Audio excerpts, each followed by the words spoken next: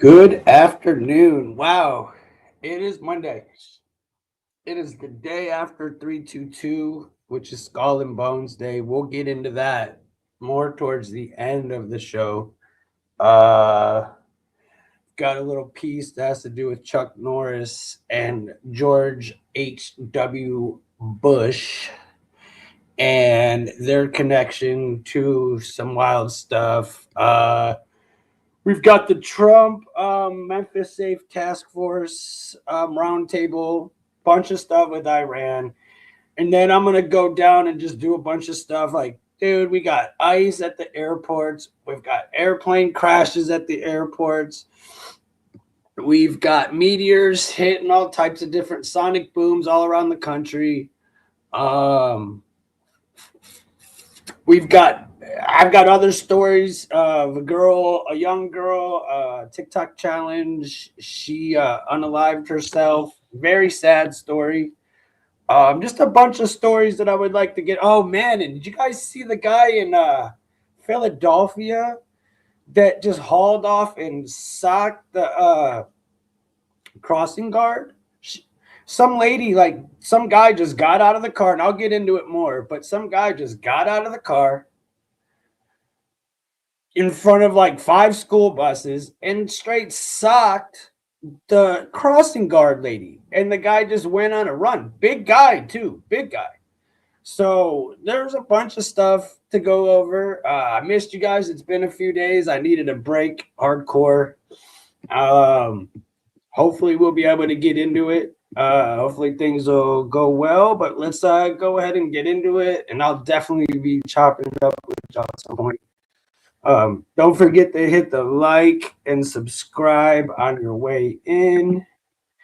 And for those that don't know what Skull and Bones is, which is 322, which was yesterday, which was March 22nd, you'll find out through later on in the show. But just know a lot of things happen around 322. So I just wanted to make that one clear. So, and if you don't know, look it up. If you can't wait. So here's Trump. He's heading to his meeting. This is him either getting on or off the plane.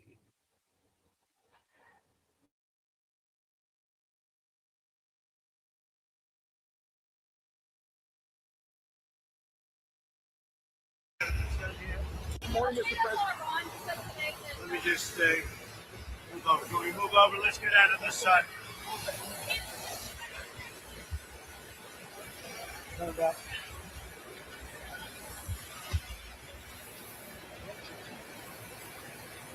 Isn't that more comfortable? Mr. President, Iran's foreign ministry says you're not telling the truth when it comes to productive conversations. Well, they're going to have to get themselves a better public relations people. We have had very, very strong talks. We'll see where they lead. We have major points of agreement. I would say almost all points of agreement. Perhaps that hasn't been conveyed. The communication, as you know, has been blown to pieces. They're unable to talk to each other.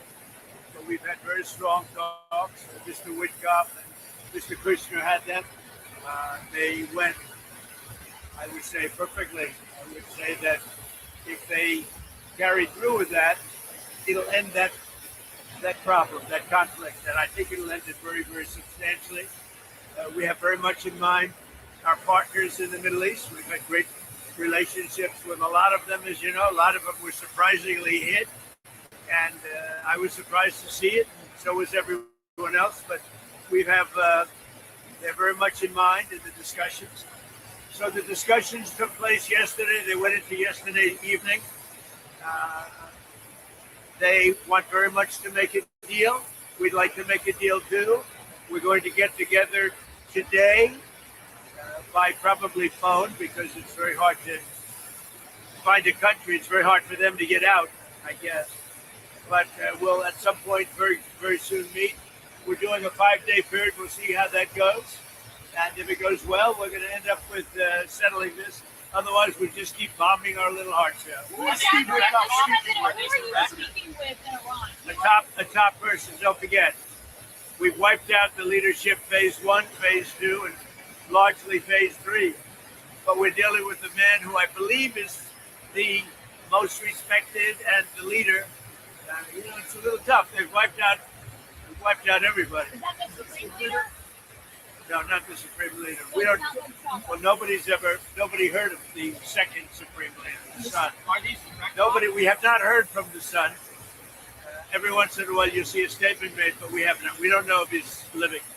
But the people that seem to be running it, and they seem that based on really fact, because things they've said have taken place. Can you say that? I can't. Mr. President, I don't want him to be killed. Okay, I don't want him to be killed. Mr. President, Nobody wants to be that. Nobody wants that job right now. Nobody's exactly looking forward to being the head of that particular country, but perhaps we'll be able to solve that. Mr. President, you deployed ICE agents to American Who you with? Newsmax, sir. You deployed You're ICE. not doing a very good job. You deployed ICE agents. You're not doing a good job. Did you hear me? Okay, go What ahead. exactly do you want from You these believe it? I'm talks? taking CNN over Newsmax. What exactly are you looking for in these talks, Mr. President? We're looking for all of the things that we've been talking about. We want to see no nuclear bomb, no nuclear weapons, not even close to it. Low key on the missiles. We want to see peace in the Middle East. We want the nuclear dust. We're going to want that. And I think we're going to get that. We've agreed to that. Yeah, we've agreed to that. Do you want the enriched uranium before Yeah. we can end this? And we want no enrichment, but we also want the enriched uranium. If this happens, it's a great start for Iran to build itself back, and it's everything that we want. And it's also great for Israel, and it's great for the other Middle Eastern countries, Saudi Arabia, UAE, Qatar, all of them, Kuwait, and Bahrain in particular. So it's great for all of them. If the war is ended, do you still need $200 billion? It's always nice to have. It's always nice to have. It's a very inflamed world, and the Democrats inflame it. Largely the Democrats inflame it. And let me just talk about the others. So ICE has done very well. I've requested. Now, I'm a big believer that they should be able to wear masks when they go and hunt down, murderers, criminals, and others. But for purposes of the airport, I've requested that they take off the mask. I don't like it for the airport, and I believe they are willing to do that. Why do they wear masks not at the airport, but they need to do it when they're out in the Because the people coming into the airport, typically speaking, aren't murderers, killers, drug dealers, etc. There may be a few of them, but there aren't many. They're people that want to come into the country, or that people want to leave the country, go into maybe their home country. So I didn't think it was an appropriate look for an airport. I think it's a very appropriate look when they're out on the street trying to find one of the 11,888 murderers that Sleepy Joe Biden let into our country. Last year you gave a $10,000 bonus. Sorry. Last year you gave a $10,000 bonus to Tuesday workers who kept showing up to work during the shutdown. Will you do that again? Well, it could happen. It's amazing. They're people that are really, really loyal and great, and it's not easy for them. And this is all caused by the Democrats. It's just so you know, all this money was approved. Everything was approved. This is done. The Democrats went in, and they want to have radical left lunatics come into our country. They want to have drug dealers. They want to have murderers come into our country. They want to have open borders, and we're not letting it happen. That's what this is all about. They don't want voter ID. They don't want proof of citizenship. They don't want mail-in ballots. They're so corrupt. What they want, the only thing they want is mail-in ballots. So we also added, as you know, into the Save America Act. And it's called Save America. It's not the Save Act. But we added no transgender mutilization of our children and no men in women's sports. I don't think he's going to be a Newsmax. Well, if these talks go well and you reach a ceasefire just with Iran, do you believe Israel would abide by that agreement? I think Israel will be very happy with what we have. Let me just say this. Let's get this clear. You're asking because I'm presenting something to you. Do I believe everything being said? Why would I show this to you if I believed every single thing? Come on, you guys. Have some common sense here. Just spoke to Israel a little while ago. I think they'll be very happy. This will be peace for Israel, long-term peace, guaranteed peace. If this happens, I can't guarantee it, but I think it's going to. My life is a deal. That's all I do is deals, my whole life. I think this is something that's going to happen. And why wouldn't it happen? So tomorrow morning sometime, their time, we were expected to blow up their largest electric generating plants that cost over $10 billion to build. It's a very good one. There was no dearth of money. And one shot, it's gone. It collapses. Why would they want that? So they called. I didn't call. They called. They want to make a deal. And we are very willing to make a deal. It's got to be a good deal. And it's got to be no more wars, no more nuclear weapons. They're not going to have nuclear weapons anymore. They're agreeing to that. Any of that stuff, there's no deal. I'm now enrichment capability. You're not going to get the enriched uranium. How are you going to get the enriched Well, uranium? it's very easy. If we have a deal with them, we're going down and we'll take it ourselves. But can I ask you, the Treasury lifted sanctions on Iranian oil in the South Sea. Do you criticize President Obama for giving Iran $1.7 billion? Well, I just want to have as much oil in the system as possible. But Iran is And we don't even know if Iran gets that money. Frankly, I think it's very hard for them to get it. But you have ships that are out there that are loaded up with oil. Rather than keep it there, I would rather see it go to the system. Any small amount of money that Iran gets is not going to have any difference in this war. But I want to have the system be lubricated. even $14 billion.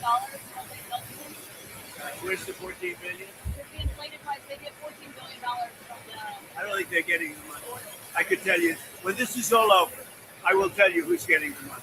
Why are you sending the Marines from California, given that it'll take them weeks to arrive? Is the intention to police the strait or take off? What are you doing? Well, it's been reported that there are Marines that left California, left San Diego last week. Why are they headed there now? Well, let me ask you this. If you were in my position and I asked you that question, do you really believe I could give you that? It's a crazy question. We don't talk about strategy. Yeah? Yeah, let in my bike. It's devastating. These people were let in by Biden. We're getting them out. We're getting them out fast. That's why ICE is so important. They're doing such a good job. This animal, I saw the whole thing last night. They gave me a briefing. Came in through Joe Biden with his open door policy, and his borders are Kamala, who never saw the border, never made one phone call. All the ICE people, you see, they all know me. Everyone knows me. They like me. I speak to them all the time. Didn't make one phone call during 4 years. She was the border czar. To anybody on the border. Never went there. This person came in through the open door policy of Joe Biden. And we're taking them out by the tens of thousands.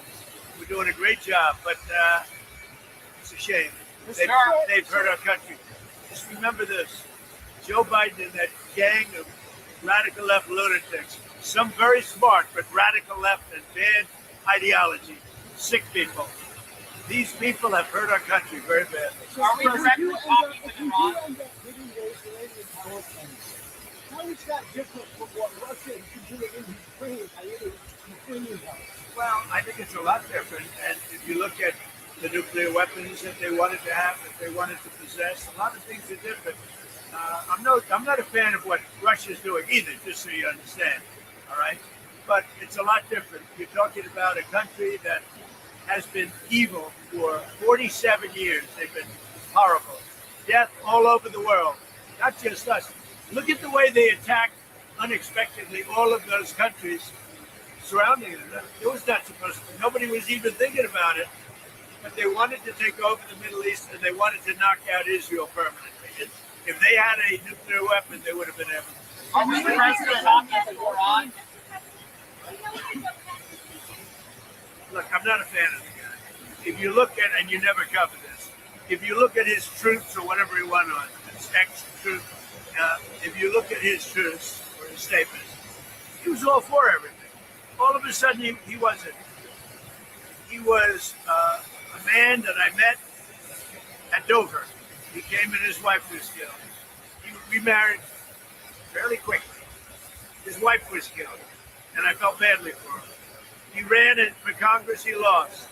He ran for Congress again, and he lost. I said, you know, he's a guy, nice guy, seemed like a very nice guy. I met him, he was pretty heartbroken, but I said, you know, it's a shame. He ran for Congress twice. Call him up, give him a job in the White House. Smart.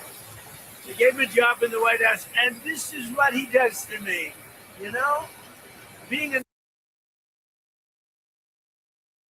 Bro, did you just say in the chat? Hold on. I really wasn't planning on doing this. I have no voice. I need to let my voice settle. But hold up. I don't know. I guess I just don't understand how much longer the previous administration can be blamed when everything is already undone by this one. No, dude. Everything hasn't been undone. He's literally undoing everything that was done from the last administration. Are you stupid? This has been going on for 30, 40, 50 years. You're acting like he just started it? Are you kidding? Dude, go back to history class, kid. What's wrong with you? I'm not trying to defend the guy, but the truth is the truth. And he is not the first one, nor will he be the last. nice guy doesn't pay off too much. Think of it. He loses twice in Congress. Ran not very good campaigns. Should have won. But he loses twice. How do I get him? I have my people call him, because I didn't deal with him for the most part. I saw him a couple of times, but I never dealt with him at all. I had no idea his ideology was left or right, whatever it is. I can say this. He said very strongly that Iran is not a threat. Iran's been a threat for 47 years, and there's not a country in the world that doesn't agree with me in that. So I take this guy, Joe Kent, who lost twice for Congress, pretty badly and tough, and it was devastated. And I know that he lost his wife. So instead of letting him live out his life, I brilliantly have my people call him and offer him a job in security, essentially, in the White House. Now, what does he do? He goes out and he says that Iran is not a threat to get publicity. Now, I probably signed up with CNN or maybe signed up with your division of Newsmax. I don't know, but probably signed up with CNN or somebody. But if you look at his tweets, X's or Truth, whatever he uses, I don't know because I don't follow him. What he said is 100% he agrees with me. All of a sudden he leaves. I never knew he had a problem. Now I hear they're looking at him for leaking. That's possible. But just so you understand, just to put it to rest, he lost twice badly. He also lost his wife. He's remarried since. He lost his wife. I felt badly for him. So I told my people, reach out to him, give him a job at the White House. This is the thanks I get. Any other questions? Was not an imminent threat. That's what the intelligence said. I think it was an imminent threat. I think that Iran, if we didn't bomb them with the B-2 bombers, now that sent them back. But if we didn't hit them with the B-2 bombers, they would have had a nuclear weapon within 2 weeks to a month. And if they had a nuclear weapon, they would have used it as soon as they got it. If Iranian obliterated their nuclear sites last summer with your strike, then how can you argue with an imminent threat now? Oh, we hit them so hard, we obliterated them. But that doesn't mean with the right equipment, you can't dig down and go get it. We don't want that. We won't have that. But we obliterated that site. They still haven't been able to get it. That was a complete success. But if it wasn't, they would have had, if we didn't hit them, if we didn't use the B-2 bombers, which are unbelievable, we just ordered 22 more of a modern version, by the way, super modern version.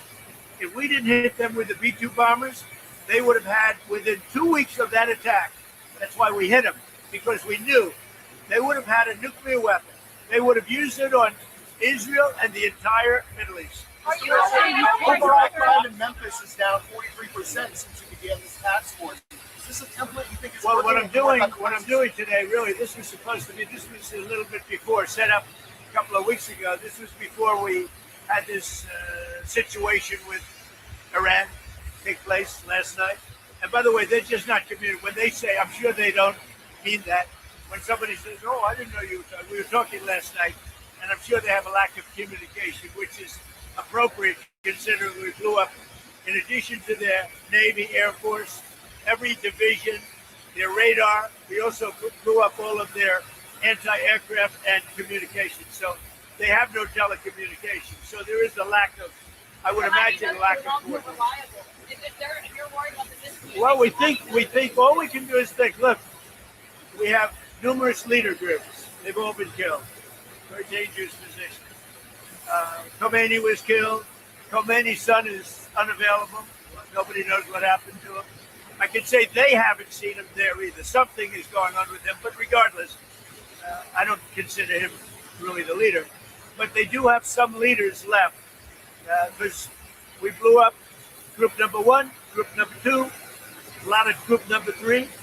But we think we have people that are very representative of the country and will do a good job in running. Elon Musk has offered TSA workers during this DHS shutdown. Is this something that you've been speaking to him about? Yeah, I'd love it. I think it's great. Let him do that. And I want to thank ICE because they stepped in so strongly. They'll do great. And if that's not enough, I'll bring in the National Guard. We're not going to have the Democrats destroy our country. These people are the most destructive, sick people, the Democrats. They want, and they're fighting for this. They're fighting for men and women's sports. They're fighting for transgender for everybody. Everybody go out, get your kid a nice operation, and change the sex of your kid.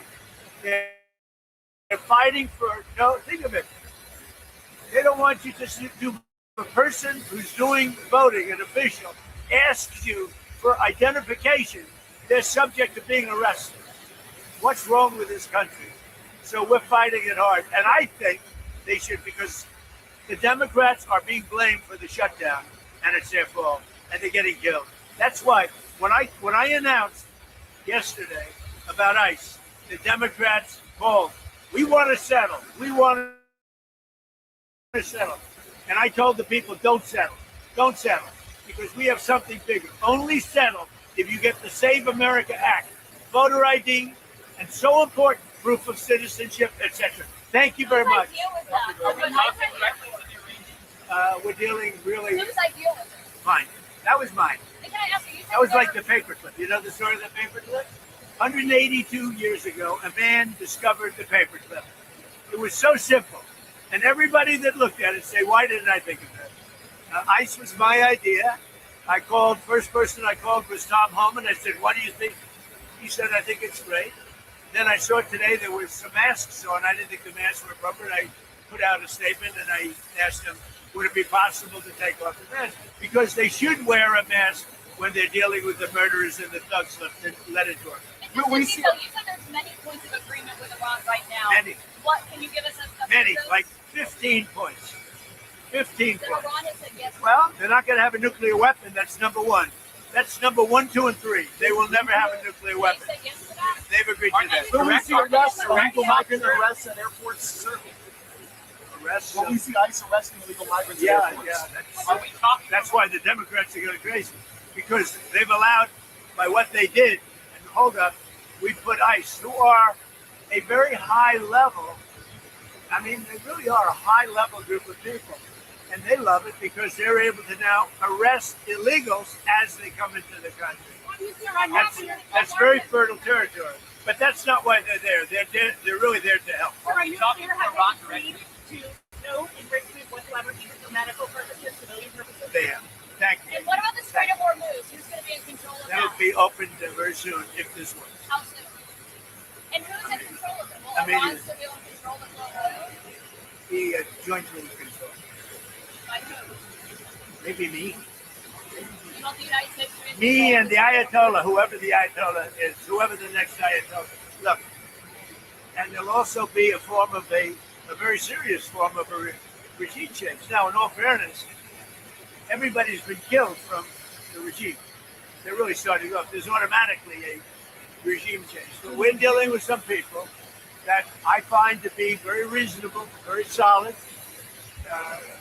the people within know who they are. They're very respected. And maybe one of them will be exactly what we're looking for. Look at Venezuela, how well that's working out. We are doing so well in Venezuela with oil and with the relationship between the president-elect and us. And maybe we find somebody like that. Are you looking at any more options to lower the price of oil while the price of oil will drop like a rock as soon as the deal is done? I guess it already is today. No, we have a very serious chance of making a deal. That doesn't guarantee anything. I'm not guaranteeing anything. I'm not going to come out here in a week or 2 weeks and have you all say, oh, you said. I didn't say anything. All I'm saying is we are in the throes of a real possibility of making a deal. And I think if I were a betting man, I'd bet for it. But again, I'm not guaranteeing anything. They want to make a deal very badly. What changes would you like to see in DHS under Mark Wayne? Well, he's going to be fantastic. He'll make his own change. He's already given me a list of people he wants to bring. He's a fantastic guy. I think he's just the right guy. You all know him. He's a very open, smart guy, very successful actually in business, which people don't know. And he's a friend of mine. I think Mark Wayne is going to be fantastic. Thank you. Okay, so They made a mistake. my It's a my dangerous thing. business. Thank you.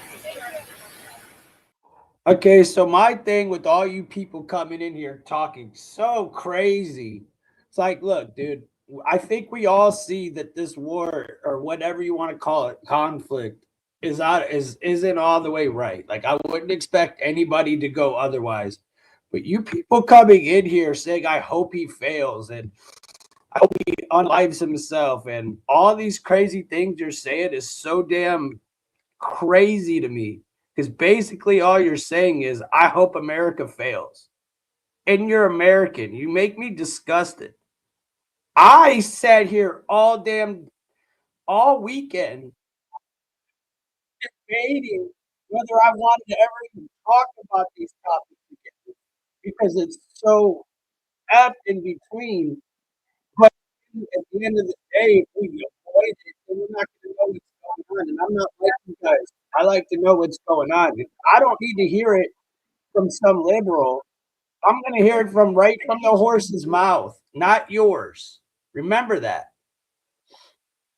I'm going to hear it right from the person's mouth. You're like, I don't know how you listen to this because he's the one that's the president running this. Who else you going to listen to, bro? For real. Who else? Now, whether you believe it, that's on you. And nobody probably, there's probably 60-40 truth. A couple of events going on, as you probably noticed. So they said, oh, we'll cancel Memphis. I said, we're not canceling Memphis for anything. We're not canceling.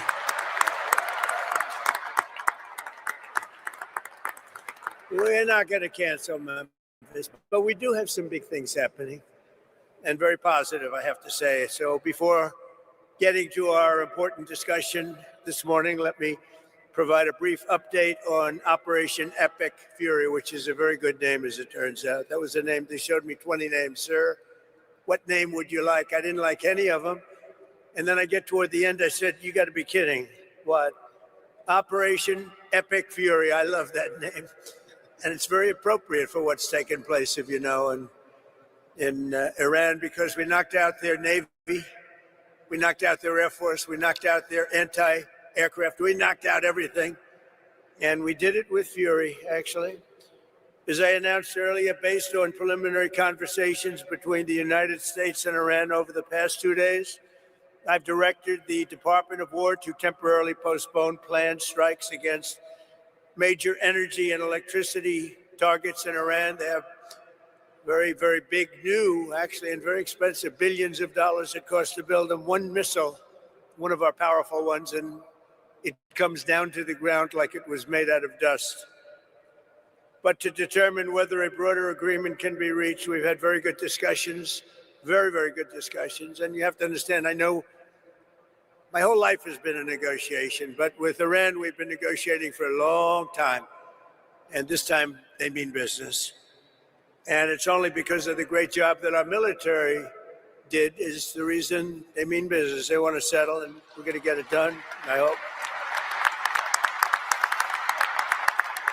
So hopefully this will be possible, but no matter what, we'll ensure that Iran never obtains a nuclear weapon. They can't have a nuclear weapon. They would have had one if we allowed the Obama deal to stand. That was the Iran nuclear deal, they called it. They would have had one. Marcia 3. But I'll tell you what, Martha, we would have nuclear weapons up there when, would you say, 2 years ago, 3 years ago, or 4 years ago? We would have been in a position that nobody wants to be in. We won't allow ourselves to be in that position.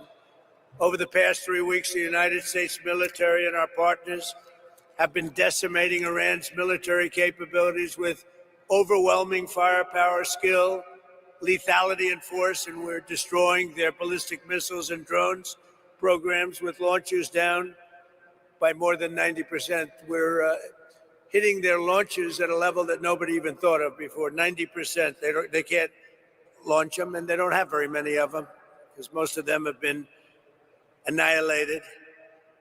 But we've annihilated their defense industrial base, eliminating their Navy. We had 158 ships are down. I said to my people, why didn't you capture the ship? I said, were they good or not? They said, they were great, sir. So why didn't you capture it? We could have used them. They said, it's more fun to put them at the bottom of the sea.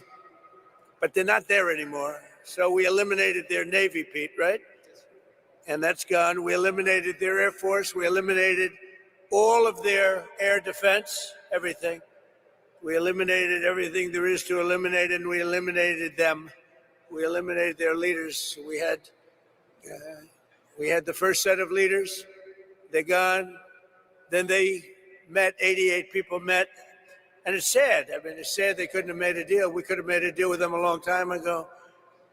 Then the second set, 88 people met to pick a new leader, and they're now extinguished. And then they're meeting again, but now nobody wants to be the leader. It's one of the few political jobs that nobody wants anywhere in the world. Nobody wants it. It's a very dangerous job. My job is dangerous too, but their job is worse. In other words, we're systematically dismantling the regime's ability to threaten America. They're not threatening us anymore.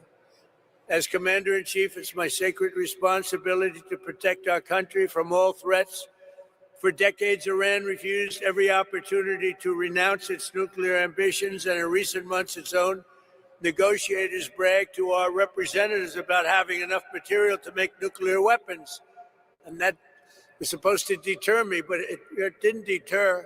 It made me more anxious, and it just made it much more important. This mission that we're all on together was much more important, and we did it quicker. Iran's missile capabilities were also growing so fast that it would soon have become virtually impossible to stop them. Once they have a missile, once they have what they were building was incredible. And you got a little glimpse of it by the fact that when they came out, they started shooting all of their neighbors. Their neighbors weren't fighting with them. They were getting along okay with their neighbors.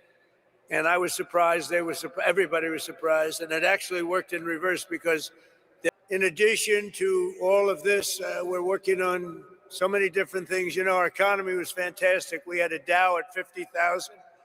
They say it couldn't happen in 4 years. It wouldn't happen during my term.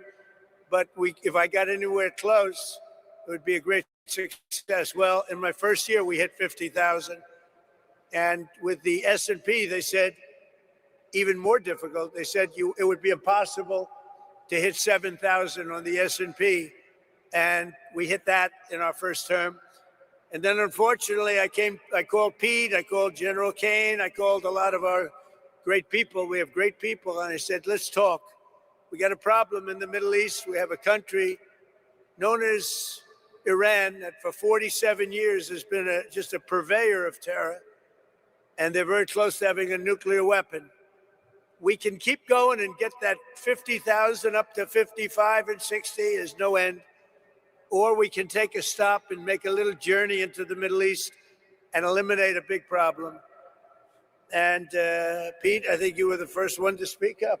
And you said, let's do it, because you can't let them have a nuclear weapon. And I think they're very good. They want they want peace. They've agreed they will not have a nuclear weapon, et cetera, et cetera. But we'll see. You have to get it done. But I would say there's a very good chance.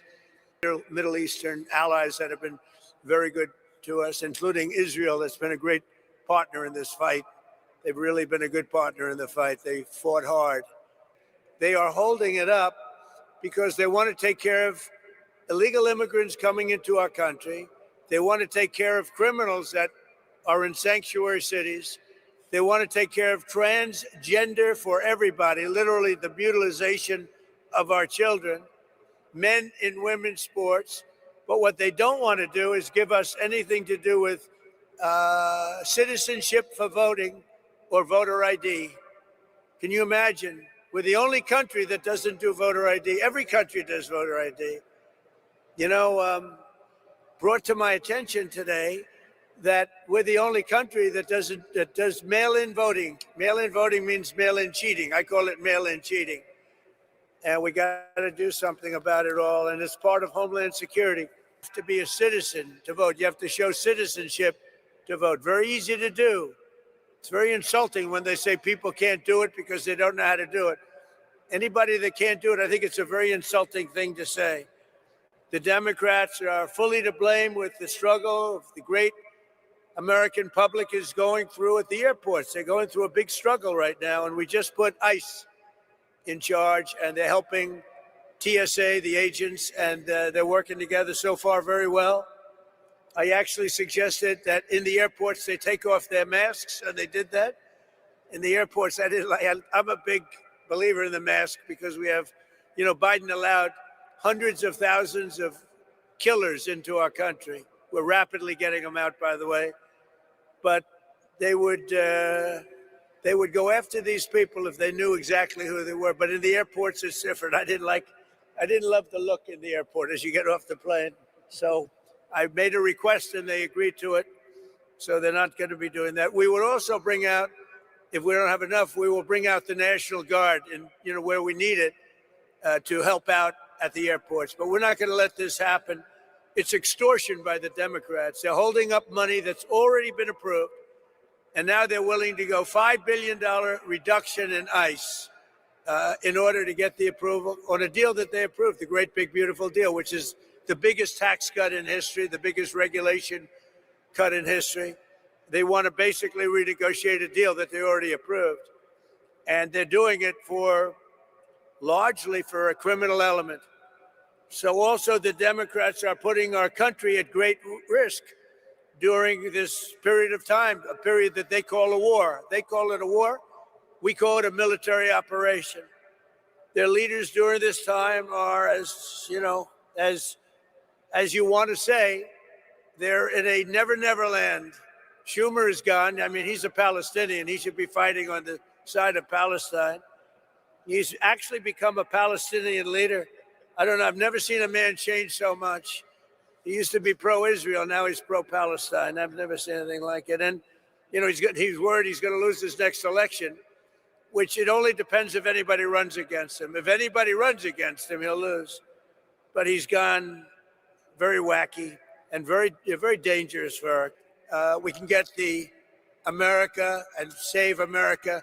They called it the SAVE Act, but nobody knew what the SAVE Act was. So I said, you have to call it, under any circumstances, you have to call it the Save America Act, because everybody knows what that is. So they want funding taken away from the ICE patriots who are responsible for getting rid of the criminals that Sleepy Joe Biden, the worst president in the history of our country, and his gang of thugs in the White House. You talk about weaponization. They weaponize everybody. When Pam looks at somebody, it's weaponization. They've indicted me. What they've done to me and everybody else, it's a disgrace. They're the weaponizers. And what they've done to people, can never let that happen again. We can never let them get away with it again. They are the greatest weaponizers. Fortunately, it didn't work because here I am with you. So it didn't work out too well. Didn't work out too well. But they want to have people come into our country. And so many of these people are murderers. They're drug dealers. They're the worst criminals anywhere in the world. They want them in our country. They don't want them to come out. They to enter our sacred ground. These people should have never, they came from all over the world. They came from all over.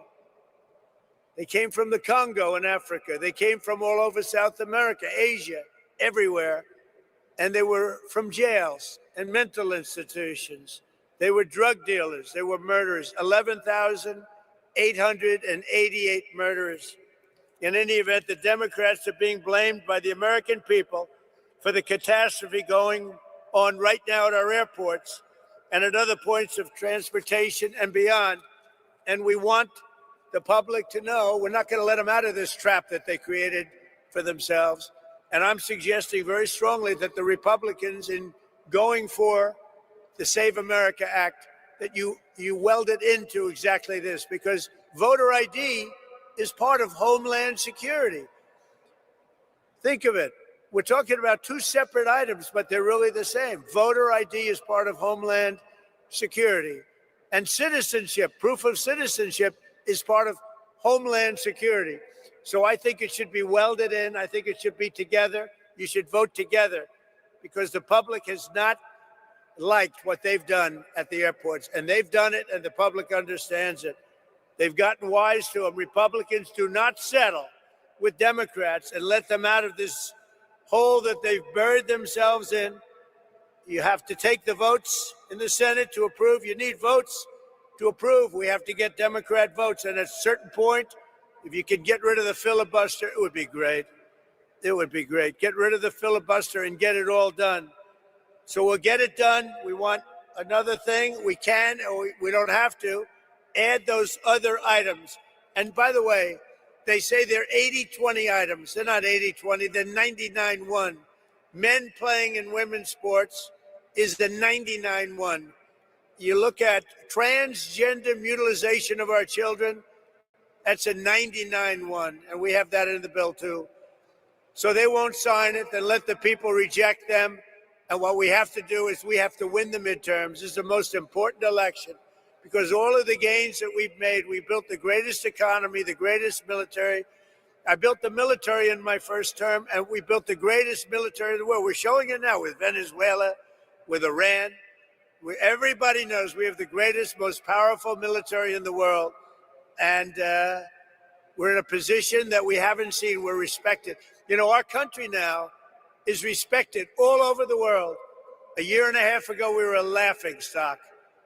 We were a laughingstock. The King of Saudi Arabia told me a year and a half ago, he said, "President, I can't believe what's happened to America.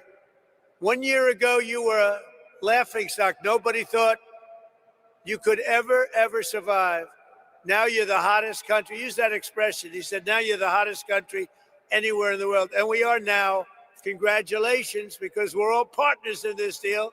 You're the hottest country anywhere in the world. It's really amazing. So I congratulate you. It's a great feeling, because we were laughed at for 4 years with this guy that should have never been president. Make this one for Jesus. That's what I tell him. It would be a damn good thing. The most important part of Homeland Security is voter ID and proof of citizenship. Nobody can vote on Homeland Security without voter ID or proof of citizenship. And you can't have Homeland Security without voter ID or proof of citizenship. So we're tying them together. So now, if you don't mind, let's get to the reason why I'm in Memphis and why you're doing so well.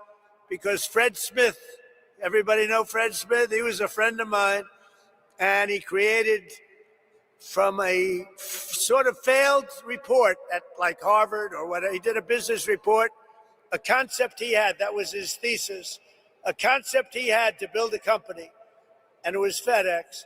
So he gave this thing where he takes packages, he delivers them. Who the heck knows what he put down? Bottom line is they gave him a lousy mark. I don't know if they passed him or not, but they didn't give him a good mark. They say, this is the most ridiculous business plan we've ever seen. Fred, go back to the drawing board and try something else, because this won't work. Well, he decided to go for it, and he built FedEx, and it's an amazing story. And he was a very good friend of mine. But he would tell me that he didn't know what to do about Memphis. it was so dangerous that they would have a board meeting, and the board members, they were demanded that they could not walk 1 block to their hotel. You know the hotel I'm talking about. It was so dangerous. And now they tell me this is like an entirely different place. It's like Washington, D.C. In Washington, D.C., we had the same thing, and now it's amazing. It's such an honor to. If only more governors, your governor called, and he said, we love it. Your mayor has been terrific. Your mayor has been terrific. But look at the results that you've got. Look at the results. And everybody should do it. You know, if I was Chicago, Pritzker, he's a failed governor. All he has to do is say, President, we're having a problem in Chicago. Could you come in and fix it? We'd have it fixed in 2 months. It would be good. It would be good in 2 months. It would be great in 4 months. You'd have almost no crime. But he can't do it. And it just keeps going the same way. So that's the reason I'm here, to tell you how well you've done, how well we've done. I mean, I just came in and people greeted me, sir, thank you very much for what you've done. I said, oh, where are you from? Memphis. What did I do? You stopped crime. And your sheriffs are so thankful. And, oh, you haven't seen it yet. You know, we've just been here a short while. In another 2 or 3 months, you're going to have like no crime. And, you know, we take these criminals. Is that our handsome senator down there, Bill? Is that our handsome senator, Bill? You got both of them down, but you're going to have a new governor here soon, I guess, huh? You're going to have a very new governor. Would you two stand up as senators? Please stand up. Two of the greatest people. Two of the greatest people. They never let me down, you know? Some let me down. They never let me down. Thank you. Last September, my administration launched the initiative modeled on D.C. Safe Task Force in our nation's capital. One of the most amazing things, I mean, I hate to say it, now I can say it, but our nation's capital was one of the most dangerous places on earth. People were being killed that go in from Iowa, they go from Indiana to see the Washington Monument, and their parents would get a phone call, they've been killed. And it was happening a lot. It was really bad. And like this, actually, yours was at a level higher, to be honest with you. It was really bad. But it was happening a lot. And now you walk down Washington, it's like everybody that sees me in Washington, we've been doing that another couple of months longer. Everybody sees me in Washington, they say, thank you, sir. Thank you.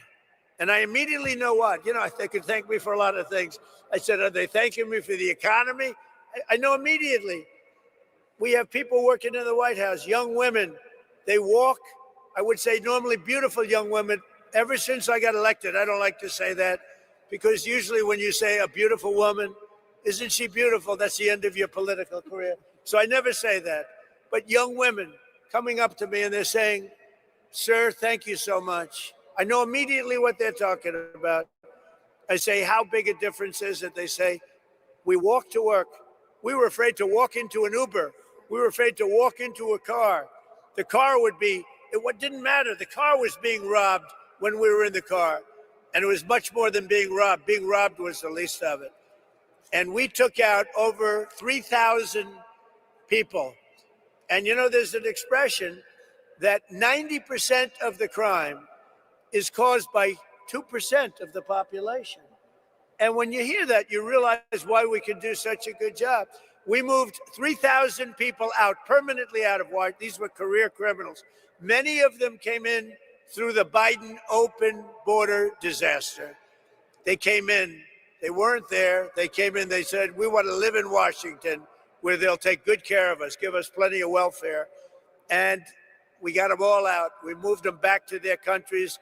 Sometimes we'd put them in prison because they were so dangerous. We had one person who killed 4 people in a short period of time. Many of the people, 11,888, 50% of them in our country, they came from jails. Other countries opened their jails and let them into our country because Biden and his great border czar, the border czar who never once went to the border, never once called Border Patrol. But his great border, perhaps you've heard her, Kamala. Has anyone heard of Kamala? She was the border czar. That was like having nothing as a border czar. And they poured into our country and they made our country very, very unsafe. And the job that ICE and Border Patrol have done, they don't get the appreciation they deserve. They are great American patriots. They're incredible people.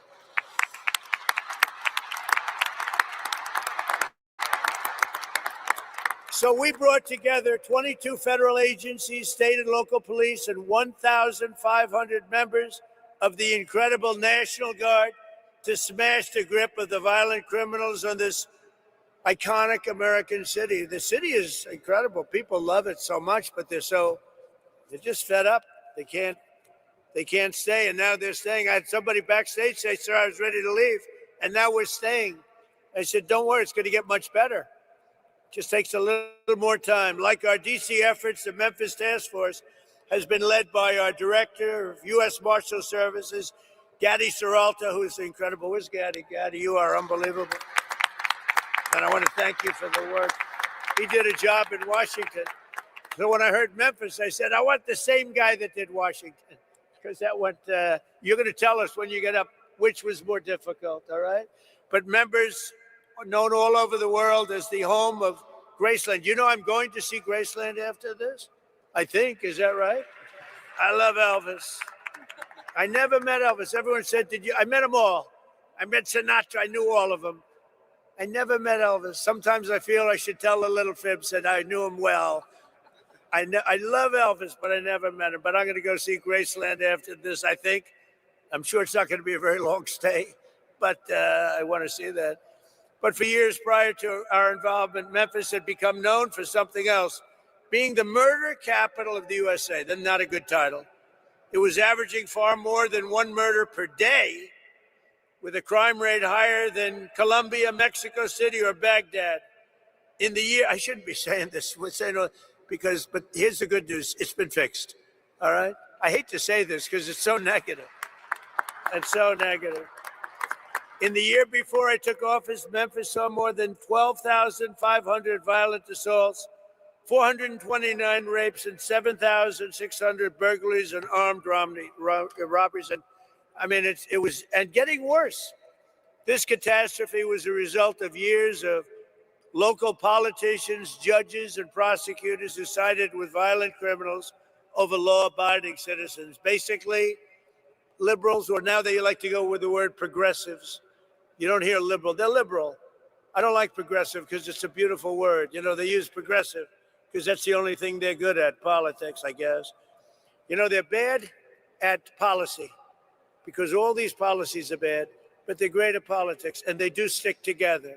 They stick together, they're good at politics, but they're bad at policy because they can't sell open borders, they can't sell transgender for everyone, they can't sell men and women's sport, so they can be the greatest politicians in the world, and that's why I'm here instead of them, I guess.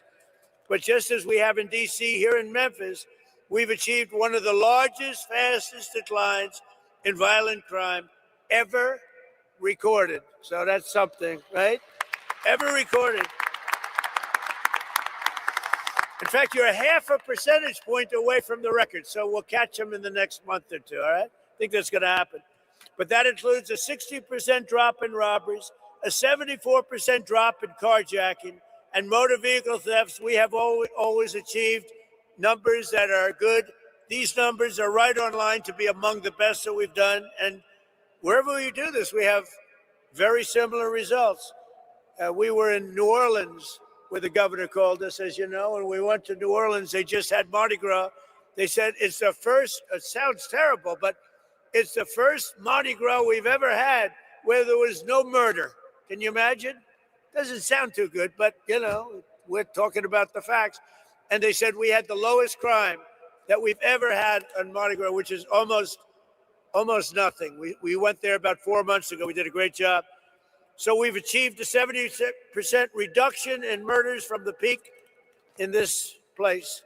In total, we've arrested 7,000 criminals, seized more than 1,100 illegal guns, taken more than 1,000 pounds of illicit narcotics, and rescued more than 150 missing children, making their parents beyond happy.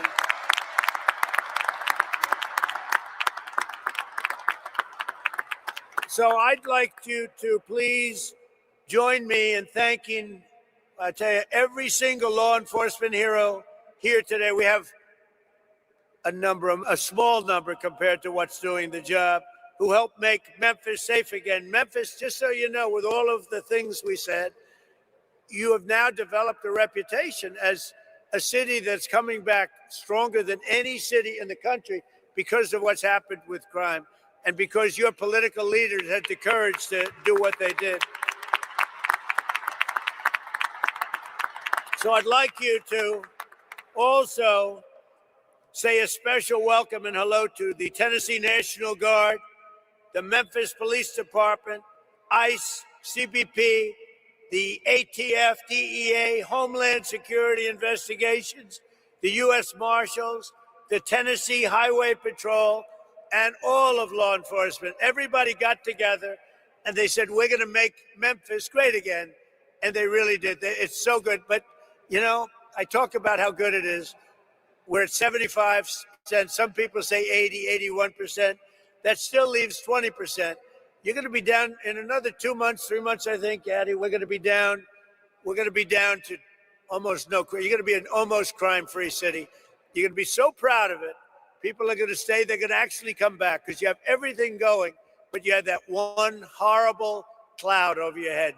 And you essentially, people know it's happening, but essentially in another 2 months, you're not going to have anything. You're going to have a virtually crime-free city. So today I'm pleased to announce that the Secretary of War used to be the Secretary of Defense. We made a minor change.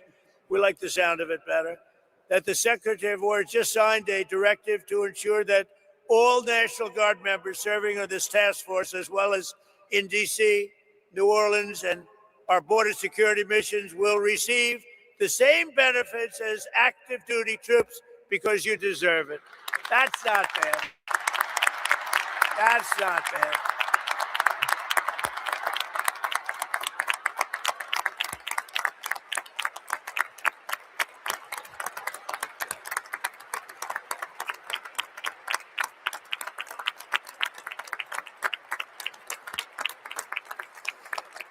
So before we leave, I want to thank Attorney General Pam Bondi, Secretary of War Pete Hegseth. These are great people. Chief of the National Guard Bureau General Stephen Nordhaus, FBI Director Kash Patel, wonderful guy, actually. You got to get to know him. Once you get to know him, he's a wonderful guy. I've known him too long, right? He's a good guy. DEA Administrator Terry Cole, what a job he's done. Acting Director of ICE, where's Terry? Good job, Terry. What a job. In Washington, too. Acting Director of ICE, Todd Lyons. Todd, great. Thank you, Todd. Good job. Head of the ATF, Rob Cicada. Rob, thank you, Rob. Head of the Tennessee Highway Patrol, Colonel Matt Perry. Thanks, Matt. And head of the Tennessee National Guard, Major General Warner Ross. How are you? You guys look Central Casting. These are Central Casting people. What did you need us for? You didn't need us.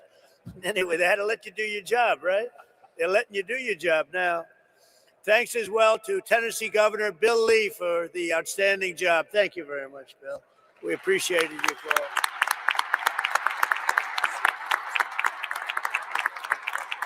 Bill called me up. He said, we need a little help in Memphis, sir. Would you get over here, please? He said, I have no pride. We just want this thing straightened out, right? So thank you very much. I'm glad it worked out. Oh, you haven't seen, what do you see? In 90 days from now, you're going to see numbers that blow these off. You're down 70, 75%. You're going to see numbers that you're going to be very proud of. Senators Bill Hagerty and Marsha Blackburn. Great people. Great people. You have some real warriors, too, as your congressmen and women. David Kustoff, Andy Ogles, Diana Harshbarger, John Rose, Matt Van Epps, and Chuck Fleischman, will you all stand up? Warriors all, everyone. Great, great people. You don't get better. It's not the easiest job, is it? Huh? Speaker of the, you know what I like about them? They're not 3 o'clock in the morning. Sir, I get a call from Mike Johnson, Speaker. Sir, we have a problem.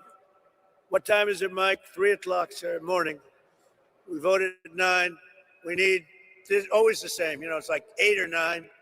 Sir, could you call them for us and see if you can get their vote? 3 o'clock. Call them up. Hey, Jim, how you doing? Hello, sir. I'm not there. I'm not there. Well, you got to get there. 9 o'clock, you got to vote. Sir, could I have a little breakfast so we could discuss this bill? Like a perfect bill, like, voter ID or something. The bill did have to be too great to do it. He said, could we have maybe a little breakfast at the White House, sir? So, because I can get there, but I'm just not there. Come on over for breakfast, Bill. I got a lot of them too. I have about 9 of them. But these are the people we love. These are the people we love. So I want to thank you all. Speaker of the Tennessee House of Representatives, and I hear this guy, I hear he's fantastic. Cameron Sexton, where is he? I have heard such good things about you. And you're working on a very specific bill right now. I know all about you. That's great.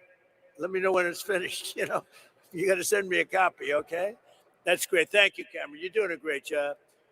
Shelby County Sheriff Floyd Bonner. Thank you, Floyd.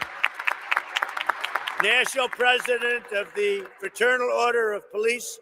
Oh, that's a big one. He gave me his endorsement. Patrick Yost. Where's Patrick? He gave me his endorsement. I said, well, what's your endorsement worth? How many members? He said, sir, we have 490,000 members. I said, that's a good endorsement. Patrick, do you think anybody outside of, within law enforcement, did anybody vote for Kamala that you know of?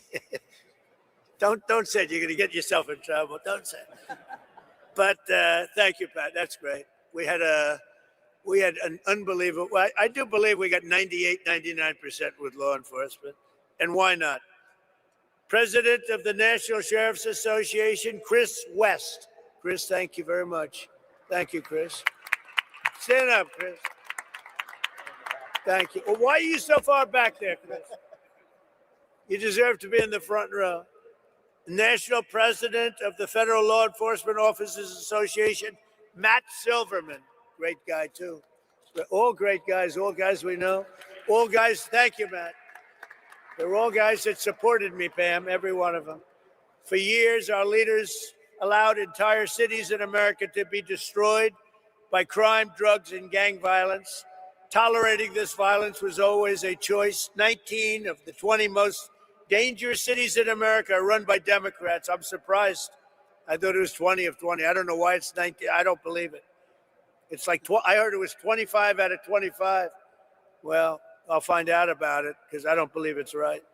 Whoever wrote that statistic is wrong. But under the Trump administration, we believe that no city or neighborhood should be left behind. In Memphis, the crime became so horrible that residents were made prisoners of violence in their own community, in their own home. But with the help of the great people right here at this table and right here, it's a whole different story right now. It's changing fast, and it'll be record-setting in a very short period of time, and I'll be here to celebrate it with you. It's a very special state to me. I won this state, Bill, by numbers that nobody's ever won it before. We have the all-time record for votes. So I happen to like the state. I love Tennessee. Maybe someday I'll move to Tennessee. I might have to move there. No, I love it. You never know what that is. You just have a relationship with the state. It's a lot safer than relationships with other things, I can tell you as a politician.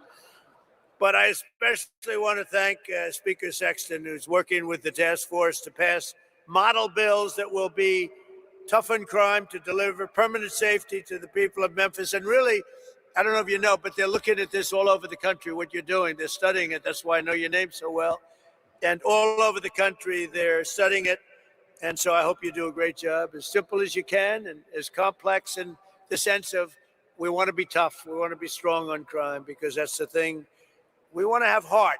We want to have fairness, but we have to be tough because some of these people are bad people that should have never been allowed to be here. Since I took office, we have successfully arrested or removed from the country over 500,000 hard-line criminals. And under our leadership last year, the murder rate nationwide saw the single largest decline ever recorded to the lowest level in 125 years. That's something. That's something. And this is despite the fact that they allowed 25 million people into our country. Many of those people should never have been allowed into our country.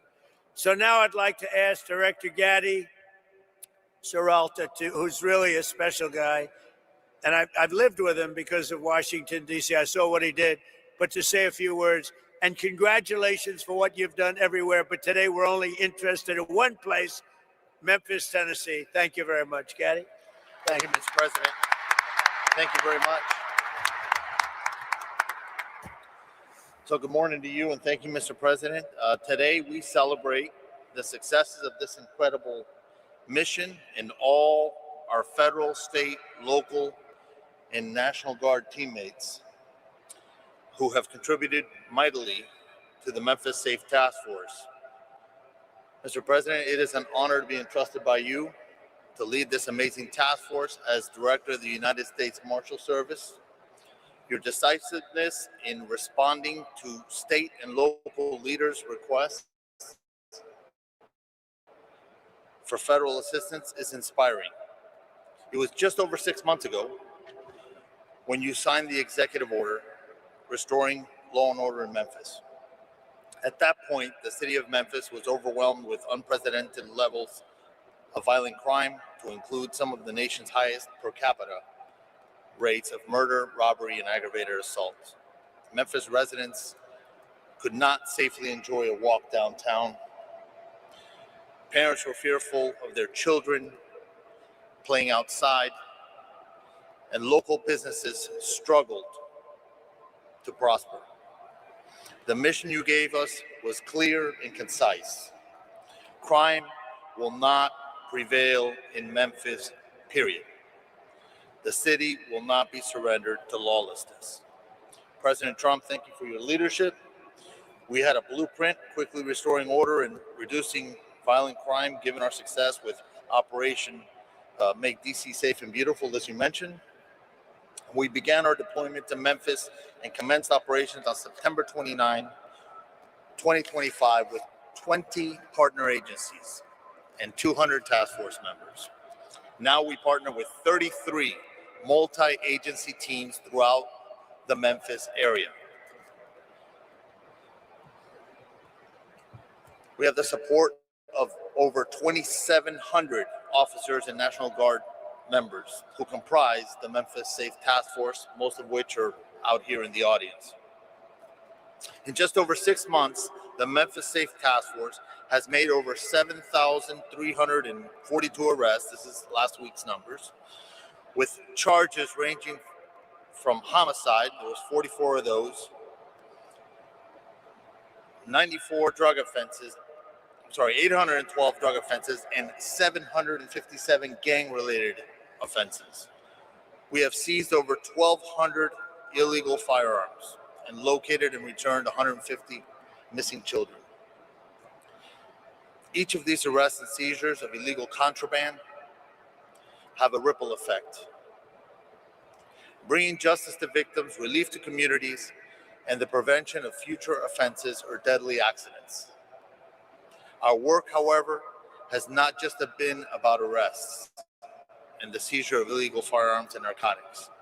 Our Tennessee National Guard partners have made a significant impact while serving on the task force by administering several life-saving doses of Narcan to overdose victims, chasing down and detaining a fleeing murder suspect on Christmas Day, and providing immediate life-saving medical aid to the occupants of a vehicle collision on I-40.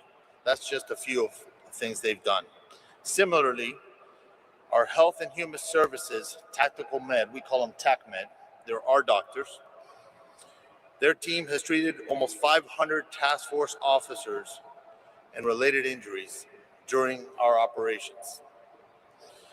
The fraud cell, the Memphis Safe Task Force fraud cell, has been a key contributor in targeting federal benefits fraud, organized crime, and other complex fraud matters.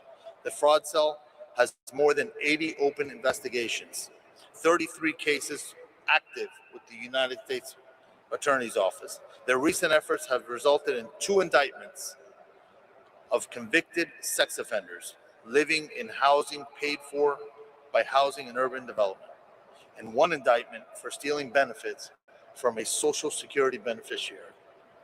I would also like to recognize the work of Attorney General Bondi's incredible staff at the Western District of Tennessee. Their stats tell a remarkable story as well. They have increased the number of defendants charged by 221%, and the number of cases indicted by 204% when compared to the same operational period last year. I see you smiling, Mike. Congratulations. Without question,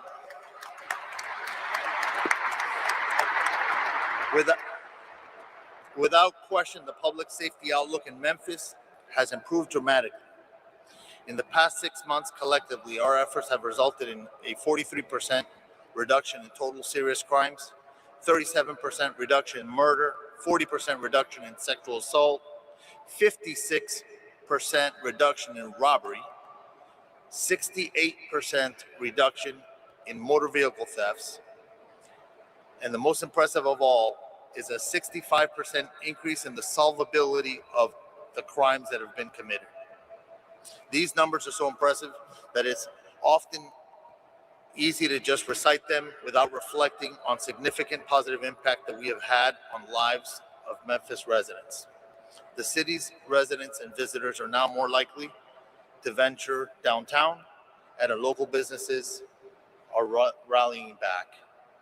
Large-scale public events have shown improved safety outcomes, as demonstrated during the December 6, 2025 St. Jude Marathon, where 22,000 runners gathered without a single reported downtown burglary, compared to multiple incidents in the prior year. Perhaps the most telling of all is one of our Special Assistant United States Attorneys recently reported that a traveling emergency room doctor, expressed his appreciation for all that the task force had done. You see, he said that in years past, he would see 3 to 5 gunshot victims per shift. And now he sees an average of 1 gunshot victim every 3 or 4 shifts. Mr. President, the Memphis Safe Task Force underscores one simple truth. When federal, state, and local agencies work together as genuine partners, we can reclaim even the most troubled cities. I am extremely grateful to you for the opportunity. To all our partner agencies, it has been an honor to work alongside you, and I look forward to sustaining and building on these partnerships as we continue to make Memphis safe again. Thank you. Thank you, Getty, very much. And Pam, I think, thank you. What a great job. And I think, I see them sitting out there, your U.S. attorney and your assistant U.S. attorney. You do a great job. Would you please stand up? Michael Donovan. Michael Donovan, Thank you, Michael. Thank you both. Great job. Thank you. Pam Bondi, please. Thank you, President Trump. Some people choose to tolerate crime, but you chose law and order. And that's why this task force worked. It was all of us, as Gaddy said, working hand in hand with my FBI, DEA, U.S. Marshals, ATF, with Cash, with Terry, with Rob, with Gaddy. Not only that, with Pete, with Department of War, with Homeland Security, with all of my agencies working hand in hand with the National Guard. When you went out there, when we came to Memphis, you could not tell who was with what agency because everyone was working so well together. Our U.S. Attorney, Mike Donovan, was out there, And not only does everyone needs to know, we met with this president multiple times about this endeavor. The president knew what was going on here. The president cared. People like Alice Johnson sitting in the front row, who is a Memphis resident, she told us what a horrible crime problem there was. And I think the unsung hero in all of this is Stephen Miller. Stephen is the architect of making all of these plans work. Stephen, thank you. Thank you. And just two very brief examples. There was a horrible murderer, Arsenio Davis, who last October committed a gruesome double homicide. He killed his mother and dismembered another person. And based on this task force working hand in hand, he's off the street. Another example, a horrible monster who's charged with raping a small child. This task force, all of these members working together, arrested him. We can give you countless examples of that. Over 770 gang members off the streets. And we know there's no normal day for a law enforcement officer. We know it's so dangerous what our law enforcement officers do. But know this, Donald Trump and this administration, we have your backs. Thank you all, and thank you, President Trump. Thank you. Thank you. Thank you, Pam. And Pete Hegseth, who's been unbelievable at what he's doing, is nobody better. That was a wise choice. Pete, go ahead. Well, thank you, Mr. President. Thank you for your historic leadership on Operation Epic Fury. The success you've laid out was only possible because of the military you rebuilt, as well as the historic success here in Memphis. And I want to start by thanking every patriot in this room, in law enforcement, and the nearly 1,500 National Guard members for your heroic efforts in this operation.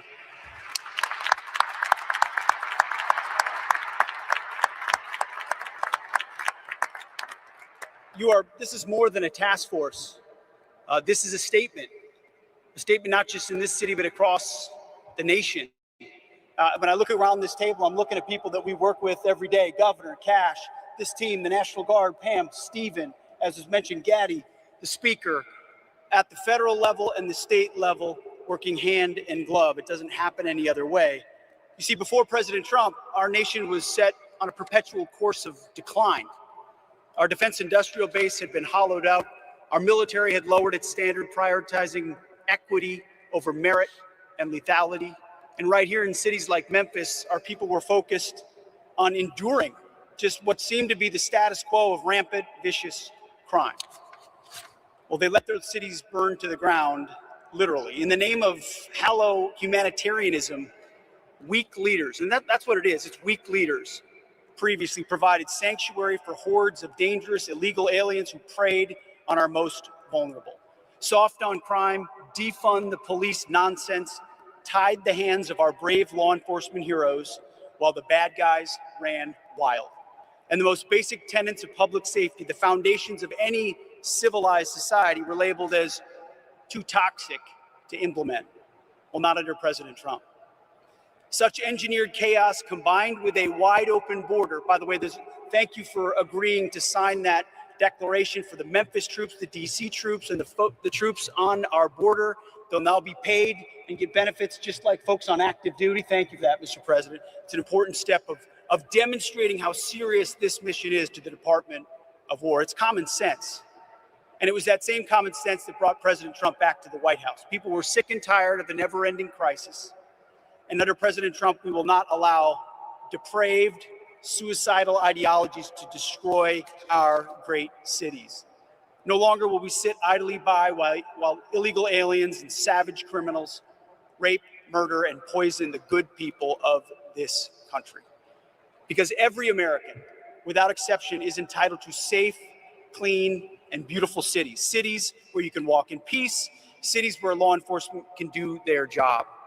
And to that end, the Department of War stands shoulder to shoulder with state and federal partners so that our streets can be defended once again. Kind of like the visual I'm looking at right here. I see a lot of civilian leaders and police, law enforcement leaders in the front. And who's behind you? Men and women in camouflage, having your back every single day like we do in this mission. So thank you for working tirelessly to protect this state and restore law and order. And the results, they speak for themselves.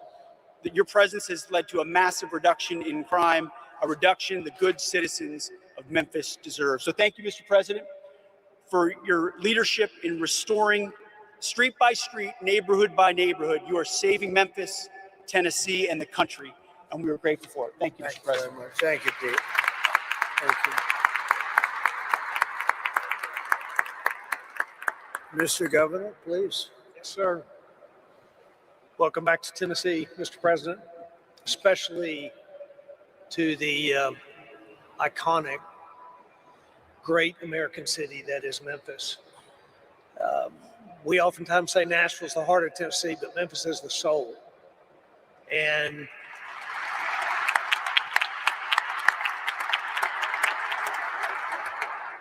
great businesses here, remarkable people, a true, rich cultural history, but a serious problem. And I want to tell you, even for me, today's a very important day, even personally.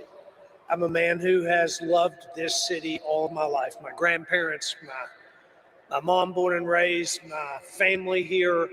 As a young kid, spent time with my cousins roaming the community, the neighborhoods in this city. But sadly, for decades, that was not possible for children to do safely anymore. And to watch this great city be plagued by crime like it has for decades was a very tough thing for Tennesseans to do. But as was said earlier, what's happened in the last 6 months has changed that story entirely. And because of your leadership, Mr. President, putting together the Memphis Safe Task Force, putting these people, this leadership team in place, funding and making possible resources that have never before been made available to a city like has been made for Memphis. Because of that, because of the leadership here, and these, especially these men and women of law enforcement and the National Guard who have, in fact, gone shoulder to shoulder with not only the multiple agencies involved, but with the people of Memphis. What has happened here has created generational change and will create generational change, and it could not have happened except for what's happening and what we're celebrating here today. So the people of Memphis are grateful. This governor is grateful. I thank you for the work that's happened. And we are looking to the future. We believe that great things lie ahead for this city. There's a lot of work yet to be done. The General Assembly, and we are working together with the General Assembly to create legislation that will make certain that this is a lasting effect for our city. I'm very hopeful for the men and women of Memphis that have prayed for a long time that the violence would stop, for the businesses that have held strong to create jobs and opportunity for Tennesseans.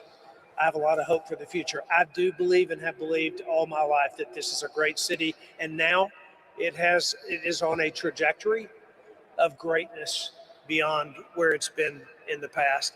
Thank you for that. And I will say, I want to introduce Stephen Miller to speak next. There is one person who showed up here early, actually multiple people at this table, but he said his commitment to whatever we needed for this city and for this task force to be successful. He committed that when this began, and it has happened. And we're not done, but the statistics speak for themselves. What Gaddy just read out a while ago is hard to imagine when we first started this just 6 months ago that these were going to be the results. There's more to go, but we're grateful for the work. And Stephen, your commitment to us Tennesseans truly are grateful for it. And your commitment to President Trump's strategy, not just to make Memphis safe, not just to make Tennessee safe, but to make all of America safe again. So thank you, sir. Thank you. Stephen? Thank you. Well, first and most importantly, thank you to President Trump, whose vision and courage and determination has achieved something that if you had predicted it 15 months ago, people would have said it was impossible. If you had said 15 months ago that we would achieve the lowest national murder rate, not in 5 years or 10 years or 15 or 20 or 30 or 40, but in the 125 years, nobody would have believed it possible. And President Trump did exactly that, and it is a miracle.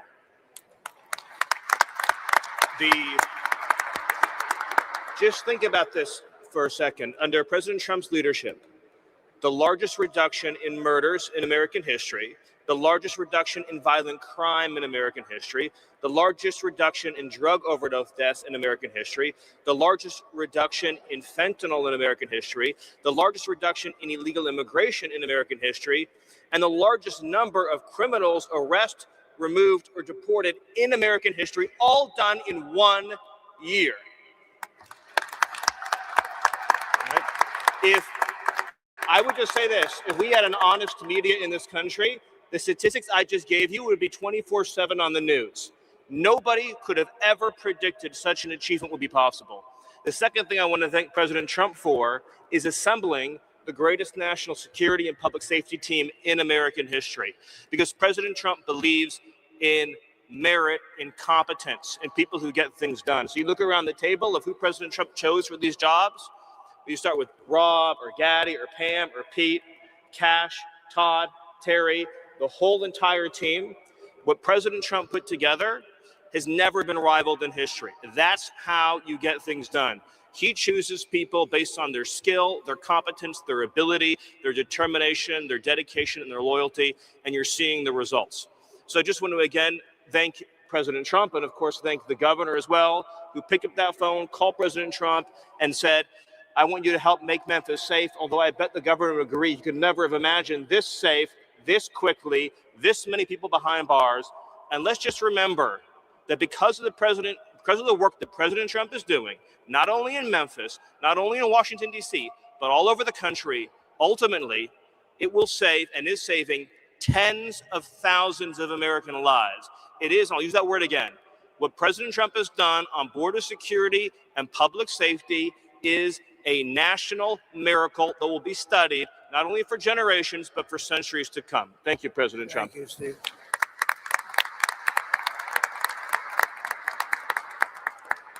So, Cash, see if you can top that. I don't know. That's a tough one, Cash. That is tough. You know, Mr. President, as I look around this venue, I see, and I'm reminded again, why we have the greatest warriors on God's green earth, the men and women serving in uniform, the men and women serving and wearing the badge, and law enforcement, our police, our sheriffs around the state of Tennessee. I'm reminded that Americans exist to protect this country day in and day out, and they've done it like we've done it here. But what we didn't have was you. We didn't have a commander-in-chief who backed the blue, who resourced the blue, who funded the military, who did whatever it takes to safeguard every single life. And here in Memphis, Tennessee, you have put on a show for the world. You have allowed us to go out there and capture gangbangers, rapists, murderers, drug dealers at record historic levels. And for me, a first-generation Indian American kid whose parents fled a genocide in East Africa to become the 9th director of the FBI, I'm living the wildest dream you could possibly imagine, sir. But it's thanks to you. But more importantly, what I see when I look out across our great partners here in the interagency and our great legislatures and our great prosecutors and our great attorney general who has the guts to go out there and make arrests, turn them into prosecutions and put people in prison, you are giving that dream to every single child in the state of Tennessee. You are inspiring the nation and law enforcement to come up and wear the badge and wear the colors of this country and safeguard our men and women for generations to come. This is an enduring mission, Mr. President, because you have made it enduring. It is going to go on for generations to come. They are going to try to achieve what you accomplished here, what Stephen said, in just one short year, and they're going to be doing it for decades because America was smart enough to elect you as our commander-in-chief. So while we're out there fighting for the dreams of our children, just know, Mr. President, how many millions of dreams like mine are going to be lived thanks to your brilliant leadership. Mr. President, thanks for delivering America the safest country on God's green earth. Thank you very much. Pretty good. He did pretty good. Thank you very much. Mr. Speaker, please. Thank you, Mr. President. It's great to be here with you today. And obviously we're in the hottest country, in the hottest state, and now the hottest city, thanks to you. So we appreciate your leadership in that endeavor. Also, it takes strong leadership, Mr. President, to do what you do. We thank you for that and have a strong team as well. But I'd like to say that I appreciate how resolute you are in your belief and your attitude. And I think that's a testament to making America first. Also, I want to thank you for delivering freedom. When we talk about crime, a lot of times we talk about normalcy. But people get used to high crime. They don't understand what low crime is. And in this city, unfortunately, it became a normal thing, seeing high crime. But you deliver freedom to the residents here in Memphis, as well as Governor Lee did. And it's as little as watching a kid or a child who said they had a bicycle in their living room, and now they're able to ride it outside. We take that for granted. We take that freedom for granted, but because of you, now here in the city of Memphis, kids can ride their bicycle outside, which they never had experienced before. And now what has happened, when you have freedom, Mr. President, you have opportunity. You now have hope, you get independence, and then comes prosperity. And that's what making America great is all about. They can be anything they want to be. It doesn't matter where you start out. You can end up wherever you want to be. And that's exactly what you're doing, Mr. President.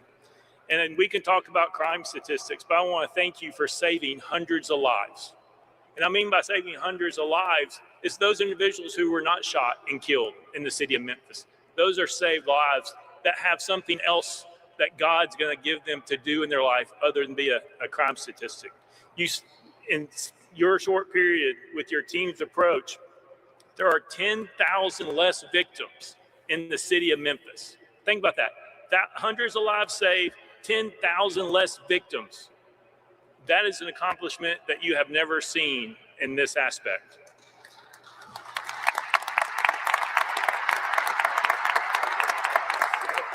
And I appreciate your strong team, all your individuals here, also a brilliant mind, and Stephen Miller, who I've been able to work with. And we are working, as you said, on legislation, not only illegal immigration that we're going to lead the country in, which is working its way through the General Assembly, but we're going to Soros-proof the state of Tennessee once and for all. And we're going to take on bail. We're going to take on woke and soft on crime DAs. We've already done truth in sentencing. We're working on 3-strike legislation. But we have a strong General Assembly that will support the governor and me and Lieutenant Governor McNally, who's a great advocate in this endeavor.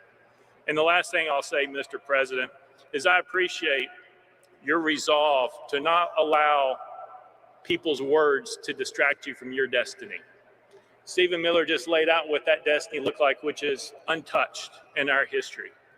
Thank you for being resolute and not allowing those who want to take you down or to cause you harm, to allow you to continue fighting forward to make the America what we know it can be, as well as the city of Memphis. Thank you very much, Mr. President. Thank you very much.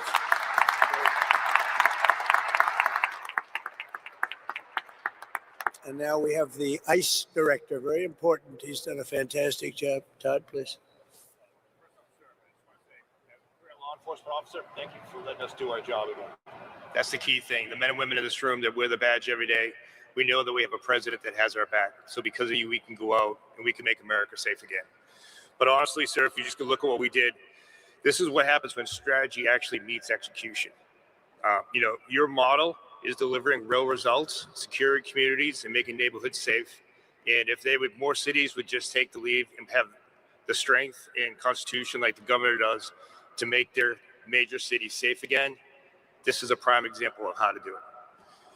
This is a direct reflection, sir, of the model that you put in place. This and the Homeland Security task forces that you put into action with your executive order are really what's going to make a difference to this country. One thing, and Gaddy brought it up, was the Memphis Interagency Fraud Cell. That's key to your promise to the American people that honest Americans that need that funding will get it. What we're doing is we're having a reduction in fraud when it comes to SNAP benefits, mail fraud, and Medicaid fraud. And that's key and important for true Americans that believed in you that you're going to make a difference to make this country great again. While this wasn't an immigration-led operation, sir, we did have 619 illegal aliens arrested, 7 of those which were Venezuelans that were paroled into this country or TDA gang members, 1 El Sal that raped a child, and another Honduras male that raped several children. Because of your leadership, we were able to get these violent criminals out of our neighborhoods and serve Memphis going forward is going to be the example, as Mr. Miller said, for decades to come. So on behalf of the men and women of ICE, the special agents of Homeland Security, we thank you for your leadership. Thank you very much, Judd. And just, if I might, so you're at the front of a storm. The Democrats have caused lots of problems at the airports and all other places too. We shouldn't be in this position, especially when we're in conflict elsewhere. But how are you doing, and how is ICE doing at the airports and helping out?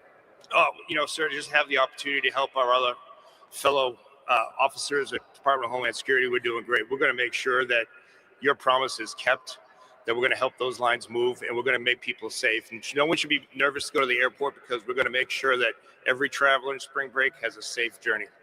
I appreciate it. Great job. You're doing a great job. Thank you very much. Rob Skata, please. Rob. President, thank you for your assembling of the Memphis Safe Task Force, your leadership empowered ATF and all of our state and local partners to focus on the most dangerous criminals operating in Memphis.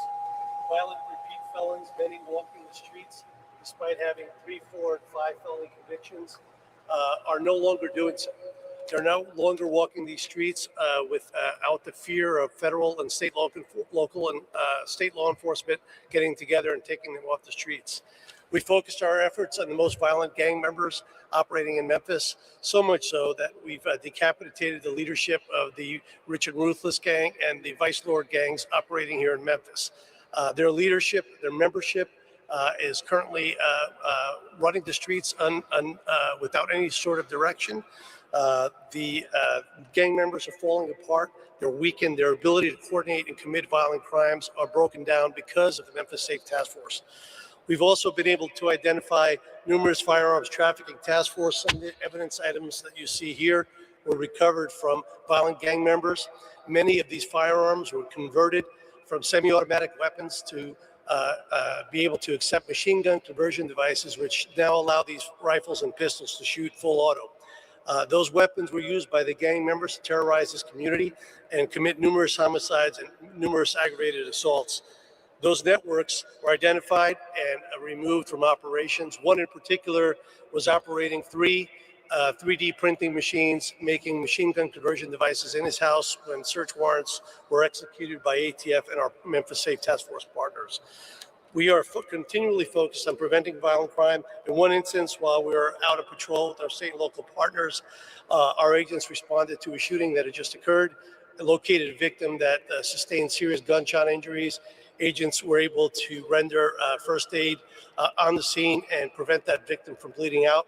Victim was transported to the hospital and ultimately survived because of the Memphis Safe Task Force being here. Our agents regularly talk to the members of the community. The community, when we first arrived, was in visible fear. They were afraid to walk out of their homes to the corner store. They were afraid to sit in their front yards because of being in fear of being victimized of a drive-by shooting. Those people are now approaching our agents and our partners, thanking us every day for being out there and taking the fear away from them so they and their family members could walk their communities and sit in their front yards and talk to their neighbors without fear of being killed or shot. So thank you for your support of law enforcement and for creating the Memphis Safe Task Force. Thank you, sir. Thank you, Robin. You do a fantastic job. Thank you very much.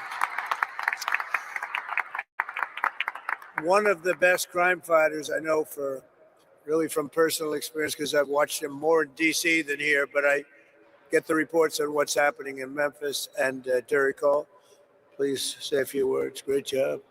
Mr. President, thank you for your leadership. It has given law enforcement the tools and the support to take this fight directly to the local street gangs, but also the cartels, the designated terrorists that are killing Americans. Your leadership is attacking not only the local street gangs here, but it's attacking the cartels in Mexico. It's attacking the cartels in Venezuela. It's attacking the cartels in Colombia and Ecuador. And it's setting the example for the world to see that they are designated terrorists. They are fueling the violence in our streets. The DEA, along with our local task forces, are disrupting the supply chain, dismantling networks, and saving American lives. This is America first. This is Americans first. The DEA is proud to stand along with our federal, state, tribal and local partners here in Memphis with our amazing military and National Guard. The work has just started, Mr. President. We will take the battle wherever the battle leads us. But one thing can be rest assured, after you take Maduro out of Venezuela, after you take Mencho out of Mexico, after your diplomatic pressure forces the Mexicans to make a record seizure last week of 270 kilograms of fentanyl that was destined for the United States, this is truly due to your leadership. It's due to your partnership with law enforcement that enables us to do our job. A few small seizures from this task force is represented in front of you. Close to 190 kilograms of cocaine, close to 50 pounds of methamphetamine. But more importantly, this task force seized enough fentanyl to kill in lethal dosages close to 20 million Americans. 20 million Americans. In a separate case just outside of Memphis, working with our state and local law enforcement partners, we seized another 25 million lethal doses of fentanyl that was heading to our cities, heading to our streets. I will tell you, Mr. President, in my 3 tours here to Memphis to put on the gun, to put on the vest, and to go out in the community, I was welcomed. I was welcomed not only by an amazing Highway Patrol colonel and his team, but I was welcomed by the community. I was invited to front porches. I was invited to an ice cream social. But that was in between the hard work of the men and women of the DEA and this task force that we're conducting daily. See, personally, I served 4 search warrants with the amazing men and women of DEA and the Memphis Police Department and Tennessee Highway Patrol because I believe in the mission where you lead from the front.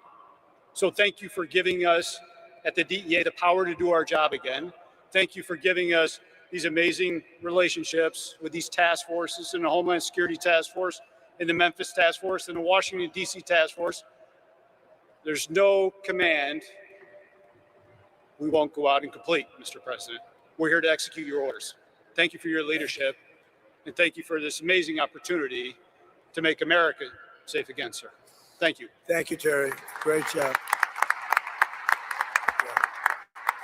So just in finishing up, we have 2 great people that happen to live here. One's a business owner and a good one, and one's a good one, also a resident.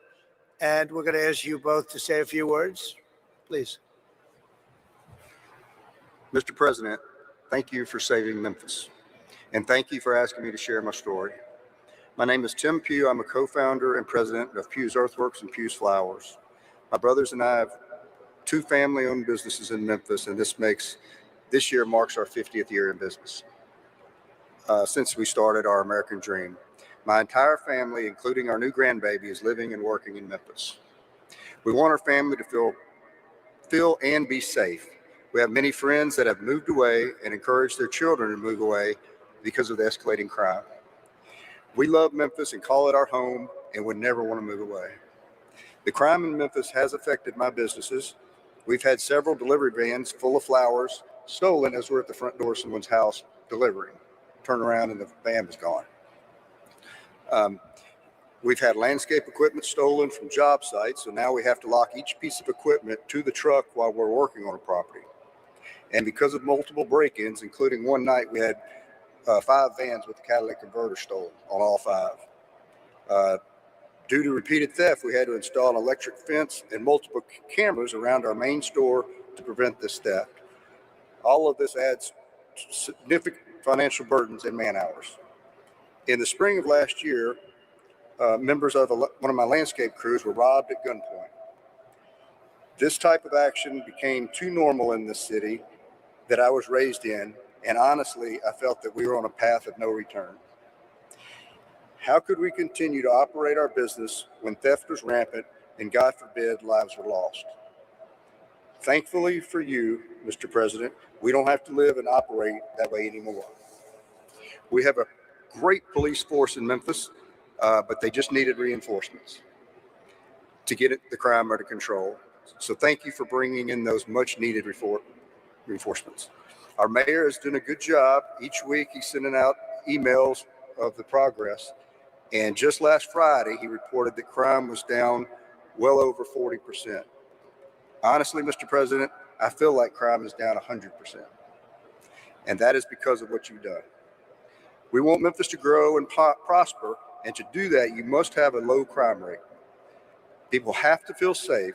That wasn't the case before, but now it is. Thank you to the task force and our city leaders for working. Can I ask y'all this? Can I ask you guys a question? Do you guys feel safe? Be honest. Like, do you feel safe? Oh! Yes, Tim, it was, but it's safer now. I've been to Memphis a few times, and when I went there, it was absolutely horrible. If you take a right off the highway, you end up in a really bad place. Now, I didn't go left, so I didn't really, but it was horrible compared to the rest of Tennessee. So they're making it sound like America's so safe right now, and there's just so much going on that I do you feel like it's safe right now? America is. You think?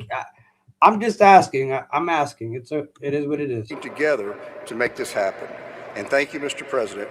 Memphis owes you a lot of gratitude. Thank you. Thank you very much, Tim. Thank you. Great. And your business is doing well. That's great. It's going to get better and better. You watch. Thank you very much. Delisha? Thank you so much, Mr. President. It is a complete honor to be here with you today. Thank you for saving Memphis. My name is Delicia Ballinger, and I'm a lifelong Memphian, and I'm a mother. And I wanted to speak with you today, not just as a citizen, but as a mom who's lived through what Memphis has become. I remember a different Memphis. I remember when the city felt alive, when families didn't have to think twice about safety, when kids could just go outside and just be kids. We had places to go, things to do, and a sense of pride about where we come from. But over the years, that Memphis has faded, and what it was replaced with was fear. Before the Memphis Safe Task Force, I just didn't hear about crime, I lived it. I watched friends and people that I love lose their lives to the senseless violence. I've attended funerals that never should have happened. I've seen families torn apart, mothers grieving, and children growing up without parents, all because of violence that felt like it would never end. And those moments stay with you. They change how you see everything. But nothing's changed me more than becoming a mother. Because now, it wasn't just my life that I was worried about, it was my children. There were days where I wouldn't let them go outside, not because I didn't want them to, but because I was afraid what would happen if I did. In the fear of stray bullets, the sounds of gunshots at night, constantly wondering if they were truly safe. And that fear became real in a way that no mother should ever have to experience. At just 5 years old, I could have lost my son. There was a drive-by shooting, and a random bullet came through my home in that very same space where my son played. And to that day, this bullet hole is still in my wall, a permanent reminder of how close I came to losing everything. My family we are good people. We work hard every day to have everything that we have, only to have it taken away from us. We've experienced multiple burglaries in our home, and it wasn't just the material things that were stolen, it was our sense of security, our peace, our livelihood. And that violence just wasn't inside of our home, it was all around us. Just literally 4 houses down from where I live, a grandmother and her child were shot. I remember what sounded like almost 30 gunshots ring out. Yellow tape covered the street. After that day, those neighbors never returned. Their home now, with the for sale sign, stands as a reminder of a fear so deep that they couldn't come back to the place where they almost lost their lives. And that feeling, that fear, is something that my family knows all too well. That is not how families are supposed to live. That is not how children are supposed to grow up. We've reached out for help. For years, we looked to our local leaders, hoping that something, anything would change, but nothing did. And that was until you, my president, stepped in. I need you to understand what that meant for families like mine, because in a matter of weeks, we felt a difference. Today, I can sit out on my porch and drink tea in peace. My children can go outside and play in our backyard again, and for the first time in 5 years, I don't hear any gunshots in my neighborhood. It's been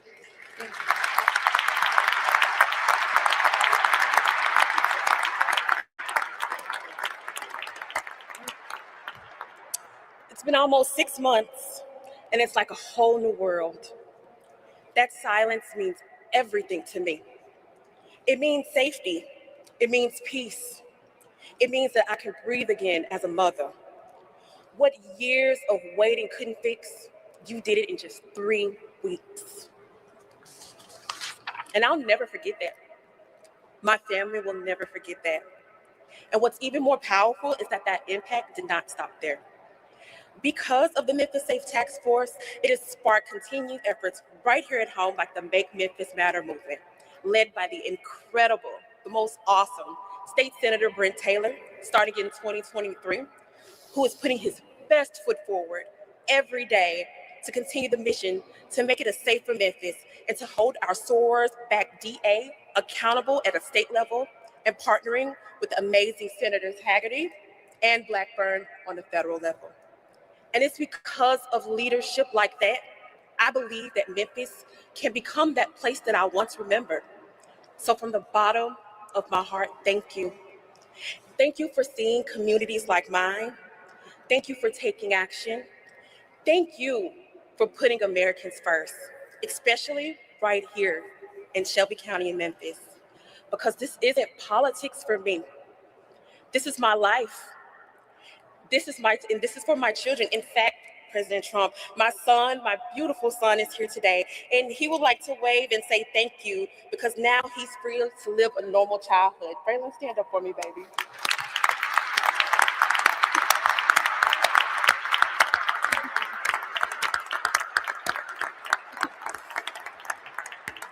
And because of that change, we finally have a sense of normal again. Again, from the bottom of my heart, I truly don't have the words to share how much I appreciate you.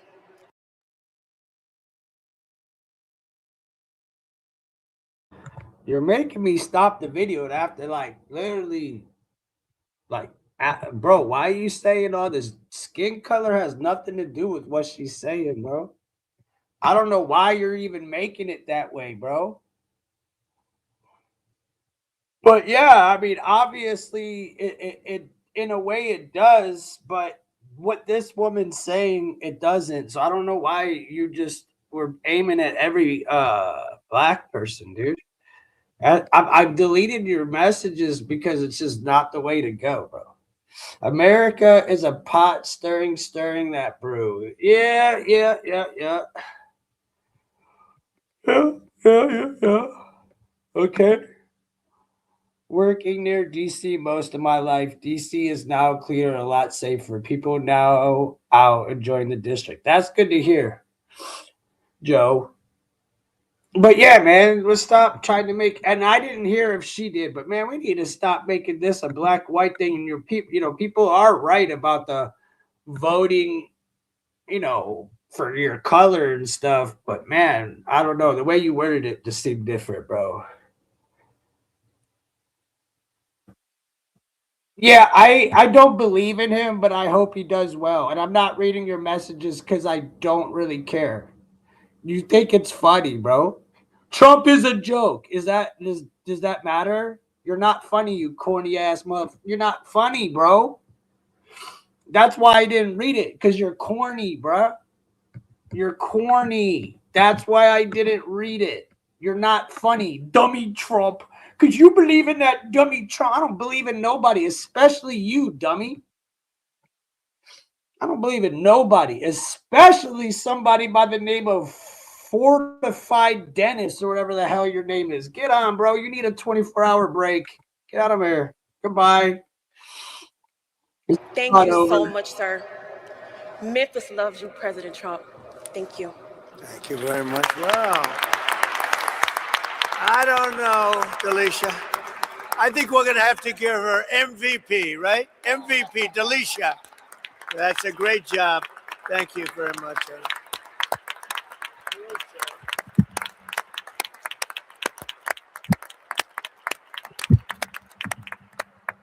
I think she has to run for office. Would you like to become a Republican? She said, I am a Republican. I love this. Anyway, great job. Thank you very much. Appreciate it. Really beautiful. So you're going to see some fantastic results. You already have, but you're going to see some numbers that are going to bring you into a level that few cities attain. I want to thank the governor. I want to thank the state. The state is just a fantastic state. The first day I stepped in it, we were leading by 30 points, and it never went down. It just only went up. So it's something special. We have a bond. We have a special bond. You know, you can be a politician, but when you win something in landslide, you have a very, very great feeling. And I want to tell you, this is a very, very successful, beautiful state, and I love Tennessee. Thank you very much, and congratulations to Memphis, and fantastic job. Thank you. Thank you, everybody, very much. Thank you.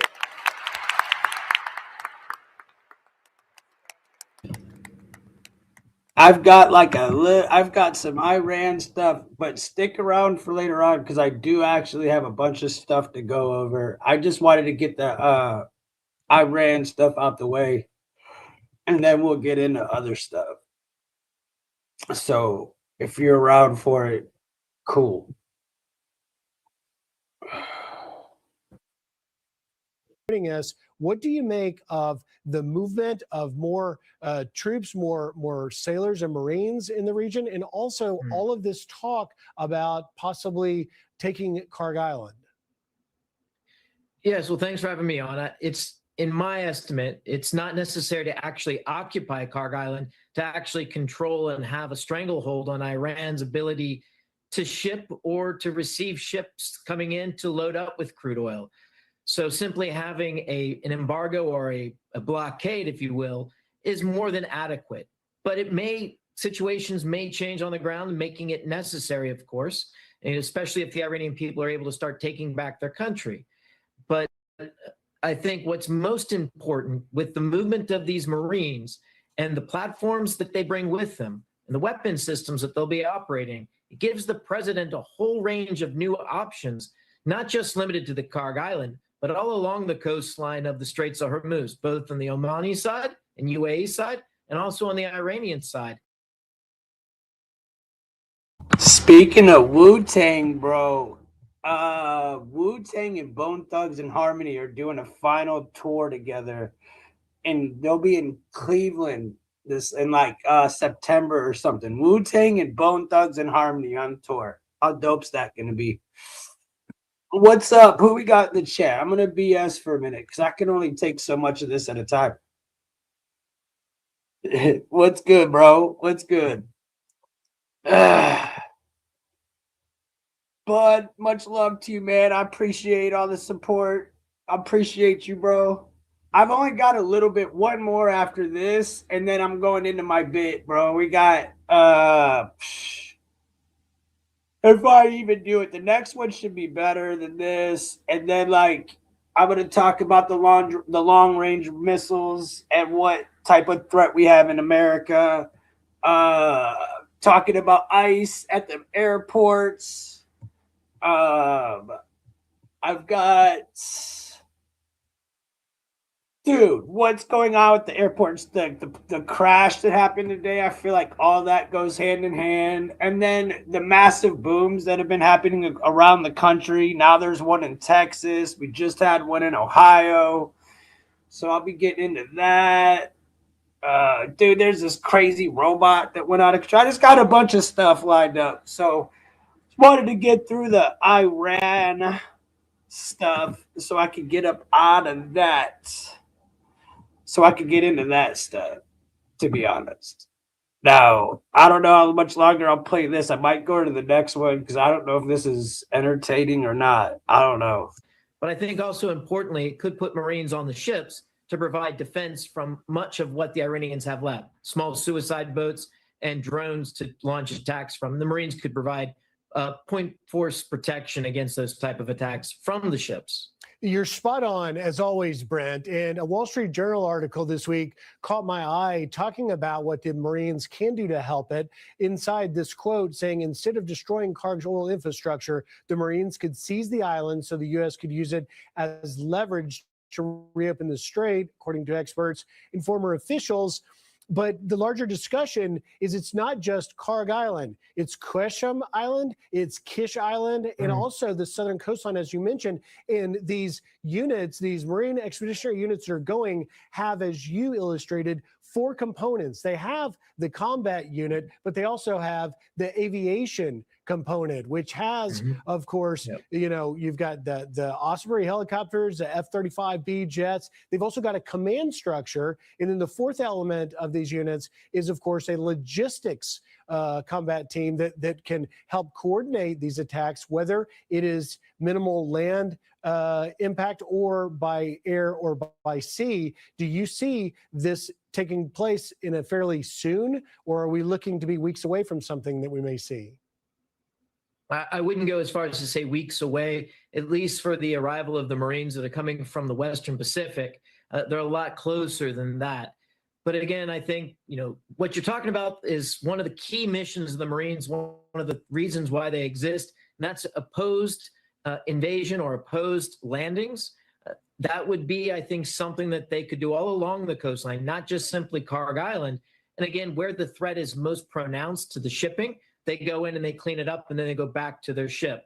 I think this is one of the many options. It's not necessarily the reason why they're being sent there. And again, I stress they can also put the Marines on these tankers themselves and provide defenses, and of course use their rotary wing, their helicopters, to provide an aerial escort along the way. Very lethal combination that would make very quick work of anything the Iranians try to throw at the shipping. And most importantly, I think it would bring confidence back to the safety of the straits. And just in the last 10 seconds I've got, with these variable options, some of them certainly would qualify as not putting boots on the ground. Do you agree? Absolutely. Certainly keeping them on the ships. These would be putting them on protection type role on the tankers, and also doing quick insertions in and out. Arguably, some would say the fact that they set foot on any Iranian ground crosses that threshold. But I think it's more about taking territory and holding it is really, I think, the metric to look here. All right, Brent Sadler, great insight as always. Thank you, sir. Thank you. Listen, dude, you think that's funny? You really think that's funny, bro? I'm gonna come in here, name the poop guy, just so I can give you guys something to argue with. Really, dude? You're corny.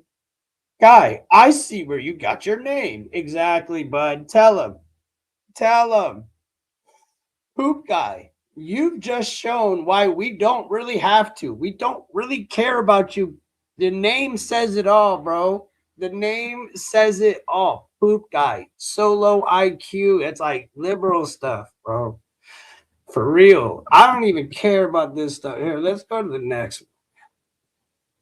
Let's go to the next one. I don't even care about this, to be honest. How's everybody doing in the chat? How's everybody doing? What's up? What's up? What's up? I can't wait to get into my thing. As long as there's people around, I have no voice for some reason. I don't do this.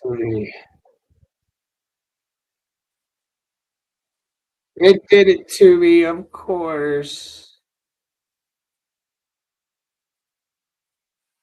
It did it to me, of course. All right, so I'm gonna play this. I gotta turn off my camera. Like, bro, that's how effed up this is, bro. Ugh.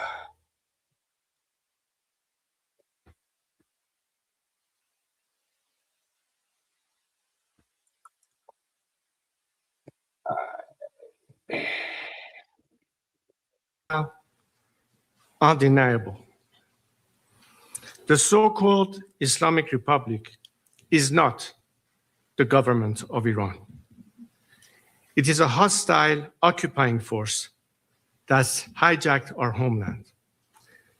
After invading 5 neighboring countries and sowing chaos across the region, this regime has invaded Iran itself, using foreign terrorists, Hezbollah fighters, Iraqi militias, and other mercenaries to slaughter the Iranian people.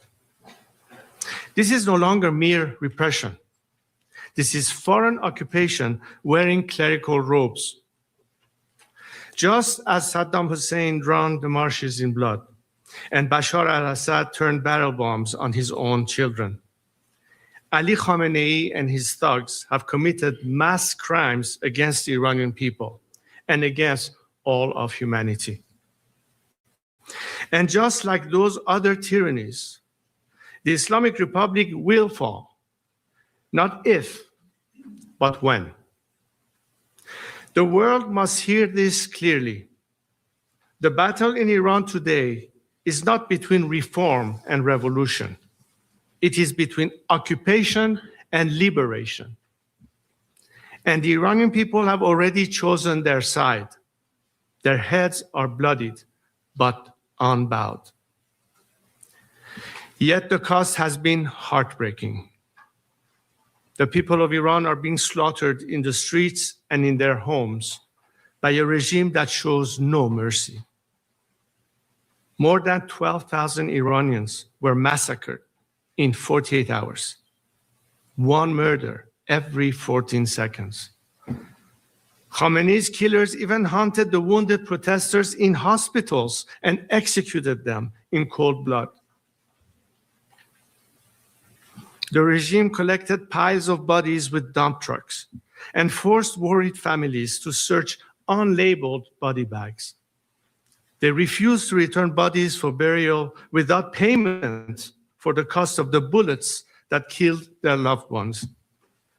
And where a family cannot pay up to several $1,000s, and most of them can't, they bury the dead in unmarked mass graves. And despite the lies you're hearing from the regime, its bloodlust has not diminished. The slaughter has not stopped. My brave compatriots, still holding the line with their broken bodies, but unbreakable will, need your urgent help right now. Make no mistake, however, the Islamic Republic is close to collapse. Ali Khamenei and his thugs know this. That's why they are lashing out like a wounded animal, desperate to cling to power. The people have not retreated. Their determination has made one thing clear. They are not merely rejecting this regime, they are demanding a credible new path forward. They have called for me to lead. The bond between me and the Iranian people is not new. It's been with me since birth, and it cannot be broken. Even in exile, I pledged my life to the service of the Iranian nation. When Saddam Hussein invaded Iraq, I volunteered as a fighter pilot to defend my country against his invasion. Today, as my compatriots call on me for leadership, I reaffirm my lifelong pledge by stepping in to lead the movement that will take back our country from the anti-Iranian hostile force that occupies it and kills its children. I will return to Iran. Taxes was chasing updates and getting nowhere. I am uniquely positioned to ensure a stable transition. That's not my opinion. That's the verdict delivered loudly and clearly by the people in the face of bullets. Large sections of the army and security forces have already refused to participate in the killing of civilians. They have whispered their loyalty to me. Tens of thousands have already signaled their readiness to defect, and this process has been underway for months. What's clear is both the public and members of the military see me as a national figure who can unite all opposition forces from every background, ethnicity, Republican and monarchist, right, left, and everything in between. I have a comprehensive plan for an orderly transition, which is ready to be implemented immediately. The Iranian people are taking decisive actions on the ground. It is now time for the international community to join them fully. Today, I ask the world to do 6 things. First, protect the Iranian people by degrading the regime's repressive capacity, including targeting the Islamic Revolutionary Guard leadership and its command and control infrastructure. Second, deliver and sustain maximum economic pressure on the regime, block their assets worldwide, target and dismantle their fleet of ghost tankers. Third, break through the regime's information blockade by enabling unrestricted internet access. Deploy Starlink and other secure communications tools widely across Iran, and conduct cyber operations to disable the regime's ability to shut down the internet. Fourth, hold the regime accountable by expelling its diplomats from your capitals and pursue legal enforcement actions against those responsible for crimes against humanity. Fifth, demand the immediate release of all political prisoners. Sixth, prepare for a democratic transition in Iran by committing to recognize a legitimate transitional government when the moment comes. Supporting the Iranian people is not an act of charity, nor is it unwarranted interference.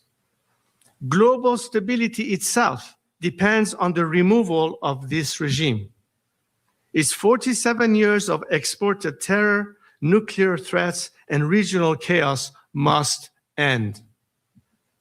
This does not require putting boots on the ground. The Iranian people boots are already on the ground. They are the ones marching, sacrificing, and fighting for their freedom every single day. What they need from the world is resolute, targeted support. Okay, simple, bro. The person in the chat that said wait, what did you say? I'll say it exactly. Guy's an absolute liar. Can't hold his own. There's a reason why he can't go back. He doesn't have the support of the Iranian people. No. See, that's where you got it all wrong. That's where you got this twisted. He actually has support of the people. He doesn't have support of the Ayatollah and the people in charge, the government. If you listen to the beginning of the speech, he fled the government. He exposed everything that was going on. That's why I played it, because he's telling you why we're where we're at. He's not exiled from the people. I don't know why you people come in here and just make stuff up. Bro, you have so much disdain for Trump that you're just going to come in here and lie. It's like, yo, are you kidding me? Dude goes back. He's going to get popped. He's got to wait now. Any which way, he'll never become president. No. He won't. It's not prime minister. It's not president. It's supreme leader. And no, he won't. And no, he won't. He better not go back if he's smart. If he's smart, he better not go back. What's up, Rick? How you doing? His family stole billions? From who? I don't know anything about the guy at all. But I do know that I watched his speech and he sat there and told you exactly what was going on before it happened. And that he got exiled from the regime. I do know that. Now, whether he stole money and all that, then you go ahead and believe what the hell you want to believe, I guess. Oh, no, he stole money from Iran. And who do you believe that from? Who told you that? Are you simple?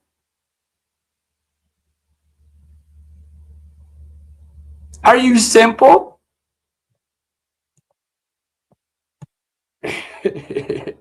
I think you are.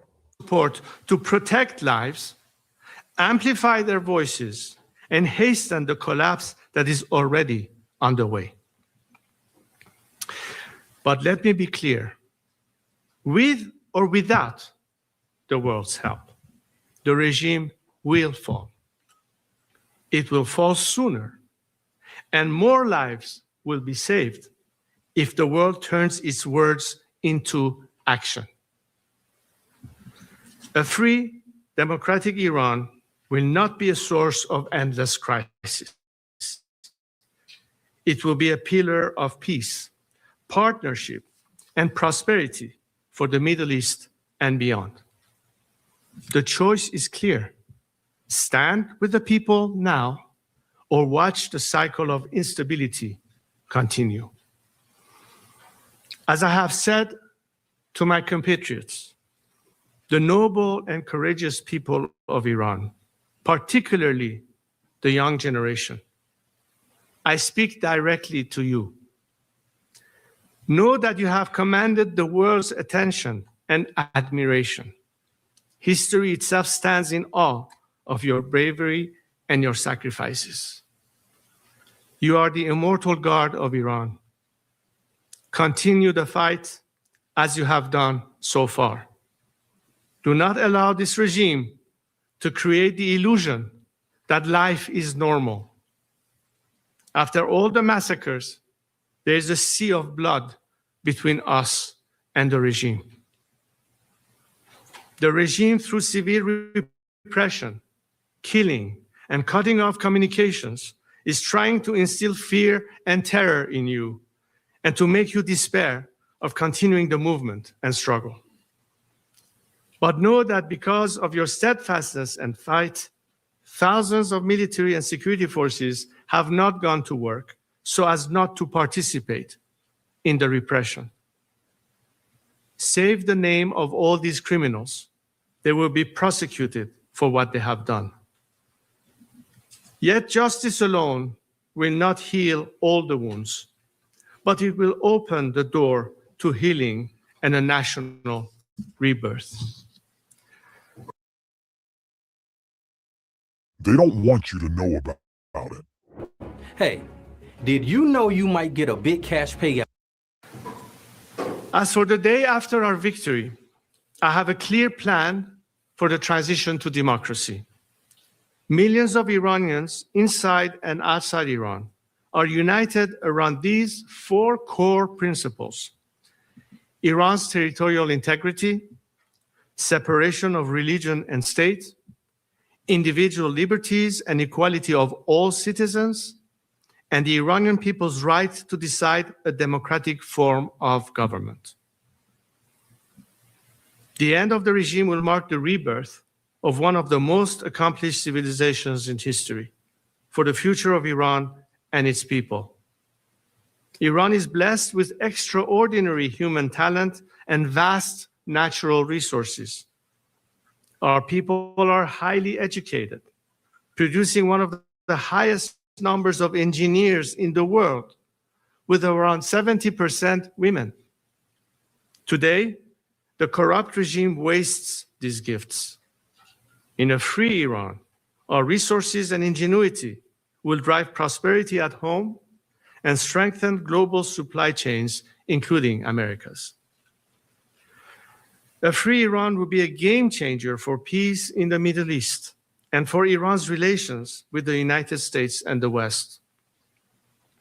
The Iranian people love America and hate this regime.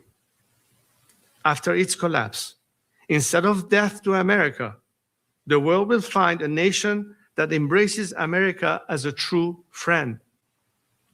President Trump brokered the Abraham Accords, bringing peace between Arab nations and Israel. I see extending this idea to a free Iran through what we could call the Cyrus Accords, honoring our ancient heritage of tolerance and partnership. The possibilities are endless. There will be a peaceful, stable, and orderly transition. My team of experts have developed a plan for the first 100 days after the regime's collapse and the long-term reconstruction and stabilization of our country. It is backed by business leaders and provides a detailed roadmap for national recovery. Restoring economic confidence, ensuring that essential services continue uninterrupted, and laying the foundation for prosperity in a free Iran. A constitutional process will follow under international observation, allowing Iranians to finally determine their own destiny through free and fair elections. A free and democratic Iran that emerges will live at peace with our neighbors. It will be an engine of growth and opportunity in the region and the world. There are moments in history where the moral imperative for action is so strong that the weight of inaction becomes unbearable. This is one of those moments. The people of Iran have risen to reclaim their country. History will honor those who stand with them. Long live Iran. Thank you.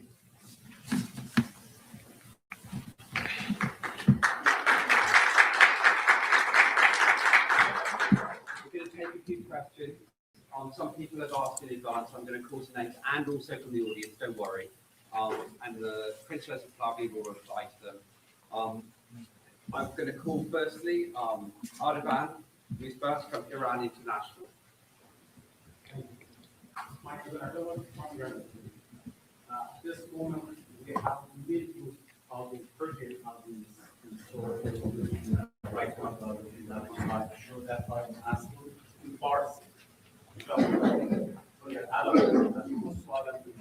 امروز در مقای هستیم که درست این همین جمله مردم بیرونها نفر در با پیام شما مسیر این در واقع اعتراضات انقلاب تبدیل شد و حالا این مردم در حال مبارزه هستند. با سرود شما در رهبری شما سوال من در این لحظه اینه شما چه چیزی برای گفتن در این لحظه به ایرانیانی دارید که در حال مبارزه هستند؟ دیدیم که همیهنانمون با شهامت و شجاعت و با اتحاد و جمعیت میلیونی در خیابانها باعث عقب نشینی نظام شدند، به حالی که رژیم مجبور شد دست به سرکوب وحشتناکی بزنه و اون هم با استفاده از عوامل بیشتر خارجی تا عوامل خودش که خیلی حاضر نشدن برای سرکوب سر کار بروند. این نمونه و علامتی است از قدرت مردم و ضعف نظام. البته ما اکنون مواجه با شرایطی هستیم a power that has been taken away from them by this regime, which we are fighting today. That's my commitment, and they can trust me on that. Bloomberg.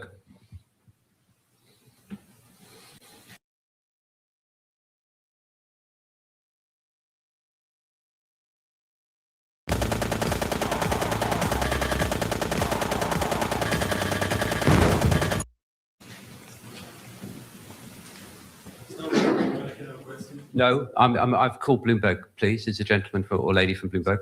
No? They asked a question. No, Reuters, please. Oh, there's a microphone just coming. Thank you. Hi, I'm Riley Johnson from Bloomberg. Are you having any further conversations with Witkoff or the Trump administration? Look, these are sensitive times, and I'm not going to discuss details of who I'm meeting with and what has been discussed. What I can tell you, however, is that there's strong support for the Iranian people, and I believe that President Trump is a man of his word, and ultimately he will stand with the Iranian people as he has said. Lady from DW. Thank you very much. I'm with Deutsche Welle, Germany's international broadcaster. Thank you so much. I have two questions. We saw a slide there saying Donald Trump help. What exactly does this mean? What do you hope Donald Trump to do? And my second question is regarding Europe and especially Germany. What do you hope for Europe does to support your cause? Thank you very much. Thank you for the question. Well, clearly, President Trump did say that if the regime was to hit the Iranian people hard, they would face with serious consequences. The Iranian people have taken his word as a man of his words, as I said. They know that unlike his predecessors that threw us under the bus one time, this president is not about to do the same thing. And that's very encouraging and empowering. Number two, you asked me about European countries. Look, we already are past the point of whether you should subscribe the IRGC as a terrorist organization or not. And frankly, I'm flabbergasted that there are still some countries that are not willing to take the next step, as if they are supposed to worry about how the regime would retaliate. This regime is on its last leg. It's about to collapse. And I think the world, especially the democratic free world, that champions freedom and human rights and equality of citizens, at the face of this regime, brutal repression, should act now. I called for them to start acting as opposed to talking. We need your help. We need your action. We need to take all the steps that I've indicated in my opening remarks, all those 6 elements. Anything that can be done in that direction is a moral boost, and beyond moral boost, an actual act of support for a defense-led society and civilians that, as you can see, have been treated in the worst possible way. And the only hope they have is that their fight for freedom, their sacrifices, will be less loss of life based on your action to expedite this regime's collapse. That's what the Iranian people are expecting from you. And let me reiterate, as I said again, we're not waiting for you to act to continue our fight. We are. But imagine how much more we can protect more innocent lives from dying by acting and helping us today. These are critical moments that are game changers, not just for us Iranians, but for the whole world. This is what we need from you, so help us. Reuters. Microphone over here, please. Thank you. Himayra Pamuk from Reuters. In an interview a couple of days ago, President Trump actually expressed some doubts about your support inside Iran. How are you planning to win him over, convince him that you do have the support that you say you do? Also, you're talking about thousands of potential defectors, but the IRGC and other forces have hundreds of thousands. So how are you going to assert your control over this establishment? And are you anytime soon going to meet with President Trump? Are you making an active effort? Thank you. President Trump has said that it's up to the Iranian people to decide. And I totally agree. I've always said it's for the Iranian people to decide. And I think the Iranian people have already demonstrated in great numbers who it is that they want them to lead to this transition. So I'm confident that I have the support of my compatriot, and it's for the international leaders to assess the fact on the grounds and see who is capable of doing that. I believe I can, and I have the Iranian people's support. And of course, if anybody in the world is willing to help the Iranian people achieve that goal, that's what I'm trying to do, to help them liberate themselves and attract as much support as I can internationally to be behind the Iranian people this time and on the right side of history. Now, as far as the defection goes, this campaign has started months ago. We started this, in fact, I announced it in another press conference I had in Paris a few months ago. Some of you might have heard about it. At which point we established a system whereby people who want to defect or want to access us or want to indicate their interest to join with us have a secure means of communicating their intentions to us. Since then, tens of thousands have applied. Many of them are from the security forces in Iran, police force, military, IRGC, and we are vetting them as we're speaking. And the mechanism for defection does exist, but most importantly, is the principle of having an exit strategy. And on that, I've said, anyone whose hand is not soiled in the blood of the Iranian people will survive regime change. We're not talking about de-Baathification. We're not talking about the disaster of post-Saddam Hussein, post-Gaddafi collapse. We're not going to have a failed state. And for me to be able to guide a smooth transition, I'm counting on security forces to be the element that keeps the country secure, protects people's lives and their livelihood, and be part of the solution. As a result, we have already seen people indicating their cooperation. We have already seen elements that refuse to be used as an instrument of repression, which is why the regime is now, as we speak, importing elements from outside the country to be the instrument of repression, as they're running out of their own forces to do that for them inside Iran. And all of this is the indication of the beginning of that collapse. Hopefully, by more support from the outside world, by a determined strike on the regime's elements that are the instrument of repression, as I stated in my opening remarks, in my opinion, that will expedite the process and will also increase the number of defections to be more rapid, so that we are not faced with remnants and pockets of resistance as much as possible. There's never going to be 100% defection, but there comes a point where the regime sees it's futile, and hopefully by then Khamenei will be joining Bashar in Moscow and will be rid of him. This gentleman here.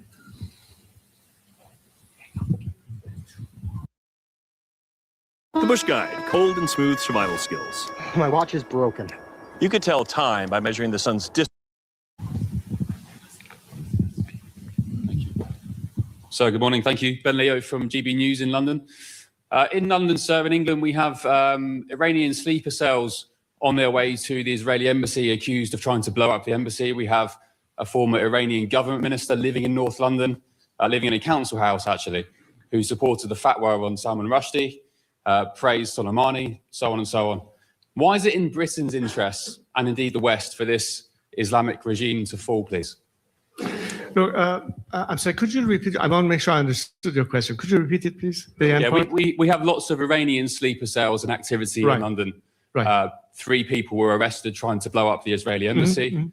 Some months ago, there's a former government minister living in North London who supported Soleimani, backs the fatwa on Rushdie.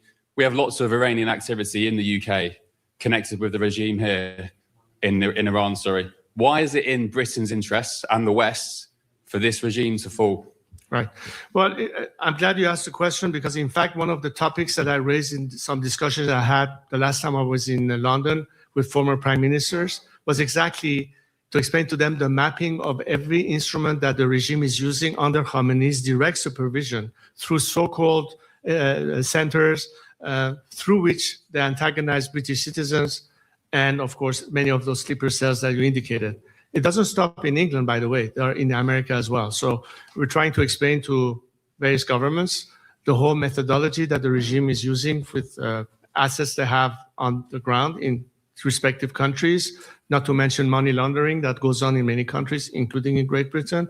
So there are many ways that they can push back against that and protect not only the citizenry of whether it's Great Britain or America, but in what way it connects to why we need to do that ultimately by putting an end to the regime.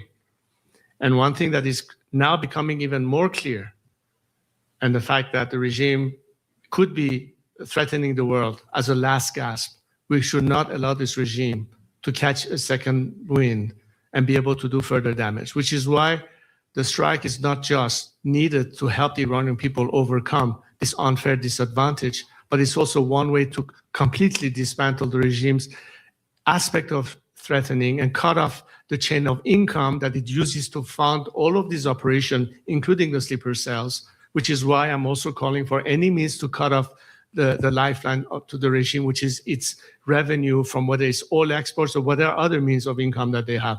We need to dry the well that funds terrorism once and for all against the Iranian people and the world. So, hello, Dan Rivers from ITV News in the UK. 2 US aircraft carriers are heading, we understand, to the Gulf, and Donald Trump has said help is on its way, but they may take up to 10 days to get there, and meanwhile more and more people are dying. Are you losing faith in President Trump? I believe the president is a man of his word, as I said before. How many days it might take, who knows? Hopefully sooner than later. But as I said before, regardless of whether action is taken or not, we as Iranians have no choice to carry on the fight. We're halfway across the river. There's no turning back. We will continue. The quicker the action happens, the more lives can be saved, and the sooner we can see the regime's collapse. So timing is, of course, important. And I would still believe in the president's commitment that help is on the way. But does he need to do something today, tomorrow, to help your fellow countrymen? Well, I'm not the president's advisor. All I can say that Iranians are, of course, right now as we speak, witnessing the kind of massacre that has been unprecedented in human history. And this is why the urgency becomes quite clear. The timing, I leave it to the experts to decide. All I can say is the sooner the better. Okay, I'm going to call now Ben Amini from Manitou. Microphone over here, please. Sorry, there's too much bright light. I can't see who is. Okay, now I see you. Thank you. Thank you. اعلی حضرت از نخستین من بهنام امینی هستم از تلویزیون منوتو. از نخستین روزهای انقلاب ملت ایران منوتو گزارش‌های متعددی از شهروندان دریافت کرد مبنی بر اینکه بخشی از نیروهای سرکوب در خیابان‌ها ایرانی نیستند. این موضوع گمانه‌زنی‌های درباره حضور شبه نظامیان خارجی به ویژه از عراق و لبنان رو ایجاد کرده. موضوعی که امروز با گزارش رسانه‌های بین‌المللی درباره ورود دست کم 5000 نیروی مزدور از عراق برای سرکوب مردم ایران جدی‌تر شده. شما به عنوان رهبر انقلاب ملت ایران این گزارش‌ها رو چطور ارزیابی می‌کنید و حضور اونها نشانه چیست؟ سپاسگزارم. ببین این دقیقاً علامتی است از ضعف نظام به مفهوم اینکه حتی عوامل خودی به اندازه کافی نداره برای سرکوب مردم و مجبور میشه از بیرون عوامل خارجی رو وارد بکنه. اگه این نظام امکاناتشو داشت از نظر ایجاد رعب و ترس نیازی به وارد کردن عوامل خارجی نمی بود. این نشانه ضعفشونه و یأسشونه. البته توحششون مشهوده. چون میدونن که به آخرین طریق ممکن میخوان در مردم ایجاد تردید و ترس بکنن. فکر کنم مردم ایران بر این ترس غلبه کردن. اما وقتی که میبینیم این نظام دست به این کار میشه اینجاست که جامعه بین‌المللی باید متوجه بشه که این نظام حتی حاضر عواملی از خارج بیاره بر سرکوب مردم خودش و تا این حد بقیه هست. به هر حال من فکر کنم که دنیا امروز تصمیم گرفته برای عکس‌العمل نشان دادن و به زودی شواهدش رو خواهیم دید. A quick translation for those of you who don't speak Farsi. The question related to the regimes importing foreign elements into Iran to use as a mechanism of repression. And I said that this is a clear indication of the regime's weakness, that it cannot even count on its own forces to do the dirty job. And it has to resort to bring people from the outside. But reason more for the world to realize that as this desperation act of the regime to try to brutalize its own people as a last gasp effort cannot be left unanswered, which is why we're calling for the world to help us out. Thank you. AFP, please.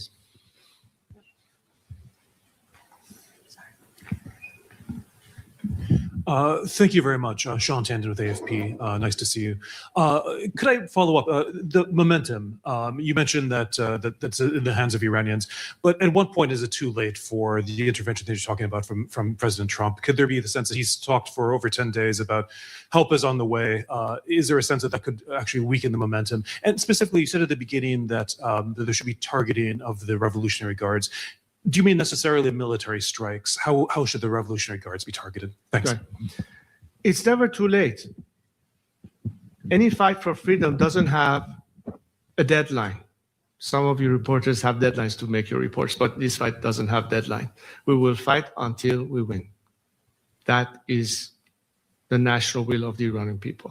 We are all going to fight until we win. The only question is, what are the elements that can expedite it? And the immediate issue remains, what will hurt the regime most? By dismantling its apparatus of state terror and repression. A lot of it are the regime's military, paramilitary assets, mostly IRGC targets. So I'm calling for a surgical strike on those means. And I think should be quite obvious to any of you. How do you weaken the regime's first and foremost means of instituting terror at home or terrorism abroad? And all ties, the targets are quite obvious. You're not going to hit a factory or a school or a hospital. Clearly, it's obvious what the targets should be. And the regime knows it. And that's exactly what those who have to decide how to decide what should be the legitimate targets will decide upon it. I think the Iranian people naturally say, the people who hurt us the most should be the first one to be targeted. And I think that it should be quite obvious what should be done, in my opinion. CBS.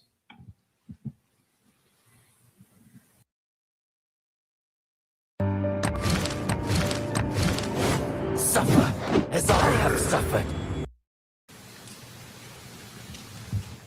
CBS here. Newsmax.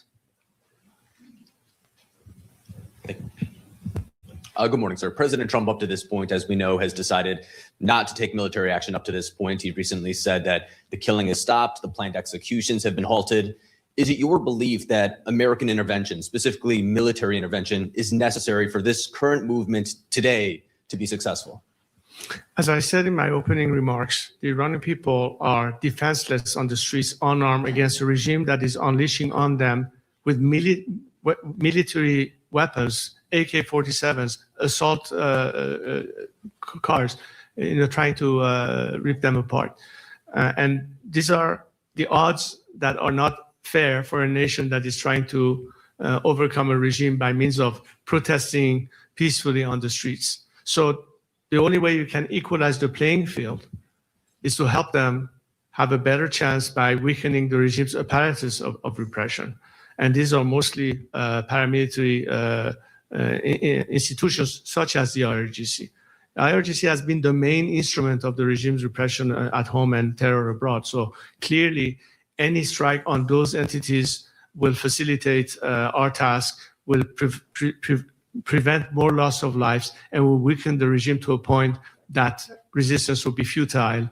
And we will try to encourage the regime's top echelon to ultimately depart, and the rest of society will know the regime is now totally crumbling, and we are prepared to collect the rest of them that will then rally around the people and stand with them, and hopefully we can enter the phase of transition. This is pretty much the scenario I see unfolding, but right now the decision is in the process of being made. I'm not going to speculate where it is right now. I'm not going to go follow every headlines that the news says in any news cycle. There's a lot that is happening and it's unfolding, and I'd rather not speculate. All I say is that if action happens, great. If it doesn't, we will still fight. The difference is it will be longer, costlier to us as a nation, more loss of life. And if the world does care about Iranian loss of life, then they better act and equalize the playing field for us, so we'll have a better chance to succeed with less casualties and less deaths in the process.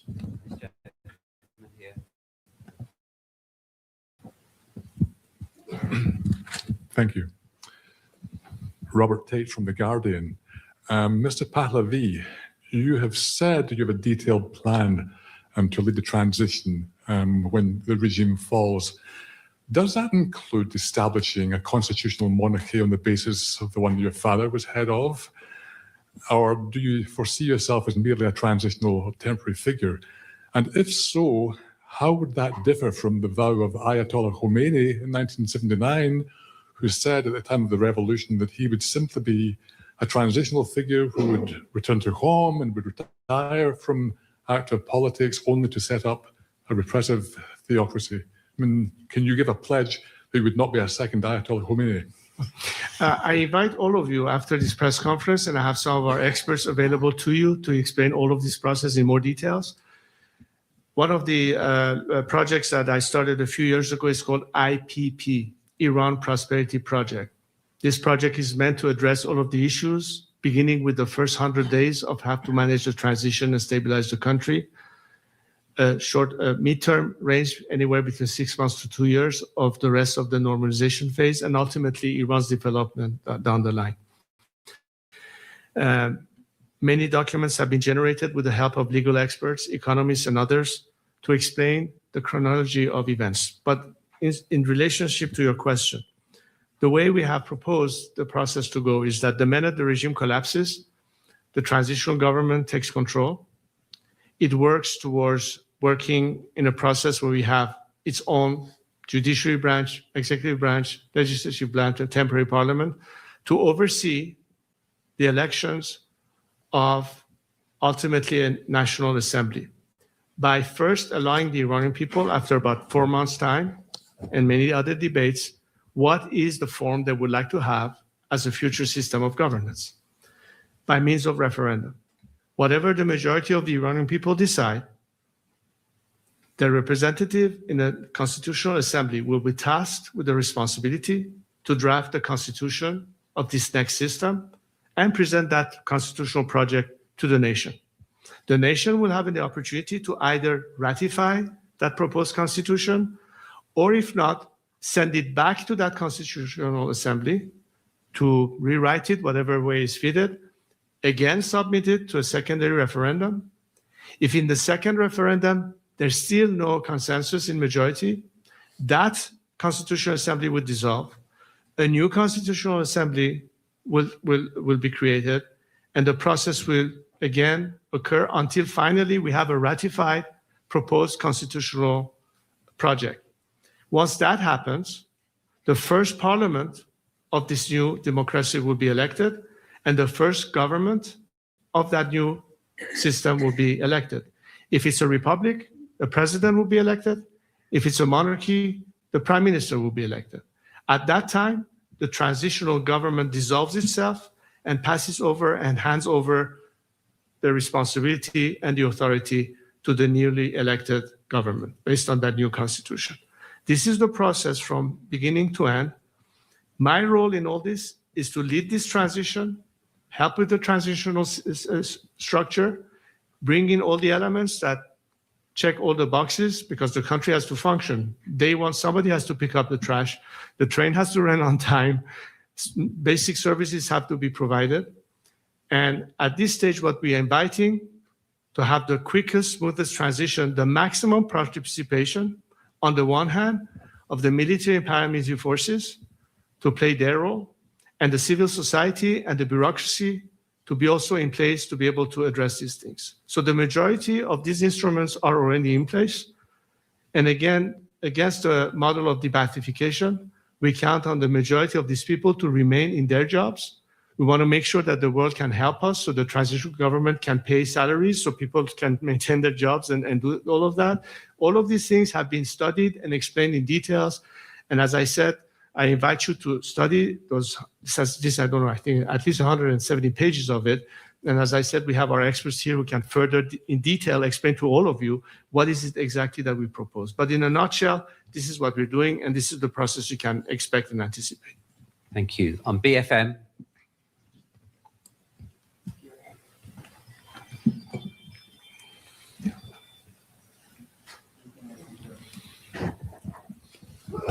My name is Antoine Hollard with BFM TV, French television. In France, the government has been criticized for being too soft by saying that the regime is too brutal. What is your message to the president of France, and what do you expect from him to put pressure on the regime? Thank you. Again, I think the more we have solidarity from the international community, and France is a very important country. The relationship that France has had with Iran goes back centuries. I know many French people. I know their sympathy and their appreciation and love of Iranian culture and whatever it is that we stand for. And we have had very good relationships in the past. The question is, what is the behavior of this regime? Does it adhere in any simple way to the very principles that France stands for: égalité, fraternité, liberté, laïcité, all those main principles that we're fighting for?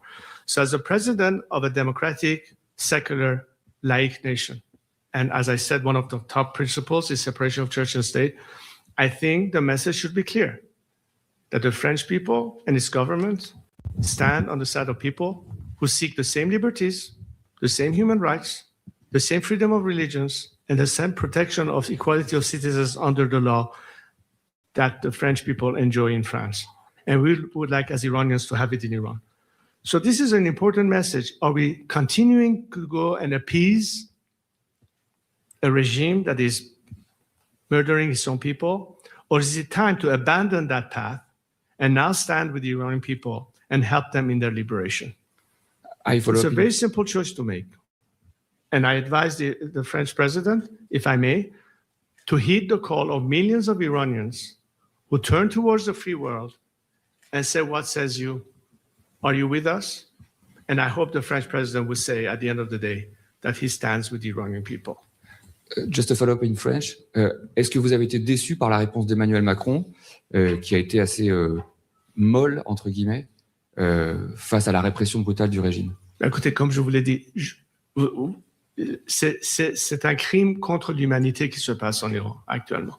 Ça dépasse toutes les limites de tolérance possible, ou de vouloir dire qu'on veut garder une ligne de communication pour des raisons de négociation diplomatique, etc. Je pense qu'on a déjà dépassé ce cas. Il ne reste qu'une seule solution. Éviter un massacre, éviter un bain de sang, éviter qu'un pays qui peut être un élément de stabilité, dans l'intérêt stratégique de l'Occident, une fois débarrassé de ce régime, mettra fin non seulement à la misère et la répression chez nous, mais en même temps profitera à ce que le monde puisse enfin respirer, soulagé, d'avoir pas un problème d'avoir encore à abriter d'autres réfugiés qui doivent venir sur le territoire européen déjà saturé, plus dans l'intérêt économique de ce pays, un pays qui peut vous fournir pendant des décennies au niveau énergique le nécessaire pour n'avoir pas à faire face à un blackmail chaque hiver par la Russie, par exemple, et l'Iran peut s'apprêter à ça. La question, c'est quel Iran? Je pense que le choix est évident. Donc, je pense que l'administration, que ce soit Emmanuel Macron ou d'autres chefs d'État européens, doivent regarder aujourd'hui quel est ultérieurement le meilleur intérêt de leur pays. Est-ce qu'un Iran libre sera mieux placé pour satisfaire leurs intérêts ou ce régime sanguinaire et terroriste? Simple question. Ce n'est pas à moi de répondre. Je vous dis tout simplement l'attente des Iraniens. Maintenant, c'est au président français ou d'autres leaders de décider finalement où est-ce qu'ils se placent. The lady here. Would you just get a microphone?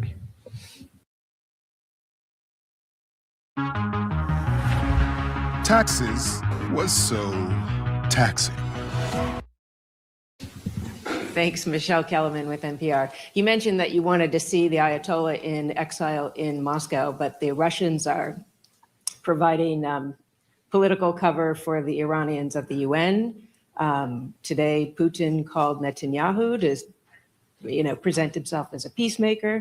What do you think the Russians are doing? Do you think Trump could believe the Russians in this case? Once the dust settles, as far as the Iranian people are concerned, and how in this game of geopolitics, things sometimes unfold in one direction or the other. Even Moscow is considering, what if this regime is no longer there? Then what? The Chinese are doing the same. They've been very quiet lately, not taking any position. So I'd rather not speculate, but simply say that a stable Iran, a strong Iran, a democratic Iran will not be antagonistic to anyone's interest, including Russia and China. What we want as Iranians is a fair deal.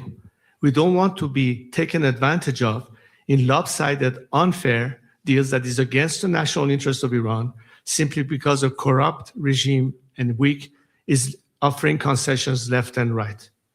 We want to have a fair relationship with everyone. It's a normal interest for us to look towards the West, primarily because we are focused on democratic free nations to partner with in alliance and cooperation. And of course, our immediate neighborhood, which is why it is crucial for the world to understand that a different Iran will be committed to cordial relations with our immediate neighbors, with Israel, with the Saudis, and the rest of them in the Arab world. and the rest of the countries in our immediate neighborhood.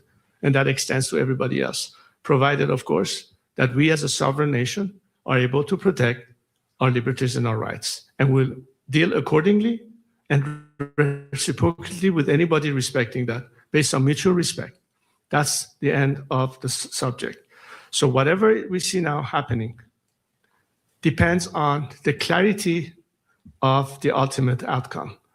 The more the Iranian people are empowered, the more we can then tell the world, we as Iranians, unlike this regime, are committed to peace, are committed to stability, are committed to improve the lives of people by means of trade, commerce, cooperation, and everything else that this regime has taken away from us. Iran today should have been the next South Korea of the Middle East.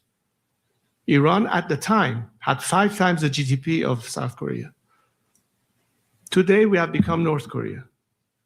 Not because we don't have the human resources, not because we don't have the natural resources, but because we have a governance that doesn't give a damn about the people and the livelihood, that have exploited our nation and its resources, that has impoverished our nation while funding radical extremist terrorist groups and proxies in the region and beyond, have outstretched their arms all the way to Latin America, and are still standing there only because the delay in their collapse was a result of appeasement.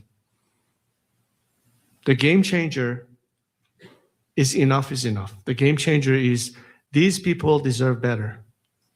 And they have proven that unlike this regime that hates the Western world in particular, and particularly the United States, that wants to wipe off a country off the map of the world, we as Iranians are committed to a different future.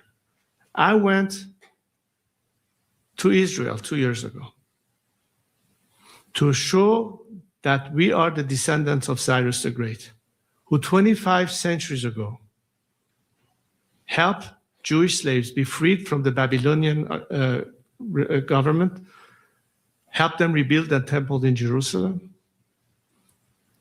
a country that in the Second World War period gave refuge to Jews escaping the tyranny of Hitler, a country that, unlike this regime, wants to have cordial relationship with the state of Israel and the rest of our neighbors, a country that holds high in our principles and values the first Declaration of Human Rights that Cyrus the Great provided, that was inspiring people like Thomas Jefferson and was encoded into the American Bill of Rights and Constitution or Declaration of Independence. We have pride in that. And the children of Cyrus are not telling you that we are committed to that. That's when I talk about the Cyrus Accords is in that spirit. This is not me saying it. This is our nation, its culture, its national identity. And this is your truest friend that is now being clobbered, as you saw in that video, by a regime that is un-Iranian and is a threat to all of us. And this is what's at stake, simply at the end of the day. So it's better for all of us to now think of how different the world will be with a liberated Iran. And this is our moment in time. This is Iran's chance to finally, after 47 years, liberate itself. And I hear people from across the world. I see how much sympathy now there is for Iranians, from Australia to Argentina to Canada to Sweden to many, many, many, many countries that are standing with the Iranian people. The people do. Now it's time for their governments to be online and on par with the expectation of various countries that are demonstrating their support for the Iranian people, and even they ask their respective governments to act. It's not just Iranians asking the outside world to act. People in different countries are beginning to ask their governments to act. And I hope that such governments hear their people and our people and stop listening to the regime that has been lying to them deceitfully and is hanging on to power by yet trying to find another opportunity to get out of this quagmire. Let's not give them that chance yet again. I'm afraid last 2 questions, BBC Persia and then NDTV.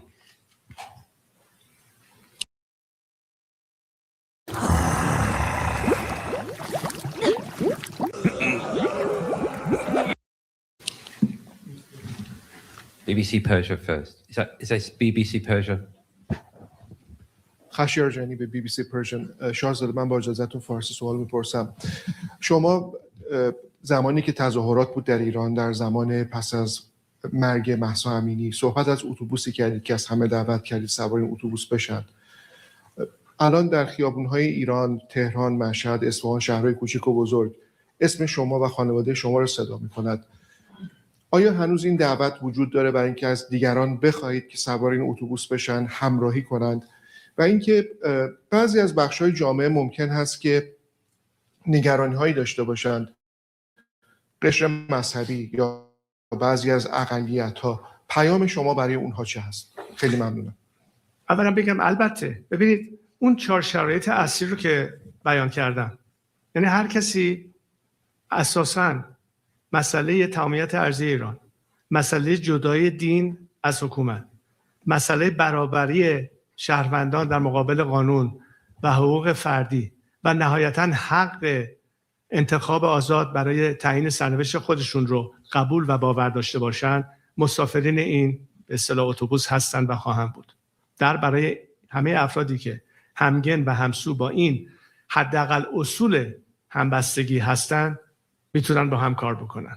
نمونهش این بود که چند ماه پیش در مونیخ در اون کنفرانس همبستگی داشتیم، واضحاً دیدید که انواع اقسام جریانات، چپ، راست، پادشاهی خواه، جمهوری خواه، نمایندگان اقوام، نمایندگان اقشار مذهبی، ورزشکاران، هنرمندان، همه گونه طیف در اونجا بودن، چون بر اساس این اصول توافق داشتن.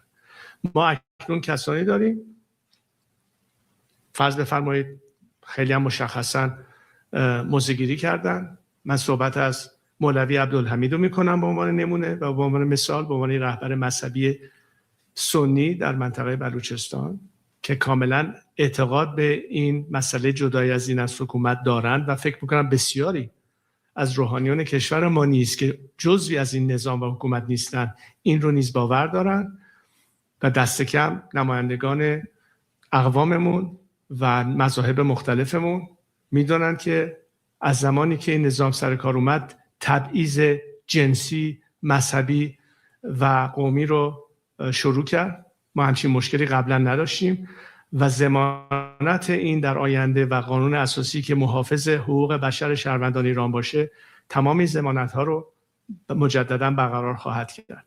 بنابراین هیچ عاملی برای نگرانی یا از غافل عقب موندن یا حقوق برابر نداشتن آنن از بین میره و بنابراین در اون آینده خواهند تونست که در آزادی کامل و در برابری کامل شهروندان متعدد اون مملکت یکپارچه باشند. این تعهدی است، نه فقط تعهد من، با تعهد تمام کسانی که معتقد به اون اصول هستند و اکنون در این جبهه واحد با هم داریم کار میکنیم تا این مسئله رو پیش ببریم.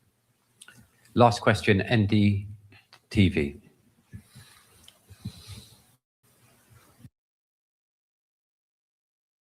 Imagine being able to build an app with your name on it, just by thinking about it. Meet Base 44. Thank you, Crown Prince. This is Lalit Jha from NDTV. People of Iran has had a strong historical, cultural, and civilizational ties with India. What is your message? I'm sorry, you're talking a bit too fast. Could you please enunciate so I can hear you properly? Thank Lalit you. Jha, representing NDTV, an Indian news channel. Yes. People of India has had a strong cultural, civilizational ties with Iran. Yes. Right. 2 questions. What is your message to the people of India, and what kind of relationship would you like to have with India? Thank you. Well, I remember the days where,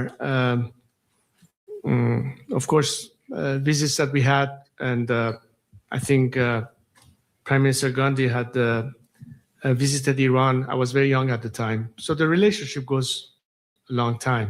Culturally, it goes many, many years, but in modern history, we had very good relations, of course, with India.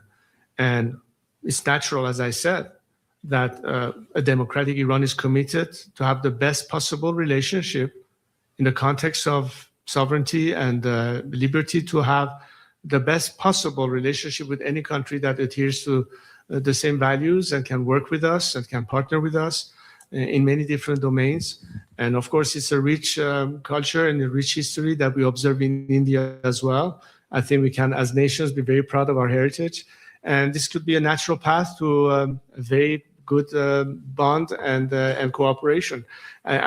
Look, we have so many challenges to face in our planet. We have issues of energy, we have issues of population, we have issues of energy shortages, we have water crises, we have so many different things.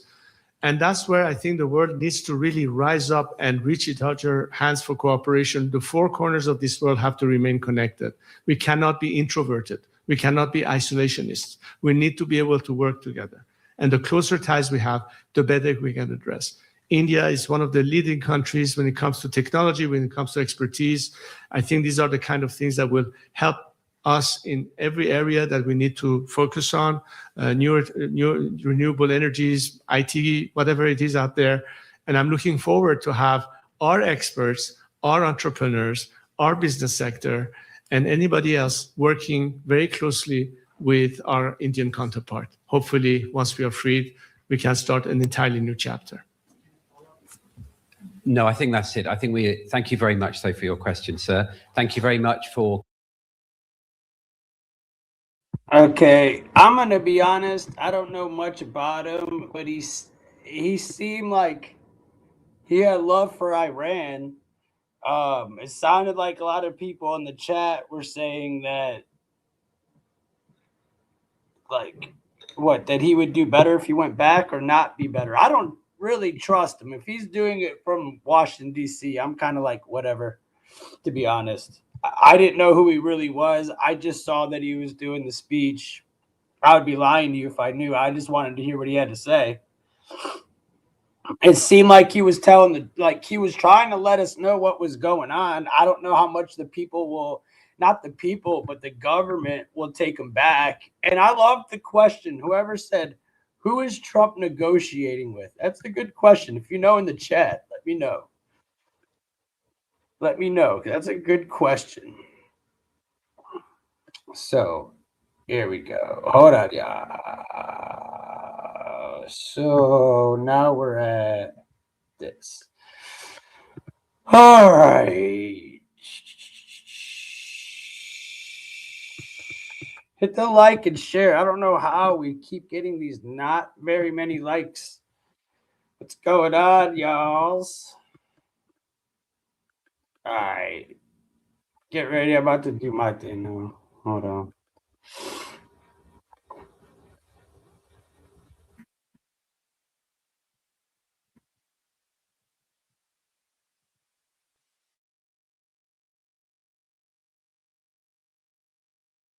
Military base in the Indian Ocean, nearly 2,500 miles from Iran.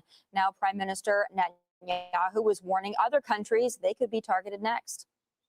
Joey Jones at the touchstring to break down Iran's ballistic missile capabilities. All right, Joey, walk us through the range of their missiles. Yeah, so they've been building missiles for a while. Really, what we're going to focus on today is what I call the K4, because I can't say the K word. It's very long. It's hard to say. But basically, the last missile that they told us about was in 2023, the K4, and we thought its range was about, I think, even went so far as to say that, listen, we're not trying to go very far because we don't want the world to feel threatened by us. So here's Iran, and you can start to see the miles, which kind of roughly translate, but right here is what I want you to focus on, 2,500 miles. That's this outer ring here, right inside of it, just about 2,000 miles. Right, this is Diego Garcia. That's double the distance that we thought they could fire. So this K4 missile being the furthest that we know about, we're going to go ahead and move to the next slide. This K4 missile being the furthest that we know about, just went twice as far, or we think this is the one they used. The big question here is we don't know what they used, and that's something we'll talk about in a second. Well, interesting, Joey. The question really for me is like, how do they actually launch them? How do they launch these things? Yeah. So what's really cool, I've got a couple of pictures here that I want to show you. So they're zoomed in, so it's hard to see. But this is essentially a tractor and trailer. This is a truck with a trailer bed on it, with a missile on it. As you'll see, it's being raised. It's at about a 45-degree angle there. So what they do is this is mobile. So the word they use for it is called the Transporter Erector Launcher, the TEL. So this is what's really amazing. Well, this is what's really difficult about this. So basically this trailer and that truck can drive out into the desert. You need another vehicle probably with some radar on it to get the coordinates right. But basically it's mobile. It can be moved anywhere.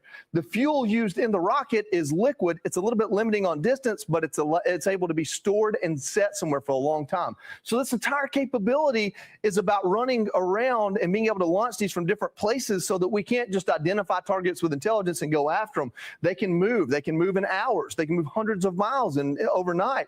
And so it makes it a little bit more difficult. Also, what this does is, this is very big, but there's a Russian version called the 3M54. The export version is called the Club K that can pretty much fit in a Connex box. We can go in the back of a tractor and trailer. So if they're adapting that technology, or if they bought it from Russia, you have to assume every tractor and trailer in Iran is potentially an anti-ship missile or something like this. Joey, you said that we weren't aware that Iran had the capability to launch a missile this far. So what kind of rocket was launched at the Diego Garcia base, and is it different than the ones that we knew that they had? Yeah, so I'm not going to pick on you on nomenclature here, but basically this is a missile.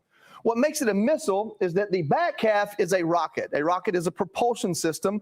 You point it in a direction, that's where it goes. It's not guided. The rocket has fuel in it, just like the Gemini space rockets, And so what happens is, this actually goes suborbital. I didn't show you on the last screen as easily. There's a screen in a minute I'll show you. This goes hundreds of miles above the surface, not into the atmosphere, above the surface. So the higher you launch it from, theoretically, the higher it goes. It goes hundreds of miles above the surface. When it does, this part here breaks off, just like we see with space program. And this part here, this is called the reentry vehicle, which encompasses the warhead. There's other words for it. And what happens is when it goes exoatmospheric, gravity's not as big of a deal, this breaks off, and what we believe, because they're not just telling us, is that this warhead, this reentry vehicle, exoatmospheric, has thrusters on it that orient it towards its target, and then it lets gravity do its job, and it comes back down. So the reason why that's important is what we know about this specific rocket, or this specific missile, which is the best one that we know they have, the K4, is that this is liquid fuel, which limits them a little bit on distance, but allows them to store it. And it's a single stage, which means once this burns up, that's as far as it goes. What we're trying to find out now, or what probably people other than me know, is if they added a second stage in here to get it further, or if it's actually a completely different reentry vehicle that has some sort of, exoatmospheric thrust in itself.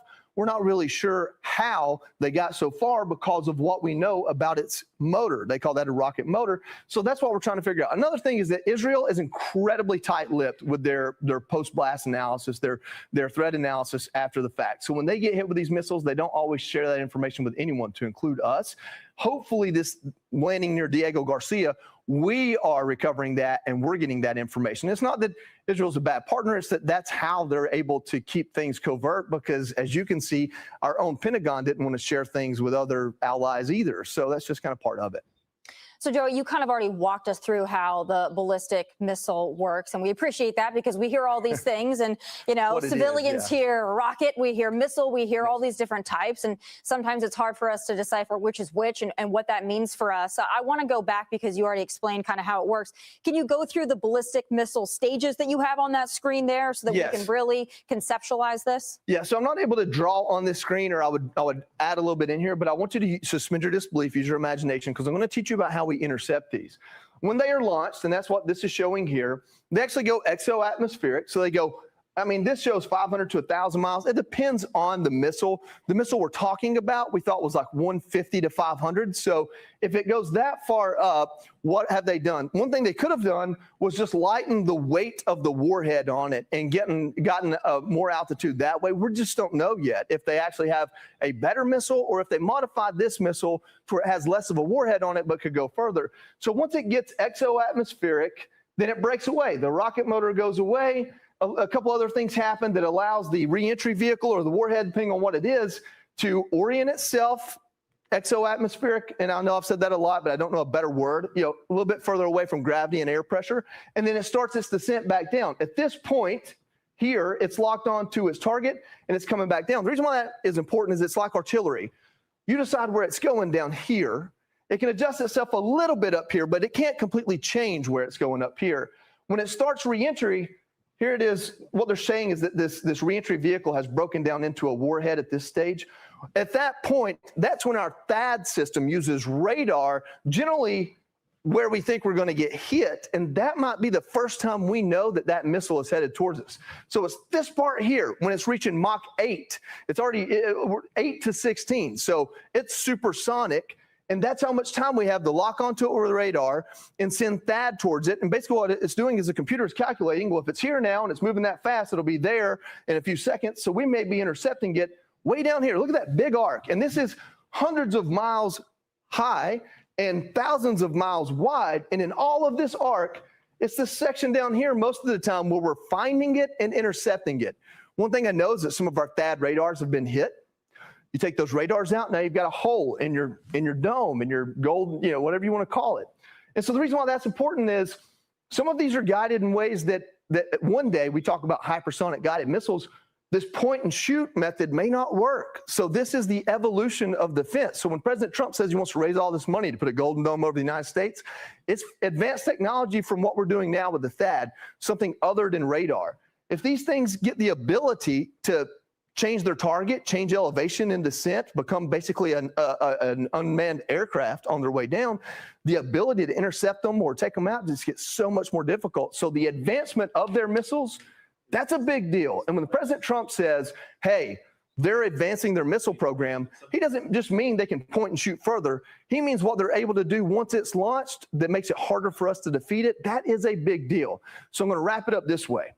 It's not as big of a deal that it went so far. It's how did it go so far and what happened along the way that we need to study and find out. If they actually have missiles that we're not aware of, or that we don't know we're aware of, that only our IC knew about, maybe even a certain section of it, our intel community, then there might be a lot more justification for this war than we know or will know for a while. Joey, thank you as always for breaking that down for us. I'm going to bring it back to the table as you make your way back over here. All right, Jason, that was obviously excellent for us to get that knowledge from Joey and break all this down, because we hear all these terms and these weapons, and a lot of us don't really know what that all means, what it means to us and what it means to our allies. But, I think that this also makes the discussion right now that we're having with Democrats and between all of us of whether it was an imminent threat, whether Iran was actually a threat, or whether this was a war of choice, as Democrats keep repeating over and over and over again. But to Joey's point, as he expertly laid out over at the touchscreen there, it would seem as though maybe they had more capabilities than we knew, or maybe than many wanted to believe. Yeah, these armchair politicians don't see the most classified intelligence. They do that to keep it as safe as possible. For three things come to mind. Number one, there was a clear and present danger. There clearly was. The president does this reluctantly. He is the president of peace. This is what he wants. It's peace through strength. And it's making sure that we hit them before they hit us. Number two, thank goodness that Donald Trump had the foresight to actually implement the Space Force. There is a war that is going on in space. We don't see it. Nobody's taking selfies with their Apple phones. The Space Force is vital to what we're doing into the future. And if you don't understand fully what's going on with the Chinese, the Russians, the Israelis, and others, then you are blind to what is really going on in the world. And the last thing is, we have some amazing technology that was put in place previously. For instance, the middle of Romania, we have what's called Aegis Ashore. This is literally a Navy ship they put right smack dab in the middle, foreshadowing the idea that, the Iranians may want to try to hit somebody in Europe. And we have this type of technology on the ground to help defend Europe and American assets. So all that to say, there's a lot more that goes on. Yes. Kaylee, I was thinking the other day when I was filling up gas, boy, I hope this is over soon, right? And I texted my parents, ouch, gas, it's hurting a little bit. And my parents responded, but nuclear, threat from Iran is probably more expensive in the long run. And, it's important to conceptualize that, because as Joey laid out and as Jason emphasized there, the capabilities that they have or that they could create, that is an imminent threat to us, to our allies. And, as we're talking about this ultimatum from President Trump, 48 hours, that's ticking on down. We don't know how long he'll actually give them. But then you've got Iran basically saying, well, we're going to FAFO. Right. And we know that, President Trump does have a political incentive to wrap this up quickly, but he also has a national security priority to get it done, especially as Joey laid out, that they could very well have more than we are even aware of that could be capable of really disastrous work in Europe and even closer to the eastern seaboard. And I think that calculates into President Trump's decision here to hit Iran's power plants to go after their electrical grid. And it's interesting, I've already seen this from some Democrats and some on the left who are complaining about how this would be an escalation and a violation of international law. To be clear, an international law that allows Iran to shoot missiles at citizens at their neighboring countries but prevents us from doing anything to stop that is not an international law that exists to preserve global safety. That is an international law that exists to cripple the good actors in this world. And what you're seeing now from President Trump is an American force that is unrestrained by that. For a very long time, and I'm sure that Joey can confirm this, we have been operating with one arm tied behind our back. President Trump is not going to allow that to happen anymore. So I do think you are going to see this expedited. You're going to see it wrap up quickly because he is releasing the American forces from that obligation. You know, Joey, we've heard President Trump say that, you know, this is winding down, and he said everything's pretty much been decimated. They don't really have a leader, and he's gone through all the success up until this point. But now we're talking about these missiles, and we're talking about maybe some capabilities that are a little more extensive than most of us knew of. Do you think that, given that, this is winding down, or what do you think it's going to take to end it? I don't know. I find it interesting that the administration put out a list. Axios reported a list of concessions they're looking for. I don't know if that's posturing for diplomacy so that Europe understands, hey, we're looking in that direction. I think that there is a chance there are a lot more capabilities still in that country than we know about or can confirm or can locate. And I think that if we're this far along and we're getting that intelligence, we're figuring that out, there are still high value targets, I say keep bombing them. Real quickly, is this something we can all do from the air, or is a ground force needed to finish it? This is what I'll tell you. I'm not going to pretend to be something I'm not. I'm not a general. I didn't go to the war college. I read The Bearman Over the Mountain. I read The Other Side of the Mountain. The Soviets spent a lot of money trying to take Afghanistan with airplanes and bombs, and those airplanes got brought down by relatively cheap, Sidewinder, shoulder-fired missiles or shoulder-fired rockets that we gave them. And so that eventually the Soviets had to give up because it cost them so much money. So right before that, they put in the tanks, but they weren't willing to send dead bodies home to mom and dad. So they didn't get out of the tanks. And without any sort of presence, they were never going to take Afghanistan. As long as we understand we're not trying to or able to take Iran or even change its regime, what we're trying to do is neuter it. Then you can do that largely from the air and diplomacy. Love it. Well, we're going to be talking about it much more through these next wonderful 2 hours and some change. Yeah. Be sure to like and subscribe for all the Fox News latest on YouTube and catch full shows streaming now on Fox. Now we're going to get into ICE going to the airports, and there's some other news I have in between that. And then we're going to talk about what the possibilities and why. If Iran doesn't fully open without threat the Strait of Hormuz within 48 hours from this exact point in Truth Social last night, saying if Iran doesn't fully open without threat the Strait of Hormuz within 48 hours from this exact point in time, the United States of America will hit and obliterate their various power plants, starting with the biggest one first. Thank you for your attention to this matter, that coming from President Trump. And we did get a response to this threat from the foreign minister of Iran, posting this on X within the last hour, saying the Strait of Hormuz is not closed. Ships hesitate because insurers fear the war of choice you initiated, not Iran. No insurer and no Iranian will be swayed by more threats. Try respect. Freedom of navigation cannot exist without freedom of trade. Respect both or expect neither.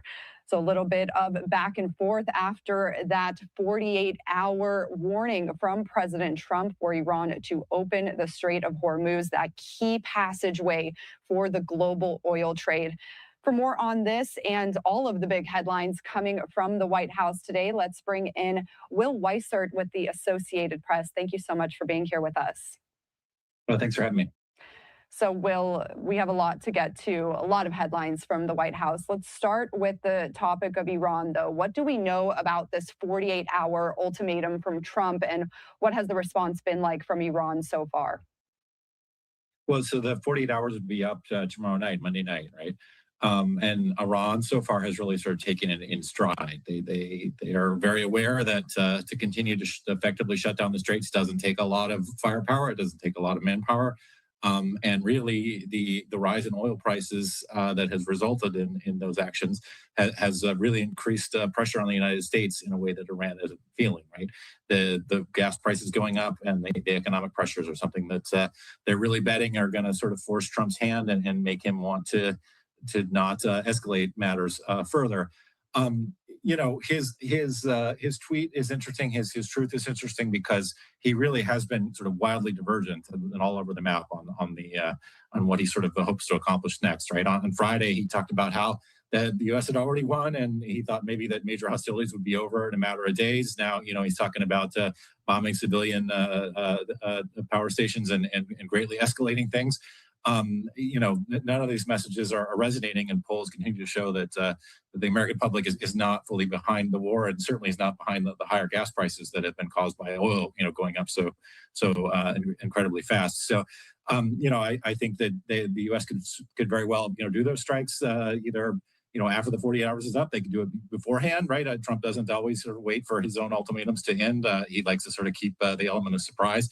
But, you know, Iran has basically said, like, you know, you can plunge us into darkness. We're going to continue to basically hit you in the wallet, and they're betting that that pressure is going to be more than Washington's willing to take. And Will, we're going to skip around here a little bit. We want to cover all of the headlines coming from President Trump and the White House. So he made that 48-hour ultimatum on Truth Social. He also posted something else that was a little bit controversial on Truth Social this week. This was in response to the death of Robert Mueller. He said, "Robert Mueller just died. Good. I'm glad he's dead. He can no longer hurt innocent people." So this is in response to the death of Robert Mueller, former FBI director, also the special counsel in charge of investigating ties between Russia and Trump's presidential campaign. So President Trump reacting to this news with this very controversial post, of course. And so we want to ask you, what has the response been like in Washington, both to Mueller's death and this post by President Trump reacting to it? I mean, I think this is another moment of norm busting, right? It's already sort of unprecedented that a president would react to, you know, the death of somebody who, you know, served his country, both, you know, as head of the FBI, as a special counsel. You know, he was in the Vietnam War, right, and served his country as, you know, in war and as a soldier. And the president basically said, he came after me as a special counsel, and I'm glad he's dead, and he won't target anybody else because he's dead. You know, that's not something that we would have heard from really any other president in modern history, and maybe ever. But that's the kind of thing that President Trump relishes doing, right? I mean, his political brand has always been, he wants to sort of say what he thinks and sort of never hold back. And, you know, he's been very popular, especially among the MAGA base, you know, for that. The reaction, of course, has been about what you might expect, right? Democrats are basically outraged and saying that, you know, Mueller, you know, agree with him or disagree with him on certain topics, you know, was an important American servant, a public servant, and didn't deserve to sort of be besmirched this way. You know, most Republicans have sort of stayed silent on this. We have seen some, you know, more moderate members like Don Bacon in Nebraska, the congressman, you know, come out and sort of say that this is not some response that's sort of very appropriate. That's not going to bother the president very much, right? This is sort of what he does.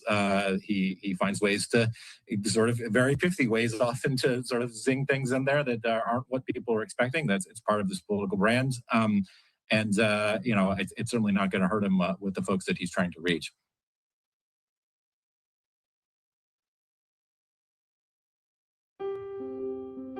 If you're a veteran with a disability rating, or you know and love a veteran with a disability, And Will, another announcement from President Trump this weekend talking about the TSA shortages and staffing issues that we've been seeing across the country at our airports. He's now announcing that starting tomorrow, ICE agents will be dispatched to airports across the country to help those TSA officers move people through security lines. So we want to ask you about that as well. What will that rollout look like? And is anybody maybe on Capitol Hill hesitant about ICE agents joining TSA officers there at our airports? What will their roles be as far as we know? Right, which is an excellent question, and I don't think that it's one that we know the answer to quite yet. From what I'm hearing, the White House is still very much working on, what this will look like. There's some talk. The border czar Holman was on the Sunday shows this morning and talked about how they could help support things like, they could watch exits. The ICE could watch exits, and therefore that would free up TSA folks to maybe move people through security lines faster, and that they would prioritize cities and airports where the lines were especially long. The problem is that this is not a process that's going to be seamless, right? I mean, there's going to be training involved. Whenever you're having a mobilization like this, there's going to be a certain, a period of time where people have to get there and sort of figure out what's going on and implement things. And so in the short term, it's easy to see this, not maybe alleviating some of the longer lines that we've seen. In terms of what it means on Capitol Hill, it's breaking down sort of by along partisan lines. Democrats are sort of decrying the idea. Republicans are, not openly supportive in some cases, but, basically saying that this is Democrats' fault and that the president needs to take action to sort of, make sure that the lines at TSA and at the airports aren't as long. And this is a way that he's sort of working to improve things there. The other piece of this is that negotiations continue, right? There could be some movement in Congress to actually pass a DHS funding bill after all these weeks. And, the idea would be to actually pay TSA agents who, haven't been getting paid for several weeks. And that, this is yet again another instance in the last couple of months where they are not getting paid because of a partial government shutdown.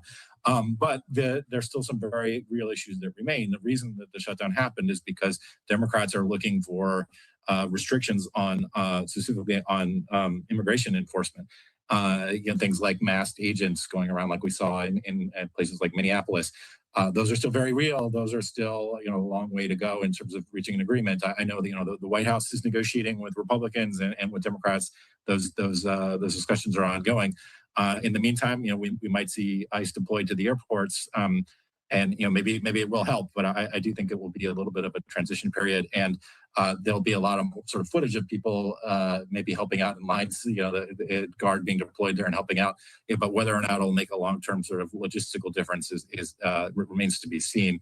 The other important thing to mention is that the president is planning just to go tomorrow to Memphis to talk about law enforcement operations there. Memphis, along with Washington, D.C., is one of the places where he's deployed the National Guard to really fight street crime.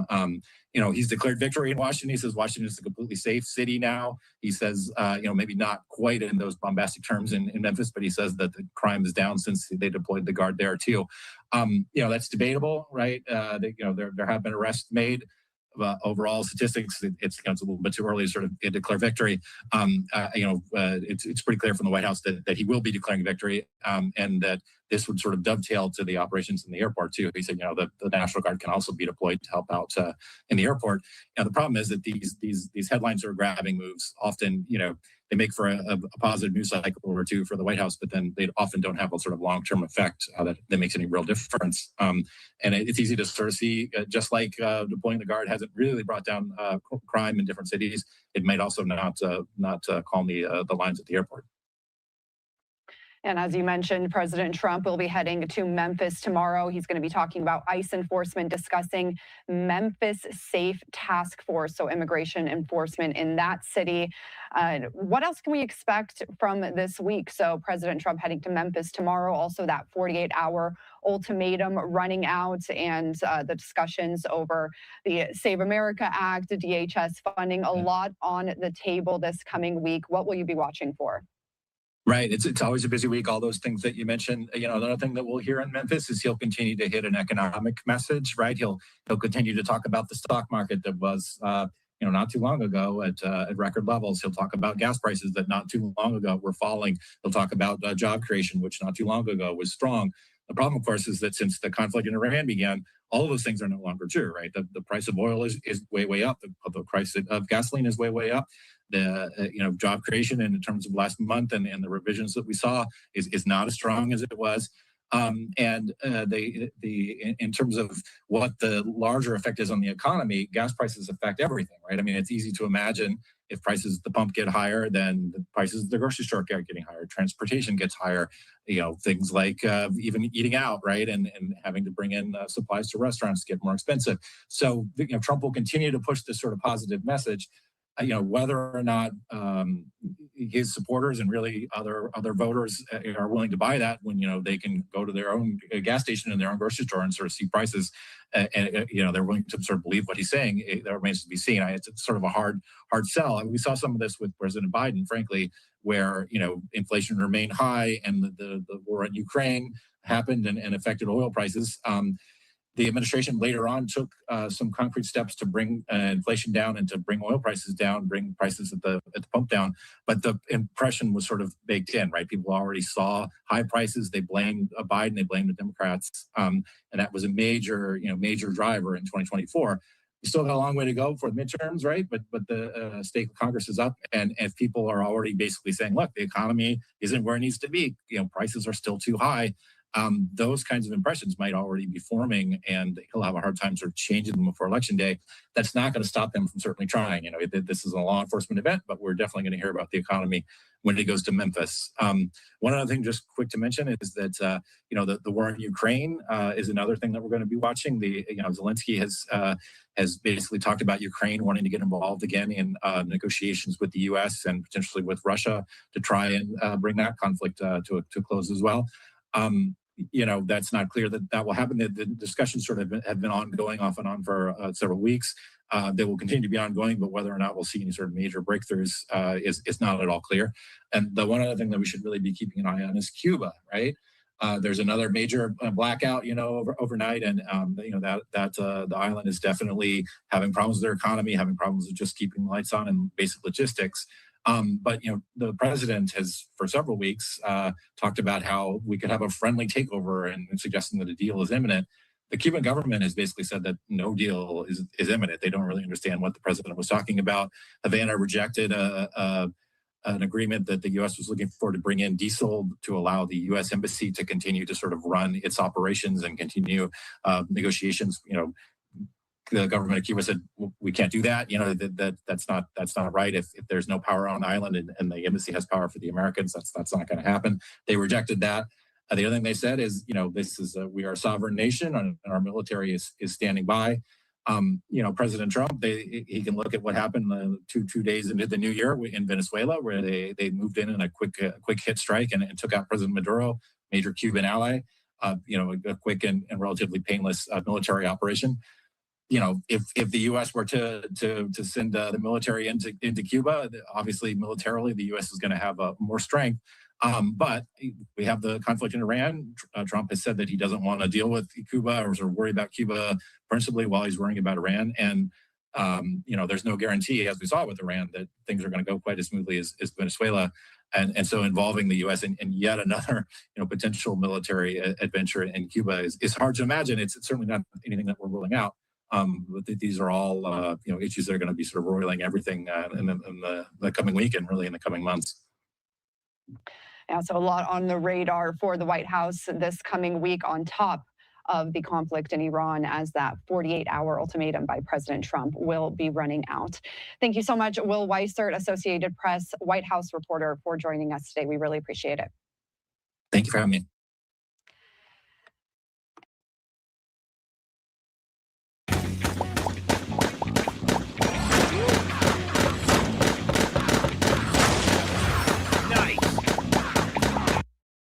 And as we were just talking about with Will, President Trump announcing that ICE agents are going to be heading to airports to help with those long TSA lines that we've been seeing across the country. This is that post from President Trump announcing that. He said the radical left Democrats have hurt so many people with their vicious and uncaring ways. What they have done to the Department of Homeland Security, our fantastic TSA officers, and most importantly, the great people of our country, is an absolute disgrace. If the Democrats do not allow for just and proper security at our airports and elsewhere throughout our country, ICE will do the job far better than ever done before. The fascist Democrats will never protect America, but the Republicans will. Just like the radical left allowed millions of criminals to pour into our country through their ridiculous and dangerous open border policy, the Republicans closed it all down, and we have now the strongest border in American history. Likewise, I look forward to providing deploying ICE on Monday and have already told them, get ready. No more waiting, no more games. That's from President Trump on Truth Social, talking about ICE agents who will be heading to airports across the country starting tomorrow. This is a live look at some of those major airports across the country that have been seeing hours of delays at their TSA lines. Again, President Trump now saying ICE officers will start heading to those airports tomorrow to help out with those security lines. And Border Czar Tom Homan was on Fox News speaking about this earlier today. Let's listen. I'll leave that up to legislative affairs at the White House, but the president made it clear that we're not going to wait. And he called me this morning, and he's tired of waiting and American people being held hostage. At long lines at the airports, TSA not being paid. The Coast Guard, FEMA, all these people, federal employees, are working for free, and it's like the third time they went without pay. And the president's tired of it. He's not going to let America be held hostage. Now he's going to, we're going to pivot from there, and we're going to send ICE agents to the airport to help alleviate not only the TSA officers who are overwhelmed and understaffed now because many of them left, but we're going to help the American people transit through the airport quicker and not be held hostage by this foolish shutdown that the Democrats started. I mean, this administration didn't shut the government down. It was the Democratic Party that shut it down. Well, we're finalizing plans today, but there's a lot of things that TSA does. It doesn't require like specialized training, right? Like you have exit lanes where people leave the airport. Now people try to enter those exit lanes. That's a security breach. Well, an ICE agent can maintain those exits, and that allows a TSA officer to go back to screening to move people through quicker. ICE can check identification before people enter the screening area, right? And we're trying to release TSA resources to get to positions that they really need expertise in, like the X-ray screening. So it's just, we're going to be a force multiplier. Now, I made it clear to, I did an earlier interview. They said, well, ICE isn't trained on X-rays, and look at X-rays, see if there's, is something dangerous, not luggage. Well, no kidding, and we're not going to be doing that. We're going to relieve TSA and augment TSA where we are trained in security and be able to do that. And that hopefully will move the lines quicker, but the president's made it clear. He's not going to let America be held hostage anymore. We're going to try to move those lines quicker. All right. First off, let's talk about the TSA. How are you going to have, during especially this time, people working for free in the airport?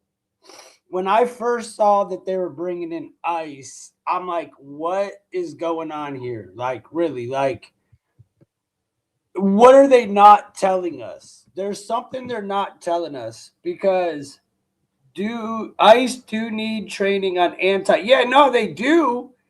And obviously we need people at the airports, like, clearly, because we have nobody like protecting our airports right now. And if you're working for free, you're probably not going to, you're not going to have your best workers there. I just find it, but I also see, I see it on both ends. Then I see it just a little weird that they have, I think the only reason they do have ICE doing it is because the DHS is shut down, but ICE is heavily funded. That's my opinion. Now, are they going to be able to learn how to get anybody that's supposed to be coming through? And then does that sort of give you a thought of possible something going on that they're not telling us? You know what I'm saying? There's something they're not telling us. I know a pale-faced Muslim can walk by ICE. Man, what does that got to do with anything, bro? A pale-faced Muslim can walk by ICE with and never be noticed. Okay, now are they going to be checking people's bags? What are they going to be doing? That's my question. So I'm interested to see what's going on with that. But I do know that when you don't have people in charge of your airports, and you've got people working for free, like it's some sort of communist country. This is the type of stuff you get that happens right here. Hold on. This is what happens when you don't. This is what happens when you don't have people working for you right. Airports in the nation still closed at this hour after a deadly plane crash. There's a ground stop still underway at New York's LaGuardia Airport caused by a deadly runway collision. 2 pilots are dead, dozens of passengers injured. And right now, Transportation Secretary Sean Duffy is headed there now as an investigation is underway by the NTSB. And Sean Duffy plans to hold a news conference this afternoon. We will take that live as soon as that happens. This is the Faulkner Focus. I'm Aisha Hasni in for Harris. Well, here's what we know so far about this horrific incident. Just before midnight, an Air Canada jet landed on runway 4 at LaGuardia Airport, slammed right into a fire truck on the tarmac. An air traffic controller can be heard in the moments after that crash where he admits he messed up. That wasn't good to watch. Yeah, I know I was here. I tried to reach out to my staff, and we were dealing with an emergency earlier. I messed up. No, man, you did the best you could. There is a lot to investigate at this hour, and video from the scene, take a look, shows severe damage to that front of the aircraft where the I just find it ironic that there's all types of these incidents happening all of a sudden. All of a sudden, all around our country, we got tons of weird, mysterious accidents happening. I think that's just the beginning. Those pilots would have been sitting, the cockpit completely mangled. One passenger shares what happened during that terrifying moment. As we were arriving, we came down really hard, and then we stopped really quickly, and then about 2 seconds later, we just had an absolute slam. Everybody was flying everywhere. I mean, the plane started veering off left and right. I remember looking behind me after we got off, and there was some guy with just the blood coming off of his face, and it was a lot of people got pretty hurt. Well, it is causing a ripple effect. According to FlightAware, more than half of today's flights into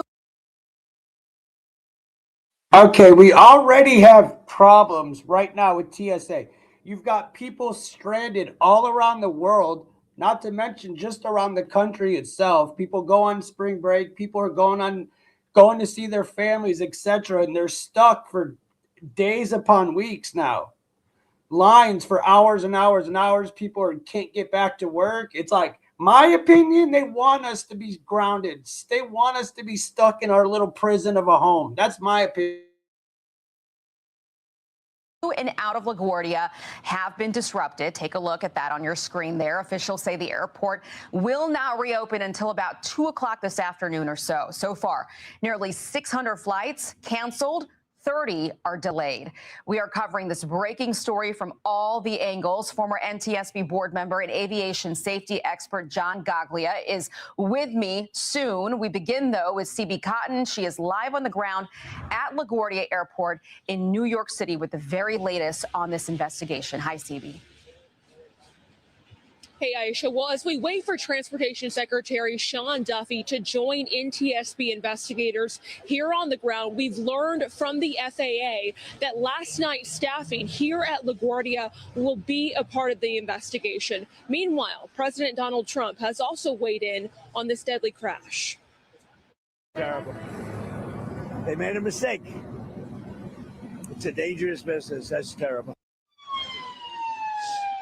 The crushed Air Canada plane is still on the runway, its nose sheared off from the collision with the Port Authority fire truck that was responding to an odor with a United flight. In audio before the crash, it appears an air traffic controller gives the fire truck permission. There's no way, looking at this picture right now, just look at this plane, listen to the lines, hear about all the threats going on in our country, and then you don't have actual TSA workers and airport workers working. How much does that really make you think about wanting to go out and travel. That kind of gives you little option at this point. I'm going, why? Why is this all of a sudden happening? What's their point? What is this? There's something more than just, oh, a plane hit a thing. We're not gonna pay any of the airport workers. Why are they doing this right now? Why is there other things that seem to be happening all across our country that seem to be what we would say not normal, but it's happening multiple times? And I'm talking about like the meteor sonic booms and stuff like that. We'll get to that. To cross before frantically telling the truck to stop.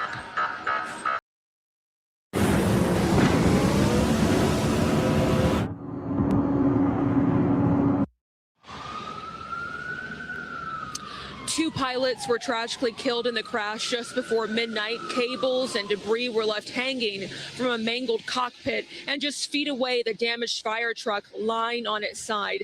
This morning, Canadian investigators are working closely with the NTSB to determine what went wrong. There are no flights in or out of LaGuardia Airport today until at least 2 p.m. Eastern, but that could last even later if the agency is still continuing its investigation. Aisha. Okay, CB Cotton live for us at LaGuardia. CB, thank you. Let's go to John Golia, former NTSB board member, aviation safety expert, and former airline mechanic. Great to have you on the program, John. You know, the NTSB is very good at figuring this out, right down to the very minute details. From where we are sitting right now, based on what we've seen and heard, it sounds like things went awry at the tower. It certainly sounds like the air traffic controller made a mistake, but it's going to go a lot deeper than that, because if what we're hearing is true, that he was the only one in the tower and he was working two positions, just like the controller in Washington National a year ago, when is the FAA going to learn that when you have busy airports, you keep the position staffed? I gotta stop it again. So you have one person doing multiple jobs, holding thousands and thousands of people's lives in your hands over spring break. That's sketchy to me, dude. And this has happened before. I mean, I'm not a genius, and I don't think any one of us think we're just like airport geniuses, but I think common sense here says it all. It's frustrating as hell to be an investigator, both from the NTSB and sit out here as a private citizen now and have to see these things go over and over and over. The FAA has got to do something. And I'm anxious to hear what the Transportation Secretary says today. And you're right, the NTSB will pick this one apart piece by piece. We are too, and we'll bring that press conference to you live as soon as it happens. Take us inside the cockpit. You know, you feel for these pilots who I can't imagine. They must have seen that truck on the tarmac, but at that point, they're coming in fast.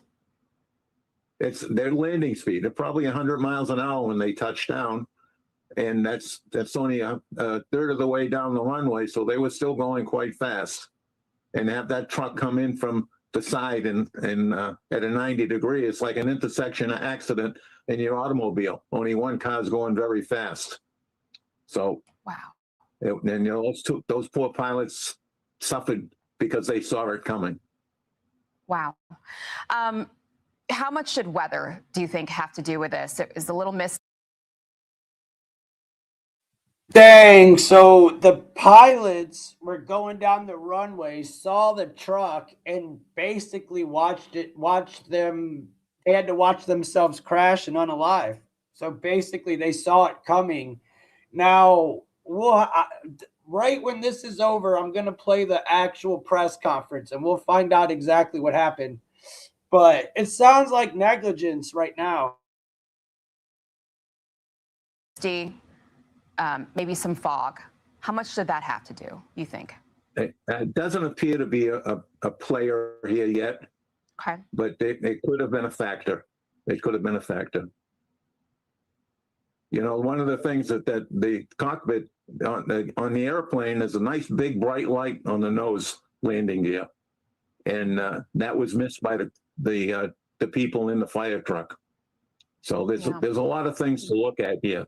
There's the human factors inside the truck, human factors inside the tower cab, as well as operational procedures that may have been violated both in the truck and in the cab and tower cab. So the NTSB human factors people will be very busy, and the timeline in this is going to be very important as well. So they'll spend a great deal of time, NTSB time, determining just what happened and down to the nanosecond if they need to. You know, we're looking at the scene at LaGuardia Airport. It's just a horrific scene. I mean, it's just a mangled mess, this airplane. But we talked about how the things that were happening in the tower are extremely important to investigate too. Walk me through what the NTSB has been doing this morning and what they will be doing to come to a determination on what exactly was the mistake here. Well, before the NTSB even left Washington, they were starting to gather the tapes, all the conversation between the tower and the ground. So they'll sequester all of that material. They will dispatch somebody. It was 11:30 last night, guaranteed there was somebody, there's an office in New York. So there's somebody from the NTSB was on their way there well before midnight. And the team will come up from Washington today. They're already there, I'm sure. And they'll start going through, talking to everybody that saw it. They'll talk to the passengers. They'll go just down the line. The NTSB, as many other organizations that do safety accident investigations around the world, we have a set of procedures. It's a very thorough set that's been developed over years and years and years. So they will just follow all those steps, even though some of it you may say, is that important? But they will look at the maintenance of the airplane. They will look at the brakes on the airplane. So they're going to look at every piece using this syllabus, this training, this document that they have. It's followed step by step by step. And oftentimes I hear people, why are they looking at that? But it's just, you never know where you're going to find a contributing factor. So you have to go through every single piece until you can answer, it wasn't involved, it wasn't involved, it wasn't involved. Okay. All right, we'll wait to find out what that investigation results in. John Golia, thank you so much for your insights. Great to see you. Thank you. Hey, everyone.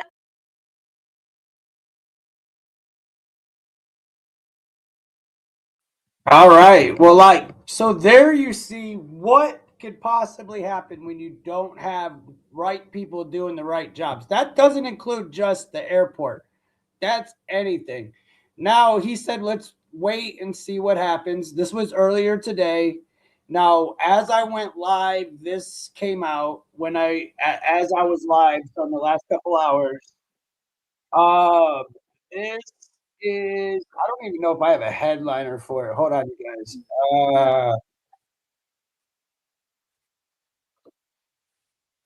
All right, hold on. So we do have a press conference, and we do see, we'll see what they have to say. Somebody in the chat said it was the firefighters' fault. I have no idea. We'll find out. Where are we at here? Justin, new information. There we go. There we go. There we go. And then we're going to get, if you can make it to the end, dude, I got some crazy stuff about your boy Chuck Norris. To all you Epstein fans, y'all want to hear a real thing that went down. Stick around. All right, you got to stop buying generic Viagra if y'all over 40. You can get 9 pills of 100 milligram generic.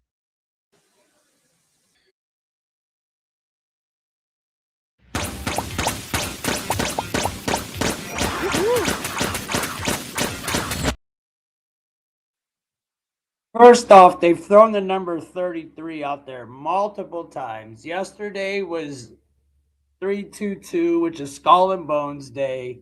They've thrown the 33 out there a bunch of times. I don't know. This is just...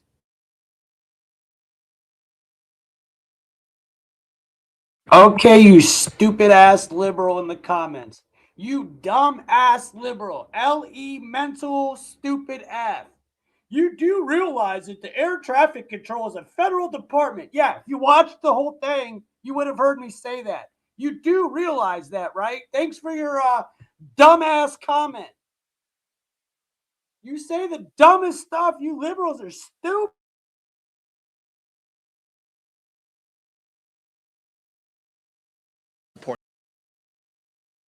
Okay, who in their right mind would actually stay and work for somebody that's not paying you, especially if you've worked there long enough that you're retiring? Who in their right mind is going to do that? Chat, tell me, is there anybody in this chat that's going to go work when you're damn near at retirement? You don't even need to be there. You're telling me you're going to go work in this mess for nothing? Come on, dude. Yes, Elon Musk was willing to pay all the workers for the airline traffic controllers, but they don't want us to pay it. They want this chaos. That's just another hey, let me throw this out there. They don't want us to. They want this chaos. This is order out of chaos. This was, just like I said, 33. When you see the rest of the stories, especially the Chuck Norris one, you're going to see the number 33 and how relevant it is. And when they start flashing the number 33 and all of these, I'm gonna go ahead and say it, false flag or created chaos. I'm gonna go ahead and say it. You're gonna start seeing a lot of symbolism because they definitely love their order out of chaos. Create a problem, have the solution, and correct it. You do all three. We get it. That's why I'm watching this. That's why I'm showing this. Because I'm trying to show you that there's clearly something going on. Oh, first we're going to shut down the airports. Then we're going to send ICE to the airports. Now we're going to go ahead and have another flag happen in New York, of all places, and have the commie mayor come out and try to explain to us why this is cool. I'm like, okay, look, you're right. You're right. Department of Homeland Security's trash. We need something better than that. Get rid of them all. But we got to figure out our country. And the Democrats, you want to blame them, fine. But to be fair, dude, it's both sides. It's both sides. If they want to see America do better, it's both sides need to work together. It's not one side or the other. It's them both, dude. It's both their damn faults. In my opinion, we have the House and the Senate and the presidency. We have no excuses. None. When they had it, we held them to the same accountability. When they had the House, when they had the Senate, and they had the presidency, and they didn't do anything, we held them to the same damn we held them to the same accountability. It's not going there right now. When I was worried there for a second, William said, "Shut up, dumbass. It's your fault." Who are you talking to, William? I hope you're not talking to me. Why are you watching Fox News? That network? Dude, it's a freaking press conference, stupid. Go watch CNN. Get off my channel. Ryan, get rid of him. Dude, if I see that, just get out of here. Because you're stupid. You're part of the whole problem. Just get out of my damn chat. Right now, if you got a problem, get out of here. Go. We don't care. There's enough base people to go around to have you dumbass snowflakes in my chat watching this. If you can't see what's going on, you're the problem. Go get another jibbity in your arm. Go get another Fauci ouchie, dummy. If you can't see what's going on, then F you. Republicans have too many rhinos that vote against Republican policy. It goes both ways. When it comes to stuff like this, I don't want to hear it. I've watched enough Congress hearings from every damn topic you could think of. And I'm telling you, right now, they all suck. Trust me, they have plenty of money. They can do it if they want to. They're sending it to Ukraine. They're sending it to Israel. They're sending it all over the country. And you're telling me you can't pay our own people at the airport so we can fly safely? And then you got idiots coming in here talking crazy. Are you stupid? Lord, and what does it matter if we're watching a conference on Fox or if it's on CNN? It's the same damn conference. What's the difference? Paying them a 20.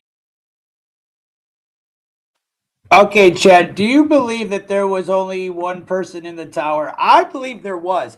Why would they report that if there wasn't? That's called damage control. Because people aren't going to want to fly.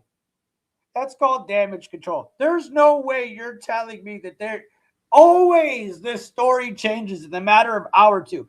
I always believe what's very first reported because that gives them time to backtrack. I don't know how the people in the truck survived. Hey, how come the only two people that didn't make it were the pilots?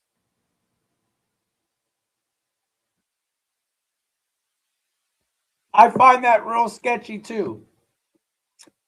And it happened in New York City, dude. Of all places. New York City.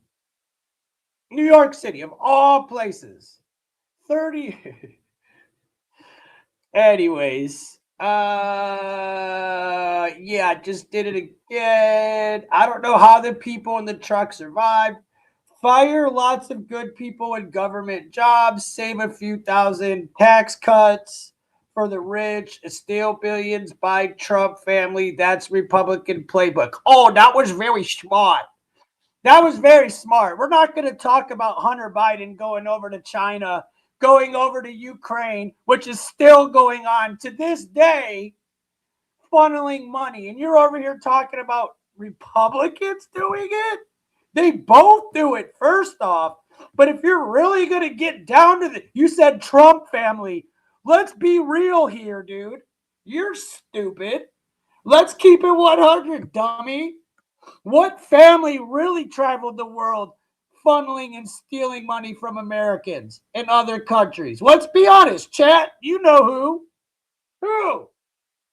Why did Joe Biden pardon his own son Hunter from the Ukraine? Huh? Why? What happened? What happened there, buddy? What happened to the Biden crime family? Jill. Hey, Jill. Jill. Even the dumbass dog is a damn criminal.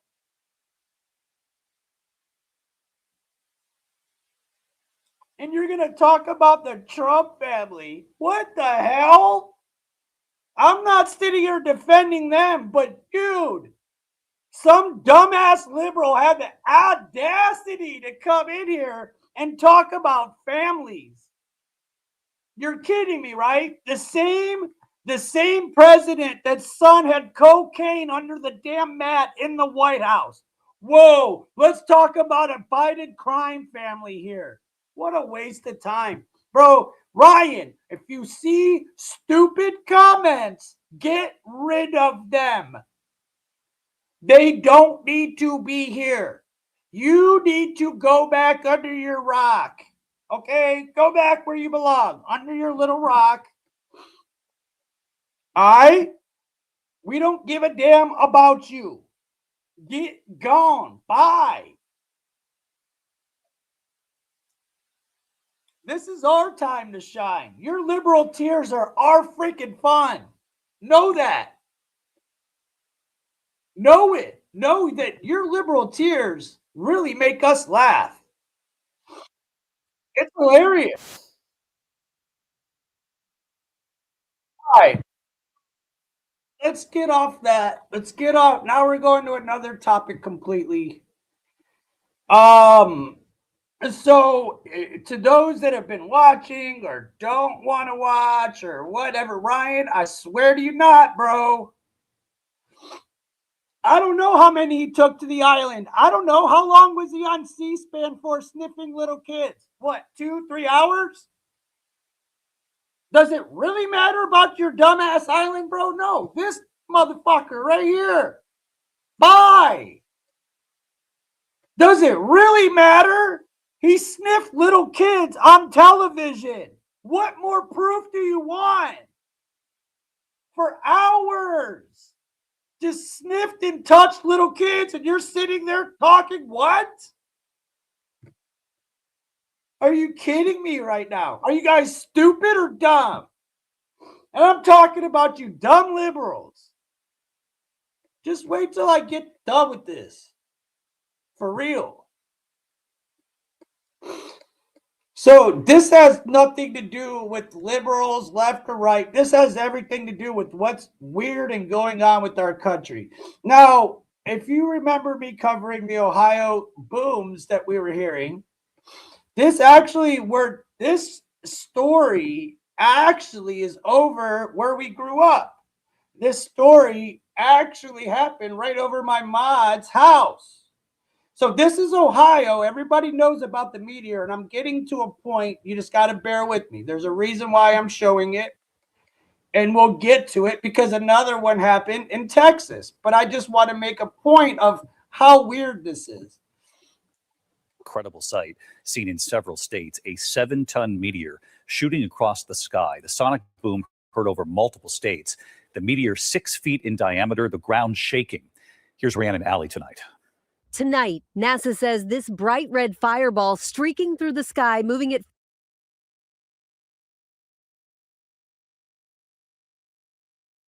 40,000 miles per hour and seen from at least 10 states, is a rare daylight meteor crashing into Earth. Oh, what the was that? The asteroid bursting through the Earth's atmosphere, sending loud sonic booms, rattling homes from Ohio to Kentucky. The blast so powerful it shook the ground, the rumbling registering on a seismograph. It was just like a boom, like that. The meteor seen just before 9 a.m. for barely 5 seconds, traveling more than 34 miles in the upper atmosphere before breaking apart above Medina, Ohio, and seen across the Northeast. Anybody see or hear what blew up? Definitely too big for fireworks. You felt a shockwave. We're not sure what it is, but it was big. NASA says the meteor, nearly 6 feet in diameter, weighing roughly 7 tons, lit up the sky. It was even spotted by a NOAA satellite in space, unleashing the same amount of energy as 250 tons of TNT. This thing just broke apart violently, scattered fragments everywhere. And this explosion generated a shock wave or a pressure wave that traveled to the ground. And that. Now pay attention because they keep talking about this boom, boom, boom, boom. I heard the boom from my room. That's the explosions people saw. Aisha Jones lives in Maple Heights outside Cleveland and had just put her small children down for a nap when she says her house shook. I immediately thought that somebody ran into my house or something big had hit the house. David NASA says what makes this so uncommon is that it went over a populated area. And while 40,000 miles per hour is really fast for a human.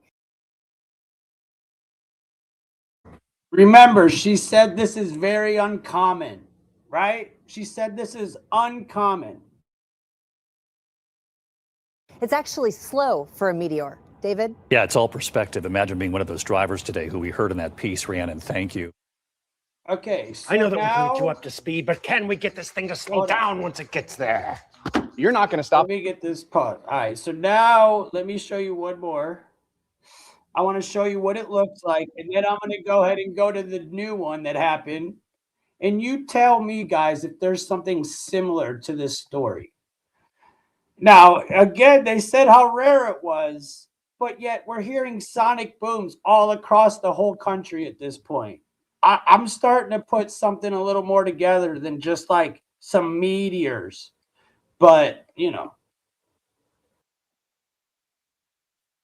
Nearly 6 feet in diameter, weighing about 7 tons, and traveled at about 45,000 miles per hour before breaking up and landing across parts of Medina County. Now, people are trying to find pieces of this rare rock. News 5's Maya Lockett with that story tonight.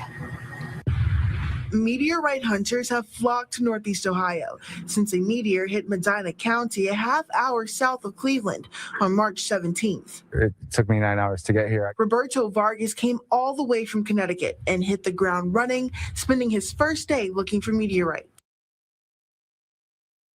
This person drove 9 hours to come to Medina, Ohio to look for these rocks. And as I was walking around the cul-de-sac, I looked to the ground, and there's a little fragment. It's a 12.2 gram fragment. The crust is just gleaming in the sunlight. And for the last few days, he's continued on his search, finding a few more pieces. That black shiny stuff on the outside, that rind, is called fusion crust, and that is only found on meteorites because the only way to make that is to burn through the atmosphere. But what makes this particular meteorite special? 90-something% of meteorites are what are called ordinary chondrites. They have a little bit of metal in them. They have chondrules. They're kind of what's left over from the creation of the planets. Yeah. This is not that. Vargas says this meteorite did not have metal inside, the crust looks like glass, and they believe this meteor is what they call a eucrite. The United States hasn't seen a eucrite fall since, I believe, 2004. So it's the first eucrite fall in 22 years. Yeah. So yeah, kind of a big deal. This is historic for this event, for this area. Ohio hides a lot of secrets beneath its soil. This weekend, people had a chance to find out what they may have unearthed at Fireland's Archaeology Annual Artifact ID Day. One gentleman brought in an artifact that's probably 13,000 years old. Wow. And it's one of the oldest artifacts we find in Ohio. It was made by the first people to come to Ohio at the end of the Ice Age. Amongst the group, a few brought in what they believe to be pieces of the meteor. They had 4 or 5 people that brought what they thought were meteorites, but it turned out he didn't think they really were. But like Vargas, people plan to keep looking. These rocks are like 4.56 billion years old. They come in from outer space. They tell us about like the origins of the species and the creation of the planets. And I'm not like a super smart guy, but like I can contribute to science. Vargas plans to donate some of his pieces to Arizona State University. And if you want to go out looking for pieces of the meteor, he suggests using NASA's map. Okay, I don't believe a damn thing that comes out of NASA at all. And I find it real ironic that the meteor hunter gets to find the best things. Now, you guys are like, oh, this dude's a conspiracy or he just doesn't believe anything. I get it. Go ahead and think that. But let me show you the next story. It's kind of funny you said that, Salty, because the next story I have, hey, look what happens, guys. Does this not sound very familiar? This is actually from yesterday. Now, tell me this doesn't sound a little familiar to what we just watched, dude. Hold on. All right, hold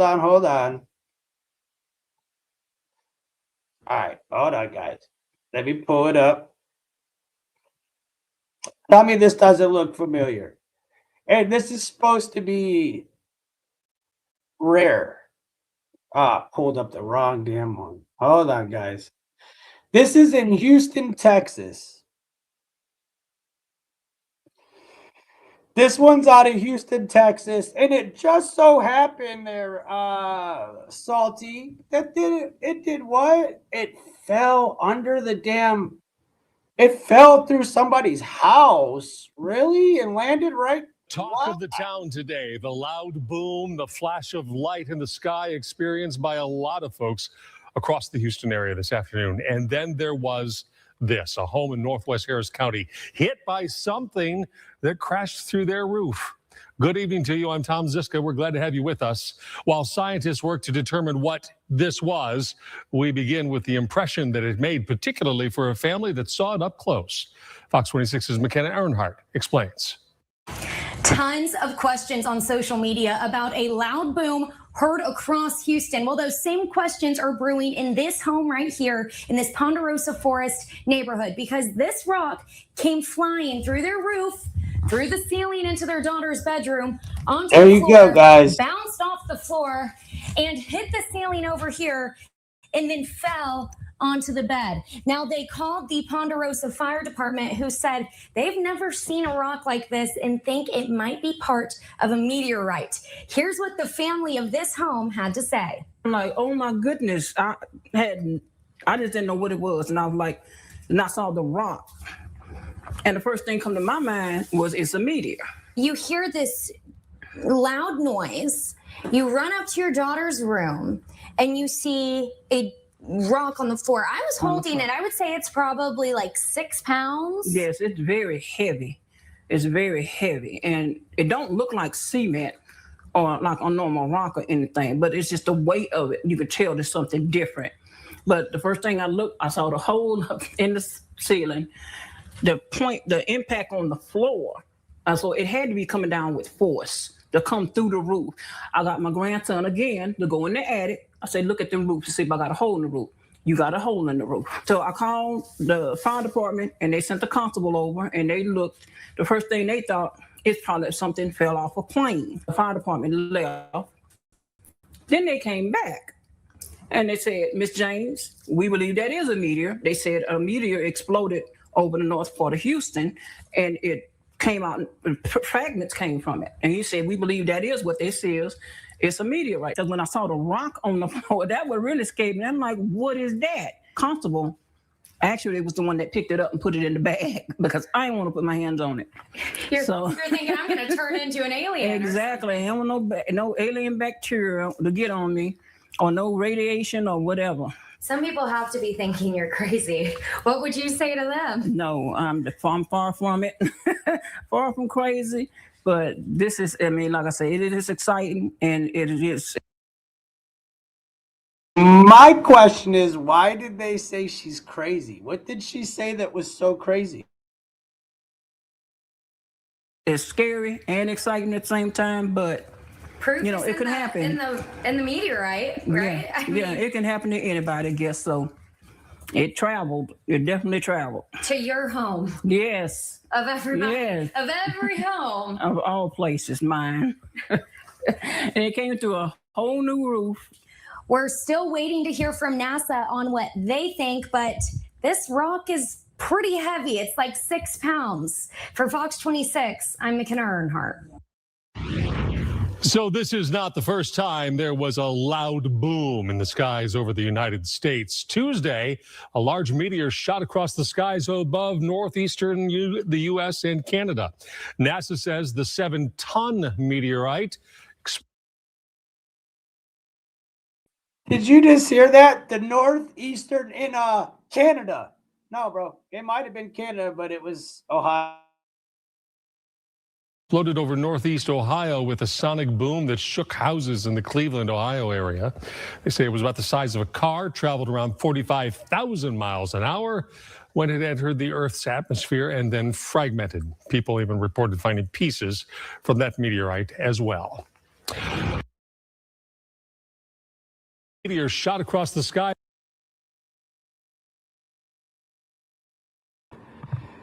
All right, so what do we think? What do we think? They said it was so rare, but it happened twice in 1 week. Texas and Ohio.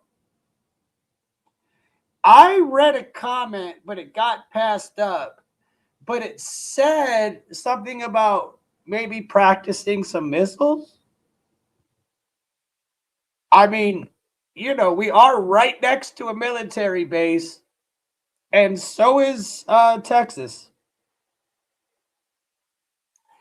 I mean, we've been hearing these sonic booms. If you go back, I could do a whole nother show on it. I just didn't want to sit there and go down the whole boom thing. But we've been doing stories on sonic booms for the last year or two.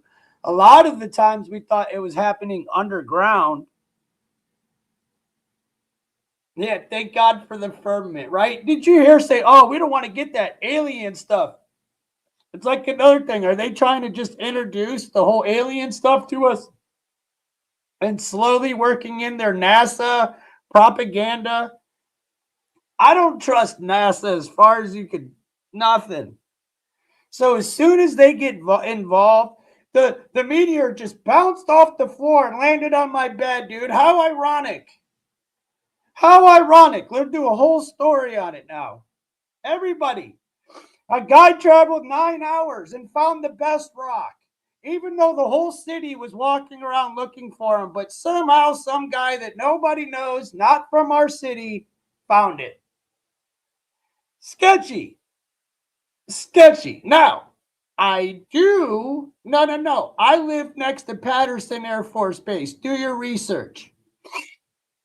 Do your research. Yeah, now you threw me off.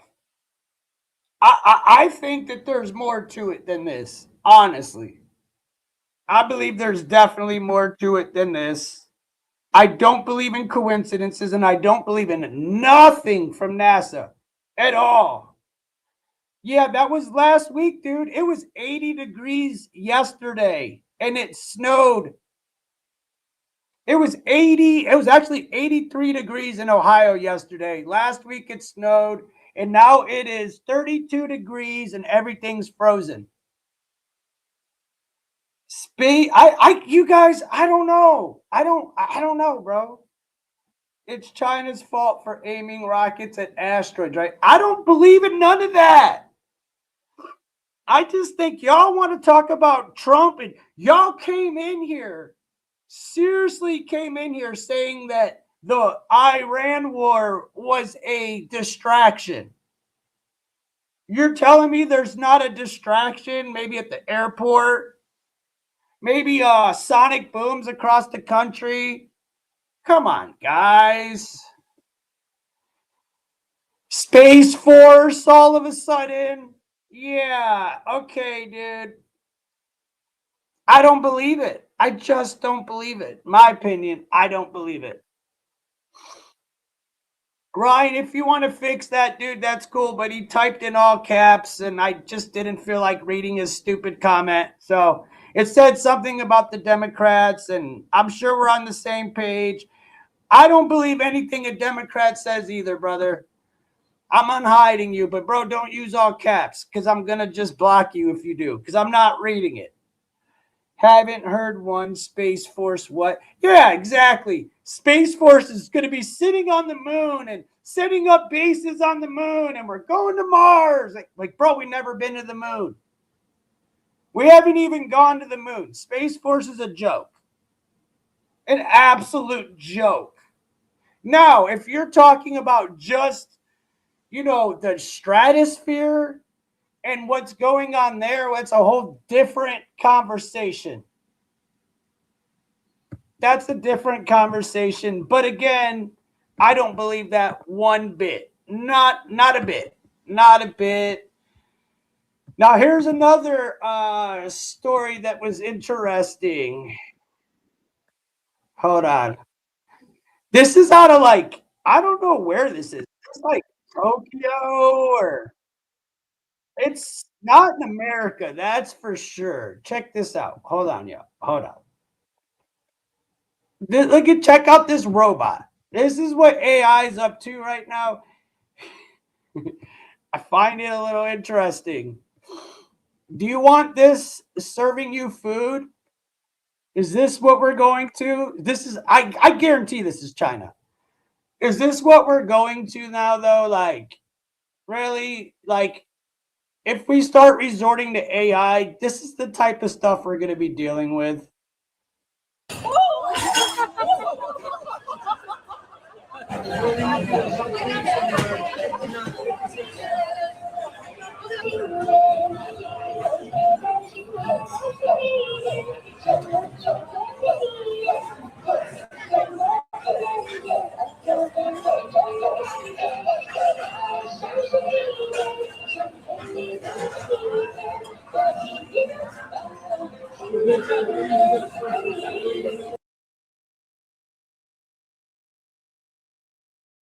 My whole thing is, what's the point of it? It's just sitting there dancing, right? It's just sitting there dancing.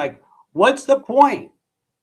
This lady's over here on her phone trying to stop it. Watch what it does, dude. It's smashed. These people don't know whether to be scared, whether this is cool, whether this is not. It literally got up on their table, if it hasn't done it yet, and smashes their table. The thing done went ham. It looks like a liberal right now. It literally looks like a liberal. We just need to give it blue hair and a whistle.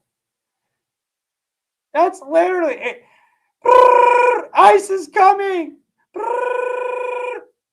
We can't stop it. I don't know. That's creepy to me, bro. Super creepy. Because that just shows you what type of intelligence we're dealing with.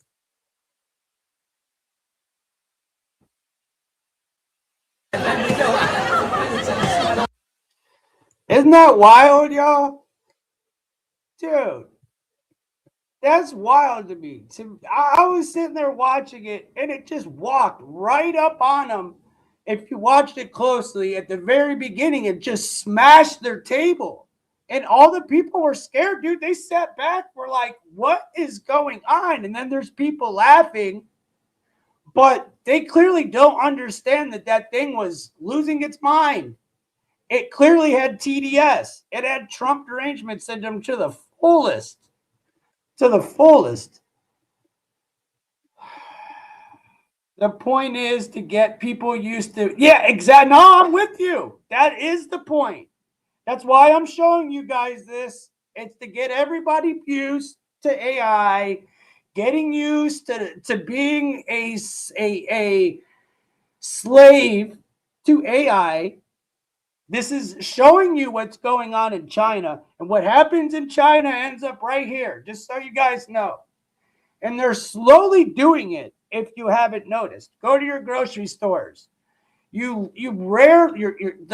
cashiers are rarely there anymore. It's all self-checkout. I actually have a short in my shorts of me going to a store, and they didn't have workers. They had robots.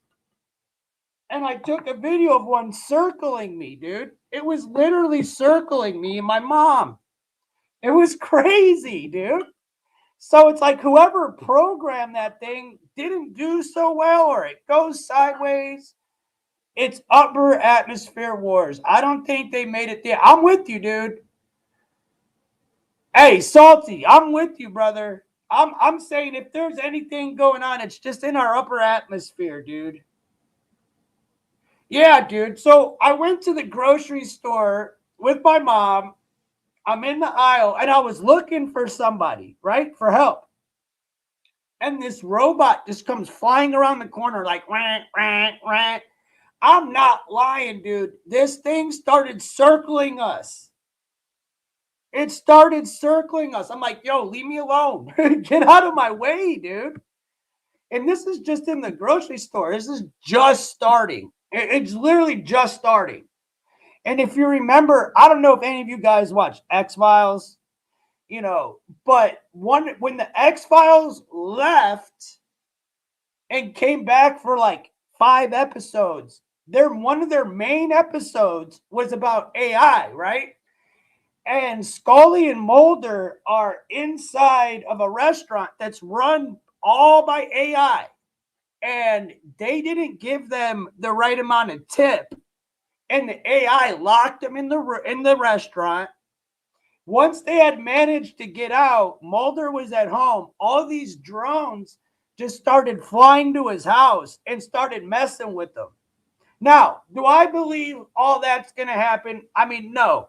But what I'm trying to get at is one point in time, they could turn. And I feel like if you watch the X-Files, a lot of the stuff that they show and talk about, they get their information from the CIA, the 3-letter gangs, all that. They actually do. Go listen to the producer of X-Files. He was all on at Art Bell back in the day when the Lone Wolf, they predicted 9/11, a whole bunch of stuff.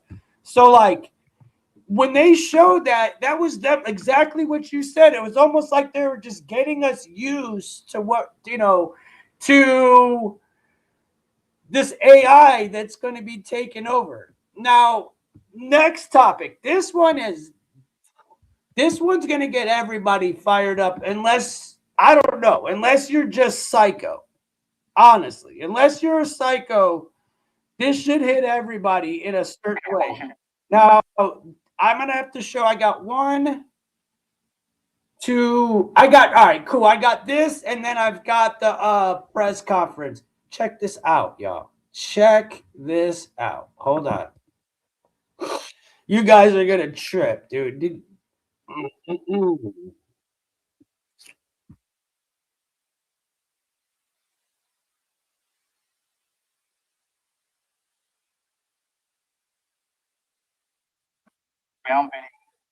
Pays off. 20 minutes of nonstop news continues with an arrest and the violent attack of a school crossing guard in Delaware County. The assault happened Monday afternoon outside an elementary school in Darby Borough while children looked on. The suspect is now awaiting extradition to Pennsylvania. 29-year-old Rashim. Okay, watch. Go back. If I go back, look at all these kids. Now you will see the lady in yellow walking away. Suspect is now awaiting extradition There she to is. Pennsylvania. 29-year-old Rashim Russell was arrested this morning in Darlington, South Carolina. Police say he hopped on a bus moments after the attack. NBC 10's Aaron Baskerville is joining us live in Darby with new reaction to this arrest. Aaron. Lena, you mentioned it, but right now we are outside of that elementary school in Darby where this attack happened. That 29-year-old from West Philadelphia, he went on the attack here on Walnut Street. He started chasing after that crossing guard and ended up somewhere around here. That's when he punched her. Well, this morning at 11 o'clock, he was arrested in South Carolina. We won today. We won. Celebration after announcing the arrest of 29-year-old Rashim Russell of West Philadelphia. Investigators say he's the man seen in surveillance video Monday attacking a crossing guard in Darby, Delaware. Look at that. In front of all those children, dude. He chased her down and punched her in the face in front of all those children. Crazy world we're County. We may never know what was going through his mind that day. So, but his actions, it doesn't matter what was going through his mind, right? What he did was a horrible thing in our community. We're told Russell hopped on a bus right after the attack and headed to a family member's home in Darlington, South Carolina. That's 500 miles away and an 8-hour drive. Russell was arrested this morning without incident, but investigators say he did start talking right away. Mr. Russell, upon being arrested, tried to plead his story and wanted to talk about why this happened, but our deputies really didn't want to hear it. According to the criminal affidavit, the guard motioned for Russell to slow down and stop while she was holding the stop sign. She says Russell then started aggressively braking and speeding up, jerking the car back and forth. As the video shows, officers say he would then park, chase down the guard, and go on the attack. The culture that accepts this level of violence needs to teach your children that it will not be accepted. And not only will it not be accepted, you will be prosecuted for it. Yeah, so obviously they are very happy that Russell is off the street. You're looking at this sign, protect our children at play. Of course, that's exactly what crossing guards do. I'm told there's a bill in the works to basically make crossing guards first responders. So they're working on that right now. As we heard earlier, Russell still remains out of state. As for that $5,000 reward, we're told somebody will get that money. For now, there is no attorney listed for Russell. Okay, so they talk about two things. One, making crossing guards able to carry pew-pews. This is why you need to do that. This is why teachers need to be able to have them. Now, they need to go to strict classes and learn all that type of stuff, but we can't just be sitting ducks, especially in this climate.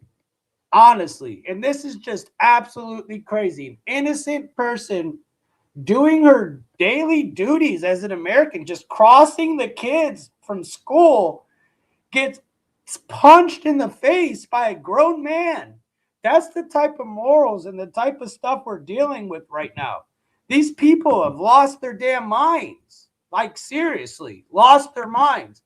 to walk up to a woman and punch her in the face in front of a bunch of kids. Like, what could have been so important that you felt the urge to punch that lady in the face? I don't get it.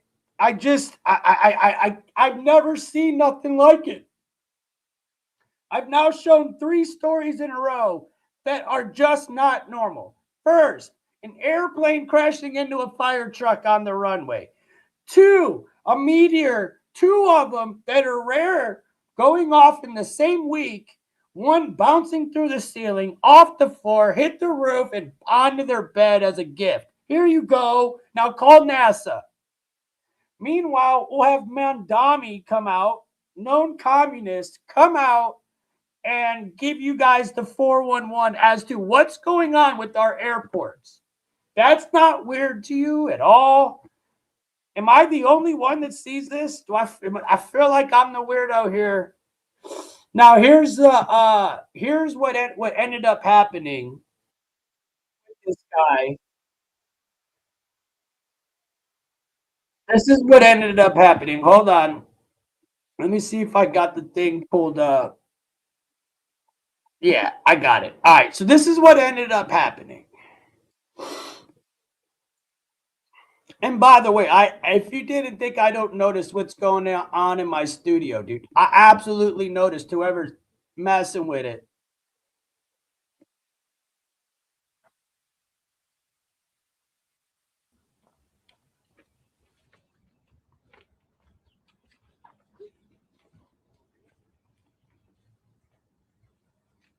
Everybody ready? Ready?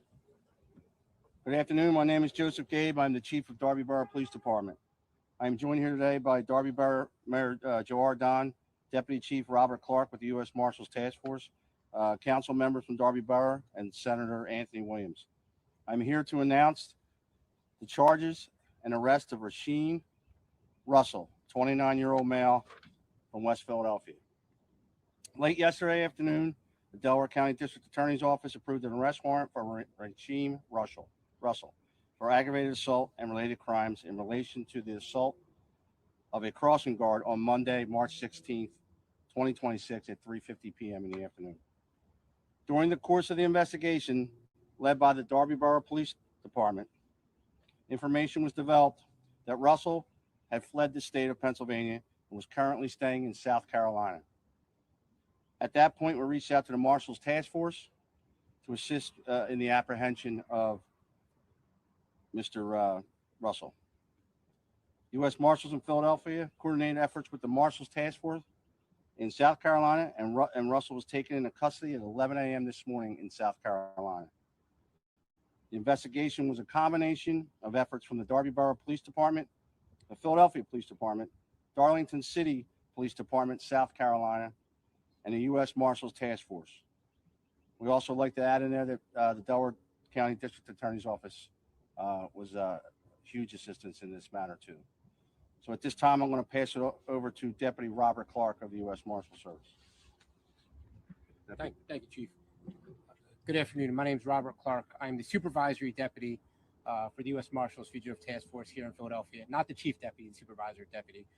And I just wanted to talk a little bit how we got the case. I'll be real brief and what happened exactly in South Carolina.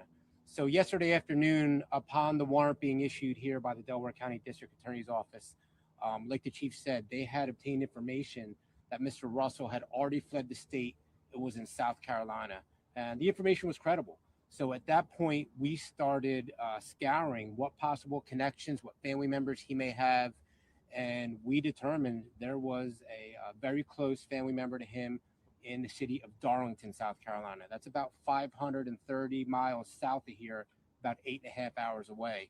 And that kind of corroborated the story that the Darby police had heard, that he had gotten on a bus immediately after the assault and traveled down south.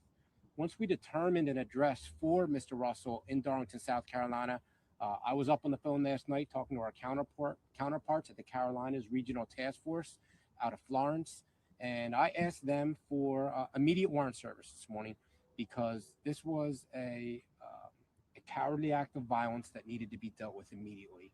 and the deputy marshals down there agreed. They went out there first thing this morning, conducted surveillance, and at 11 a.m.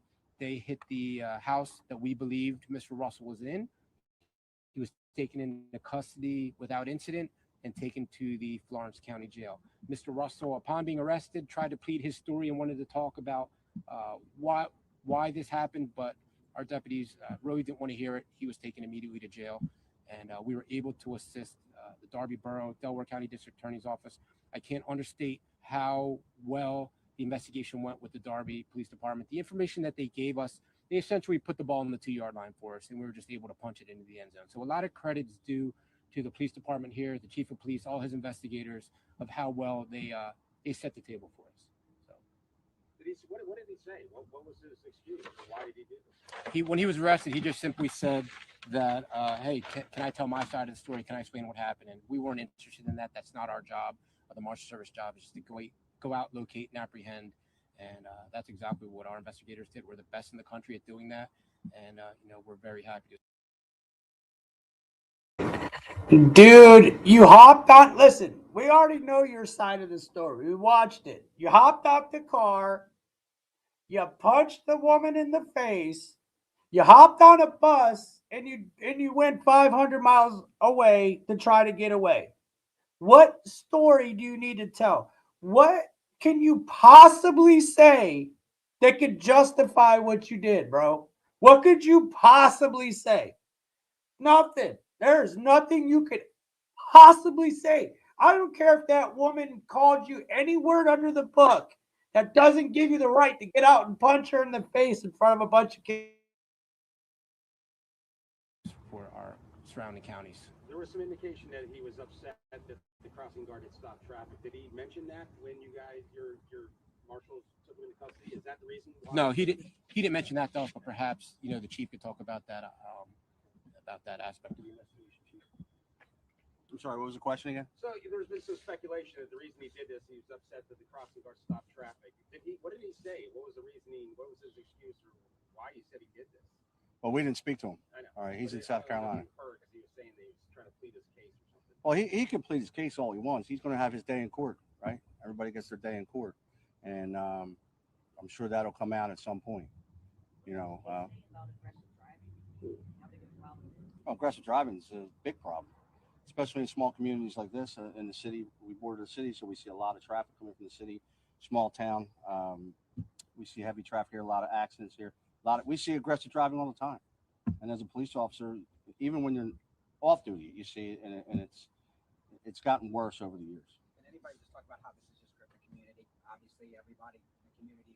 We're gonna go through. So we're going to say some stuff about. Okay, the mayor's going to speak, and Senator Williams is going to speak. I just wanted to just bring up, just to remember, this happened on Monday, late afternoon on Monday.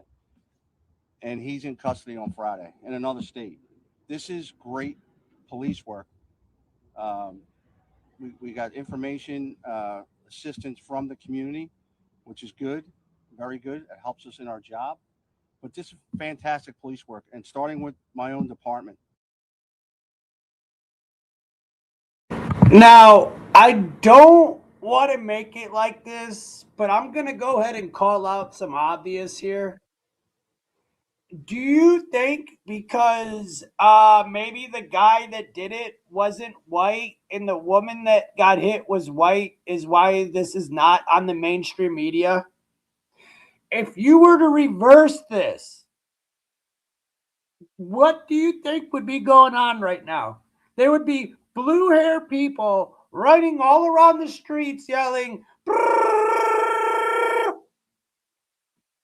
Think about it. Nobody even cares. I have not seen, look, dude, I have not seen one other person cover this story on YouTube. Nobody at all. I don't see no liberals in here screaming and crying for this guy. This poor woman got smacked. I'm telling you, the media is not covering it because it doesn't fit their narrative. That's why I have to cover it. These officers put their time in. They didn't want to go home until this offender was located. So it does affect us. So don't ever believe that it doesn't affect us. I'm proud of my department. I'm thankful for the U.S. Marshals. The deputy reached out to me recently and got a message to me. Anything we needed, they would be there for us. So we appreciate that that teamwork we have with the Marshals, with Philadelphia PD, and the District Attorney's Office. Was that his vehicle? Was that vehicle registered to him? Is that how you were able to track him, who it was? I don't know who the vehicle's registered to at this time. How did you close in on him? Was it a tip, or how did you zero in on him so quickly? Well, we chased video, and that's what our officers do. We had one of my officers took it upon himself to chase video, and he chased video all the way into the city. And then, at some point, you get to the point where we hit a wall sometimes. But this time we didn't hit a wall. We just kept pushing. We found video, and perseverance pays off, and teamwork. Did So you get a tip? Anything happening with that reward money? Well, I'll let the senator touch on the reward. So I'm going to turn it over to the mayor and the senator because I know they have remarks.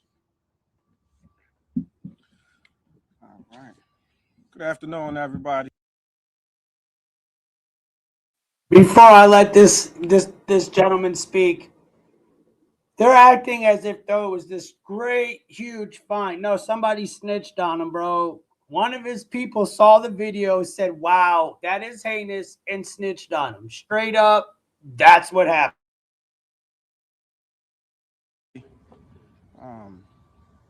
We are here today because obviously of the incident that took place earlier this week in our community. A crossing guard, someone whose job is to protect our kids, to protect our school children, was attacked while doing her job right outside of a school. This happened in the middle of the day with kids nearby. It's completely unacceptable. It is unacceptable. There's no excuse for that. First, I want to definitely take the opportunity to thank our phenomenal job to thank our police department for the phenomenal job they've done. Our Darby Borough Police Department, led by Chief Joe Gabes. I mean, they were up many nights. As he just said, this incident happened on Friday, and it happened on Monday, and it's Friday, and we have him in custody already. So they've done a fantastic job. They were fast and professional working on this. And, I also want to definitely thank our Philadelphia District Attorney's Office, District Attorney Tanner Rouse, my good friend, Philadelphia's Mayor Sherelle Parker, and her police department, led by Commissioner Kevin Bethel, for their help in this efforts as well. I also like to thank the U.S. Marshals for all the work that they did. Because of this work, this collaboration of law enforcement, state, local, and federal, because of this collaboration, this dangerous individual has been taken off our street very quickly too. This is what real government looks like. This is what collaboration looks like. They all worked together. They protected our community, and they brought justice.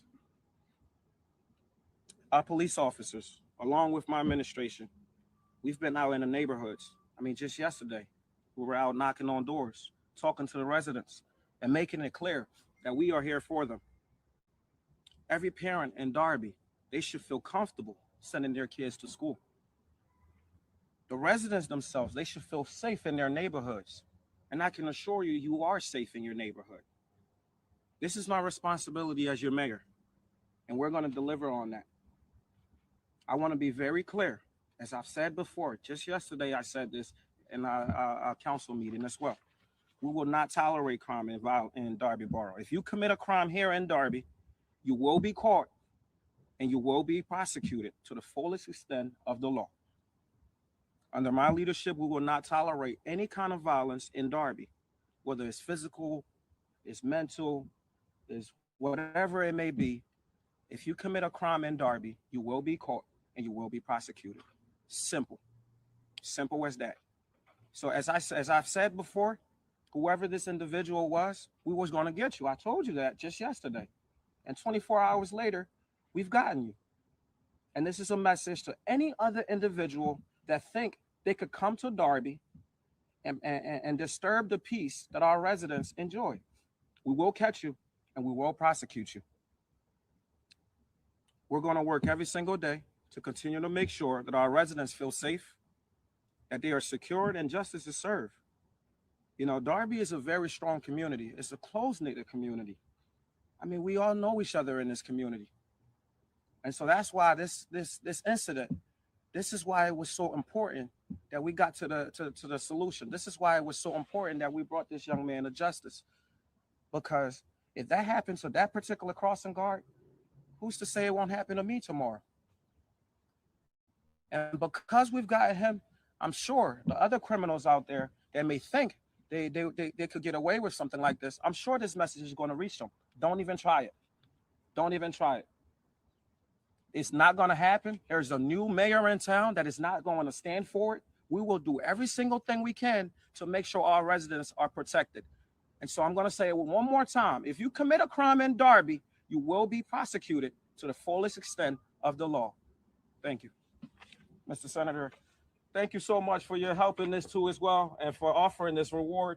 I'm sure, you know, you're going to cough up that $5,000 soon. So, you know, we have a chant. It's called EAGLES, Eagles, right? Right. I'm not going to spell police and community today, but let me tell you something. We want. It goes not to just that individual, but to community folks who are worried, who've called my office every single day to find out what's going on, how we're approaching this process.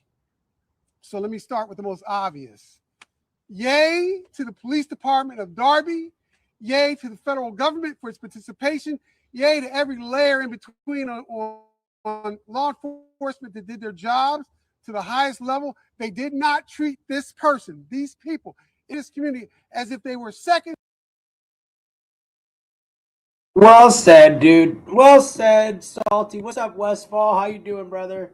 Welcome. Well said, Salty. MSM is run by communists. There's no way.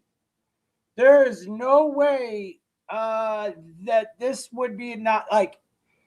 If someone said it was, oh, because it's a small town. No. Flip the script.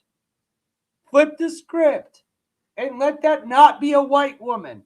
And see how many, doesn't matter where it's at. And see how much coverage it gets. It goes against their narrative. It does. It is what it is. It's the same thing as with Minnesota. They're all over the streets crying about what happened to those people with the ice, but they didn't do anything about that poor woman from Australia that got unalived by the Somalian cop. They didn't do anything. They didn't blow a whistle. They didn't march. They didn't do nothing. So there's a clear agenda here. That's why I'm showing you these things. We're held to a different standard. To President of the United States. Oh, they were a priority. And to have another black man speaking out against it all goes against their narrative again. Unfortunately, dude. Unfortunately. And we made them a priority. And most importantly, folks who have a concern about law enforcement, who may on occasion say we don't want cops, be very clear. That is not our message. Our message is we want these type of cops, these type of law enforcement people in our community who are concerned about all of our safety. So one, we won today. We won. Second of all, I want to say this, and apparently I owe somebody money, $5,000. I want to thank the press.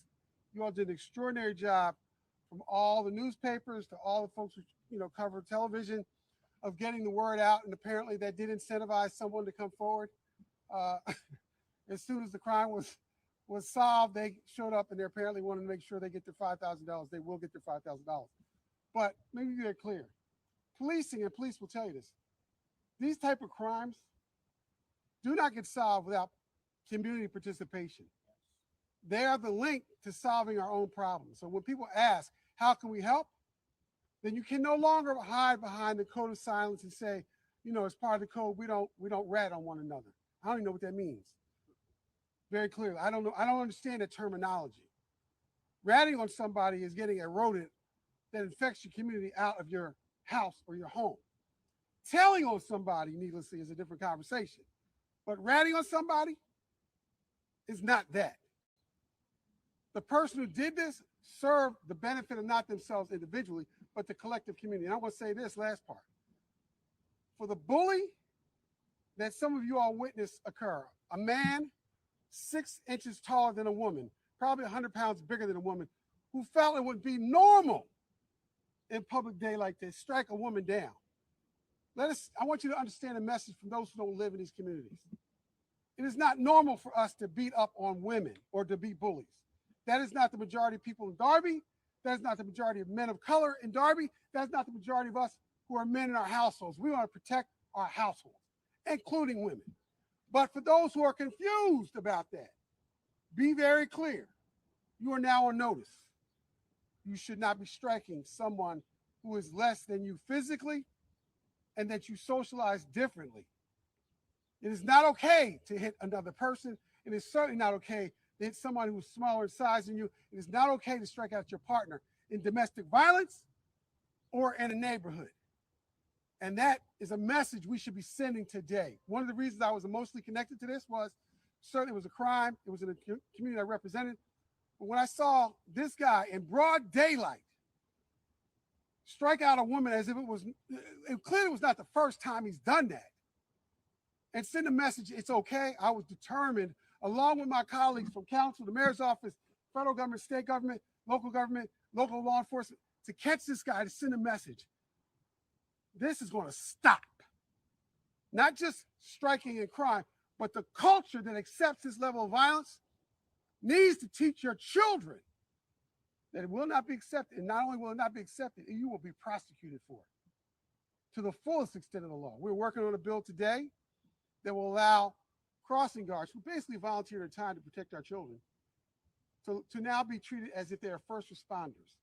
Police officers and folks understand that crossing guard is the most intimate person you have. You know where they live, you know what they're about, you can find their information. They should also be protected. So we're going to do that from top to bottom. I want to thank everyone involved in their participation, and significantly to the unnamed person who called up and gave us the connecting tip. I want to thank you as well. God bless you. Good question. We heard a lot about what's going on with the arrest. Obviously, that's good news. What about the victim? Do we have an update on how she's doing, how she's handling everything?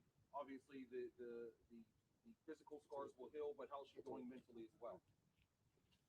So the person involved, the victim, wants to be anonymous. I think some of you all know who she worked for. She's retired from that endeavor, unfortunately. And she wants to remain anonymous. But I will tell you that she did have physical consequence to the assault, which will come up in court. But hopefully they're not lingering. So, scarring and damage and that kind of thing, it's not part of the report I received. I did talk to someone who talked directly to her so I could understand, does she need further help? The trauma is obviously going to be permanent, but she's receiving the emotional counseling and support that she needs to deal with that. I do know that it's going to have to go beyond her family as well. And so we are intimately connected with her to support her in her activities, but she does not want to be anybody showing up at her house if you find out who she is, okay? And lastly, with that, you're just throwing a shot in the dark, but obviously they got the guy in South Carolina. It wasn't whenever it didn't happen. When I look at the video, I have to think that this person either had a mental breakdown or they were on drugs of some kind. You guys have been out in the community talking to people. Whenever this person was ID'd, was he known to be on drugs or to do something like that? Because that does not seem like something. So I'm going to let them talk further to the extent that they know, but I do know that's not an excuse. I'm not saying it's going to. No, but I'm telling you that is not an excuse, even if they try to use it in that person's defense. I don't know him personally nor intimately. I do know reputation. Reputation precedes itself. As I mentioned, this is not abnormal for him, okay? It's a part of the culture he grew up with, and that's a part of the culture we want to disrupt. That is not okay. I don't know if he's a drug user or had too much to drink on that particular day. I doubt it, to be very candid with you, because he was very coordinated running back to his car, okay? So whatever defense he has, that video speaks volumes to his capability to come out, coordinate himself, walk up to somebody, say a few words, strike them in the face, then run back to your car. That doesn't speak to I'm under the influence of much of anything, other than my emotions at that moment. But I don't know if these folks might have more. We may never know what was going through his mind that day. So, but his actions, it doesn't matter what was going through his mind, right? What he did was a horrible thing in our community, and that victim, to put that victim through, who was out there crossing children, just doing her job that she did every day. So we may never know. Maybe when we get the court proceedings, we may get some answers there. As far as the victim, Delaware County Victim Assistance Center has reached out to. They are helping her out too. So they're providing their services. And the rest of the charge is does he have any priors? You said this is a culture that he's a part of and familiar with. Can you tell us about his priors? I can't answer that right now about the priors. What was the other question? Current charges. What is he currently charged? I think He's charged with aggravated assault and other various charges. We'll provide you with the complaint affidavit. Yeah, okay, so what was his name again, dude? All right, let's go back and find out what his name was real fast. West Philadelphia. Yeah. Does it say it at the beginning? What's his name?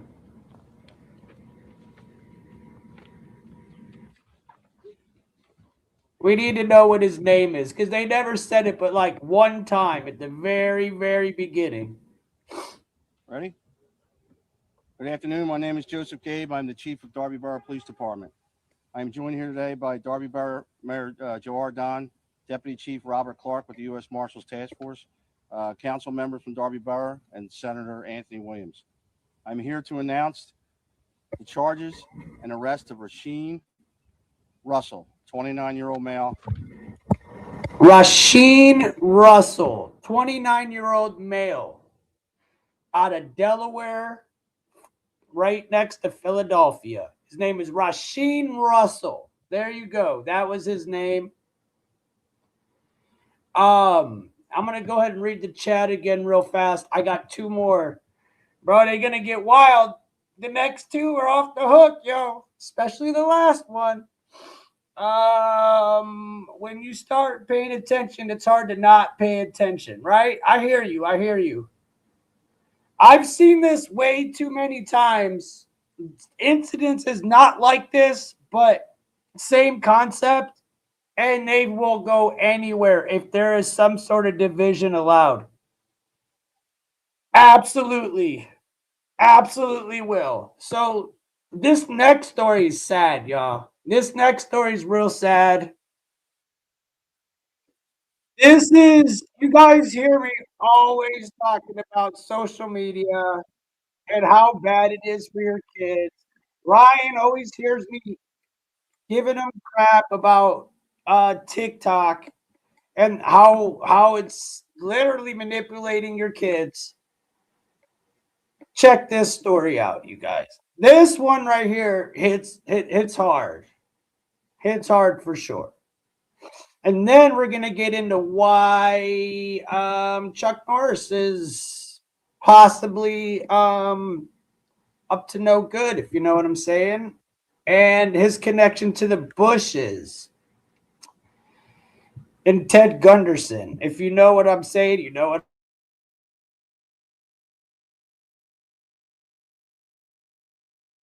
Through unimaginable grief right now is opening up to share their story and how brave that is.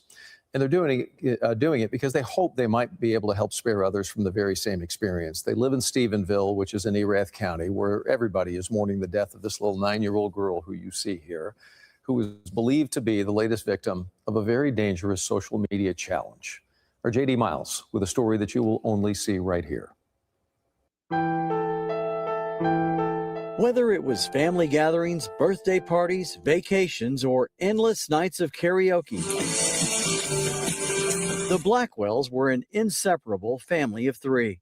Well, it was the three of us, three amigos. We did everything together. Karaoke. She loved karaoke. She could do it all day. Jacqueline loved to sing with dreams of being a star. She was on YouTube a lot, which a lot of kids are. The 9-year-old also loved a challenge, especially those she found on social media. The lip challenge, the Kylie Jenner lip challenge. We woke up one morning, we were like, she was hiding her face. We were like, what'd you do? And her lips were, oh boy. Those social media challenges seemed harmless to her parents until a month ago. Normal morning, tickle her, wake her up to get ready for school. She goes out to play like she always does out in the yard. And then noticed it was kind of quieter than what it should have been. And then I kind of, around the corner that goes to her carport, I saw her hair. And I was like, Jacqueline. And I thought she was just bending over playing, because she was always in that area playing. And she wasn't playing. Jacqueline was found with a cord wrapped around her neck. Found her unconscious. She had leaned into a cord. And I tried to do everything I could to save her. I got her off the cord, tried to give her CPR until the first responders could get there. It was the most terrifying, shocking thing that I've ever seen. Horrible to see my daughter in such a vulnerable state because of something so senseless. Jacqueline died that day in her family's backyard. And I don't think I'll never forget that day. I mean, that'll relive in my head for the rest of my life. The Blackwells have spent the days since trying to understand why it happened. My mom had told me that Jacqueline had showed her a video before of a guy doing that with the cord or whatever. And my mom told her, don't you ever do that. Videos on social media of people intentionally choking themselves to get a brief euphoric high, often called the blackout challenge, have been circulating for years. Her parents believe Jacqueline was copying what she saw and became one of the 80 documented cases of death from the challenge, according to the CDC. It's not a joke. It's not a game. It's life and death. I mean, most of the age range is like 9 years old to 14 years old. Yeah. A lot of kids, especially her age, their brains aren't fully developed. They're very easily influenced. Some social media sites now put up warnings or block searches for the blackout challenge. But we found videos continuing to promote the highly dangerous act. But she was our beautiful angel now. Only a month after losing their daughter, the Blackwells are turning their grief into action. Even if it saves one life, that one life means a lot. Calling for more accountability so that no other parent has to turn their backyard into a memorial for their child. You can check on your kid, it could be a kid-friendly video, and then 3 minutes later, it could be totally something dark or something because of the algorithms that they start creating. There's too many little kids that's been lost for these companies not to be held accountable, in my eyes. In Stephenville, JD Miles, CBS News, Texas. Guys have given me 6 seconds to give you an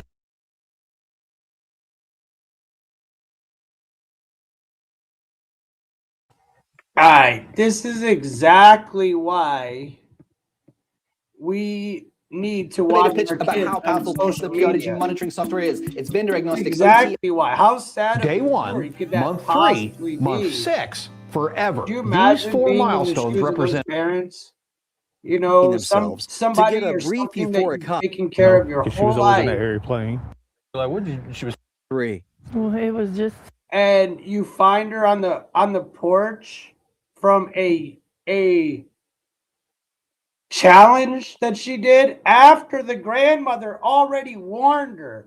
That's why we got to pay so close attention to our children, because you can warn them and you can tell them everything you want, and they're going to do what they want to do. We've got to make them well aware, even more aware. It seemed like the parents were very supportive of her doing these acts. Sounded like she had done an act that did something to her lips. Like, personally, this is very alarming. And if you do, I watched another video. I'm not going to pull it up, but if you actually look, there was 81 other people that this happened to. Exact same thing. 81 other kids this happened to. So that being said, we got to watch our children and we got to warn them as to what is going on around us. All right, now, dude, y'all don't even know.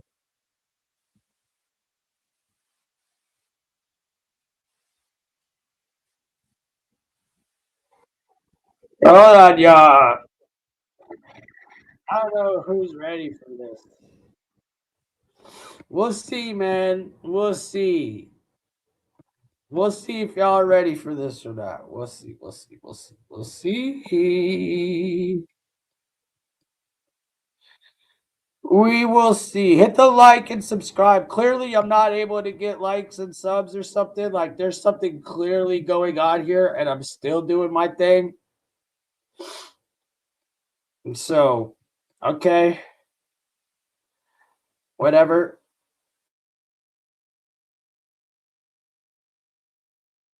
Is a call for an uprising. Welcome to today's show. Beloved actor Chuck Norris has passed away at the age of 86. And of course, Chuck Norris is one of those actors that everybody seems to like. We've seen all the memes of Chuck Norris. Chuck Norris can, put Tabasco sauce and use it as eye drops in his eye. Chuck Norris can solve any crime, can defeat any man. Nobody could top Chuck Norris. And of course, most people out there would look at Chuck Norris and say, you don't have anything on Chuck Norris. You can't do a video on Chuck Norris and say that he was involved in all of these secret pedophile rings in Hollywood. But of course I can. In fact, the only thing I think of when I hear the name Chuck Norris is indeed that. In fact, when we think of all these celebrities that we see doing the all-seeing eye symbolism, which of course we could see Chuck doing right here very subtly, but with his hat over one of his eyes so his eyeball is dimmed out. This is deliberately done. Or doing that prominent Freemasonic hand on the chin. There's not a lot of stuff out there of Chuck that's overly satanic that we see from people like Lady Barfbag, Lady Gaga, or some of these other celebrities that I've exposed over the years. But Chuck's sins lie much, much deeper. Of course, we'll start with what should be basic common sense of how is Chuck Norris even famous in the first place? Some random guy who does karate, who's in C-level action films, hanging out and becoming very close personal friends with maybe the most satanic person, the face of the New World Order, George H.W. Bush, the Skull and Bonesman himself, as we're on the eve of 3/22. I'm sure it's a coincidence that Chuck passed away just a few days before that. Of course, Chuck Norris hanging out with presidents, hanging out with Netanyahu, a major supporter of Israel. Of course, the modern day version of Israel created in 1948, the industrial complex that continues to commit mass genocide that Netanyahu is the face of. He's met with Netanyahu many times, considers him a close personal friend, but Chuck Norris was just a karate instructor, right?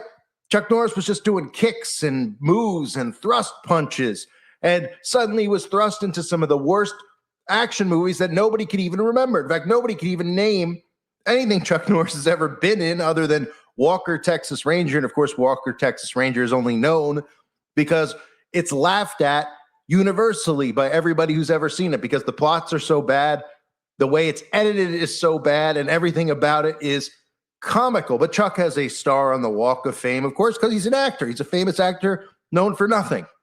But of course, when you get a star on the Walk of Fame, what most people don't even know is that you have to apply for it yourself and pay for it out of your own pocket. People are just so gullible. They think that the biggest celebrities in the world, like Chuck Norris, are just selected by a committee. No, they put that out there themselves. And of course, I can almost guarantee you that everybody who has a star on that Walk of Fame is involved in these same rings. So let's get down to Chuck Norris and his involvement in these rings that nobody ever talks about. The biggest case that's never talked about is the McMartin preschool. It should still be talked about to this day. Some of you may know it was my awakening that occurred through the McMartin preschool when we learned of hundreds of children coming forward, talking about being trafficked out of the school to celebrities and politicians in California and Hollywood, flown to certain locations, and were involved in satanic rituals, led underneath the school through tunnels. One of the children went to see a doctor because their parent found what looked like marks of penetration on the rectum. Of course, the doctor said, well, somebody's been doing something here. This isn't a rash. This isn't poison ivy. There's some type of sexual activity going on. And once that child and the parents came forward, the rest of the children at the preschool came forward. Because remember, these children are so young, they don't know what's going on. And they are scared to death to come forward because they're threatened by these adults. They have knives held to their throats. They witness animal sacrifice in front of their own eyes, which makes these children put through trauma-based mind control, which makes them afraid to ever come forward and confess to these things. But once one child was found to, the parent found this on the child, and then the parents asked the child about what happened. The child came to tears. The child told the parent told the other parents, and suddenly those parents started talking to their children, telling them not to be afraid, that they would protect them. And all these children suddenly came forward, and we had the McMartin preschool trial, which was the biggest trial in the history, and still is, of the United States of America. Now, this had to be covered up, of course, because this would have blown the lid off of what Hollywood really is. It would have blown the lid off of all the politicians in our country being involved, secret societies, Freemasonry, you name it. It all would have been exposed. It would have been the end of Satanism in the public as we know it. It would have been like what we've heard of modern day witch hunts, because all of these people would have been taken care of by the citizens. So, of course, what had to happen? Well, what had to happen at the McMartin preschool was the creation of the satanic panic by the media. So the media started coming out with stories of hysteria. Parents making this up because they're trying to make profit off of their children, right? The kids are all making it up because the parents are telling them to make it up. And that's what the media created, and they called it the satanic panic, so the common person would dismiss the actual existence of Satanism because they don't see it with their own eyes. They don't see Satan, satanic churches in front of them where human sacrifice rituals are taking place. Because what do you think? They're going to be committing murder in the streets in front of your eyes and performing these acts on children in front of your eyes? Everybody would band together and go after these people. Of course, we know they do it in darkness. They do it underground. They do it and hide in churches and pretend to be Christians, but they're really actually Satanists, but it gives the image in their society that they're good Christian people. We see it in Hollywood all the time. All these celebrities who donate to charity because they're told, the secret societies are taught to use philanthropy and to use charity and donation as a front, so that the vision in the mind of the sheeple is that they're good people. They would never be involved with this type of thing. In fact, that's, of course, why we see the Shriners hospitals and we see these celebrities who constantly give to charity and show up at hospitals and do Make-A-Wishes. These are all fronts to protect them from who they really actually are. And I believe Chuck Norris is no different. Do you know why? Because during the McMartin preschool trial, a lot of these children came forward and claimed that Chuck Norris was one of the people involved with molesting the children. In fact, you can find articles from 1985 talking about what was going on the witness stand. Here's an example. For a second straight day, a 10-year-old witness in a major child molestation case is identified. So you don't believe it? So is this right here? What is this? You don't believe it? Just wait. Identified pictures of actor Chuck Norris and a top city official, this time saying the men were among the strangers who had molested and beat him and his classmates. The accusations in court Friday were denied by both men, and a spokesman for the district attorney's office said the child is mistaken in his identifications. The boy's comments also seem to cast serious doubt on his earlier testimony, right? Because it sounds ludicrous. It sounds ludicrous. Right? Oh, my goodness. Chuck Norris, the actor, is involved in doing this with children? The actor, the karate guy? Get out of town. Right? Well, now in the year 2026, everybody's become quite aware that all of Hollywood is involved in this. And that's why the government has gone out of their way to present you the Epstein case to distract you from things like Pizzagate, which was real, which would have really exposed everything going on in Washington. I found that quite alluring. They came out with the files to distract you from Pizzagate, the actual real stuff. Yeah, it's kind of funny that other people be saying that too, huh? I'm not the only one. I feel like a lot of other people see it.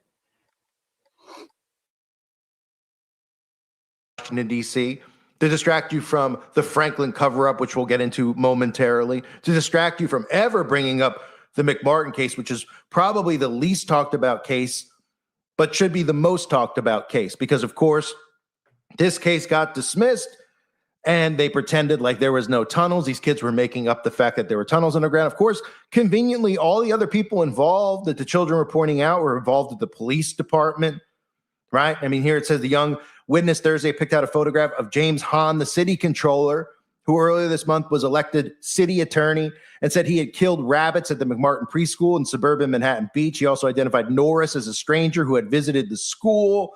On Friday, when shown the pictures a second time by another defense attorney, the boy who attended the school from 77 to 79 said Hahn was a stranger who had sexually abused him, beat him with a bullwhip, and took photographs of nude children at the school. He was shown the photograph of Norris and said that was a man who had molested the children as well. Of course, when reached for comment, Norris at a hotel in Florida said, "This is horrible. I spent all my life trying to establish a reputation for decency. I taught karate to kids for 20 years, and they all trusted me and still do." Well, little does Chuck know those words should actually come back to haunt him, right? Because he gains the trust of children. And most of these predators, of course, gain the trust of children. That's how they get away with these acts, because these children think that what's going on is just something normal. They don't know what a sexual act even is because they're so young. Chuck goes on to say, all the pictures I've made have been seen by children all over the country. I don't see how any 10-year-old kid could not help but recognize him. Well, of course. And that's how you were identified, because a child identified a celebrity that he'd seen in a movie, an action movie, probably airing on television during the day, and said, that guy, Chuck Norris, the guy in the movie, was actually one of the people who was there.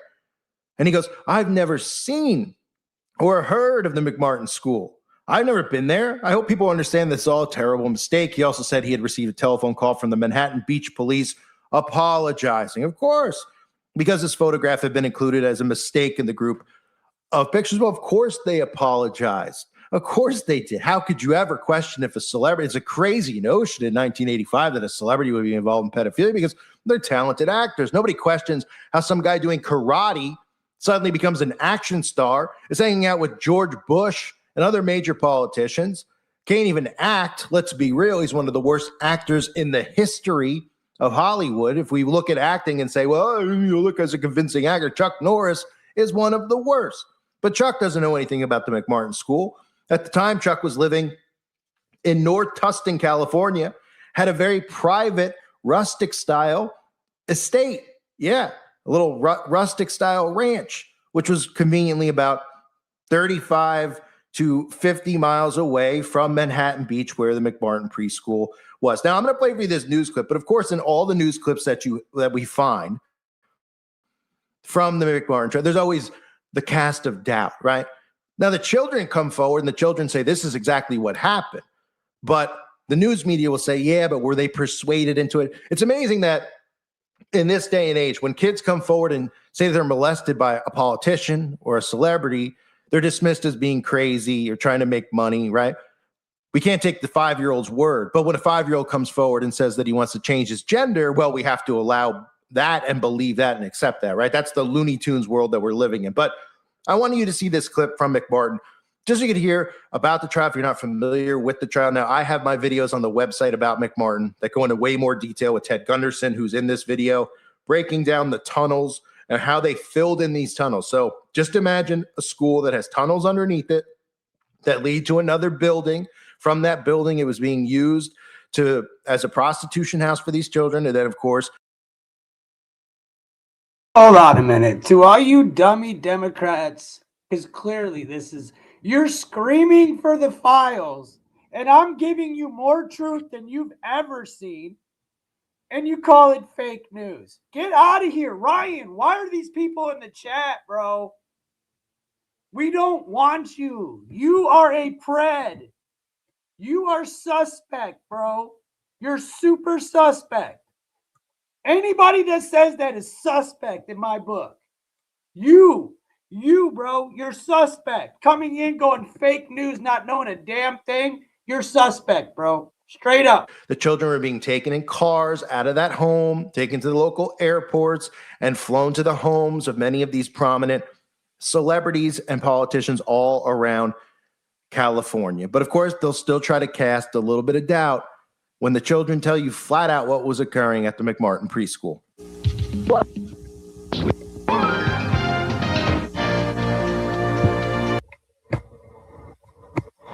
Here we go. Here's where you start getting your evidence. And by the way, these are all Republicans, by the way.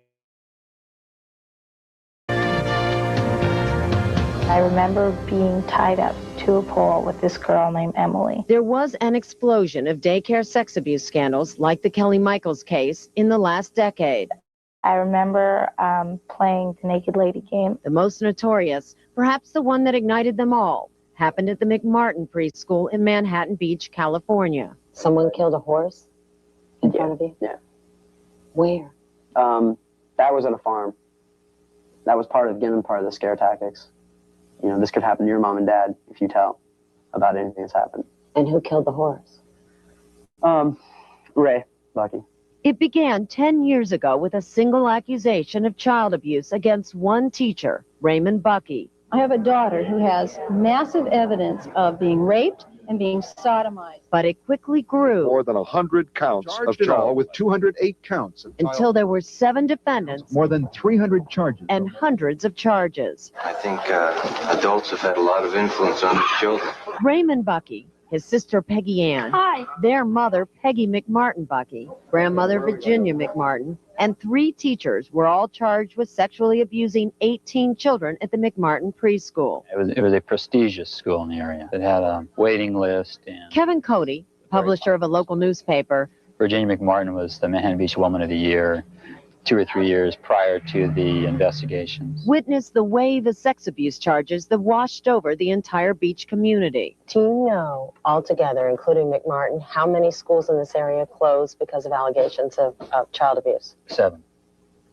And was anyone ever convicted? No.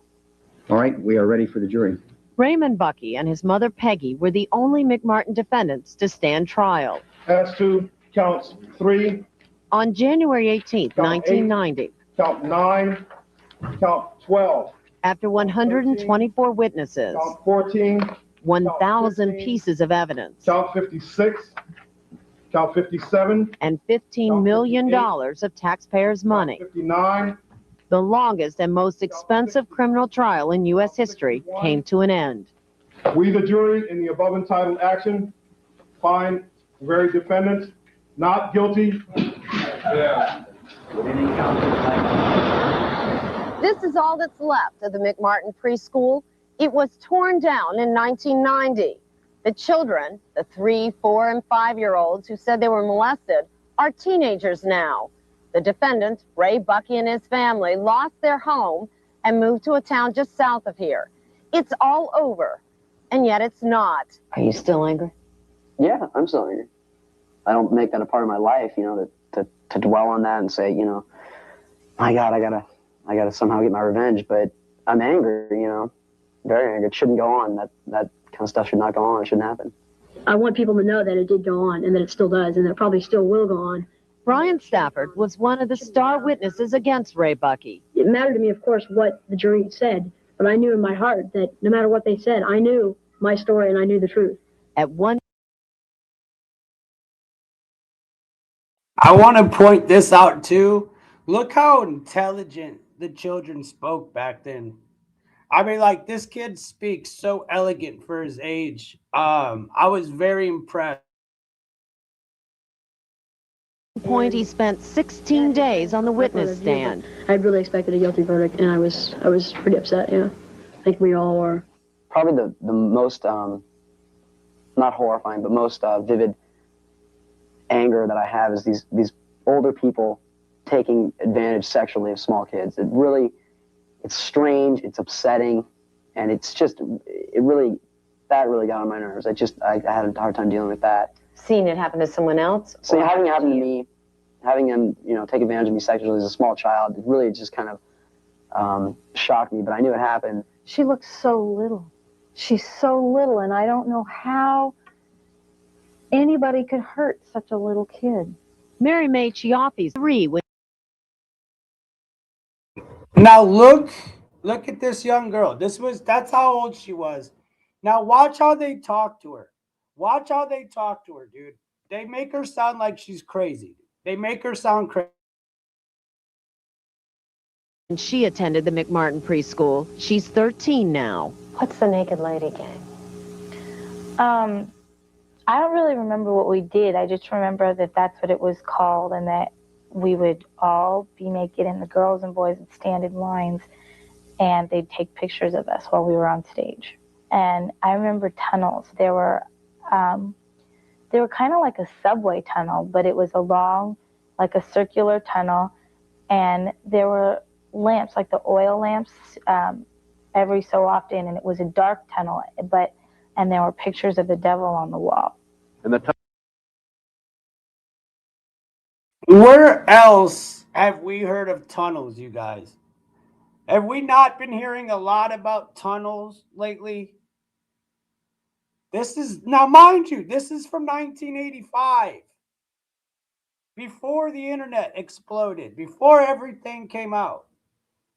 We've heard a lot about tunnels. A lot. went right on across, all the way over to this wall. The kids talked about passageways under the school and rooms under the school. Jackie McGauley says her daughter was also abused at McMartin and also mentioned tunnels. The tunnel went in like this. 10 years later, she and a private investigator are still digging for proof. We were probing all over the school trying to find some evidence of tunnels, and it was like finding a needle in a haystack, really. In 1985, the district attorney looked for tunnels at the site but found no sign of them. And why do you think that you were able to find something that the prosecutors couldn't find? And the tunnels were actually under the school building. The prosecutors came in about 2 or 3 days and lifted tile, and they didn't see any indication that there was any break in the floor, and that's all they did. This was the wall, the west wall. After the acquittals, Ted Gunderson helped Jackie McGauley The backhoe went straight down about lead an excavation at the McMartin site. They say the dig revealed that tunnels once existed under the school. It was about almost a 50-foot tunnel. When you found these tunnels, they weren't actual tunnels. They weren't intact at the time. They've been filled. How were they filled? We never could figure out how they were filled, but I know it was done very professionally. There's artificial fill here. It's foreign to the other soil that's in the native soil that's in this area. And what do you think that tunnel was used for? Well, the children said that they were taken down into the tunnel and brought up into this triplex next door, and then they were placed in cars and taken out into the communities and prostituted. Does that seem possible to you? I would say it's possible. We found the tunnels. At the They're questioning every bit of it. They got the tunnels, they've got the proof, but yet the media is still questioning it. They're still questioning it. They're covering it up. McGauley home, more reminders of the McMartin nightmare. Where did these come from? The play yard. These were toys that were actually in the play yard? Mm-hmm. Is that hard, though, for your daughter to see parts of that school in her own backyard? Well, she lived on the school pretty much for a month while we were doing the project. So like I said before, I think we worked through all of that. We had to sleep down there at night with the kids. This is the sign from the school? Where is that now? We've got it in storage. What's the significance of holding on to all of this? A lot of kids were called liars. A lot of kids don't feel that they can hold their heads up. They don't feel like they can talk about what happened and deal with their problems. There's a lot of problems associated with what happened at the school. I don't care about the trial. I don't care about the defendants. I do care about the kids. What good does this do, though? To hold on to the sign, what good does it do to hold on to the sign? It's just there. I'm not really holding on to it.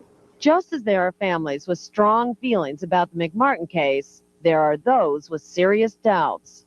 There's no case. The case should never have gone to trial. Newspaperman Cody covered the McMartin trial and says the real culprits in the case were the social workers that investigated the early McMartin complaints. In my opinion, the therapist led the kids into making these false disclosures. Do you think those kids were abused? There is no evidence presented, to my mind, that the kids were abused. I mean, I don't know how many times over the years I've thought, well, maybe they really did.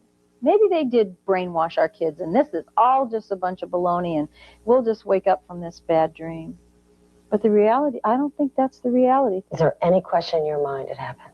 No, I know what happened. Is it possible at all, when you look back now, that some of these memories you have are memories that the therapist told you about, that may not be your own memories? For me, no, there's no doubt. People will try and convince you that, hey, this didn't happen to you. Look at this. They told you that. It's simply not the truth. And it's, the topic gets old. That's what happened, and that's what I said. And you believe me or not, it's fine, but I'm going to still say it to this day. So the children are adamant about what happened to them. Now, over the years, we've seen more propaganda come out, especially since Pizzagate and some of the other things that we've heard. We've heard some documentaries get made against Satanic Panic. They brought it back out of nowhere because with the internet, they didn't expect people to wake up more and more to things like the Franklin cover-up or the McMartin preschool. So that's just, Chuck Norris was mentioned in that by children. They must have just randomly just picked Chuck Norris, right? They're just like, yeah, Chuck Norris was also there involved. Yeah, he had me bent. I mean, give me a break. Give me an actual break. That this guy, Chuck Norris, is famous and doing what? Well, hanging out with guys like George Bush, right? George Bush. Here's George and him giving him an award. Giving an award for what? Karate? I mean, every one of us know. I mean, wherever you live, there's a karate place within probably 25 miles of where you are, right? What's so special about Chuck Norris's karate? I mean, Chuck Norris isn't very appealing on the eyes, is he? I mean, looks like he's wearing a rug on his head, got that famous mustache, right? But no, Chuck just became famous for his karate because his karate was better than everybody else's. So here he is with George. Here's the post from their family. Actually, this is the post from the Bush Foundation on the passing of Chuck Norris, right? Showing them together. George and Barbara Bush Foundation mourns the loss of actor, martial artist, philanthropist, there's the word, and friend of President and Miss Bush, Chuck Norris. He'll be remembered not only for his many talents, but for the warmth and friendship he extended to those who knew him, right? We extend our deepest condolences to Gina and the entire Norris family. It's amazing how all these celebrities, you just always find a connection either to Satanism or accusations of pedophilia, right? And there they are again. They're hanging out. George Bush was definitely a known predator. He was all over the so-called files that some people just live and die for. He's all over them. Yesterday was Skull and Bones Day. If you don't know what Skull and Bones is, look it up. It's a fraternity. Him and John Kerry, George Herbert Walker Bush, George Bush Jr., and many other people were in it. Think about it for a hot minute. Go look it up. Yesterday was 322. 322 is their symbol. Many things happen every year around this time. Every year. Go watch my shows for the last 3 years in March. And you will see this is not a coincidence. The White House, right? This Chuck Norris, his blueprints in his hand, hanging out at the White House with George Bush. Kick drugs out of America, right? This whole front that they put on in the 80s and 90s, for those of you who are younger, this whole DARE operation, this kick drugs out of America stuff, all nonsense. And George Bush standing at the front of it all was actually the guy bringing drugs into America, because drugs that are brought into America are not brought in from the cartel. They're brought in from the real cartel, which is the CIA. The CIA is responsible for laundering drugs through all different countries and networks and bringing it into America. And they're also responsible for child trafficking. But of course, nobody wants to think about any of that stuff because it's a lot to take in. But this is the... Nope. Everybody wants to instead blame Pam Bondi and yell at Donald Trump and say we need paperwork. Nobody wants to do their due diligence, but yet they come in here and say, oh, you don't know nothing about nothing, but yet I can give you stuff for days, you guys. We really need to pay attention. Like, there's way more going on. Front that they put on, right? Why not have the people responsible for drugs in America come out and start all these all these campaigns like Kick Drugs Out of America? And Chuck Norris, there he is with George again. George doing karate with them, right? Here they are going for a jog. George Bush and Chuck Norris. I mean, here they are towards the end of George's life, where he looks like the Crypt Keeper himself, right?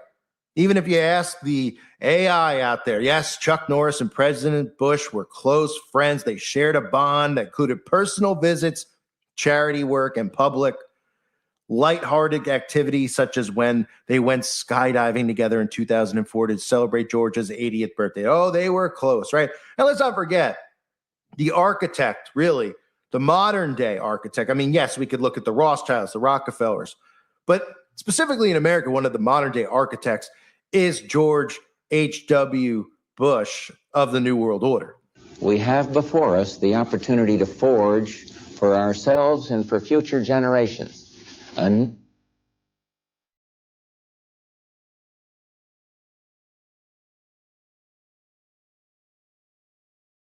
we are successful, and we will be, we have a real chance at this new world order, an order in which a credible United Nations can use its peacekeeping role to fulfill the promise and vision of the UN's founders. What is...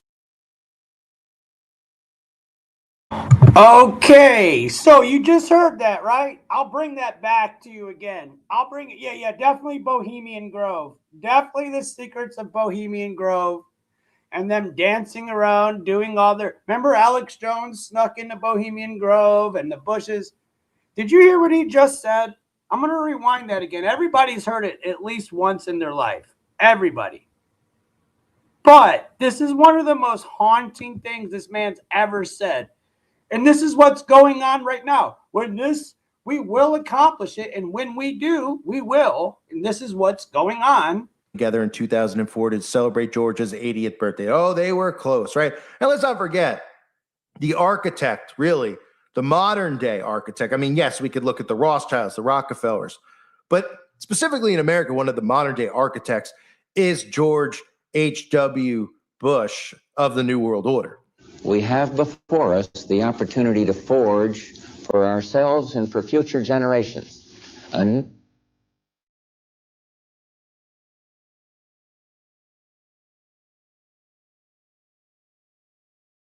when we are successful, and we will be, we have a real chance at this new world order, an order in which a credible United Nations can use its peacekeeping role to fulfill the promise and vision of the UN's founders. What is at stake is more than one small country. It is a big idea, a new world order where diverse nations are drawn together in common cause to achieve the universal aspirations of mankind: peace and security, freedom, and the rule of law. And he never hid that, right? And you know what else was never hidden about George Bush? Well, for anyone that's familiar with the Franklin cover-up, are you familiar with the Franklin cover-up? If not, you should become. I've got a lot of information on it for anyone interested. Homosexual prostitution inquiry and snares VIPs with Reagan and Bush. Call boys took midnight tour of the White House. That was when the Washington... You notice how all this sounds very familiar? All this sounds a lot like Pizzagate. Oh, ironic. Is this not Pizzagate just 30 years, 40 years before it actually came out? Pay attention, folks. Times. Now, this is back in a day where not every single person in the media was compromised. Now, look at the cover of the Washington Times. Look what it says. Look what it says on the cover of the Washington Times. I'm just saying. Everybody in the mainstream media is compromised. And we even know that many people who are social influencers that get promoted and boosted in the trending sections all over Instagram or YouTube are obviously compromised, who try to dismiss all of these things as conspiracy theories, right?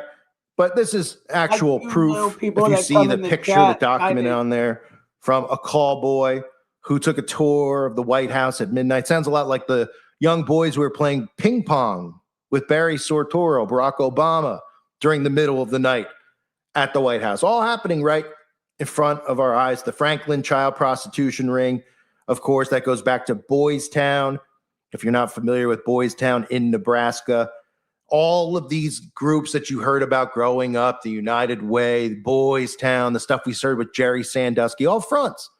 Oh, we have these groups for young boys who are, they don't have father figures in their lives. They come from broken homes. Their father was drug addicts and alcoholics. We took them out and we brought them in here to take care of them. They put these nice commercials on about how great they are. And then you're supposed to cheer for all the people involved, like, Warren Buffett. And you're supposed to believe that these guys are philanthropists. Warren Buffett he's so rich because he just kept guessing the right stocks and he keeps doing it. Isn't that convenient? It's like rolling it's like betting on roulette. And every single time you hit the right color. Isn't that incredible? Right? Of course, he's involved with Boys Town. They all are. Right? And for those of you that don't know where this story goes with the Franklin cover-up, I do have a documentary on the website about the Franklin cover-up. But here's Paul Benaki. And I want you to listen to this because he's one of the children who were prostitutes for lots of our politicians back.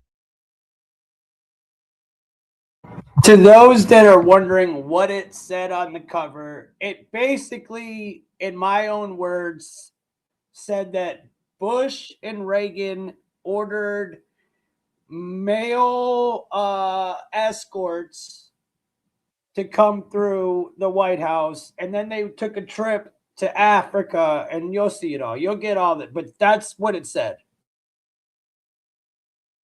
Back in the 80s and 90s who are still in politics this day and age. And here he is doing an interview with Ted Gunderson, who was the man that you heard in that clip who exposed so much of the tunnels and what was going on with the McMartin preschool, also helped expose a lot of the Franklin cover-up. Here he is talking about late nights at the White House and how after the parties, there was an after party and guys like George Bush would linger around.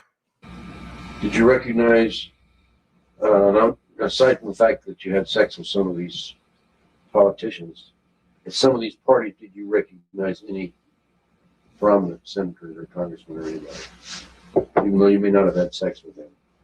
A lot of the parties I went to with King had proud people, because in Washington, D.C., whenever we were down there, you guys had parties.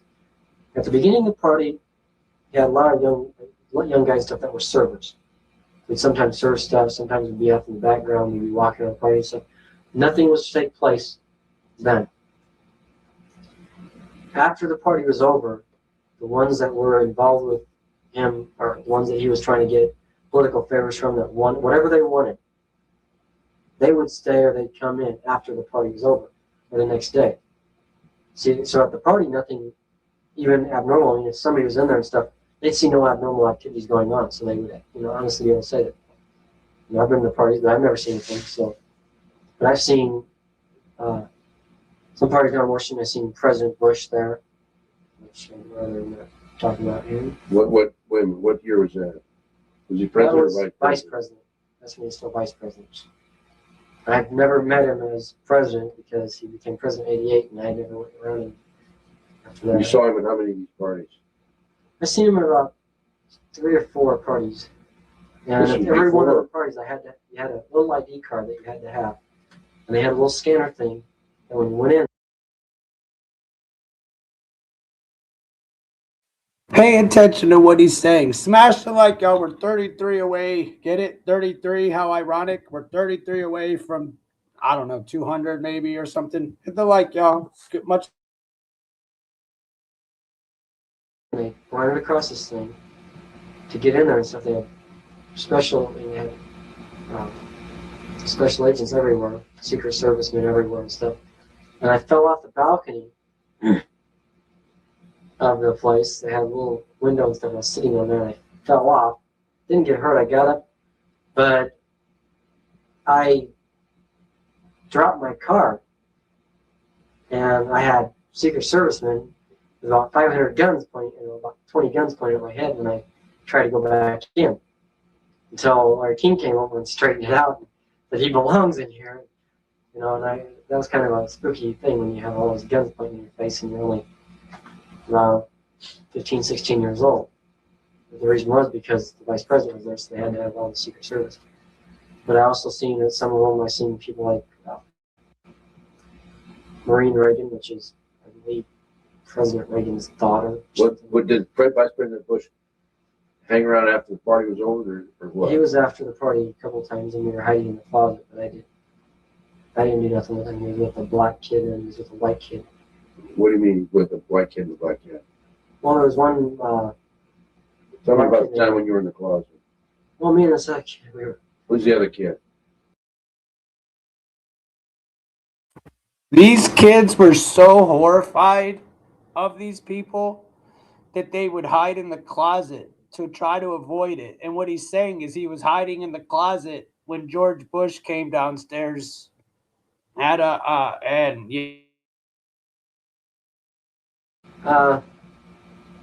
even remember right now. He was from the Washington, D.C. area. So he wasn't from around here, but we were just sitting in the closet talking, just kind of trying to mind our own business. We were staying away from the rest of the party. We were in a back room in the bedroom. Was this after the formal party was over? Well, it was kind of during the formal party, but it was after a lot of people had already started leaving and stuff. And remember that this couple of Secret Servicemen came in. One went to the window and looked around outside the window and stuff. The other one came in, looked in the closet, and thought he'd seen us. Was it He had dark? a flashlight. The lights were off. He didn't even bother turning the lights. Come in with a flashlight. Looked in the closet.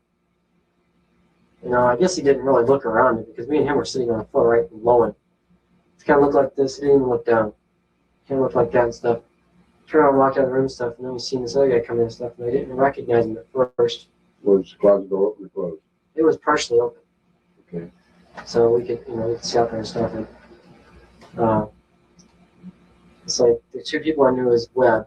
There's two kids that I knew as Webb and stuff. One of them was from Washington area. He was a white kid, and the other one was a black kid. I seen it 2 different times. Two different Webb. One was a white, one was a black kid. Yeah. Okay. One was from Omaha or somewhere out there. Was the white kid or the black kid from Omaha? The black kid. Okay. He's one that's from this area. And I seen at the time Vice President Bush go in, and all he did was the kids performed oral sex on him. That was it. Kids what? Performed oral sex on him. And The kid performed oral. Which, the black kid or the white kid? both of them. Well, first, I seen him at 2 different times. First with the white kid. Then When you were in the closet? Yeah, we were in the closet both times. Oh, were you? That was our normal hideout. Me, him, and other kids and stuff. That's where we hid out at. We go on the closet and stuff when we want to get away from the party. So you were in that closet twice when Vice President Bush came in? And I was in the closet more than twice, isn't it? I mean, when Vice President Bush came in. 2 separate parties. Once with a white kid, once with a black kid. Yeah. So you saw him twice. Yeah. And the kid had to perform oral sex on it. And what happened after they finished? And he just got up and I left, and after the white kid knew that we were in there. The black kid didn't have any idea that anybody was else in the room and stuff. But the white kid, his name was also Joe. It was Webb, and I'm not sure if that was his real name or if he just tried to copy the black kid, because the other kid's name was Wally Webb. Was his name, and the other kid was Joe Webb. But he told us, "Okay, you guys can come out of the closet now." The white kid did. Yeah, he knew we were in there because he was one of the kids that used to hang out with us all the time. Maybe like 3 or 4 of us would just sit in the closet and stuff. And Well, he used to hang out in the closet and stuff. He figured you were in there, huh? well, he knew we were in there because he seen us go into the bedroom before we went in there and stuff. We told him we were going in there. He said, "We're going to go in and, in the bedroom and stuff and talk." Because that's what we did. We went in there and talked and stuff. So he says, "Okay." He says, "I might come in and join you in a little while." Because it was the only place you could hide from Larry King at. He never knew where you were at when you were in there. You always figured you were up in some room with somebody, and so he never went bothered looking for you. So he just disappeared for a while, and he'd go and look in the bedroom and never look in the closet, which had all kinds of stuff in it too. What do you have in there? Clothes, anything. I mean, he was kind of a wild guy. I mean, I don't know if anybody knew that he was a drag queen, but he liked to dress up in women's clothing a lot of times. I mean, he got Queen of the Max, and So you're talking about all kinds of women's clothing. he had some women's clothing in there, but yeah, men's clothing, suits and stuff. Could have been his wife's clothing. Not in his size. Okay. She's a small woman. Yeah. So did you see Bush there any other time? I just seen him at a couple other parties, but I never seen him do anything. So you saw him probably at total of 4 parties. Yeah. You saw him involved in sex act twice. Yeah. So I'm sure that's maybe is that what George Bush has in common with Chuck Norris? Is it karate? Because I mean, I never heard that George Bush was involved in karate. Maybe the connection there. Hey, somebody, I think this Mike dude in the chat who is so obsessed calling me a loser, I think this is hitting one of his nerves. Think this is hitting one of your nerves, bro.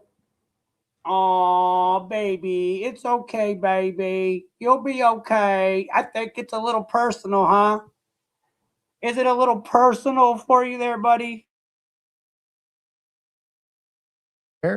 Is that they're mentioned by young children being involved in.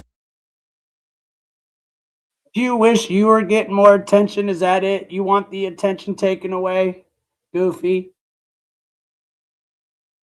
In acts with young children. And then they hang out together, and you're not supposed to be suspicious as to why Chuck Norris is even famous in the first place. And Chuck Norris yucking it up with all the Bush boys, right? I'm sure they're not involved either. It's a sick world, fully connected with all of these disgusting, disturbing human beings. And you could sit there and you could say, you're slandering a dead man. I've exposed Norris and McMartin many times over. You could say what you want. You could say, well, he was never guilty, proven guilty. Well, the whole case, all these people who were guilty got dismissed. And none of them had to pay for their actual crimes. But we know on Judgment Day, they will pay for their crimes. And we know that these people are involved. We know these rings actually exist. But that's the common denominator. You know, and when you see somebody like Chuck Norris, you should say, how is he even famous? Like, you shouldn't just be like, Chuck Norris, I find humor in Chuck Norris because his shows are so cheesy. His action movies are so lame, right? Well, the joke's really on everybody else because Chuck Norris knows that his movies are lame. He knows that his acting is cheesy. He's a frontman, just like all of these politicians and actors are. Oh, I can't wait. Hold on. I'll let you off. Frontmen, and they're all involved in these trafficking rings. And the government, of course, will feed you things like the Epstein files. But what you should look at with the Epstein files is say, where's the information coming from? How is this all coming out? Because it's being fed to you from the government. And when you see a lot of the photographs of like Donald Trump with Epstein or George Bush with Chuck Norris, you start saying, wow, you know, a lot of these people really, we should start saying maybe guilt by association in some cases, right?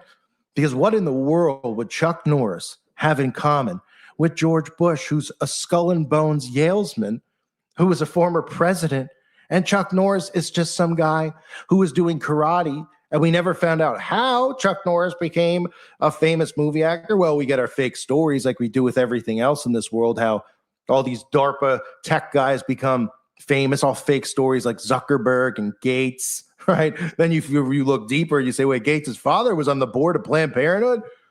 Wait, Gates didn't really come up with Microsoft? Wait, DARPA really came up with this? Wait, CERN was involved in the creation of the internet? Or you look at Facebook, right?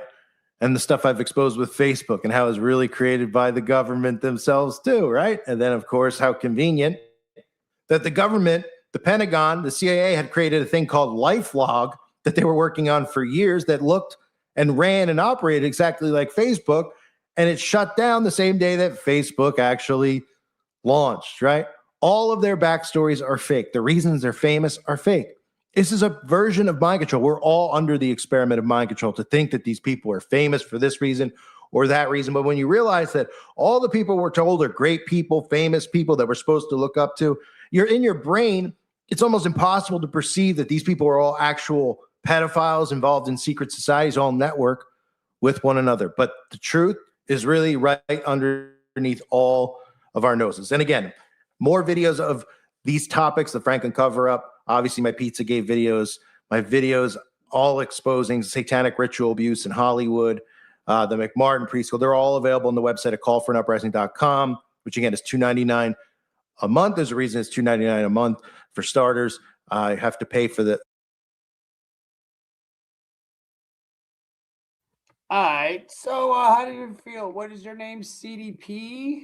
Is that CDP? I can't read that. What does that name say? CD Puke Baby? What up, G's? Been a while. Stop being fake, you buster. I read your activity. You're a buster, bro. Stop being fake, dude. Don't be fake. CDP, Columbus Police Department. What?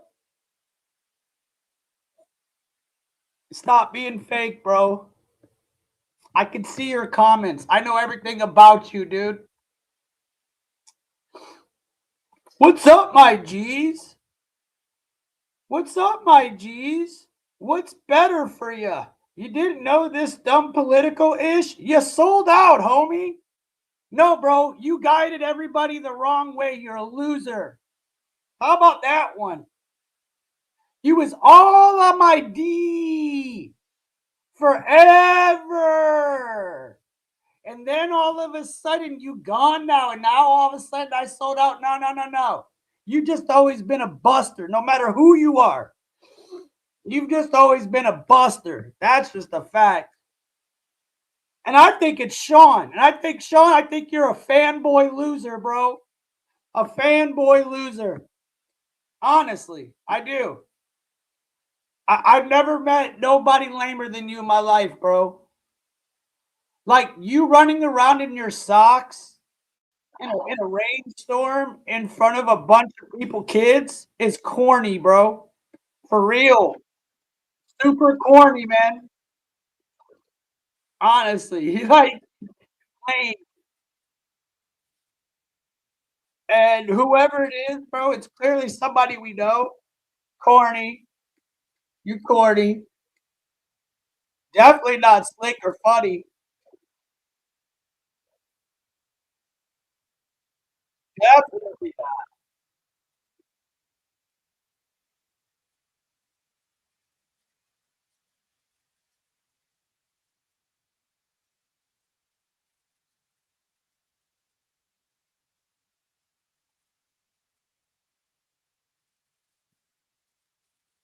Buster.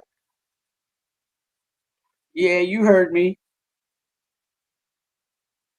You heard me, bro. I don't care who you are. You heard me.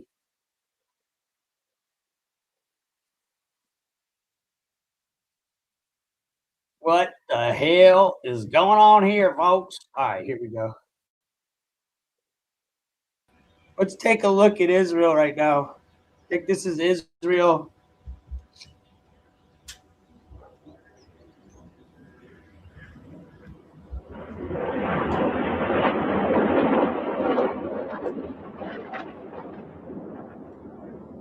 I don't know who you are, maybe, or whatever, but you're about to go next.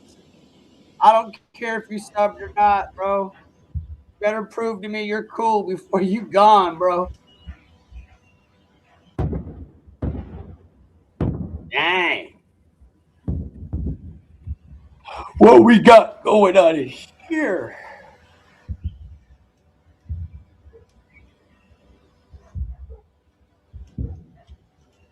It's still getting dark out. Oh, here we go. Here we go. I was watching this yesterday. You could see some getting through for sure. You could definitely see stuff getting through.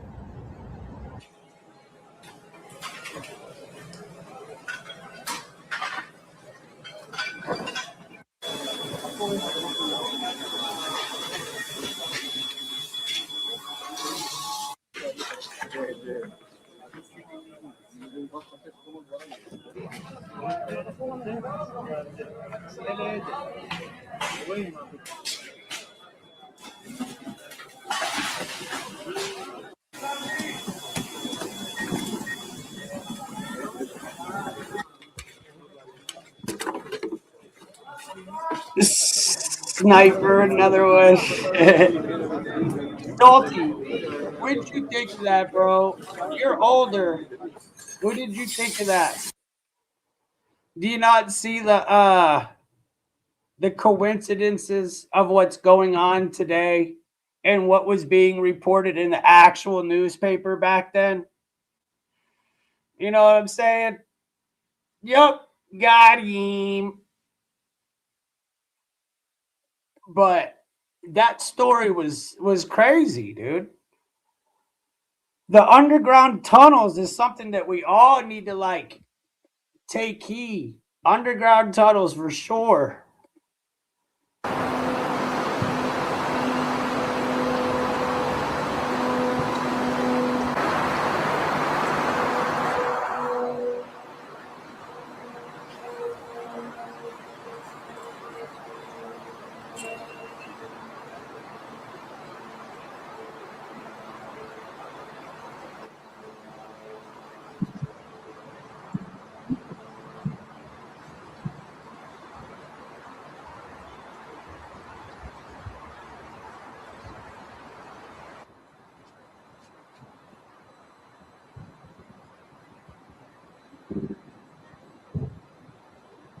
I knew it wasn't going to be popular amongst the so-called I knew it wasn't going to be popular against these so-called truthers that actually want the truth. I knew it was going to get them all rattled up. I knew for a fact they'd come crawling out crying and stuff because they're not ready for the real truth. They want Pam Bondi.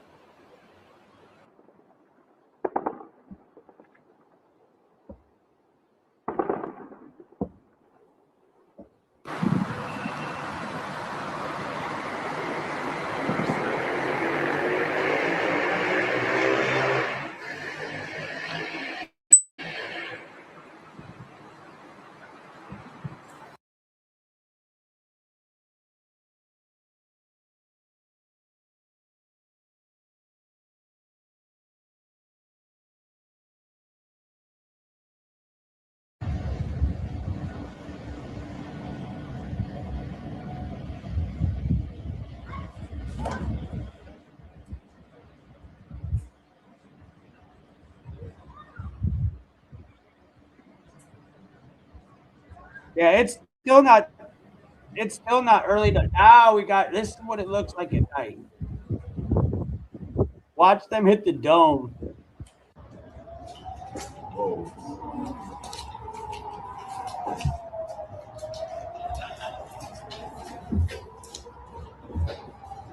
Think safety. Think Granger. For trusted products to lock, anchor, contain, and protect. Granger. Call, click, or just stop by.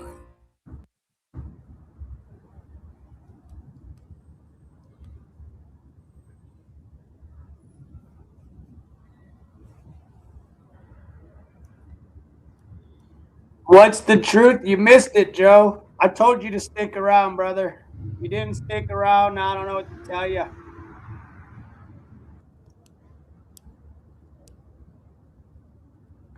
I don't know what to tell you, buddy. I hear you, Salty. I hear you, bro. Everybody's waiting for the government to give them documents instead of just going and doing some homework. It's hilarious.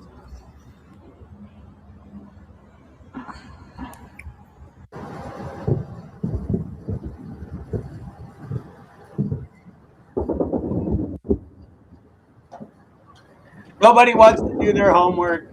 Everybody just wants it handed to them on a platter.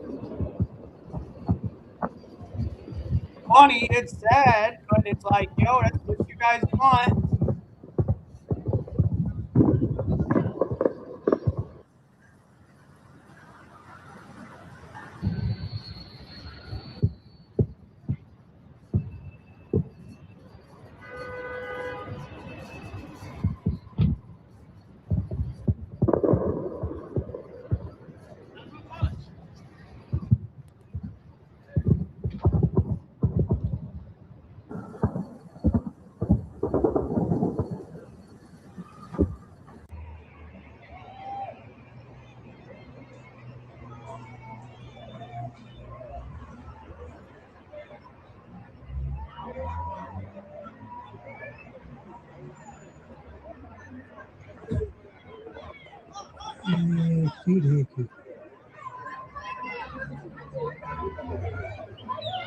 Could not imagine this happening right outside my house. Like looking up and this is what I see.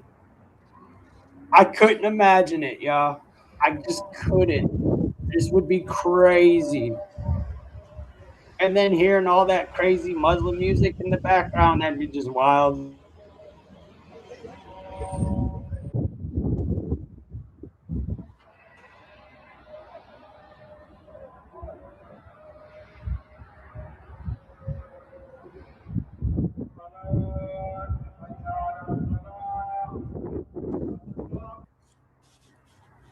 Thank you, Salty.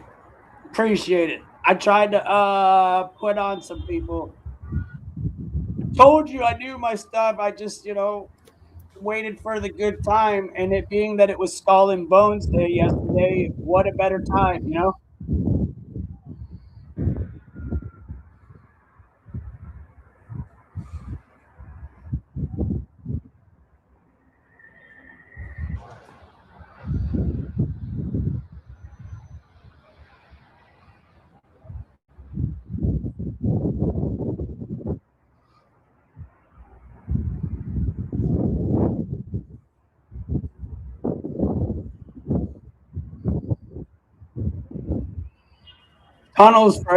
Tunnels for everything. Remember what happened in New York with all those Jays in New York City with all those tunnels that were going from one place to the other? I'm not even going to say what they were. Y'all know what they were. There's rumors of tunnels going to the White House, going from Oprah's house, all types. Dude, I've heard of tunnel after tunnel after tunnel. It's like, dude.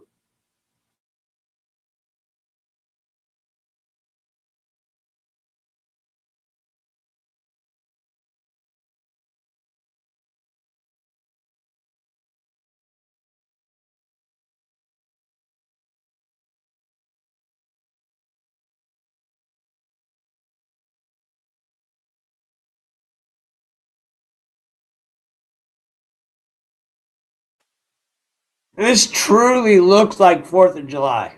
Like, it really does.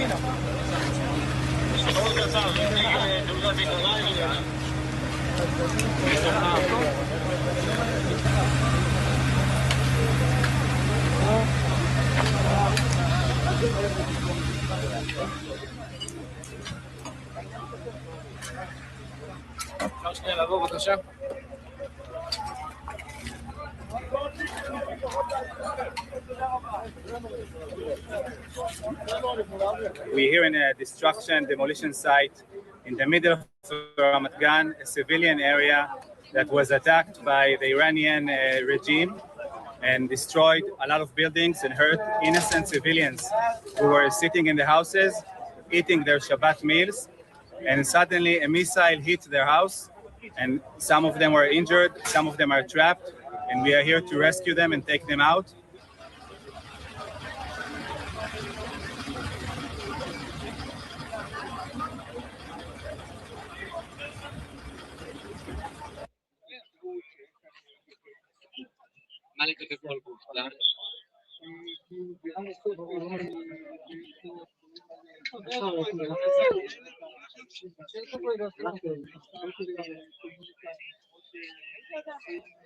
I can tell you that we do have a number of injured, but I can't go into detail of the exact number or the exact location, as I said.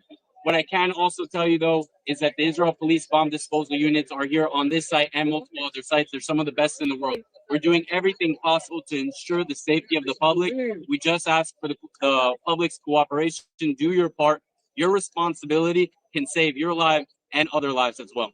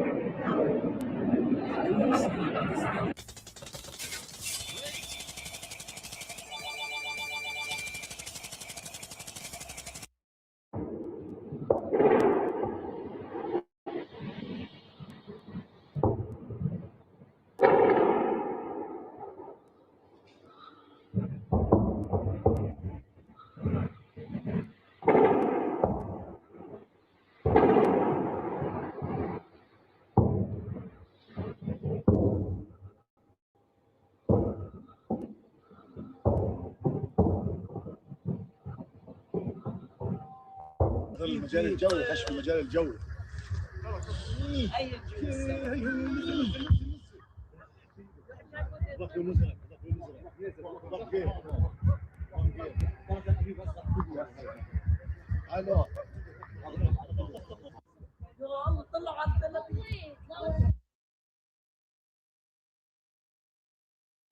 Ryan, isn't this very, very reminiscent of when we covered this in June? Almost a year ago. We're about 3 months away from it being a year ago. This is very, very reminiscent of what it was like almost a year ago. If you want to get up here, Ryan, I'm only going to be like maybe another an hour probably.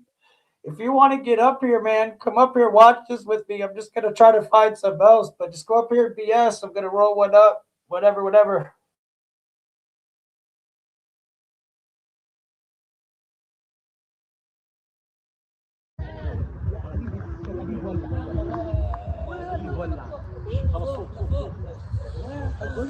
حصل طلع فوق اطلع على السطوح ورا مليان يا الله اطلع على السطوح ورا مليان هلا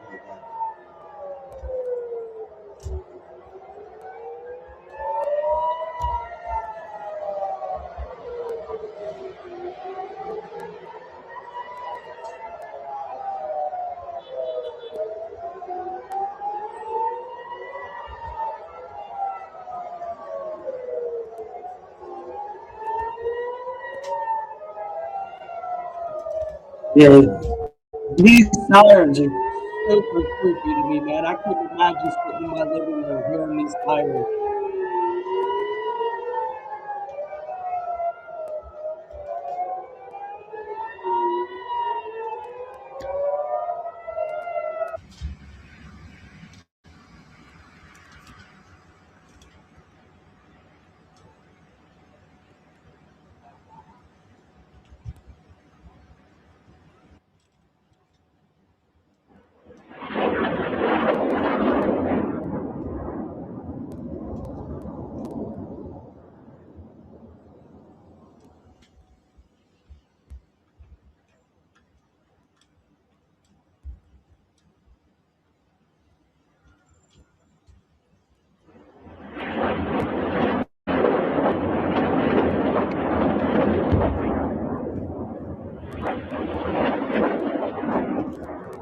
Look at that one. It just intercepted the other one.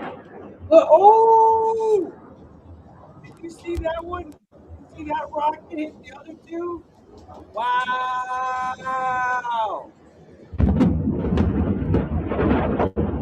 Wow! Dude, that was crazy. That looked like the meteor that flew over Ryan's house.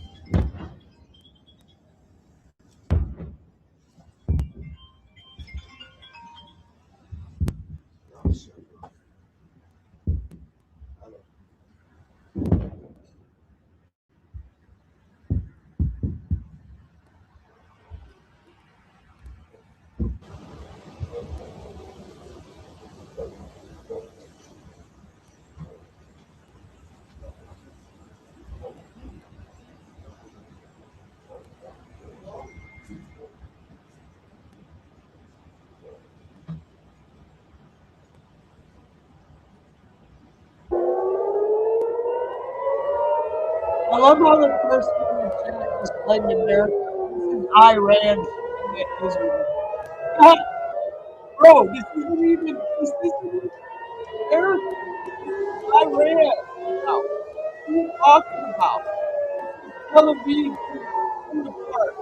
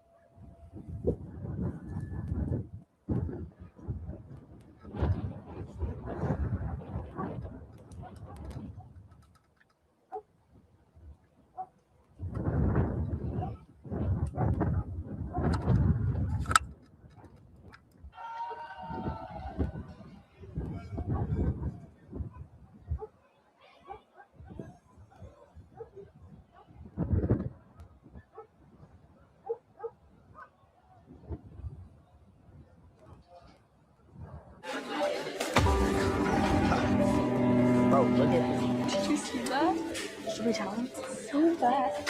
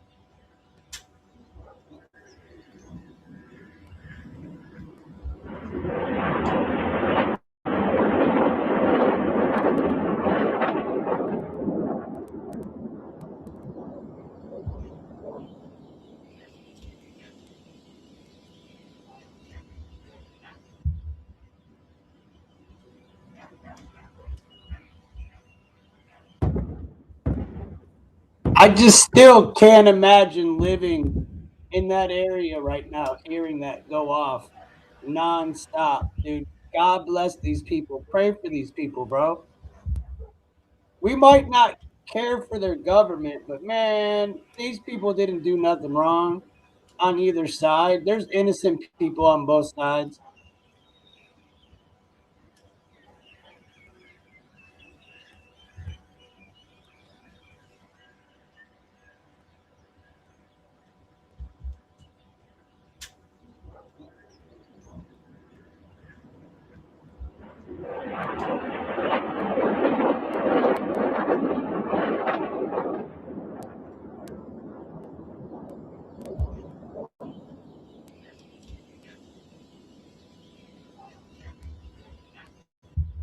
I have no idea why it's not showing it. Why would it not be showing it? Something's been going on this whole entire stream. I've only kept it going because I'm a gangster. Because I'm a gangster. That's the only reason why. Obviously, you're just a fuck. Okay, I'll pretend I didn't read that. Ryan.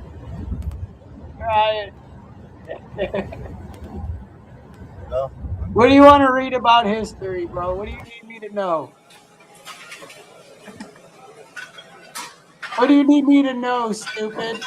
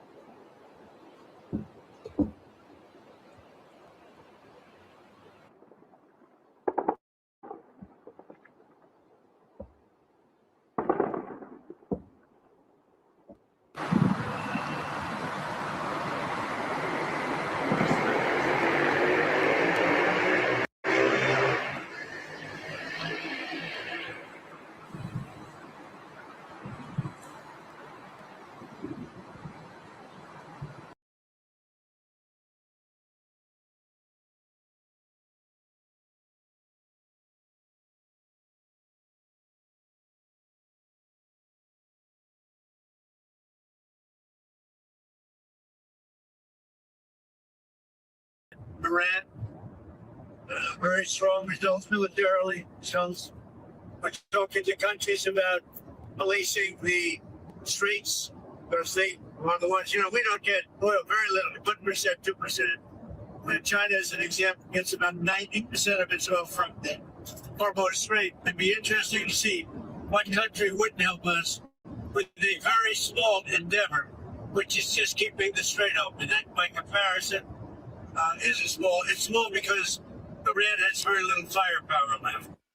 That's President Trump yesterday on Air Force One, calling on allies to send warships to the Strait of Hormuz to help ease oil prices and loosen up the strait. The president wrote this on Truth Social over the weekend. Hopefully China, France, Japan, South Korea, and the UK and others that are affected by this artificial constraint will send ships to the area so that the Hormuz Strait will no longer be a threat by a nation that has been totally decapitated. Japan's Prime Minister Sanae Takaichi told Parliament this morning that no decision has been made about sending warships to the region. She's expected to meet with President Trump in Washington on Thursday, likely to be the top on the agenda. Oil prices are lower this morning. Investors are cautious around this conflict with Iran, but nonetheless, Brent is down 0.2% at 102.48, and crude is down 3% right now, back down to 95.68, as the president efforts other nations to get in this fight. Joining me now is the American Petroleum Institute president and CEO, Mike Sommers. Mike, thanks so much for being here. Give us your assessment of where we are in this fight with Iran and the spike in prices. Well, first of all, Maria, I do think the president of the United States is doing everything he can to get the Strait of Hormuz back open again. They're also doing everything they can at the policy level. They've put another 400 million barrels of oil on the market from strategic petroleum reserves all over the world. They're also looking at some policy measures here in the United States. But there's no replacing getting the Strait of Hormuz back open again. That's 20% of world oil flows. And while there is oil flowing through the East-West pipeline in Saudi Arabia, and thank goodness for our allies in Saudi Arabia for building that pipeline when they did, we still need to get the strait open if we're going to get flows back to where they need to be to meet the world demand for oil.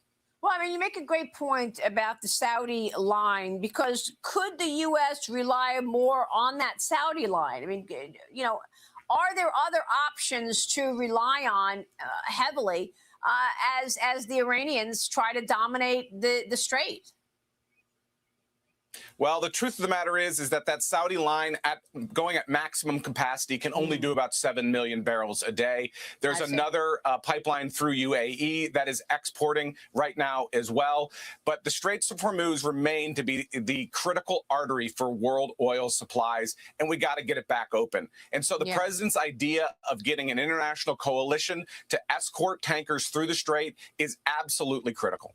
Yeah, I mean, once again, the U.S. is out there on its own. I'd like to see which nation is going to be first to say we are also going to send ships to the region, because we understand that this is the #1 state sponsor of terrorism. Well, the United States and our allies in Israel have done everything they could. If you think about the fact that other countries should be thanking the United States for stopping an Iranian regime from getting a nuclear weapon, that was the biggest threat to the Strait of Hormuz. That was the biggest threat to this critical artery for world oil supply. The President of the United States has done everything he can to take care of that threat. Now we need our allies in the Middle East and throughout the Western world to help us get that critical artery back open again. So the president is completely right about his focus on getting an international coalition developed to do just that. We just spoke with John Fetterman, the senator from Pennsylvania, and he made a great point. Energy security is national security. Watch this. I've always maintained that energy security is national security, and it reminds us, all of us now, that we need to make more and more and produce more kinds of energy, regardless of where it comes from, to make our nation more immune to these kinds of things. Absolutely, there's going to be fluctuations in oil prices, as you've seen, and that's why we need the rest of the world to have these nations to join us, because unless you stand with Iran, that would identify us effectively as enemies or people that want the worst for Americans and Israelis.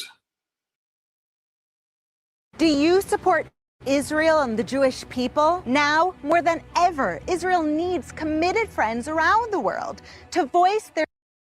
And Mike, you're going one step further and saying that America's new energy war is AI and that the U.S. must win this battle against China. Beijing says it's accelerating its AI technology production in an effort to beat the U.S. on the global stage.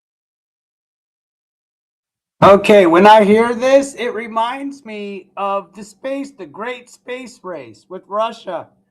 Now it's a battle of AI with China. Literally, it's like they always come up with these scenarios. Stage while increasing surveillance. Your reaction? Well, absolutely. The AI race is really a race for artificial intelligence, for energy security. Because if you don't have the energy to supply what we're going to need in terms of the AI build out, that is going to put the United States at a critical disadvantage. But if you think about the place where we were during the previous Gulf conflicts, energy spiked significantly higher than it is today. Why is that? Because the United States is now producing more oil, more natural gas than any other country in the world.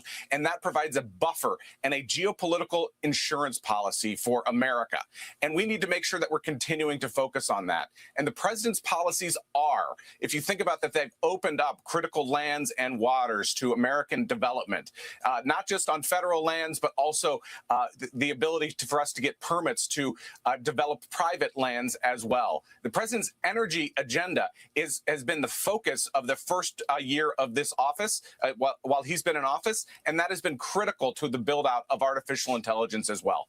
Mike, I want to get your take on the broader issue of all of this surveillance, because AI is also opening up a can of worms in terms of AI on the battlefield and the guardrails that need to be put in place for agents, right? I mean, people are expecting that we're going to be buying robotic agents in the future like we buy cars.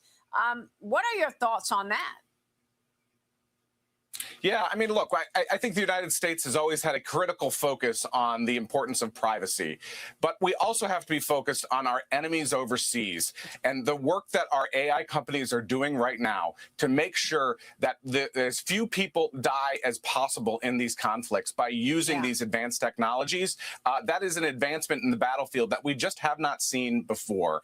And so that build out, I think, is very important. And we're going to be heavily reliant on our partners in the United States that are providing this AI. And I know the Defense Department and others within the government are focused on making sure that the American people continue to have the privacy that they're going to demand with AI going forward. Yeah, I spoke about this yesterday with Winton Hall, who's out with this new book called Code Red. Watch this.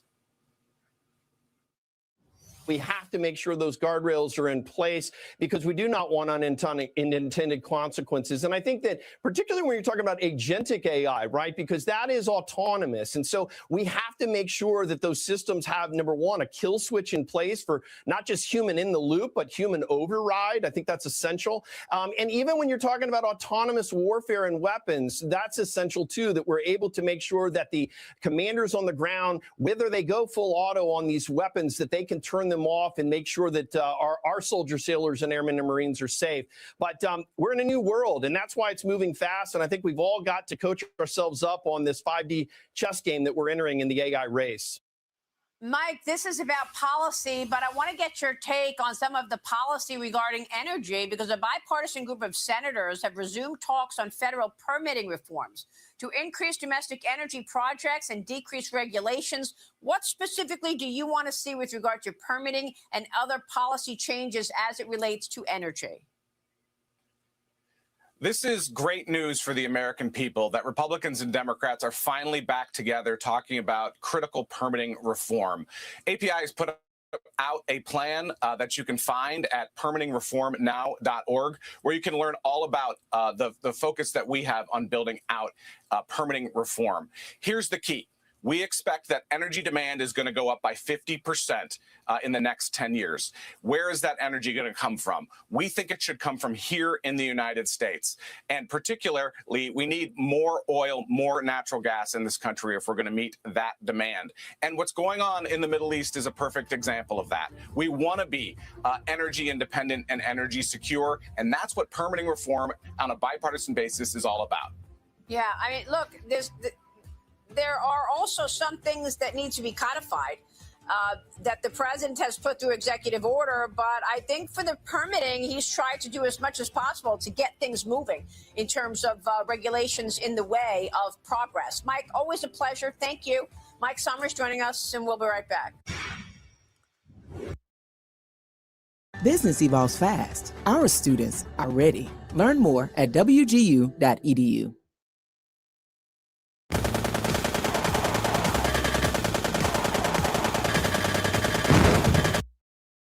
Welcome back, President. All right, so hold on. You said Ohio.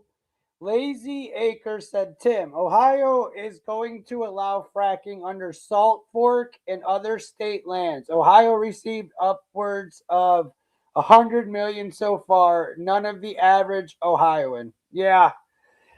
I thought we were self-sufficient, but it doesn't ever go to the average person. Well said. I agree with you, Bubba. President Trump is considering a delay of his trip to Beijing at the end of the month in an effort to pressure Xi Jinping into helping to reopen the Strait of Hormuz. The president told the Financial Times yesterday this quote, "I think China should help too because China gets 90% of its oil from the Strait of Hormuz. We'd like to know before the trip.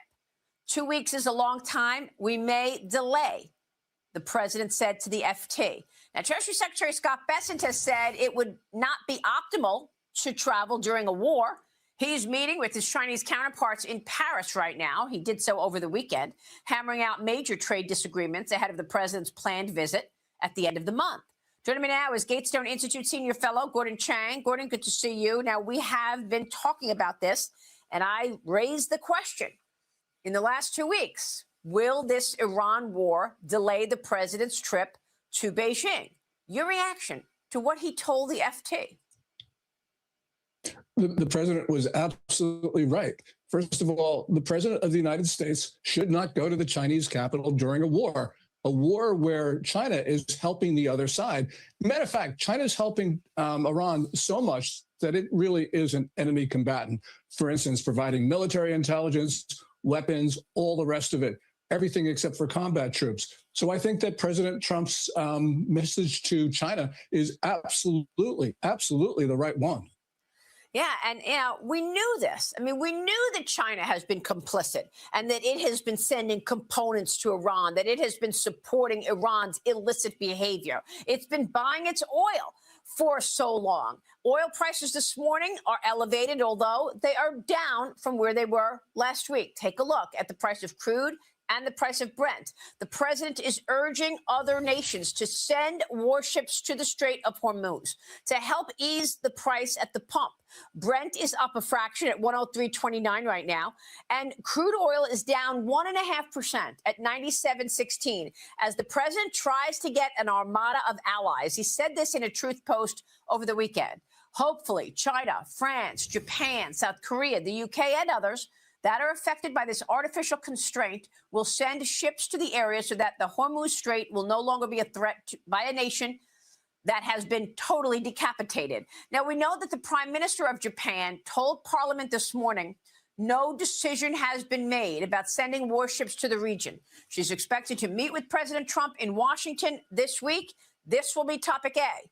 Meanwhile, Iran's foreign minister is claiming that China and Russia are providing military cooperation with Tehran to help fend off the attacks from Israel and the U.S. We knew that already. So we know that China is complicit in all of this. Another oil tanker passed through the strait en route to Beijing from India. Gordon, your reaction to what Iran has been able to do here? Well, the Iranian foreign minister was absolutely right. China has been providing military intelligence. They've done that through that rather large Chinese ship just off Iran's shores. Also, they allowed Miser Vision, that Shanghai-based company, to actually publish the coordinates of American military assets through the region. We know that these Chinese drones have, Iranian drones have Chinese microchips in them. You just go through it across the board. I don't think that the United States should allow Chinese tankers through the strait. One way to get Beijing's cooperation, you can't plead with these guys. What you do is you just seize those ships. And that's going to give China the incentive to make sure that its Iranian partner actually opens the strait. Yeah, and don't forget, the U.S. right now is doing its own investigations around tariffs. You've got Section 301, and the administration has made it clear that Section 122 is a bridge, a 150-day bridge to the 301 tariffs. On March 11th, the U.S. Trade representative opened investigations on China, the EU, Singapore, Switzerland, Norway, Indonesia, Malaysia, Cambodia, Thailand, Korea, a long list. China is still increasing its pressure on Taiwan, resuming military flights around the island after a 10-day hiatus. Your thoughts?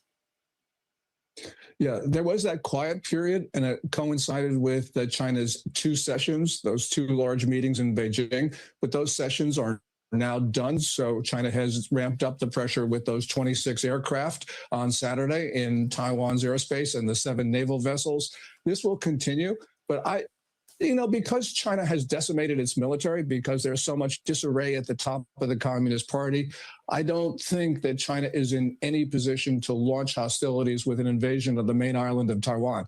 Now, that's not to say there won't be war in East Asia, because China can clearly stumble into a war. But really what we're seeing with regard to Taiwan right now is a lot of huffing and puffing by the Chinese military. Yeah, well, Taiwan's Ministry of National Defense said that it detected 26 aircraft from Beijing flying near Taiwanese territory, in addition to 7 more naval ships from China in the waters surrounding the island. Fox is also reporting a Chinese fishing militia is beginning to form around Taiwan, signaling a gray zone of military activity, Gordon. Yes, there are thousands of those fishing boats, the marine militia, or the little blue men as they're called. And we have seen over the last couple of months them form into lines, these thousands of ships forming lines. And clearly what we could witness later on would be the Chinese militia completely surrounding the Taiwan main island. So this is something to watch. But again, this is, I think, a bluffing attempt. People say, well, the United States is bogged down in Iran, and so therefore China's going to move on Taiwan. I just don't see that in the cards right now. China is in no condition to do something like that. All right, Gordon, we will leave it there and certainly keep a watch on that. Thanks so much, Gordon Chang. Good to see you. All right, now we're going to talk about Iran. We welcome back to the show General Jack Keane, Fox News senior strategic analyst. Thank you for your patience, General Keane. We appreciate it. Had some breaking news to deal with. But there's breaking news on the Iran front today, too. Okay, so Soleimani was killed. What's his name? Larijani was killed. He's a really super bad guy. They're all bad guys. I don't know why I just said that. A new crackdown on civilians and dissidents. The numbers are over 40. I'm actually way more worried about our own home soil on what's already here than what they could send our way. 1,000 already. How do you read this? Is it a morale killer to have, let's say, a guy like Larijani, who's such a pivotal figure, I guess, close to the late Ayatollah Khamenei, etc. He's the guy running security, as I understand it. He's the guy spearheading all the killings of civilians, innocent civilians. Does that hurt them, the morale? Does that change anything in your judgment? Yeah, it does. I mean, this is the most significant day in terms of killing high-value targets. Obviously, the Ayatollah on day one, and 30 to 40 other leaders as well. But this is very significant because 18 months ago, Larijani was appointed by the Ayatollah to be his interim successor.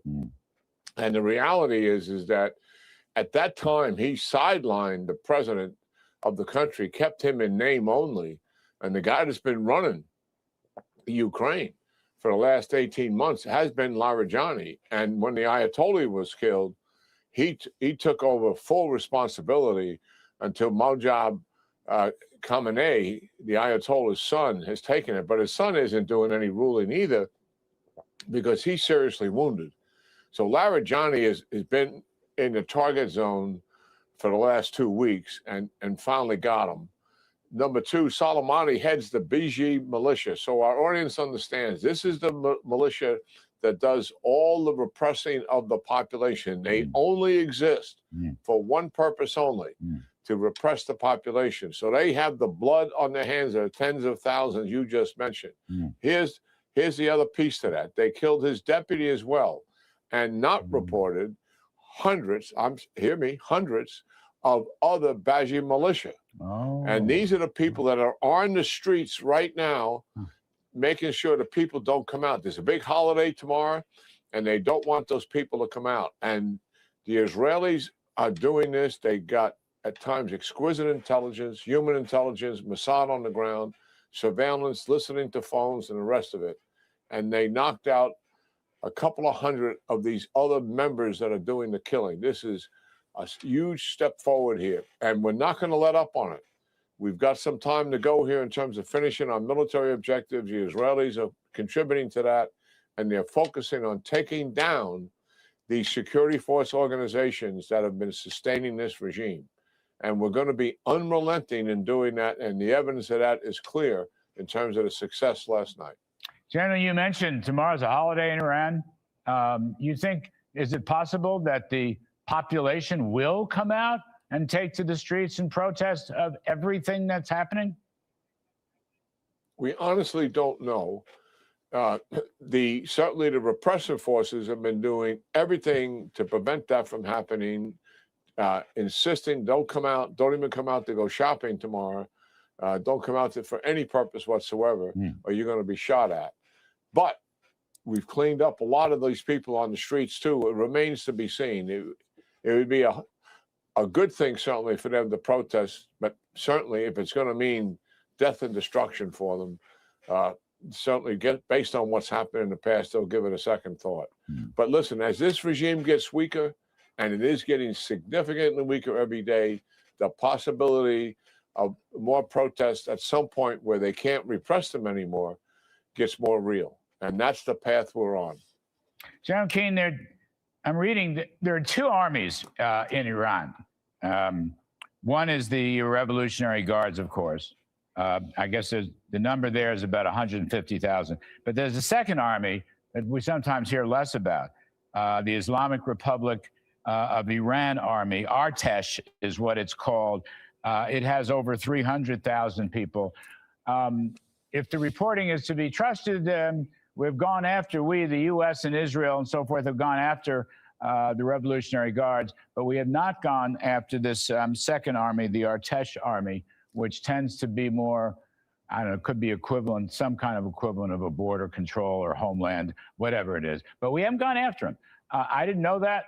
Is it true? And what do you think about that? How do you reckon that? Well, here's why.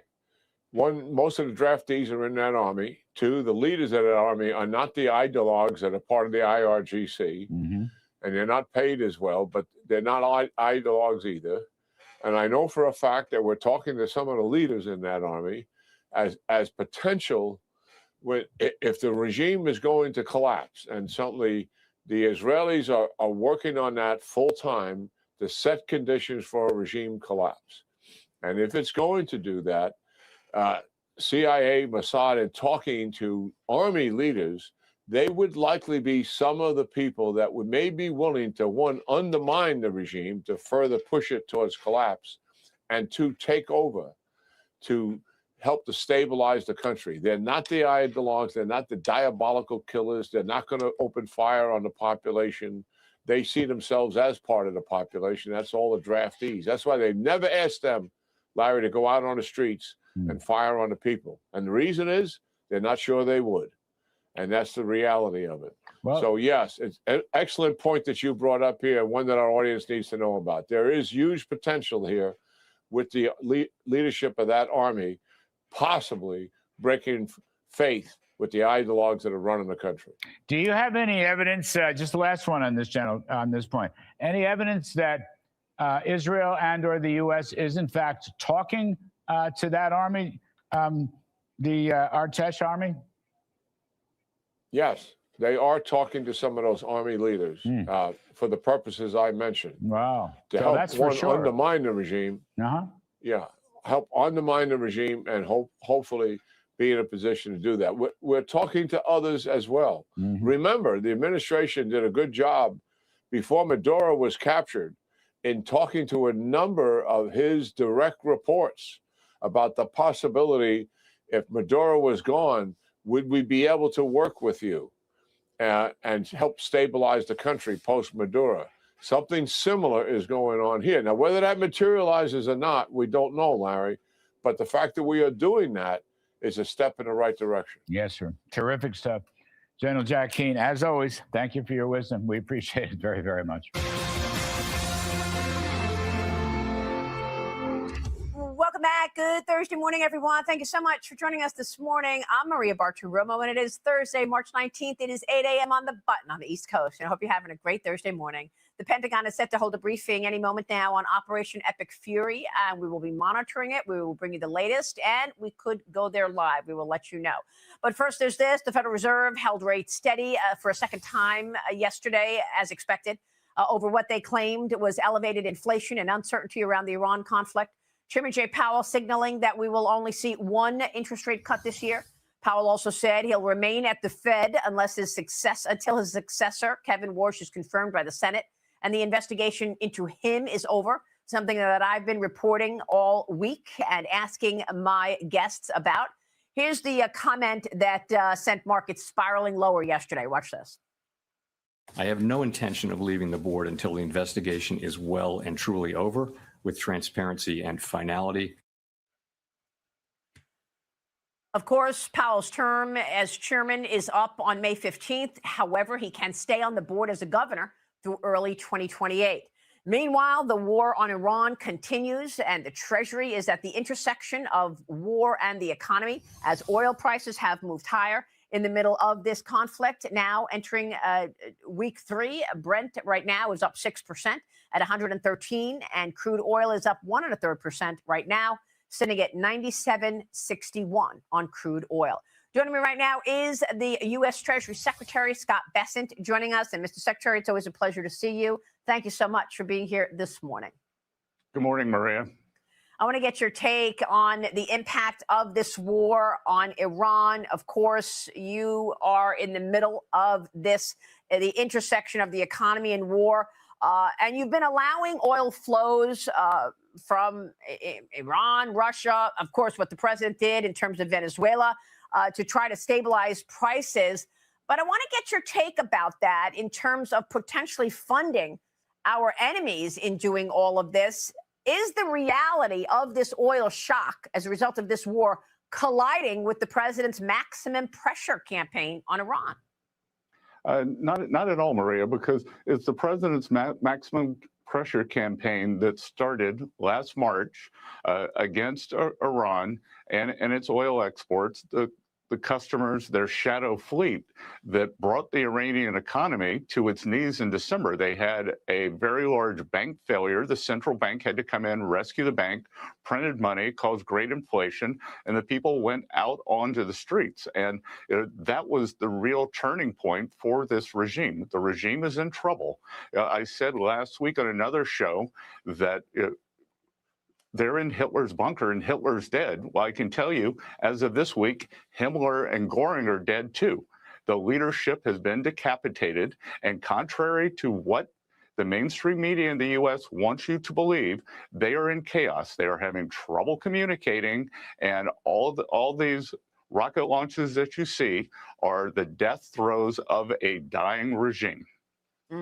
Yeah, and you know, the escalation overnight and the president tweeting and posting on Truth Social about there will be no more attacks on that very important gas and oil infrastructure in Iran because it triggered Qatar. I feel like there was an escalation. Can you tell us anything about what the president is trying to message out here? he's been very, very direct in terms of obliterating Iran's military infrastructure, but holding back in terms of hitting the oil and gas infrastructure.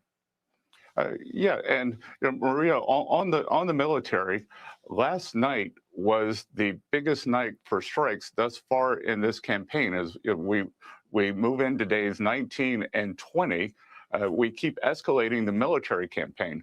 President Trump wants to have something for the Iranian people on the other side, so we are not attacking their energy infrastructure. On Karg Island, which is the nexus, 90% of Iranian oil comes out of there. We did a precision strike against all the military targets on that island, and none of the energy assets were targeted. So we have allowed Iranian oil to continue out of the Gulf, where some Indian tankers have moved out, some Chinese tankers have moved out. And Maria, to be clear, this is a coordinated effort. We had a break the glass plan across the administration and at Treasury. We unsanctioned Russian oil. We knew that there were about 130 million barrels on the water, and we created supply that is beyond the Straits of Hormuz. So we anticipated this. We knew that there could be a temporary, and I want to emphasize temporary, choke point there. And there was 130 million barrels of floating storage. In the coming days, we may unsanction the Iranian oil that's on the water. It's about 140 million barrels. So depending on how you count it, that's 10 days to 2 weeks of supply that the Iranians had been pushing out. That would have all gone to China. In essence, we will be using the Iranian barrels against the Iranians to keep the price down for the next 10 or 14 days as we continue this campaign. So we have lots of levers. We've got plenty more that we can do. The largest coordinated SPR release in history, 400 million barrels, was approved last week. And some countries are going to do more. The U.S. could unilaterally do another SPR release to keep the price down. As you will have noted, WTI and its European counterpart Brent have substantially diverged over the past few trading sessions. They were trading right on top of each other last week, and this is because the U.S., thanks to President Trump in his first term, the continuing efforts here, is virtually energy independent.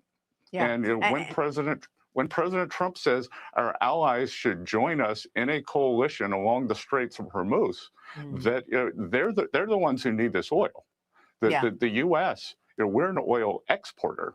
Absolutely. And you're hitting at exactly the point that I was making at the top of this interview, and that is you are walking this balance of energy stability versus keeping the pressure on Iran.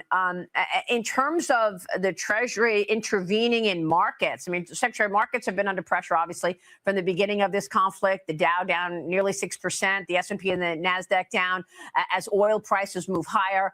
I mean, Brent at one point this morning was at $118 after those attacks overnight that we talked about on the key energy facilities. You've said no plans to intervene in markets specifically. What conditions would force Treasury to intervene? Well, Maria, we're talking about two things here. I think there's been some speculation that U.S. Treasury would intervene in the futures market, and we're absolutely not doing that. But we are intervening in markets by creating this excess supply with oil that's on the water. So in essence, by the time we unsanction the floating Iranian oil, we would have intervened and we would have created about 260 million excess barrels of energy. And if you think that the temporary closure in the Strait is leading to about a 10 to 14 million barrel per day deficit, then that is depending on how you count it, approximately three weeks of oil to stabilize the market. So that is a physical intervention. We are not going to do a financial market intervention. Maria, you get these price spikes. We got one Sunday 2 weeks ago. Right. It was a big price spike. Then we had the largest sell-off in history. And my 40 years in the market, I always found, especially people who worked for me, when they lost a lot of money, they said that there was some mysterious intervention rather than bad trading. So to be clear, we're not intervening in the financial markets. We are supplying the physical markets. Well, I'm glad that you pointed out the difference in terms of where Brent is and where U.S. crude is, because I was very taken aback when our European friends said we're not going to get involved and send warships to the Strait of Hormuz. We know that particularly Europeans need that strait even more so than the United States, much more, as they are relying on their LNG. And 20% of LNG is passed through, supposed to be passing through that every day. And natural gas has been surging, right? And they need that for electricity. When the Europeans said, this is not my war, this is not our war, did the president discuss what he could answer? I mean, that could, set up the president for saying, well, Ukraine is not my war. I think the president's been very clear here that he believes that those who are benefiting from these actions in their economies should contribute.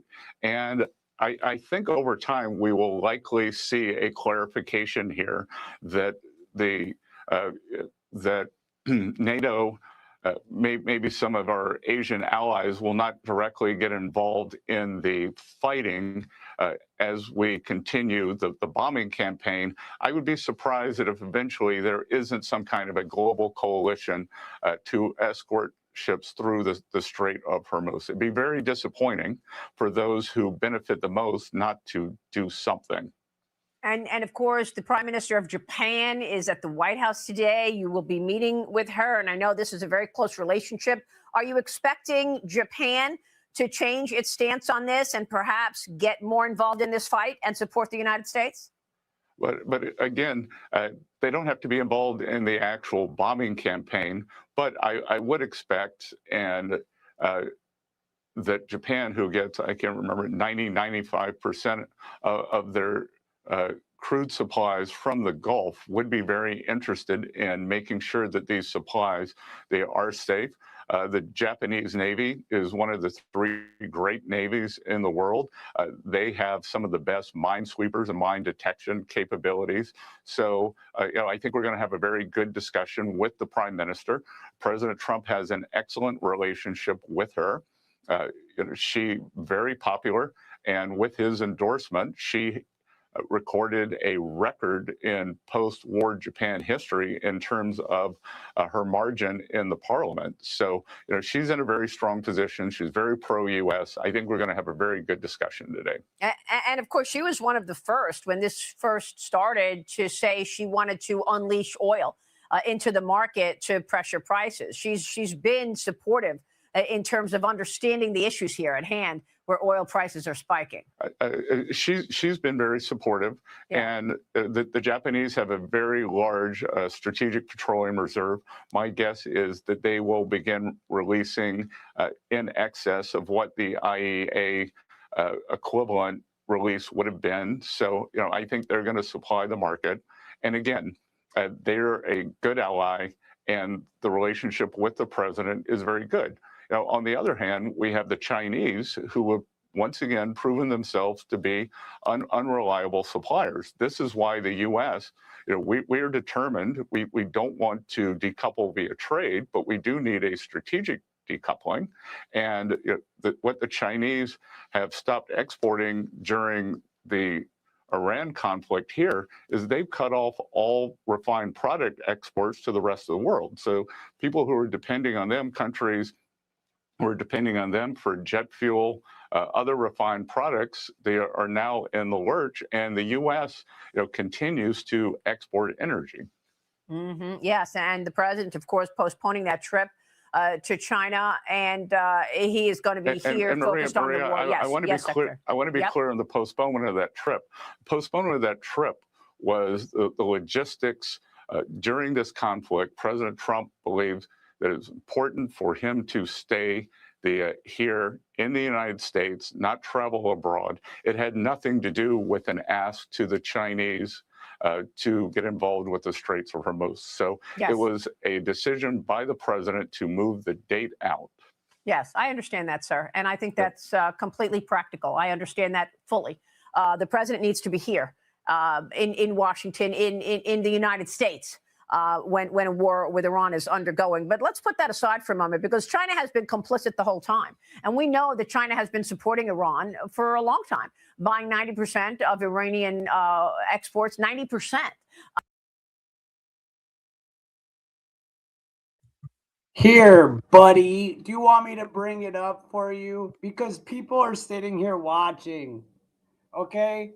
What do you think I'm doing? Just sitting, what do you think? Because people are watching. Now I stopped it. I just lost 40 viewers because you're an idiot. That's why. It's not a really, you're dumb. Helping in terms of components, helping in a number of ways. So did this issue come up when you had your conversations in Paris last week with your Chinese counterparts, that China has obviously been supporting our number one adversary for a long time?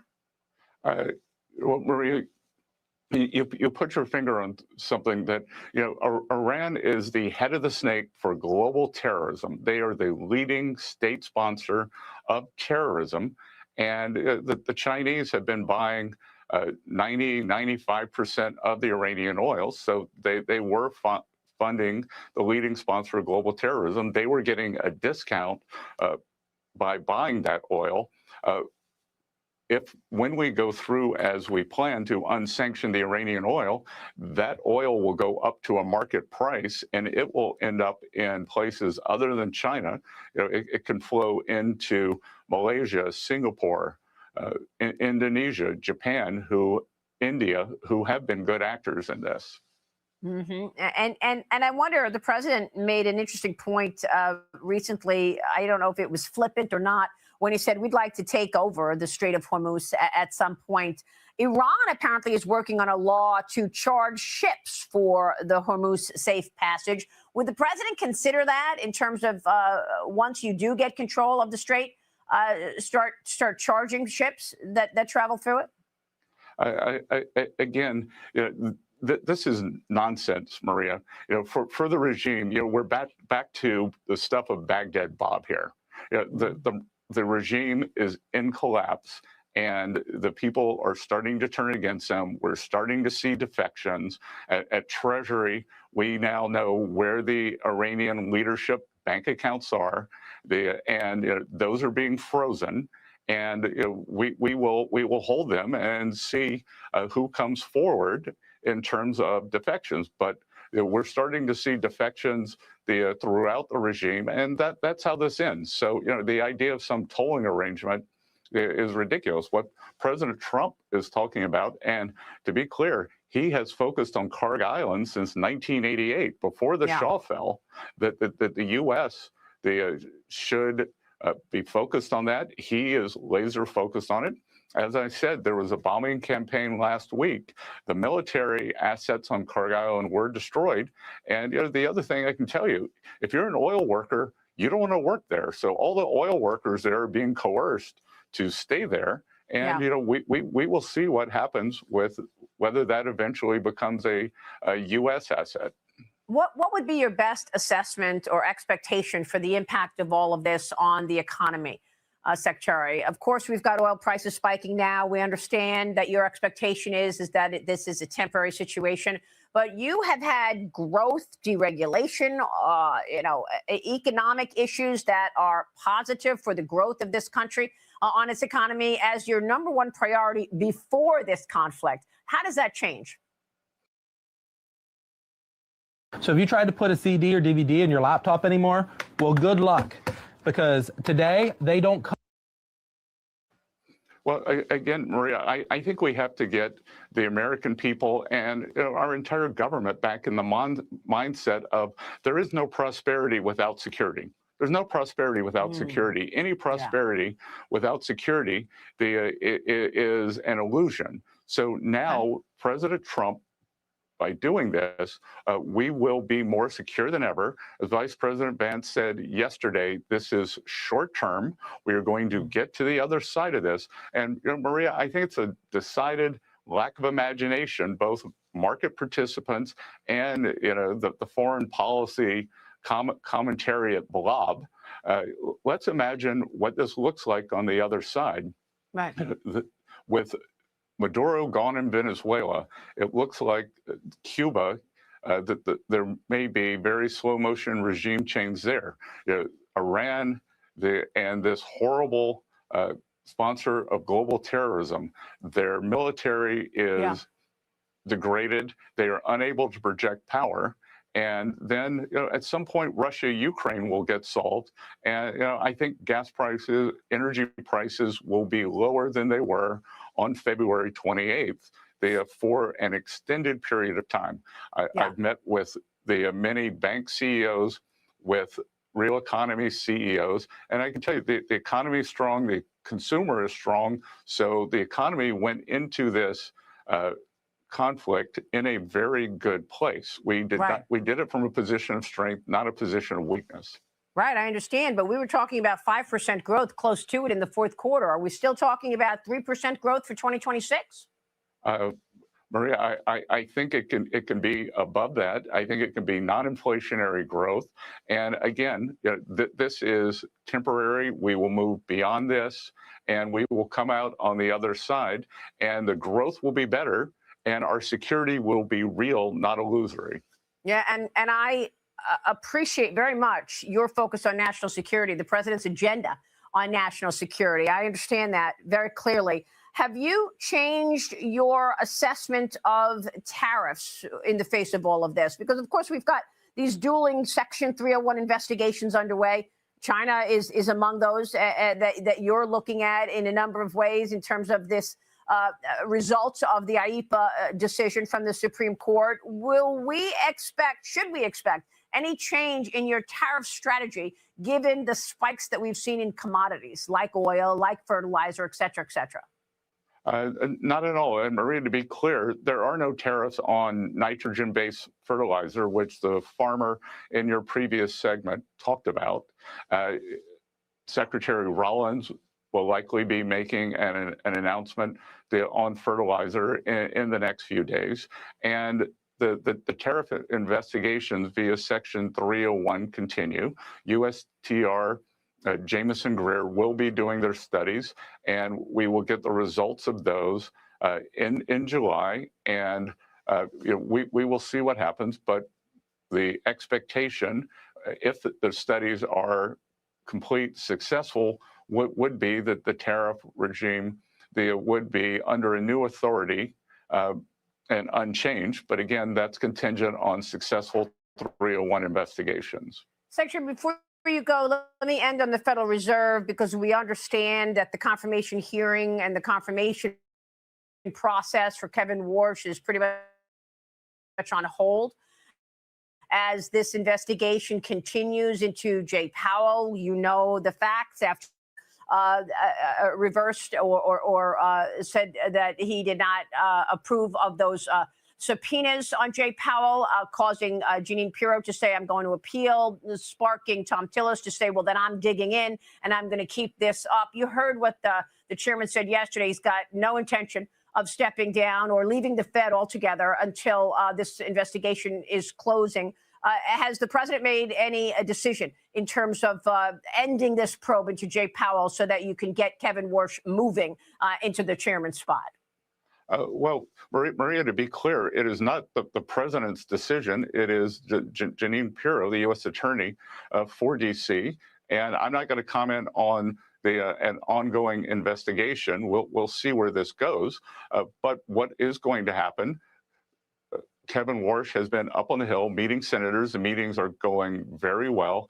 There will be a hearing. What will be held, if Senator Tillis insists on waiting until the investigation ends, then what will be held up is the vote. And Chair Powell, it's his decision to stay as a governor or not.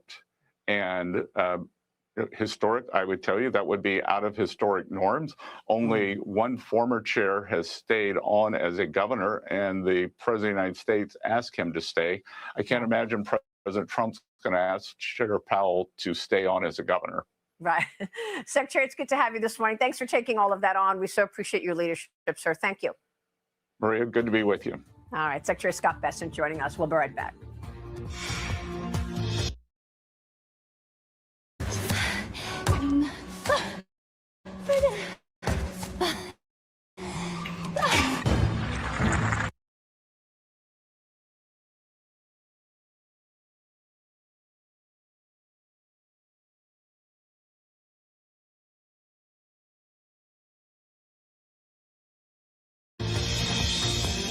And it's definitely a problem. No state has seen more wealth leave in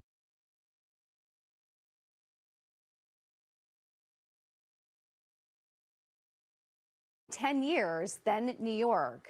Mike, that soundbite is shocking, to say the least. Almost comical. But the crazy part is, I mean, she's an intelligent woman, supposedly. No one's coming back unless you change the policies that cause them to leave in the first place. Right. So just to come back because the governor, who won't change any of her policies, wants you to come back, the high net worth people. So I don't know, you have to do better than what she's doing. You want to keep people in New York to pay taxes for her social programs. You have to act same, and that's people leaving quickly. Jackie, what makes me nervous about this is we always talk about watch what I do, not what I say. She's saying a lot of things because she's in an election year, but the actions haven't changed. I don't believe her. I don't either. She endorsed Mamdani. She realizes right now that she needs revenue to be reelected and to keep things afloat so that she doesn't look like the total utter disaster that she actually is. But that's a separate issue. There's something playing out behind the scenes. David and I commiserate all the time about Mamdani, and we read this and we read that, and can you believe he wants to do this? And, you know, it'll blow your mind, and it's really disheartening, especially for people who live here. But I was reading an interesting article that was taught, you know, we've been talking about Donald Trump threatening federal funding and to pull some of that. I've been waiting for that paddle, you know, to come kind of smack Mamdani and the city. But I was reading about a couple of lawsuits that gave me a little hope. Their Gateway project is a project where they want to be able to connect New York and New Jersey even further with more tunnels. That is stalled in court. That would be partially federally funded. The 2nd Avenue subway past 96th Street, which is where it ends right now, there was an expansion plan to take it up much further than that. That is tied up in court as well. So federal funds are not flowing here the way that they once were without any questions being asked. And I think that that's sort of like the story that nobody is talking about silently, but that is going to end up being what makes everybody do a little 180 the way Kathy Hochul has done. David, you're kind of nodding along.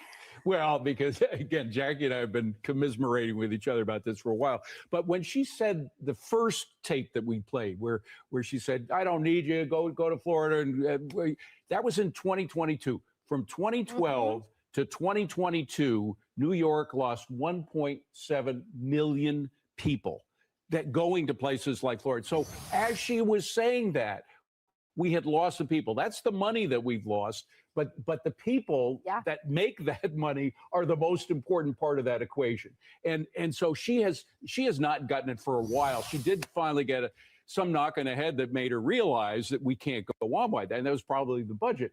But then you have Mamdani. I mean, the thing, I was born here. I've lived here for 46 years because I moved out when I was a kid, but came back because I loved it. So I've been through all kinds of stuff. I've been through the various crime waves, 9/11, the pandemic, et cetera. But I never thought I would leave. Now I'm beginning to feel that way. And David. people who've been here for a long time are beginning to. I love this city. I know people out there think I'm crazy for doing this, but folks, I've got my roots here, and you don't want to be chased out of the place that you have your roots. Quality of life has really eroded. Quality of life has eroded. So there are a lot. And then you have these 11 tax proposals that Mamdani has come out with, most of which, with the exception of the property tax, he can't do without her support. Right. Is she going to support him in order to get the left wing to support her bid for re-election?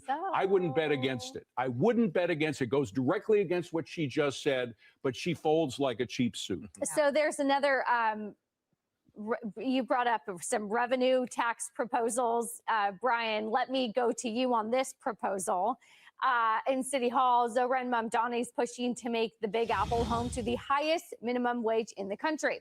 But one analyst at the Manhattan Institute warning that the plan would actually hurt workers that Mamdani is trying to help, saying that that $30 minimum wage proposal could cause higher prices, obliterate certain industries, and definitely not make New York more affordable. All right, so you're my economist.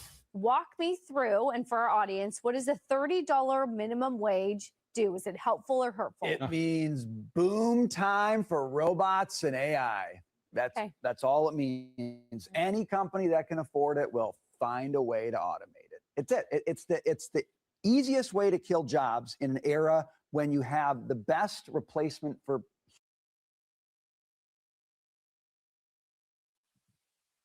Okay, I have two things I want to say real fast. One, they're basically telling us they're going to create AI, we're going to be out of jobs. And two, he said it I would like to go back, but he said, oh, kind of reminds me of 9/11. This whole thing reminds me of 9/11. That, like, I'm waiting for an event to kick everything off. You heard it here first. I don't know what it's going to be, but I can't believe this guy just said something similar.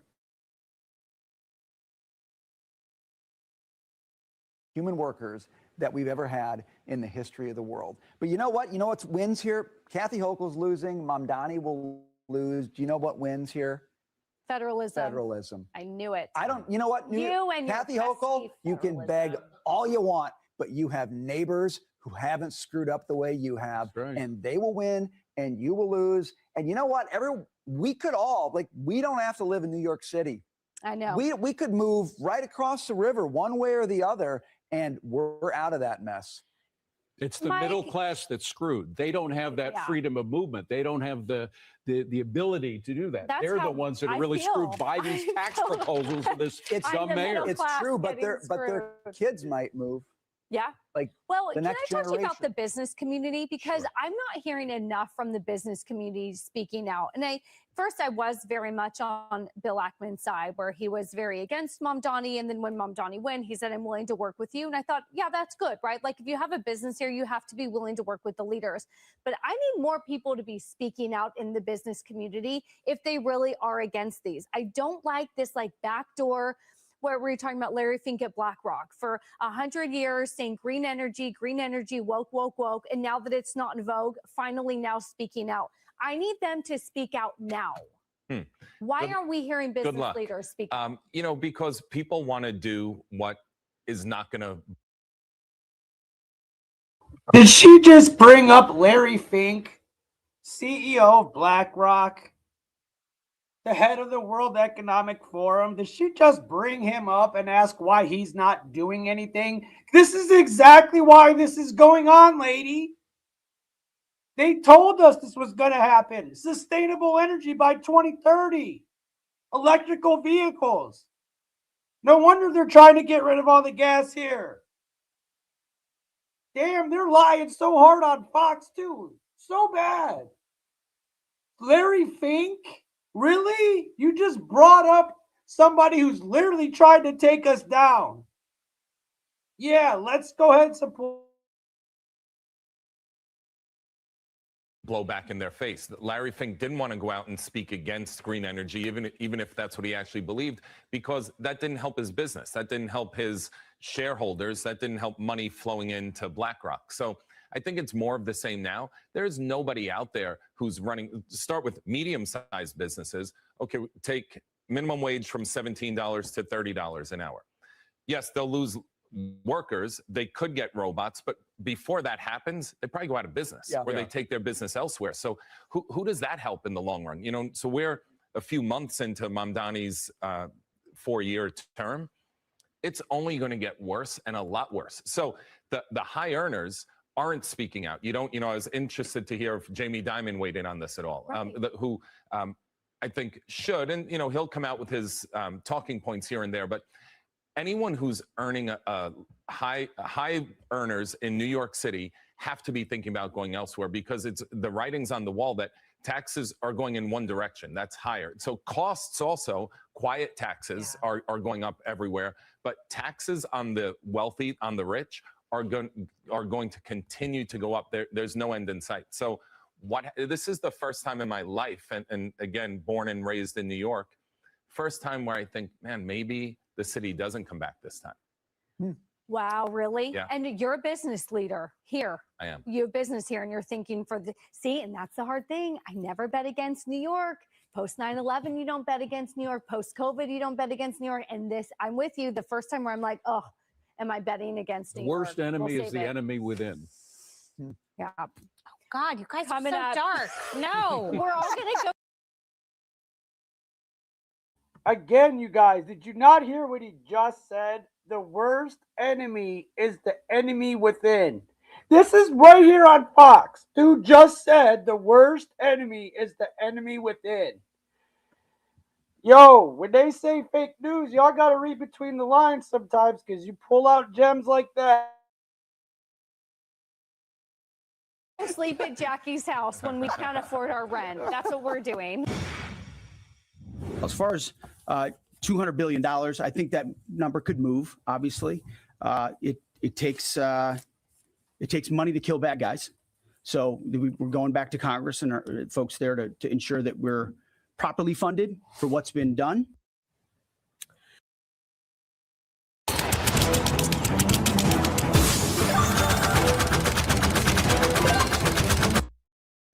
That's Secretary of War Pete Hegseth with an update on Operation Epic Fury as the conflict now enters a third week. The Pentagon preparing to ask lawmakers for upwards of $200 billion in a supplemental funding package to cover the cost of operations and replenish U.S. weapons stockpiles. I reported that the conversation began at $50 billion. It has escalated all the way up to $200. The U.S. escalating efforts to secure the Strait of Hormuz. Meanwhile, multiple European allies and Japan have backed a plan to ensure safe passage for ships through the critical waterway. So President Trump is getting the support that he has been requesting. CENTCOM releasing new drone imagery. Look at this, showing the complete destruction of an Iranian ballistic missile factory following precision airstrikes by U.S. jets. Joining me now is Oklahoma Senator James Lankford, a member of the Senate Homeland Security and Select Intelligence Committees. Senator, good to see you this morning. Thank you so much for being here. Yeah, good. What's your take? Good to see you again. We talked about this supplemental package the last time you were with me. What's your take now on the $200 billion price tag? Would you support that? We still got to see the details on this. Most of these supplementals are restocking what has already been shot, but also trying to be able to lay the groundwork for what we're missing. So, for instance, we do not have near enough capability to be able to take on for drone attacks, both here in the continental United States and around the Middle East region and around our bases there. So I would expect part of that is going to be for future planning for drone protections as well, which we all know and we all see is needed. But we'll have to see all the details on it. I doubt seriously the $200 billion is just completely for what is happening right now. Yeah, by the way, we are talking on Sunday Morning Futures, my Sunday morning program on Fox News. I'm talking with two major drone makers. So I'm glad that you're mentioning the drone component here. Is that something that we need to do, build more drones? Because for a long time, we were buying drones from DJI, a Chinese drone maker. Yeah, DJI is a real threat on it. DJI is a Chinese drone maker. They're used in a lot of our local law enforcement. A lot of our ag folks use them for actually scanning crops and such. But we have no idea the connection that it has back to China as far as gathering data on our country, how we operate, or the ability to be able to have a kill switch in it that suddenly the moment we need it, they could just turn it off. So it is very important that we actually have drone manufacturing here in the United States, not using Chinese parts. But the other side of that is that we have drone mitigation nation.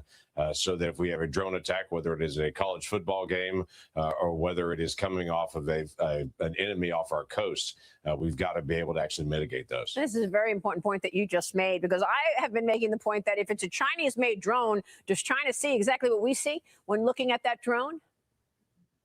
It is very likely they do, and if not, they have the capabilities they could at least, and so that's important just to be able to know. If people say, I don't think they're watching my crops, what do they care at that point? If they're scanning how our ag is done, all of our fields, what's the capability of those things? It is like they have 100,000 extra satellites over our nation. Oh my goodness. I think anybody in our audience can understand maybe we need to get out of the Chinese drone business at this point. So thanks for the point. Let me move on. House Minority Leader Hakeem Jeffries is warning the Democrats will not help you and your colleagues through a final vote to extend warrantless surveillance powers. Talking about FISA, House GOP leaders pushing for this clean reauthorization of key Section 702 provisions, the surveillance targeting foreign nationals, which is set to expire on April 20th. Today marks day 4 of the Senate's marathon debate on the Save America Act, and Republican governors and attorneys general throwing their support behind the president's push to require proof of citizenship. Senator, yesterday we spoke with Anna Paulina Luna. She says, well, let's just put the SAVE Act with FISA. Work this out for us. How are you going to do both things at once? Well, we need to get both things done, whether they can be crammed together into one package to make a heavy package even heavier. I don't know. We'll have the chance to be able to do that. We are adding some other things today into the SAVE Act. For instance, no boys and girls locker rooms. That seems pretty straightforward on it. Should be something that's not controversial, but for some reason it has become controversial around the country on it. But we're already working through this. The most basic element of SAVE Act I want to be able to maintain. That is, you've got to show ID to vote, and you've got to be an American citizen and prove it to be able to vote. It is already federal law that you have to be a citizen of the United States to vote.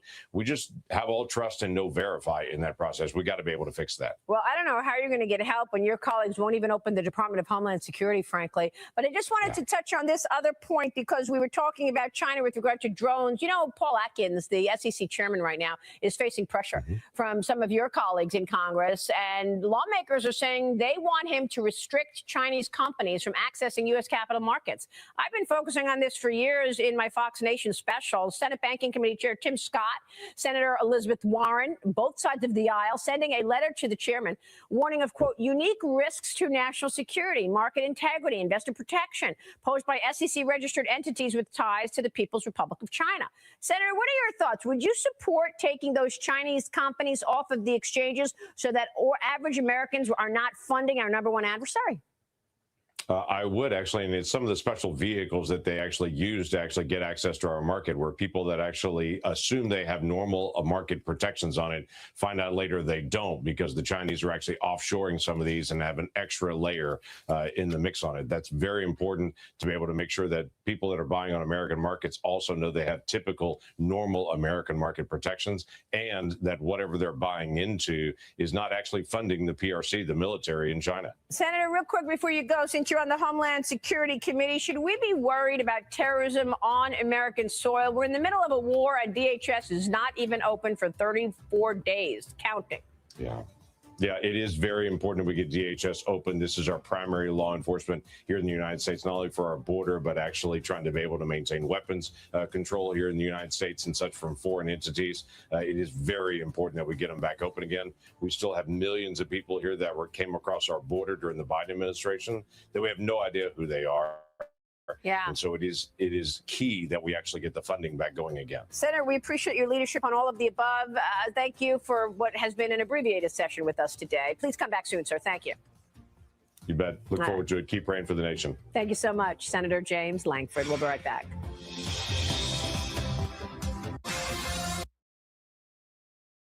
Okay, it's just a laxative. Relax. It's Miralax. It works with the water in your body for gentle relief. Confidence is not a mindset, it's an achievement. In the GMC's. Welcome back. Good Friday morning, everyone. Thank you so much for joining us this morning. I'm Maria Bartiromo, and it is Friday, March 20th. It is the first day of spring. We survived that horrendous winter. It is 8:01 on the East Coast right now. The White House is signaling that it is not backing down from the DOJ probe into Federal Reserve Chairman Jay Powell, potentially complicating Kevin Warsh's path to the top job in a short term period. President Trump defending the investigation into comments that Powell made surrounding the billion-dollar-plus Fed headquarters expansion. North Carolina Senator Tom Tillis claims that he's vowing to hold up Warsh's nomination process until the probe is dropped. Meanwhile, Jay Powell made clear yesterday that he will remain at the Fed until his successor is confirmed by the Senate and that the investigation into him is over, something I've been reporting would happen all week long. Here's the chairman yesterday, Wednesday. Watch. I have no intention of leaving the board until the investigation is well and truly over with transparency and finality. Well, there you go. Joining me now is the Federal Reserve Vice Chairman for Supervision, Mickey Bowman. She's at the center of all the battles at the Fed right now, when to cut rates and, of course, how far to go on bank regulation. It's great to have you, Mickey. Thank you so much for being here. Well, thank you for the invitation to join you. It's great to be here. And I know that our audience is very eager to hear your thoughts on regulating the banks because it has such an impact in terms of freeing up capital, getting that capital into the economy. But first, your reaction to what we heard yesterday from Jay Powell saying he's not planning on leaving until this probe is dropped. Well, I think Jay made himself clear during the press conference, and I probably want to let his statement speak for itself. Yeah, but you know what I was surprised at? I mean, we heard from the Bank of England yesterday or this week as well. And the Bank of England was very specific in terms of what this Iran war will mean for the economy. Jay Powell didn't give us anything about that. Can you give us any sense in terms of what this Iran war is doing to the U.S. economy right now? Well, I think it's too early to tell what the longer term imprint will be on the U.S. Economic activity and how we should think about that in terms of our longer term economic forecast and how we should think about that in terms of our FOMC meetings and any rate changes that we might make as a result of economic evolution going forward. All right. I mean, I'm totally expecting that the price of oil is going to show up in the earnings releases in the next couple of quarters, but we'll get into that later. Let's talk about what you're doing because I know that so many people are eager to hear. You have unveiled proposals to ease capital rules for the major banks, a major win for a number of companies and for the economy and growth, if you're talking about growth priorities. Give us your ultimate goals. Is this about freeing up capital, getting more funding into the U.S. economy? What is this about? Well, Maria, really, it's about modernizing the bank regulatory framework. When I became the vice chair last June, this was one of the major things on my agenda, which was to modernize our capital framework. We had the leftover resolution of the 2017 Basel Agreement that we had not yet implemented, and we have 4 pillars of capital. We've introduced 2 proposals already. The last 2 we just passed with broad agreement with our board yesterday. So we're excited to be able to actually calibrate the risk weightings for different activities that the banks engage in to support the U.S. economy. So it's credit cards, it's small businesses, it's consumer lending, and it's businesses and mortgages. So we want to make sure that banks actually can engage in those activities without being disincentivized based on regulatory constraints. Yeah, I'm glad you mentioned that because when people think about this, that oftentimes we look at the headlines, oh, you know, easing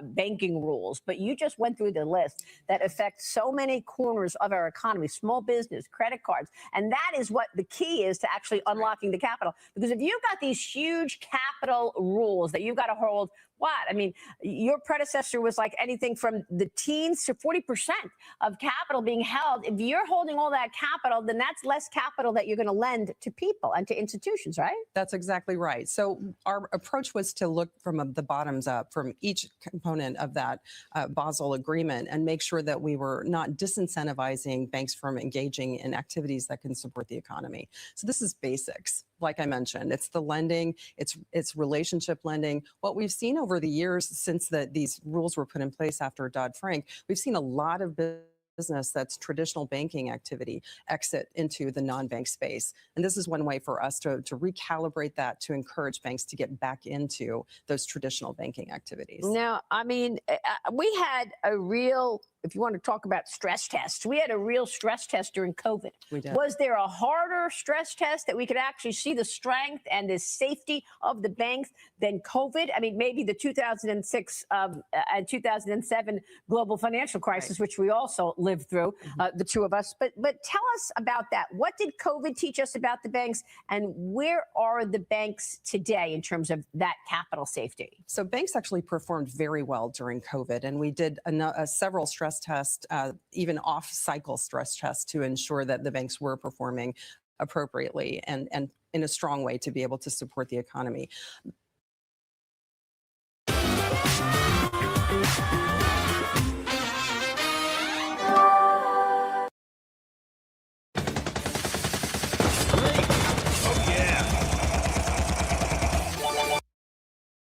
The reason that we revisited the stress test now is because what we recognize is that there are capital charges that result from the findings of the stress capital buffer, but they aren't going through the regular process for a rule that would be required if we're increasing requirements, capital requirements in particular. So we're using the APA system to allow us to get notice and comment, to be more transparent about the expectations, and then understanding what the outcomes will be based on the performance of a bank throughout those stress tests. So we should point out, Nikki, that this is in your blood. You grew up in the banking industry. Was it your father or your grandfather who started a small bank? I'm actually the 5th generation of my family. The bank was founded in 1882 in our little community of Council Grove, Kansas. Isn't that wonderful? Farmers and Drovers Bank. Yeah, it was. I came to banking late in life. I had a career before that, but returned home when my father got sick and got to work with him for almost 10 years. Oh my God, how beautiful that must have been to work with your father. But I wanted to mention that because you know community banks better than anybody. And so the community banks end of this is really important as well, because you've got people who they rely on these community banks and they don't have access to the JP Morgans and the Bank of Americas of the world. Let's go through your 3 proposals. New implementation of Basel, the GSIB surcharge reform, and that means the globally systemically important banks. We call it GSIB. And then the standardized approach to risk-weighted assets. Walk us through this and tell us why these are important proposals. So the Basel III agreement really just implements the agreement that was made in 2017 globally with the Basel Committee. We're the last jurisdiction to actually implement our new framework to comply with that. What we wanted to make sure we did was to ensure that we were taking approaches that were appropriate for U.S. banks and the unique laws and characteristics of the U.S. banking system. So we want to make sure there's a level playing field, but we don't want to give our banks a disadvantage in the global marketplace. So that part of the proposal only applies to the GSIB banks, which are the 8 largest in the country. The next level is the GSIB surcharge. It's just a surcharge on top of those GSIBs that was put in place I believe it was in Dodd-Frank, and it hasn't been adjusted since it was put in place in 2015. So those requirements have just grown over time, and we're trying to make sure that they're indexed and appropriately sized for the increases that may happen going forward. The other is a more appropriate capital treatment for regular lending activities for banks that are smaller than GSIBs. And that goes down all the way to smaller banks if they don't opt into our community bank leverage ratio, which allows banks to opt out of the risk-based capital framework to engage in different lending activities in a less complex way. So we believe that this is a better approach. It'll get banks back into those activities that were pushed out of the regulatory perimeter with the approach after the financial crisis and the odds. You're making so many important points, and I've got to go back and talk about a few of them. First of all, when you're talking about the largest banks and then the smaller community banks, anyone could understand that, of course, it should not be the same brushstroke. I mean, you've got to have different risk profiles and different, regulatory frameworks for a bank that has exotic transactions in all sorts of things on their trading desk, and they're doing exotic things across the world, versus plain vanilla banking and deposit accounts with the community banks. So this is important that you're making this distinction. It is incredibly important. And this is just the first step of our ability to look into how we've set our asset thresholds so that we're tailoring our regulations and our supervision to ensure that we're capturing the risks that are unique to the different size, business model, and risk of each institution, and appropriately ensuring that they're safe and sound and in compliance with the rules and regulations. Now, in terms of this surcharge, the major banks are pushing back, and they're saying, look, the way you calculate this surcharge has to do with overall indexing the economic growth story back from 2015. So tell us about that and whether or not you're expecting tweaks there in terms of this surcharge. Well, we look forward to comments. Obviously, we have a 90-day comment period for all of the proposals that we passed. And I want to just emphasize again, we had a 6-1 vote yesterday, which is almost unheard of in today's environment. You know, it's broadly supported among our board members and, of course, with the OCC and FDIC. So we're very excited about the proposal that we have, but we're looking forward to comments. And if we determine that we need to make tweaks to that, we certainly will. But The reason we indexed back to 2019 or set the benchmark at 2019 was because pre-COVID, we believe that there was just about the right amount of capital in the system, and that's sort of where we started. Yeah, I have some comment letters from some of the banks, and they're talking about the way it's calculated, which could be, it's indexed to fixes to nominal GDP. And you're saying it's because you wanted to go back to before COVID to see how things were before we had that big dysfunction. We had a lot of money that was added to the money supply, and then a lot of asset growth as a result of a lot of the fiscal policies that were put in place during COVID. So we think moving back to that and then benchmarking from there with an index to nominal GDP will allow us to better capture the appropriate level of capital for the system. I'll never forget during your predecessor's time with all of those rules and regulations that Michael Barr wanted to put in place, people felt like they were getting strangled with regulations, particularly as it related to climate change and putting new rules in place for ESG things. And so this is completely different. Well, I have a very pragmatic and practical approach. Banks are already required to mitigate their climate risk. We just don't call it climate risk mitigation. It's risks that already existed and banks were already addressing. We require them to think about those types of risks. We just don't think that they need to be elevated above other risks. We also need to recognize that we had miscalibrated after the financial crisis to ensure that we are appropriately allowing those activities to maintain or to be retained in the banking system. We can't oversee or regulate from a prudential regulatory perspective those activities once they're outside of the banking system. So we want to bring them back in and make sure we understand the full complement of activities that our banks are engaging in. I mean, there was widespread opposition to the Barr proposals, as you know, not just from the banks, but from even the progressive community that were worried that we were talking about a downstream impact to lending. But I want to push back and ask you about what the critics may say in all of this, because there is also right now chatter about, oh, we're worried about private credit. Oh, we're worried about an AI bubble. Oh, we're worried about leverage in the bond market, leverage in the bond market in the Japanese bond market, the UK bond market. Where, in your view today, is the biggest risk in terms of potential dysfunction? Are you worried about private credit?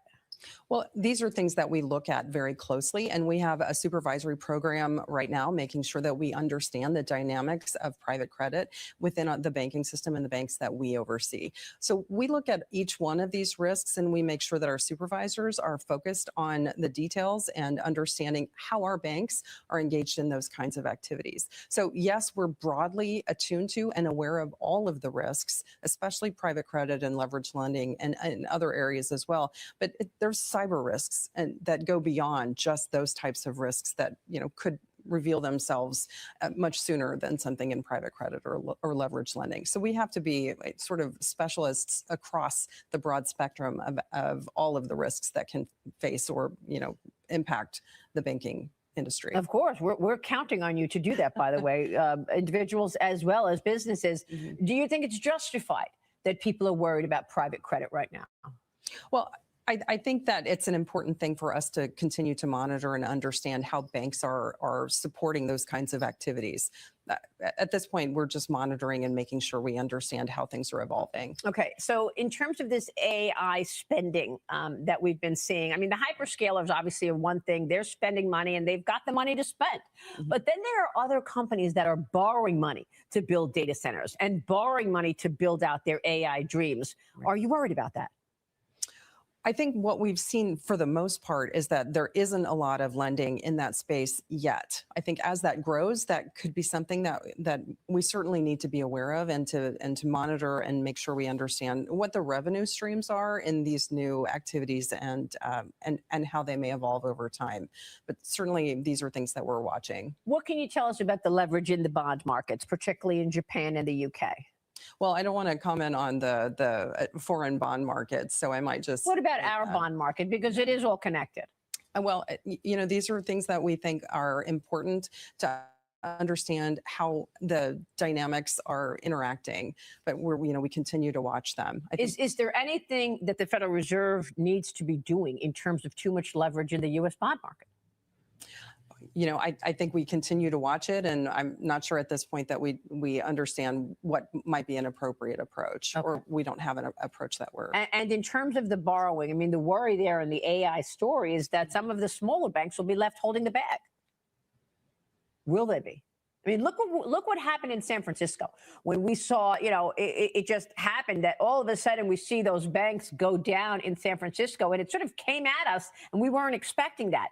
Are you looking at all of these things so that we don't miss something again, I guess is the criticism. Well, and let me just address the San Francisco banks. Yes, You're please. referring to Silicon Valley Bank. Exactly. There was evidence that there were issues with the financial condition of Silicon Valley Bank as early as 2022, and it was reported in their the regulatory reports that we publish regularly. And so I think what happened there was really a failure of supervision and a failure of bank management. So we've just hired an external review to be conducted on all of the events that led to the failure of Silicon Valley Bank to ensure that we don't repeat the same mistakes going forward. All right, Mickey, let me go back to the headlines here, and that is your proposals. And I want to get your take on what this is going to mean for the housing affordability story. President Trump has been all in on affordability, even in the face of this war. He's trying to rein things in, and the economic growth impact. I mean, I just spoke with Scott Bessent yesterday, and I said to him, Mr. Treasury Secretary, we were talking about almost 5% growth in the fourth quarter. Now what are we talking about? So give us a sense of how your proposals in this 90-day comment period are going to impact things like that, housing affordability and economic growth. So what we're hoping will happen now that we're lowering and appropriately sizing the risk weights for these kinds of traditional activities is that we're allowing more competition in the mortgage market in particular by only having non-banks participating in that market and excluding the traditional banks from that market. We've really limited the competition. We went from 60% of mortgage origination in the banking system to 35% over the last 10, 15 years. And these are areas that I think that there's lots of room for competition, and competition breeds better terms, better affordability, and hopefully a better access for reach for Americans to be homeowners. Yeah, and that's, of course, what we want. On economic growth, when I was talking with the secretary yesterday, he kept saying that this Iran issue and this spike in oil prices is a temporary thing. Take a look at what he said with regard to economic growth. Watch this. The economy is strong, the consumer is strong, so the economy went into this conflict in a very good place. We did it from a position of strength, not a position of weakness. We were talking about 5% growth, close to it in the fourth quarter. Are we still talking about 3% growth for 2026? Maria, I think it can be above that. I think it can be non-inflationary growth. And again, this is temporary. We will move beyond this, and we will come out on the other side, and the growth will be better, and our security will be real, not illusory. Struggling to find finance and accounting talent? Join the growing number of companies embracing outsourced finance and accounting. The snack that stops your non-stop snacking. Fatty. Big, meaty meat sticks. Made with grass-fed beef, tender cuts of pork, and 13 grams of protein. Fatty. So much to love. What is your take on economic growth, macro story right now and overall for the year? So I still expect that we're going to have strong economic growth this year. You know, we had strong economic growth last year, and we'll have a rebound from the impacts from the shutdown in the last quarter, I think in this quarter. And my expectation is that we'll continue to see strong growth. And that will be supported by the supply side policies that this administration is putting in place. And perhaps the supply side policies that Kevin Warsh will be bringing to fore as well. Real quick before you go, we have to talk about jobs. I mean, AI is changing the situation here. Are you worried that AI will replace jobs? What's your sense of job creation in the coming year? So I'm not hearing from businesses that they're going to be replacing workers with AI. Right now, it's a discussion of augmenting the productivity of workers. that are existing in the labor force. I think what I'm hoping to see is that we'll see more hiring coming forward, because this February jobs report was really disappointing. And I think the January report was an anomaly, frankly. So I'm still concerned about the job market. I want to see a little bit of recovery there. But of course, I've written 3 cuts in for before the end of 2026 to hopefully support the labor market if that comes to. So you still expect perhaps 2 to 3 cuts? You want 3 cuts? No, I've written in 3 cuts. So, and the same as last year. So before the end of the year, a lot can happen. It's too soon to tell what the impacts of Iran and the conflict may be, but I do expect that we'll start to see some of the supply side policies working their way through the economy, as well as the 75 basis points of cuts that we put in place last year. Are you expecting Kevin Warsh to be the next chairman after May 15th? Well, he's been nominated, so we'll cross our fingers that he makes his way through the nomination process, and I look forward to working with him. His policies will have a big impact, do you think? Will they be very different than Jay Powell? I think his leadership will certainly have a strong effect on the direction of the FOMC, and I look forward to working with him. Mickey, it's been a great conversation. We so appreciate your time. Thank you, Maria. Thank you so much. Mickey Bowman here from the Federal Reserve.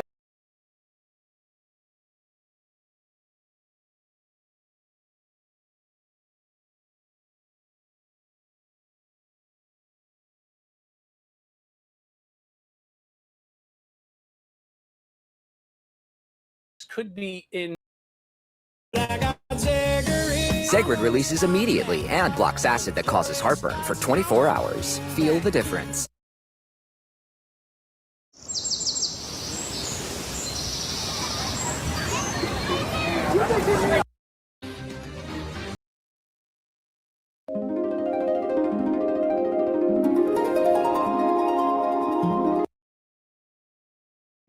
Hey everyone, it's Ashley. Tell us why you love working at Kroger DC. They give you great benefits.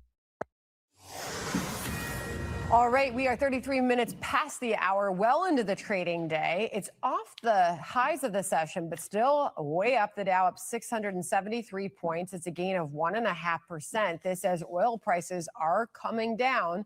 Bottom right of your screen, back below $90 a barrel, down about $9.50 on the session. This was President Trump earlier on that. Listen. Price of oil will drop like a rock as soon as a deal is done. We are in the throes of a real possibility of making a deal. And I think if I were a betting man, I'd bet for it. But again, I'm not guaranteeing anything. They want to make a deal very badly. All of this is the news the markets are pricing in, I suppose. Fox Business anchor David Asman is here. I mean, obviously, yeah, this is a lot. You never know. Well, Volatile again, market. Just think, it's in 48 hours, the gyrations that the market went through. On Saturday, he had his Truth Social post saying he was going to attack the various power plants in Iran, and the price of oil went up because there's a lot of trading that goes on during the weekend. It's kind of informal trading. Trading was up, way up, over $100 a barrel for West Texas oil. And then came this Truth Social post this morning saying, we're going to have a 5-day rest period we're not going to attack the power plants until we see whether they're true or not. And now it's down around $90.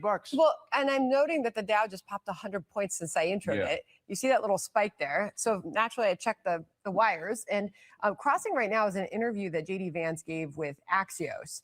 And apparently J.D. Vance, and the vice president, and Benjamin Netanyahu of Israel discussed the components of a possible agreement to end the war with Iran. This is crossing right now. Vance spoke by phone on Monday morning with Netanyahu and discussed efforts to open negotiations with Iran. Obviously, this is all in line with what we are hearing from President Trump, but clearly giving a boost right now to the American stock market. And look at the bottom right of your screen. It's now below where it was when we started this segment about 2 minutes ago. It's now close to $88 crude oil. That's West Texas. The Brent oil that reflects more about the trading in Europe is up higher, but again, that's coming down percentage-wise about the same. So this market is totally fixated now on oil. That's the only thing. And Iran. Everything else, well, yeah, the two go together, but everything else is doing well. The growth is doing well. The corporate earnings are doing well. So the markets are poised. They really want to take off from here. but people are afraid to make this first step. There's a bit of this is nothing, by the way. It was up over 1,100 points earlier this morning. So I mean, the potential for growth here is great, but they want to be sure, and there are too many if, ands, or buts to really wholeheartedly buy into this market. Also, President Trump indicating, obviously, that it could be him in control of the Strait of Hormuz. That was an interesting moment that we heard in that gaggle earlier today. Chris Wright, the energy secretary, revealing that U.S. oil from our stocks started flowing last Friday afternoon. Obviously, all of this is feeding into the market movement. Add to that, crossing right now, New York's LaGuardia Airport is on track to open at 2 p.m. There is just so much for these markets to take in and to react to right now. But this was the president earlier in just a fascinating moment on moving oil through the strait. He said this in that gaggle. Listen. Be jointly controlled. By who? Maybe me. Maybe me. You want the United States to be in Me control? and the Ayatollah, whoever the Ayatollah is, whoever the next Ayatollah. Look, and there'll also be a form of a very serious form of a regime change. Not sure what that tells you, David. Well, and we're not sure who he's talking to in Iran either. I mean, that's a big point. General Keane was on earlier this morning with Stuart Varney, suggesting that he thinks he knows who they're talking to and that they're not quite as accommodating as the president is indicating. So that's putting some pause in the markets too. Who it is that they're talking to, whether or not they have control. So many of the leaders have been killed by our strikes that it's difficult to tell. But what is not difficult to tell is the world is producing more oil than the world is using right now. The world uses about 105 million barrels a day, and we're producing about 107 million barrels a day. So we're producing more. That's why when you hear the phrase, we're awash in oil, it's not just hyperbole, it's true. We have more, we produce more oil than we're using. The problem is getting that 20% of what is produced every year through the Strait of Hormuz, and you gotta knock that out. All of the defense forces and the offensive forces of Iran, you got to knock those out and make sure before these vessels feel good about taking the strait into open waters. Now, remember, Iran is still sending its oil out on these tankers. So Iran is getting their boats out. We know that it's possible to do it. It's not like the whole thing is blockaded. There is a passageway. The problem is a lot of the independent, the 100 or so tankers that are waiting in the wings to go through are afraid that they are going to be attacked by these drone attacks. And that's what has to be nailed down. Gotcha. All right, David, thank you very much. What a day for the markets. Yeah, indeed. Thank you, sir. All right, John. Finance the old way. Finance the ramp way. At carparts.com, quality is our standard. Our end-of-line testing ensures every part meets that standard. Plus, back to the show, U.S. and Israeli forces carrying out fresh waves of strikes against Iran. It comes as President Trump says the U.S. military is postponing strikes on the regime's power plants after claiming the two sides held productive talks on ending the conflict. Steve Harrigan is in Armenia. He's near the border with Iran for an update. Hi, Steve. Dana, President Trump announcing a 5-day pause on any U.S. attacks on Iran's infrastructure. Posting on social media, the president said, I've instructed the Department of War to postpone any and all military strikes against Iranian power plants. Iran, for its part, has denied that there have been any direct negotiations with the U.S., and they've also threatened to retaliate against any strikes on their energy infrastructure. They said they would attack any and all energy plants across the Mideast, including the Barak nuclear power plant in the United Arab Emirates. The Revolutionary Guard posting a chilling note on state television saying, do not doubt that we will do this. Dana, back to you. Steve, thank you so much. So, Dana, we talked about this at the end of last week, and a lot of this information has changed over the weekend, but these were the military installations in addition to the energy installations that were hit or targeted anyway by Iran. You had a refinery north of Tel Aviv near Haifa. You had a refinery here on the west coast of Saudi Arabia, a long way away from Tehran, just across the Strait of Hormuz in Kuwait, Qatar, and UAE. But that's just some of them, okay?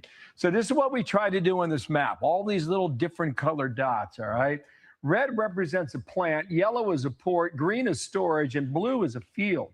And what I see here, well, Kuwait, Bahrain, Saudi Arabia. All this is on the west side of the Strait of Hormuz, which essentially, it could be less than 100 miles for a drone or a missile launched by Iran to go ahead and target some of these energy facilities in these Gulf countries. This, however, is the thing to keep in mind. Strait of Hormuz, that choke point, 20% of the natural gas and the oil that comes out of that part of the world goes to Europe. Another 80% goes to Asia. So you see, it is the engine in a lot of ways for these countries around the world.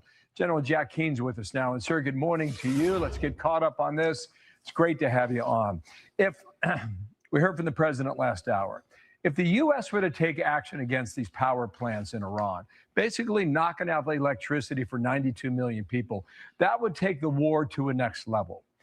What can you add about the reports of communications and talks with senior officials in the Iranian government at this hour, General?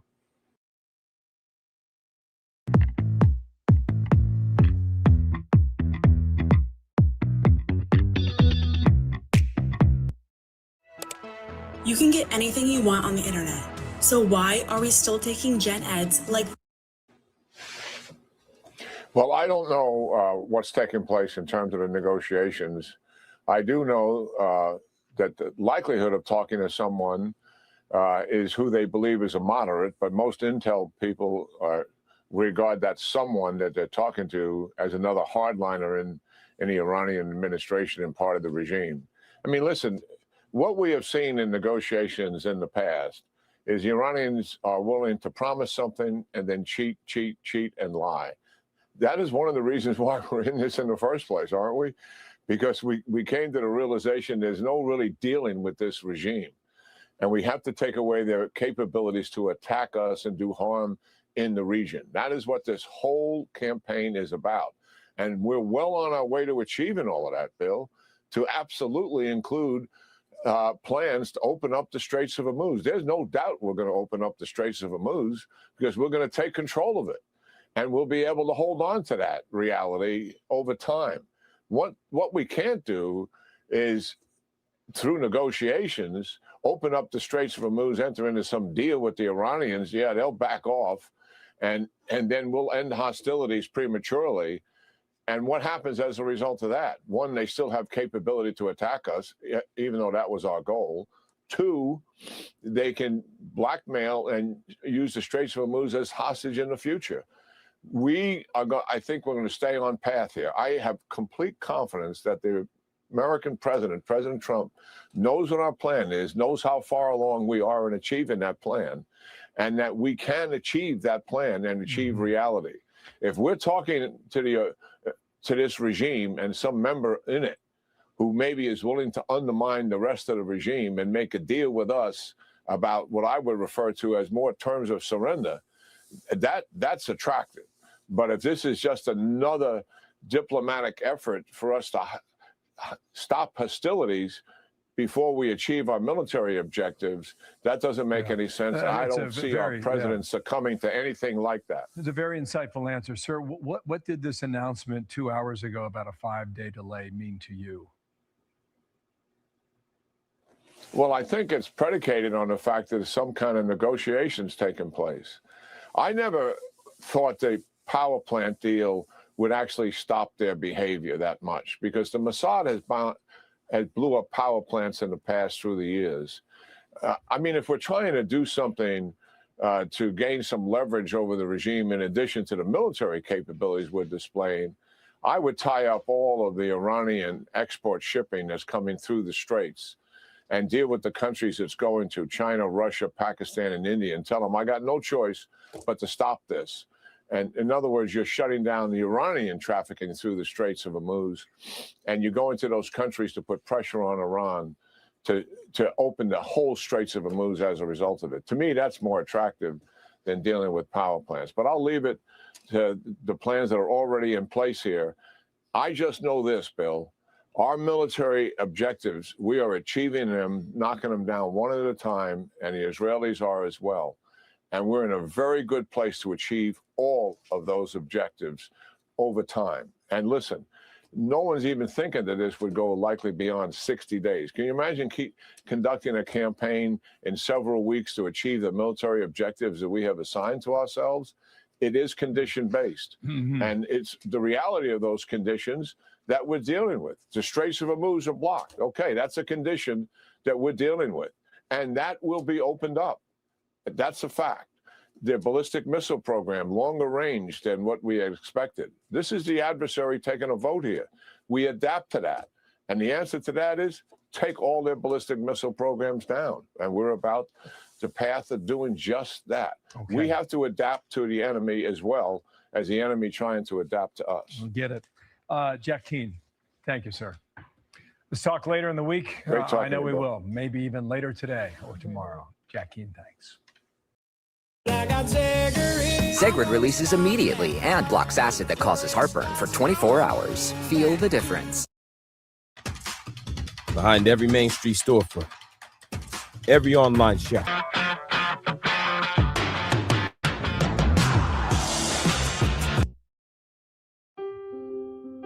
if you're a veteran with a disability rating, or you know and love a veteran, finance the old way.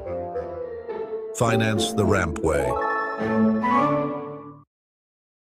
Getting hard and getting turned on are not the same thing. That is why Blue Chew Gold was created. Well, that was scintillating. Well,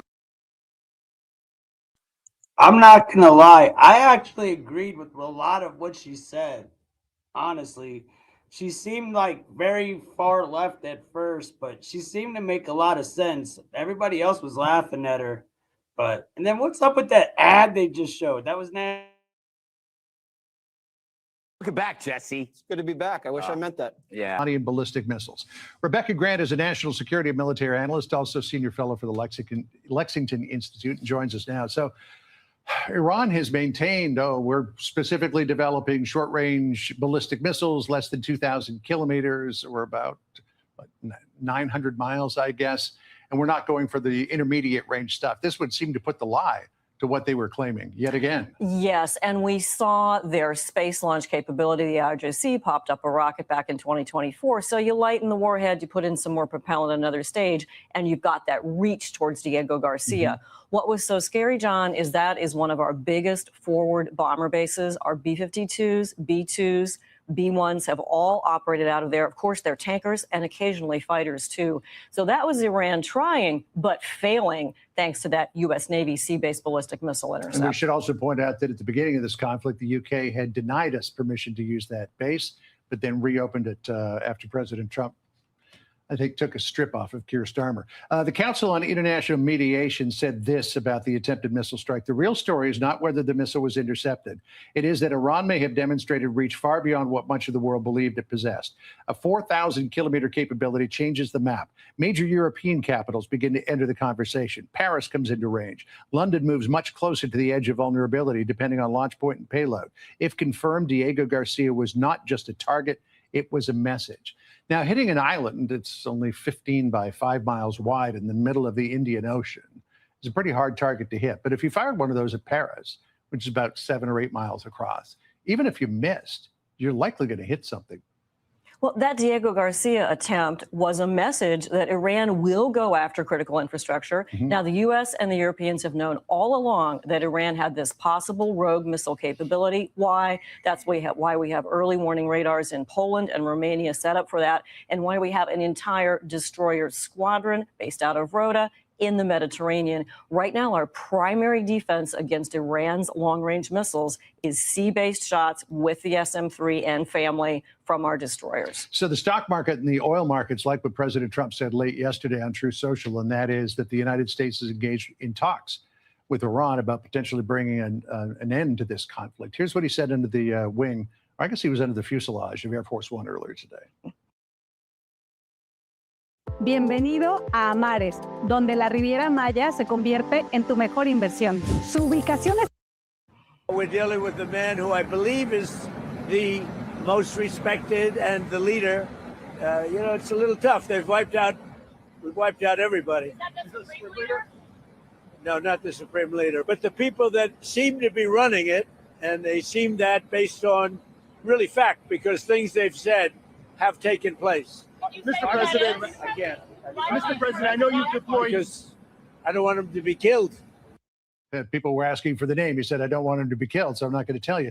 But it seems, according to some reports, that it's the Speaker of the Iranian Parliament, Mohammad Ghalibaf, though he is saying the following: our people demand the complete and humiliating punishment of the aggressors. All officials stand firmly behind their leader and people until the goal is achieved. No negotiations with America have taken place. Fake news is intended to manipulate financial and oil markets and escape the quagmire in which America and Israel are trapped. But if anybody is a do one thing, say another, it's Iran. Well, whoever it is we're talking to you, I can tell you this. Iran's escalation has failed. So, oh, yes, Iran wants to talk about how they get out of this mess. But we got to destroy the rest of their military capability first. Yeah, well, we've seen video of those underground missile cities, as they call them, and they seem pretty formidable. And I know that the U.S. and Israel are trying to knock them out as best they can, but that's buried deep in granite.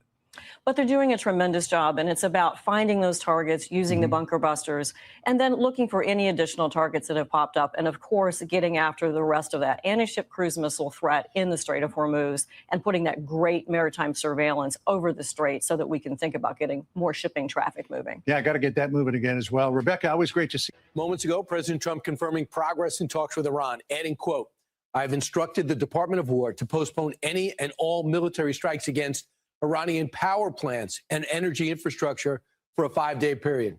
Meanwhile, growing concerns over Iran's missiles over the weekend, how far they can actually go after Iran launched ballistic missiles towards Diego Garcia, a U.S.-UK base in the Indian Ocean, 2,500 miles away. So now we know that we've been accusing them of this. They've denied it. And now we know their space program has produced a missile that can go 2,500 miles. So what does that mean? Let's take a look. 2,500 miles, it's the lighter lavender color. First off, what is now in target? I don't think they're going to be targeting Moscow, but it's now targeted.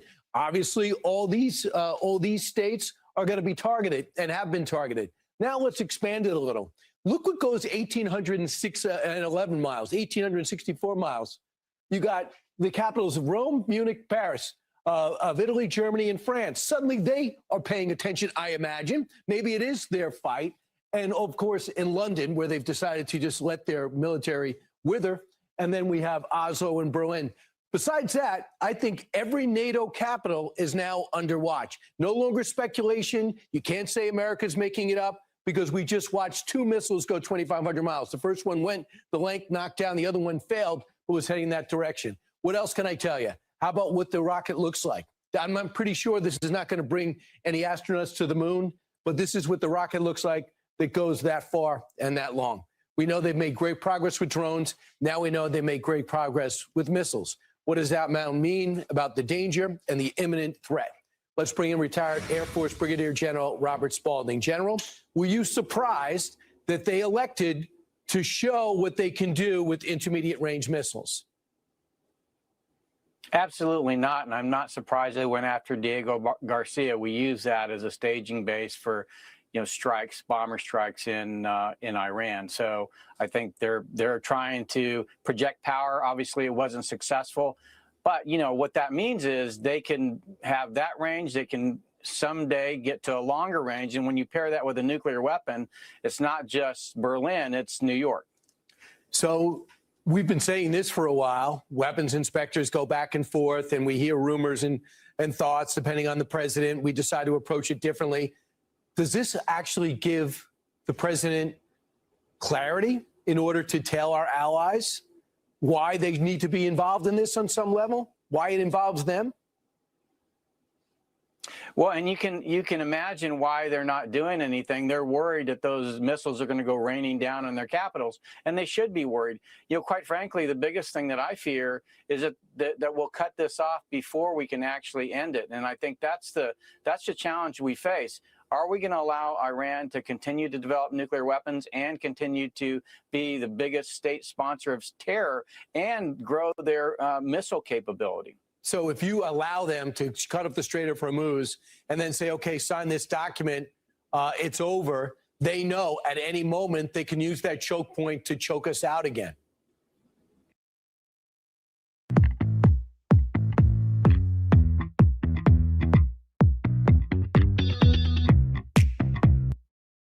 An IQ of 85 to 115 is considered average in the U.S.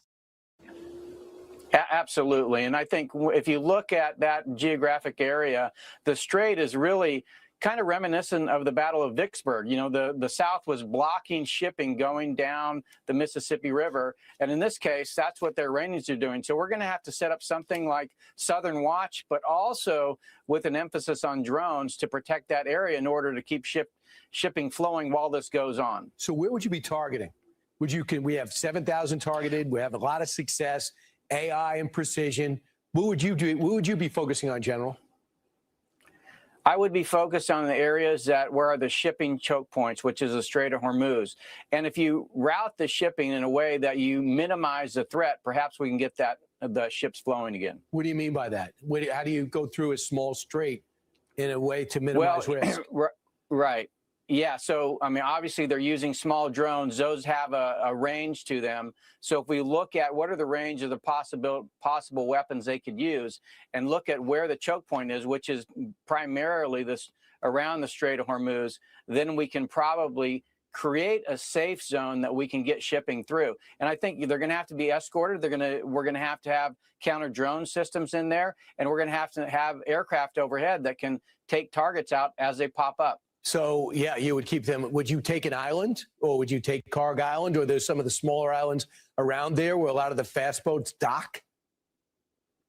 Well, if you look at Karg Island, it's kind of ways up from the Strait of Hormuz. So I would be focusing around the strait, which is a strategic choke point for the Persian Gulf.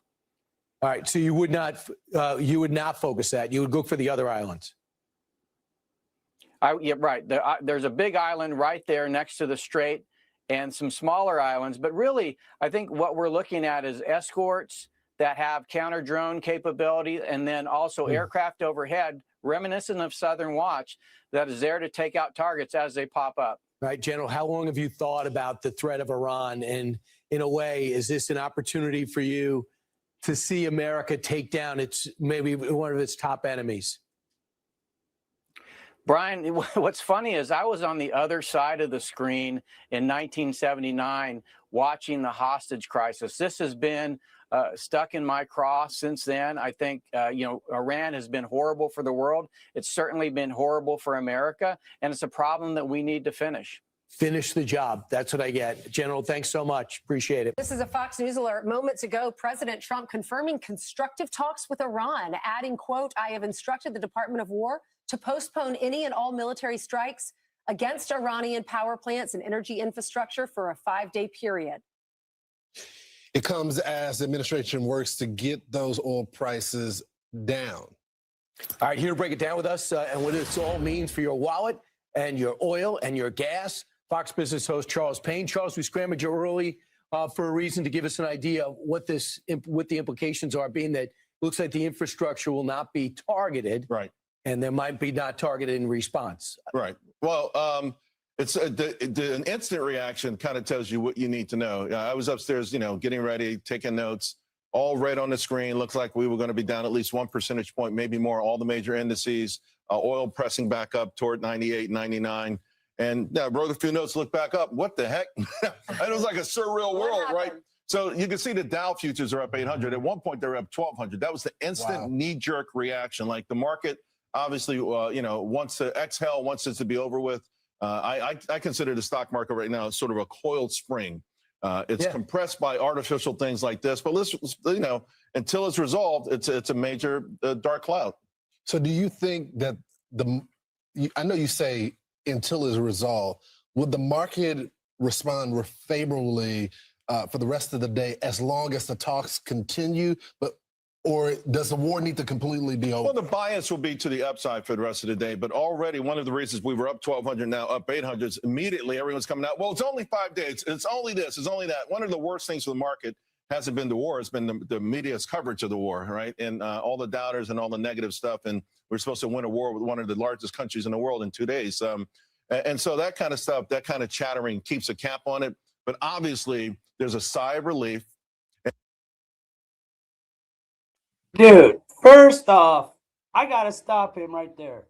Oh, the whole world's thinking like we could just defeat him in 1 day. I'm sorry, but I've been covering Trump since the started, and Trump said that we could go in there and take this in one day, then it's already over. Why do you think us Americans who are sitting back watching think that? Our president told us that. The media told us that for over and over and over and over. I don't know how you don't. What do you mean? I don't get it. That's why like people come in here and say, you know, Fox tells a lot of lies, and they also tell you a lot of bold truth. You just got to pay attention because they tell you a lot of stuff. And there's a sense that, okay, the needle is moving. And you know, it's the bottom line is the clock is ticking. Either Iran tries to resolve this with some sort of diplomatic fashion, or, you know, listen, they had I heard you guys talking about the 2 missiles that were launched toward Diego Garcia. They've got a great rail system in the mountains. It's hard to blow it up from top. You know, the bunker blasters only go a certain amount of kilometers down. It's only a matter of time before we get to all of it. It's only a matter of time before we get to all of it. And they have to see that happening. They have to see the clock ticking. And in the art of war, you leave your opponent a way out. And right now they're trying to give Iran a way out to get out of this thing, you know, without it being even more detrimental to their people. Right, Charles, I was thinking about the immediacy of this. How will it affect gas prices today? And also, it's amazing that Donald Trump, he puts out a tweet or Truth Social, and instantly the markets change. Yeah, because the markets are oversold. Our economy was, I mean, I can't even describe how we were really on liftoff, and every aspect of our economy was going like this, ready to take off like a rocket ship. And so, you know, it'd be great to resume that, to take the attention off of this and to resume what we're trying to achieve here. And so markets responded quickly to that, but gasoline prices aren't going to respond quickly. But we were addressing a problem that was existing. We were ignoring. We were putting some ointment on it and putting a Band-Aid on it. But now we're addressing it, and hopefully forever, because this has always been the threat. Now, the effect, give us an idea of the threat on the Saudi oil fields, the natural gas fields in Qatar, what Bahrain has. So we're looking to see if they're still going to be targeted today. So the market will react if they're hit today, correct? Sure. Yeah, the great point. That's a great point.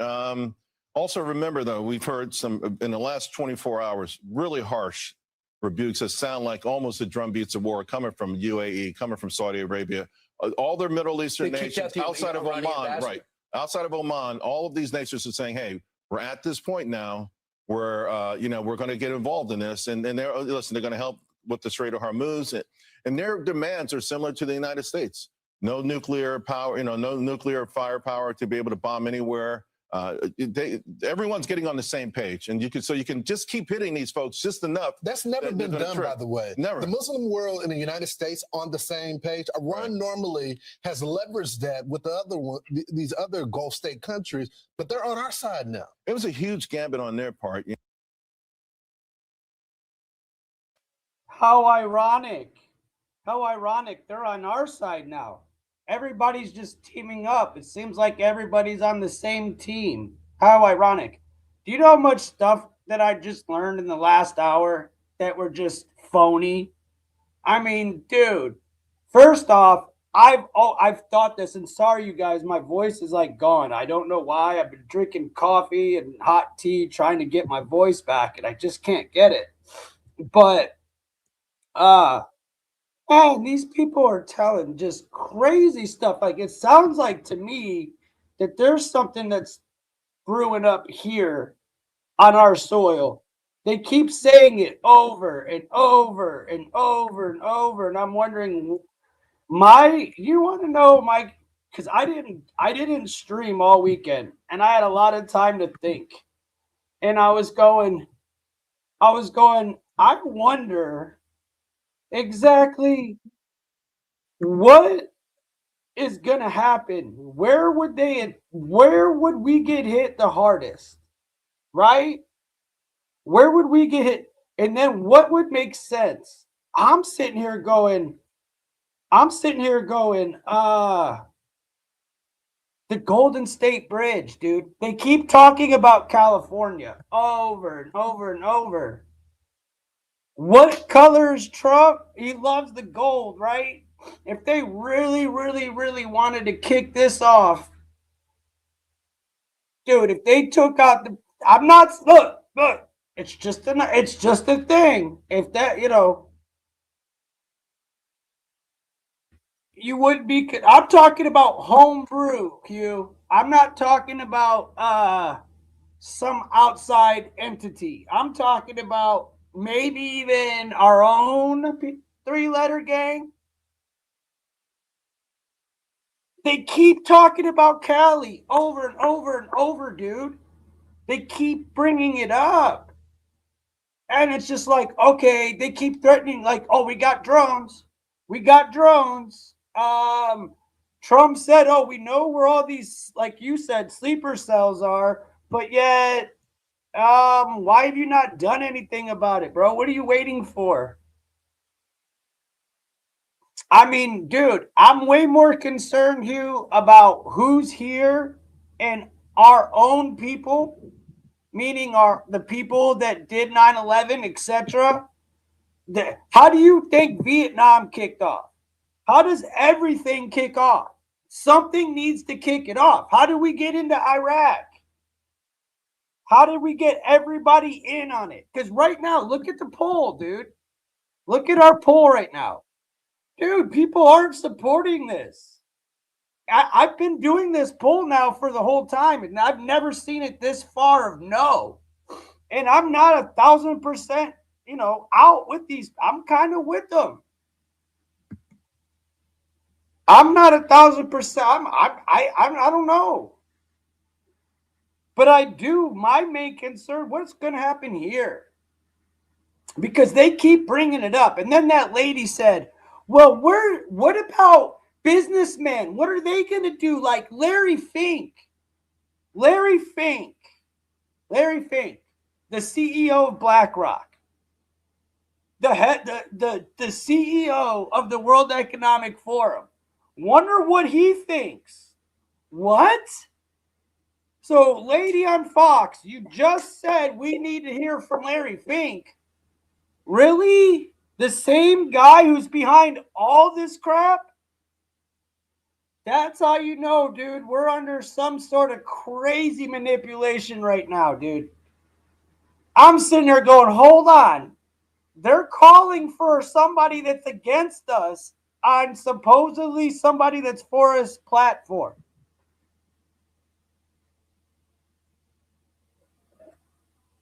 I find that crazy. No way should that be going on. You have 100% faith. Good for you, Hugh. I'm proud, brother. I've got, I'm not that I don't have, no, I have zero faith. I hope he does well, but my faith is running very low. It's not even because of Trump. It's because of the whole world. I don't think it matters if Trump was in there or not, bro.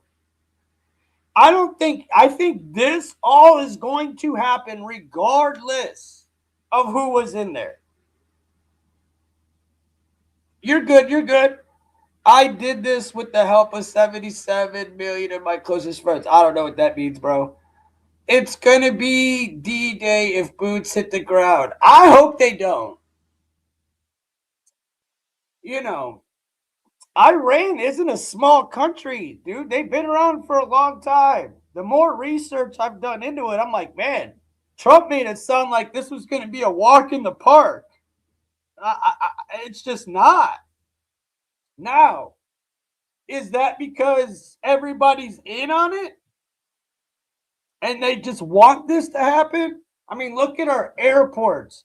Look at everything going on right now. I mean, look at all the stuff, all the acts that are going on. Michigan, Texas, Virginia, go down the list. I think they truly want order out of chaos. Literally. Order out of chaos. And we still haven't even, look, they just put ice outside the airports. What's going to happen there? Oh, the very first day a plane crashes. Right on the runway. Very first day, dude. Very, very, very first day. And then the news anchor, local news, we watched it, said there was one person in the tower doing two people's job. And then we watched the press conference that came out a couple hours later, and they said, no, that's not true. They said that's not true. So, like, you guys, somebody's lying somewhere, and this happens every single incident. Every incident, somebody's lying somewhere. Like, why would they report it? And what I always find is that usually the first reports, the first ones, the stuff you hear right off rip are usually the ones that are right. And then they have enough time to correct everybody, and everybody get on their little Project Mockingbird, and then you hear the same thing from everybody in the media. That's why I think it's a joke when people come in here and say, oh, Fox News, or oh, Newsmax, or whatever we're using. And it's like, look, dude, it doesn't matter what I use. We're all going to sit there and still have the same damn news. Literally, I'll pick apart CNN just as easy. And CNN isn't giving you this stuff. But this is the first time I can really say, in my heart of hearts, Fox really showed me something today that I've never seen from them. Even when they were talking on the 5, it seemed like everybody was, when the chick was saying that Lindsey Graham's a warmonger, and that Lindsey Graham, and that this war, what she said was on point. And they were all looking at her like she was crazy, dude. And it's like, dude, she was right, though. He is a warmonger. The dude's been a warmonger way before Trump. He is. You know he's giddy about every damn thing that's going on right now. Yeah, I mean, there's no winning if we have to put boots on the ground. I don't know enough about war, you guys. I'm not a war expert. I do know that, like, somebody mentioned that, oh, it's funny that we went and called Japan and for their help. No, we didn't go ask them for their help. They're one of our number one allies. They came to our aid, just like we do to our allies. Not like a lot of these wimpy Europeans that failed on us. Now they need us. Now they need us, just like we said that would happen. We said that would happen, and it did. But I don't know what the truth is anymore. The only truth I truly can say at the top of my brain, like the truth, is that all this, every bit of it, is they're in on it together. This is one giant plan. I don't care. CNN, Fox, Iran, all this stuff is just all the same, dude. Derek, go to your little sheeple hole and get out of here, bro. This is for the big boys now. If you want to be stuck in your little box, go be stuck in your box, dog. Nah, I don't think it's been that, though. I don't think it's been that. That's not true. The world does. It's literally the liberals. It's really not the world like you think.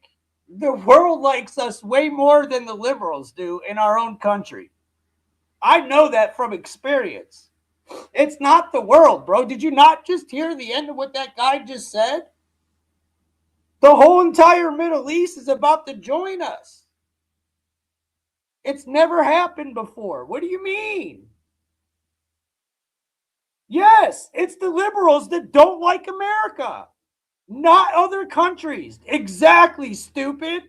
I said it, and I said it, and I said it again. The liberals literally would rather see America fail than Trump win. That's just a fact. I see it every day, dude. Every day I see it. You can't tell me otherwise. And if you do, then you're just, I don't know what to tell you.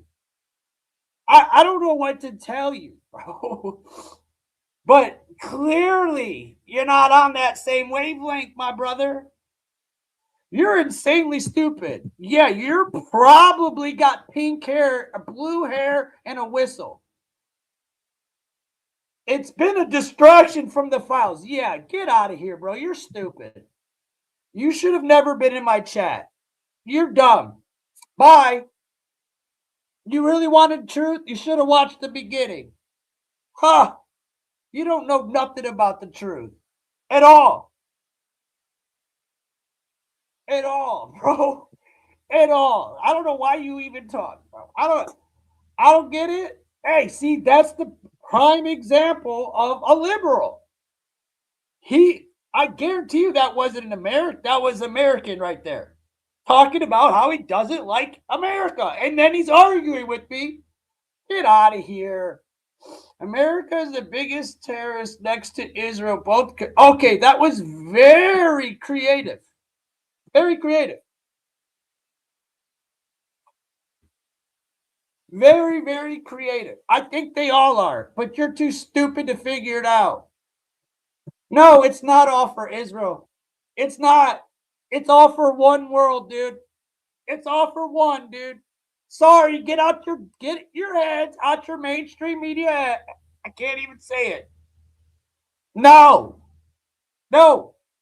Sorry, but that's just dead now, bro. This has been planned for the last 50 years. Did you not watch the beginning? Did you not hear what Bush said? This has already been happening, bro. This was been happening. Did you not watch it? Did you not hear what they were saying in the 70s and early 80s, mid 80s, late 80s?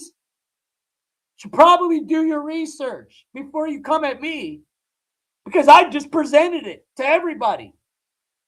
I'm the most middle ground person you're going to see on here. I definitely have a ton of Trump supporters and I respect them, but I'm going to tell them how I feel. And you know what? They're not little wimps. They take it. They understand, because most Trump supporters are just about getting this stuff right.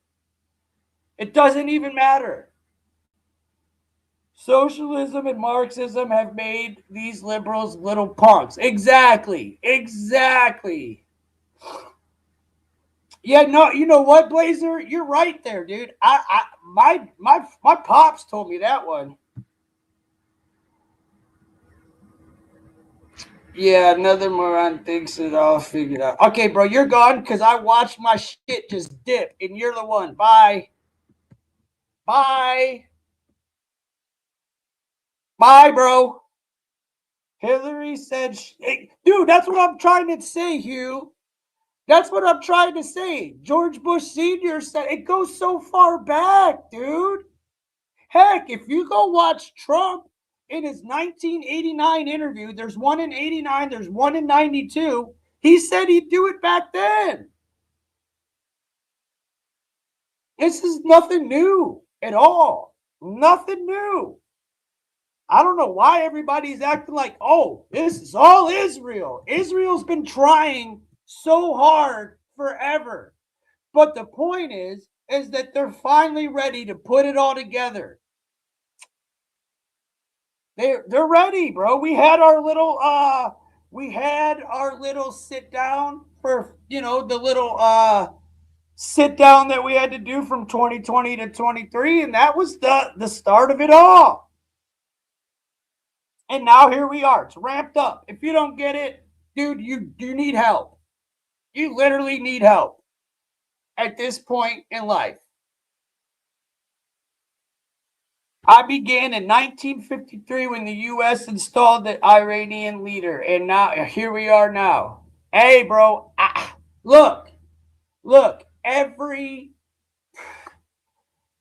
I don't know what to say. Liberals only care and remember the protest of the day. Hey, that's well said. It's only exactly, Hugh. Thank you. It's only because Trump is doing it. Now, if this was Biden, if this was Obama, if this was anybody else, it would be all America. I agree, Hugh. Anything he does, everybody hates. And I'm not defending it. I'm saying that's what's wrong with these what's up with America. That's what I'm saying.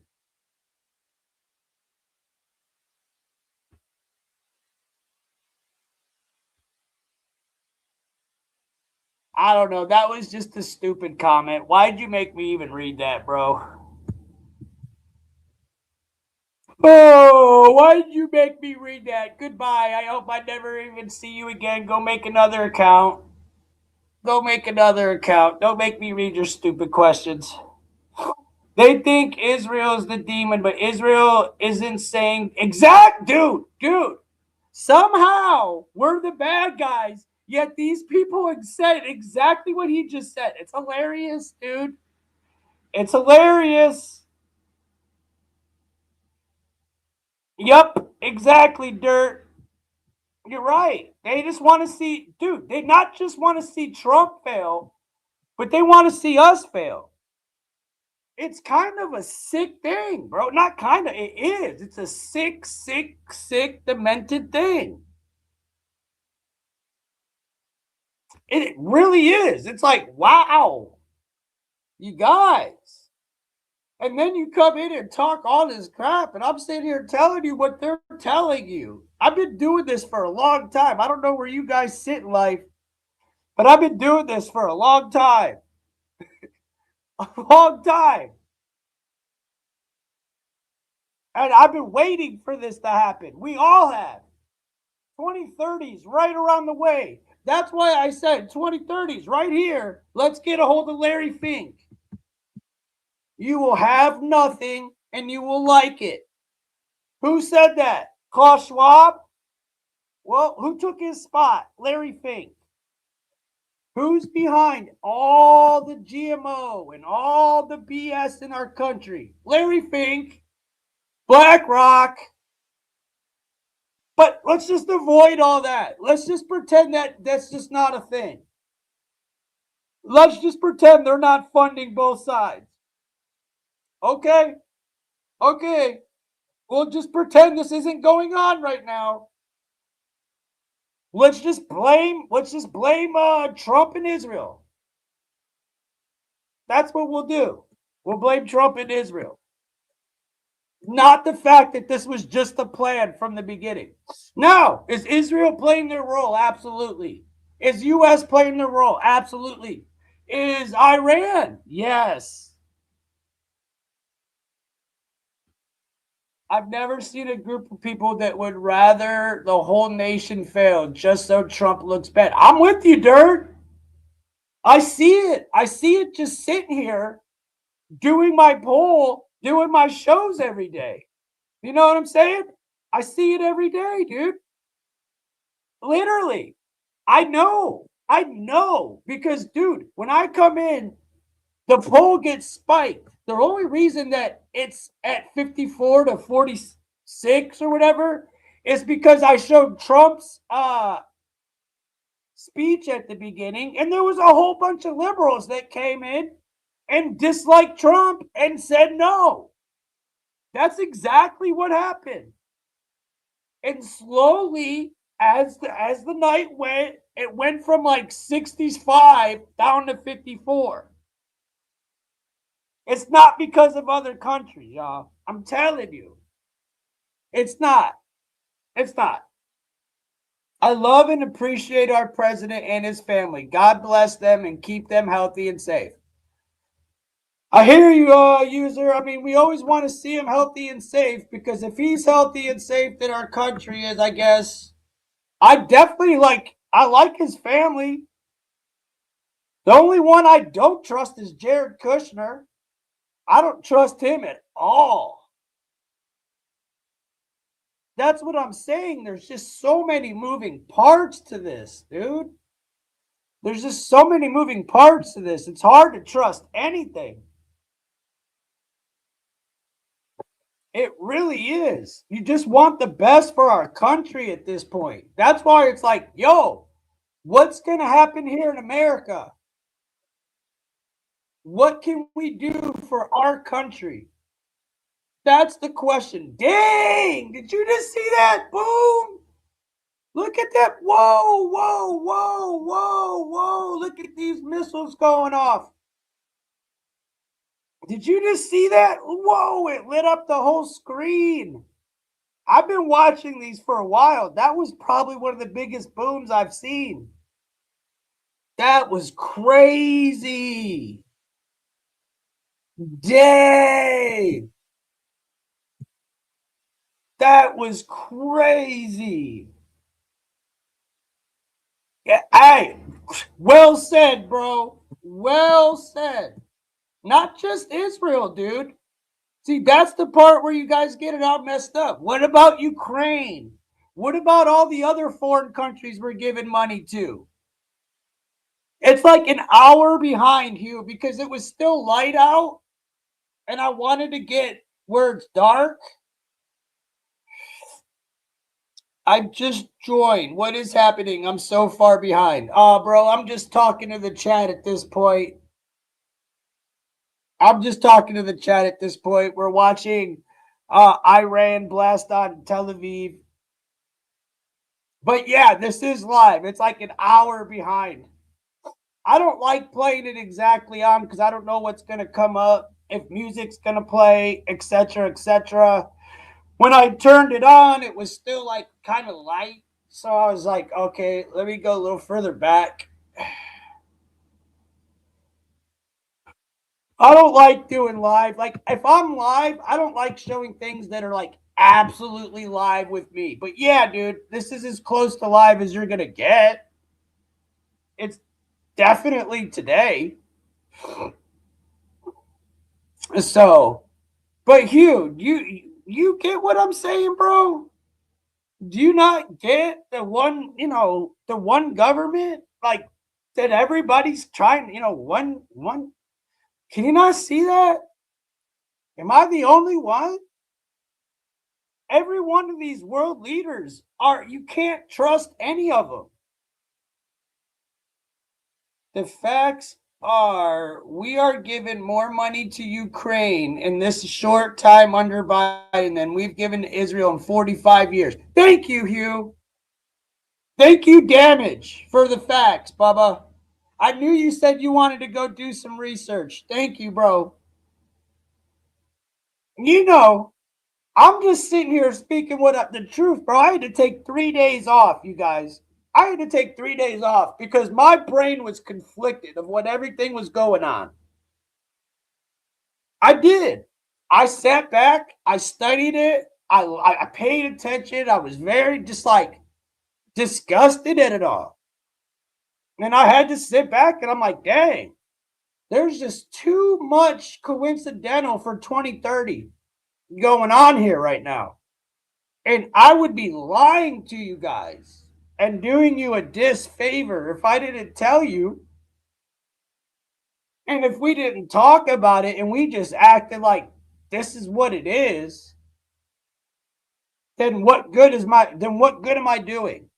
Not very much, dude. I've got to let y'all know. And there's people in here that aren't from America that love America. I think I know one right now. So, that isn't the deal. That's not the deal. They're missiles. Yes. Yes, they are. It's not fireworks. Absolutely. Absolutely, those are missiles. It looks like fireworks, though. Dude, sometimes you see like a cluster of them. Here it comes. You'll see like a cluster, and you'll see one come, and then bang, bang, bang, bang. They just knock them right out of the sky. It might happen here. Look at that big one. No. No. Where are they going? Who's going to intercept them? Here it comes. Here comes the boom, boom. Did you see it? Boom, boom. Boom, boom. Yeah. Ryan and I sat here and watched this one time for like 5 hours and just talked to the chat a year ago, almost, when this happened. We've been literally on this topic for a year. Go back and look. We covered this for a year ago. Literally. It was like June. We literally sat here and watched the same exact stuff.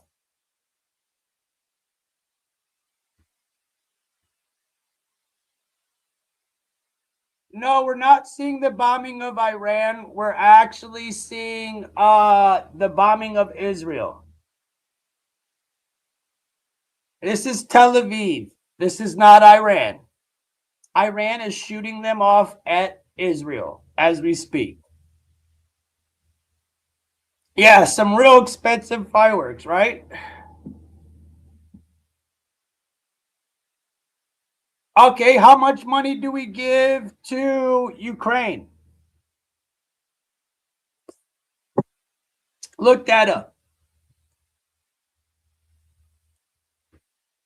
Look that up. And think about the leader of Ukraine. Think about when he came into our White House wearing a jogging suit, disrespecting our country. And he like lightweight threatened us in the White House. They don't deserve our money, not even 1 penny. Not even a penny. We're giving them weapons, missiles, money, troops. Get out of here, bro. Ukraine ain't going to run for our help. They're not going to come back us up.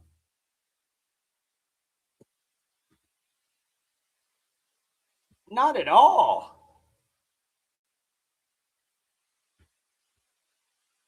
I just don't get what you mean. Glad you live in Australia. 180 to 190 billion. Did you hear that? Thank you, damage.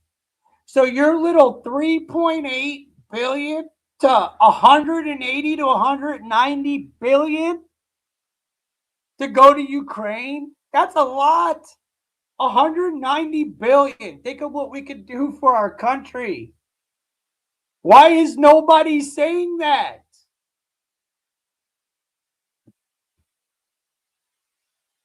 Okay, well, guess what? Iran could take out Europe quicker than... Iran could easily take out Europe, bro. What are you talking about? What are you talking about? Did you not watch the show? Europe's on... Bro, I've been hearing some really dumb questions. Like, yo, y'all are that dumb, or are you trolling?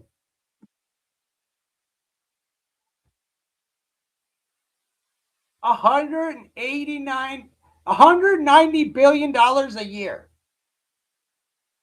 A year. So what? 3.8 billion compared to 190 billion. Why aren't you crying about that?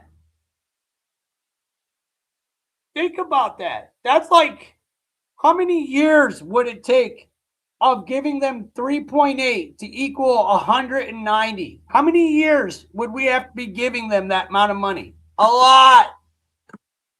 Forever.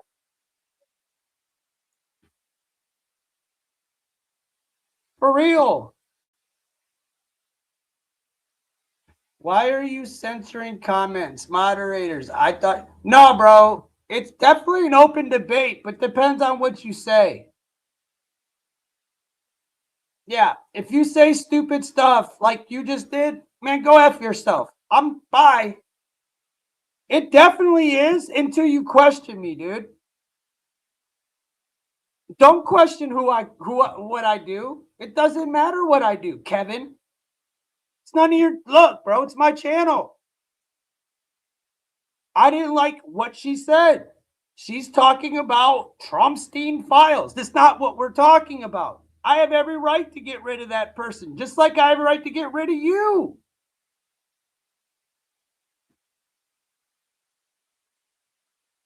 Iran attacking the Gulf states was the most predictable result of the Trump war, yet Trump was surprised. Supposedly Iran doesn't have ICBMs. All I said was come up with some solutions instead of talking the same crap. What do you didn't say that. You did not say that, bro. And what are the solutions? There's simple solutions, I think, but that's never going to happen, bro. And that's everybody's got to put the left and right to the side and just look at each other as Americans and take our country back. That's the only solution I could give you. Other than that, dude, we're straight. I don't know what to tell you. Someone said Trump was going to save New York. No, dude, there's no saving New York. Trump is not saving New York, bro. I'm sorry. He's not. He's not saving New York, dude. There's literally a communist Muslim running the city now. He's not saving it. He just got into office January 1st. He's not going nowhere. What makes you think he's going to save it? What? I want to know. Give me an example of what he's going to do to save New York. It's far gone, dude. Why is every single false flag that's happening right now happening in New York? Mondami got what? How many times did he have things outside his house almost, threats? What just happened at the airport? Come on, bro. We don't even, and then, we could even go back to the Jays with the tunnels under New York. Whatever happened to that? Everybody's so anti, Israel. What happened to the Jays tunnels under New York? Nobody's talking about that. Right here in the United States, right here. Remember, they found all those tunnels. Where did they go? What were they doing? And where else is there tunnels? And what else is going on? See, that's what I'm talking about.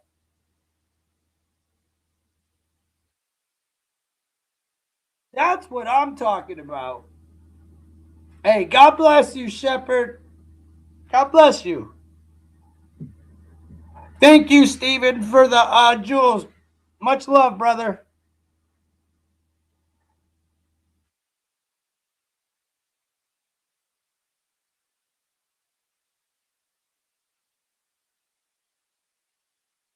I'm with you. Look, Israel's been trying. Look, please don't think I'm defending Israel. Because if anybody knows me, knows that's not the case at all. I'm being realistic, though. I'm just being realistic. I'm not, I literally. And the realistic part of it all is they've been trying this for a really, really long time. And the one common denominator is that both sides are equally looking for the same government. If that makes any sense. If you can't pick up what I'm putting down, then you're not meant for this information yet. But if you do, God bless you. You know what I'm saying.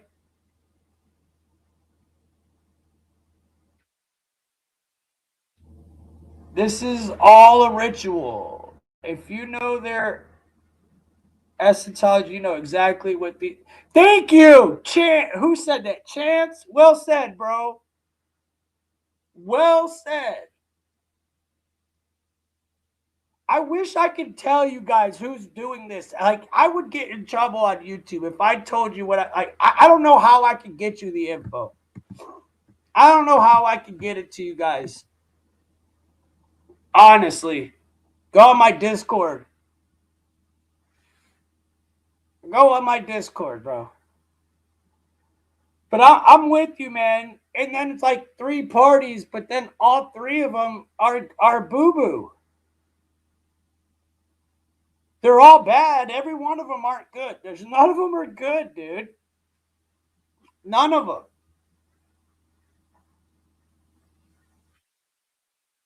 They all want to force their Messiah. Cheers. Have a good night. Yeah, man. You have a good night too, brother. God bless. But I'm right. You're right. You're right.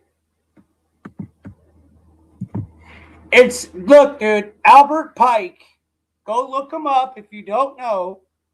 He said in his book, in his writings, that there will be a war that involves, and this is all planned, This was a planned war that involves the Christians, the Muslims, and the Jews. This book's over 100 years old, dude. I don't know what to tell you. I just don't know what to tell you. Someone told me I need to learn my history. If you know what I'm talking about, you know I know what I'm talking about. If you do, you do. If you don't, I don't know what to tell you. I just don't know what to say.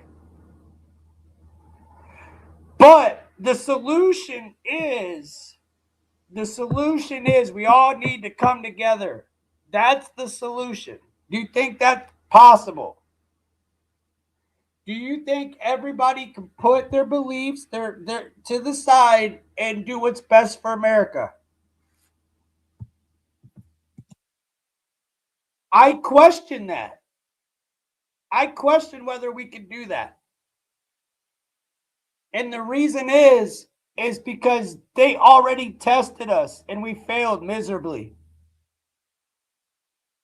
What's it going to take for us to all come together and finally be one? What's it going to take? Seriously, what event will it take to bring us all Americans to our feet and be together? Or to our knees, I'm sorry.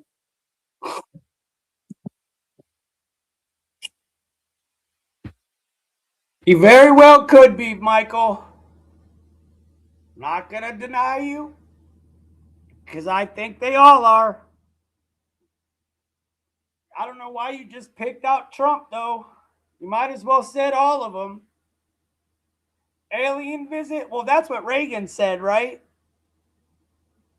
I think we got a nice visit of aliens, Hugh. And it definitely didn't. I think it separated us. But hey, no, Hugh, remember you said that I thought the meteors were missiles? I was joking around about that, bro. What I really think that those are fallen angels, bro, because they kept saying there will be aliens coming through, and they were calling them entities. They weren't calling them aliens. They were calling them extra something entities. I'm like, those could be easily fallen angels coming in. Those meteors. Easily. Now, am I right? No, I don't know. But that's just my opinion. I just find it weird that there's these giant booms all around our country all of a sudden, after they just talked about doing exactly what they were going to do. I'd be embarrassed if aliens met us now. Yeah, right? I'd rather you... Oh, shut up, Hugh. Look up what it looks like, bro. It's all right. Why would it be? I mean, it could be missiles. I'm throwing everything out there, dude. I'm a free thinker. It said that they said that it's rare, but it happened twice in 1 week. How rare is that? Not very rare.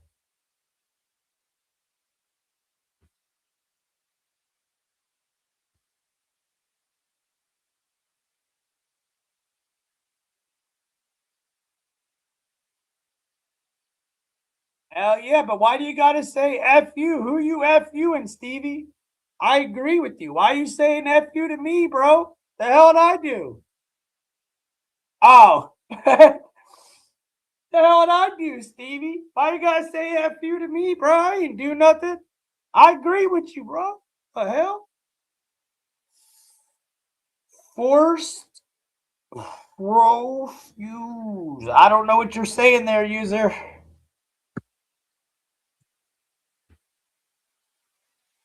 I think American global hegemony is decreasing and the world might be better. Hey, think positive. Think positive. I'm not as positive as you are. But I love your positivity. I love it. It's always been the people versus the empire. The empire's always won. Dude, I like this dude. What's your name? Chance. Yeah. Chance, you're based, bro. I like you, dude. Welcome. I hope you're subbed. That's my boy Hugh in the chat. He's another one. Oh, there's Antonio, another one. What's up, homie?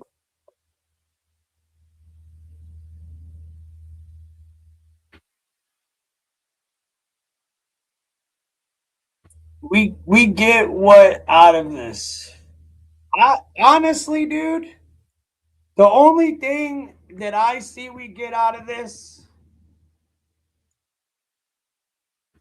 is that the people in Iran aren't being genocide and unalived by the mass. I mean, you got to understand that really was going on. That wasn't just propaganda. That really was going on.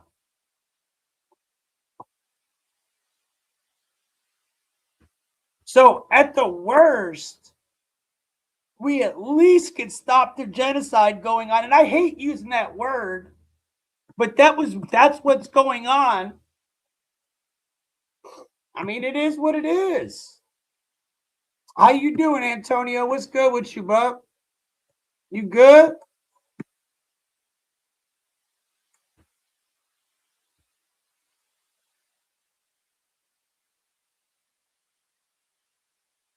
It'll stop the holy war BS, and we didn't let them strike us first, knowing they would, and it is. Yeah, man. I mean, I look at it like, good, bro. I'm glad you're doing good. What are you gonna wait for something to happen to do something? That's what I feel like they're doing here in America. I feel like that's what they're doing here. Yes, free the Persians trapped under a... Exactly, Hugh. That's what people are like. What are we going to get out? Like, if anything good comes out of it, that's that.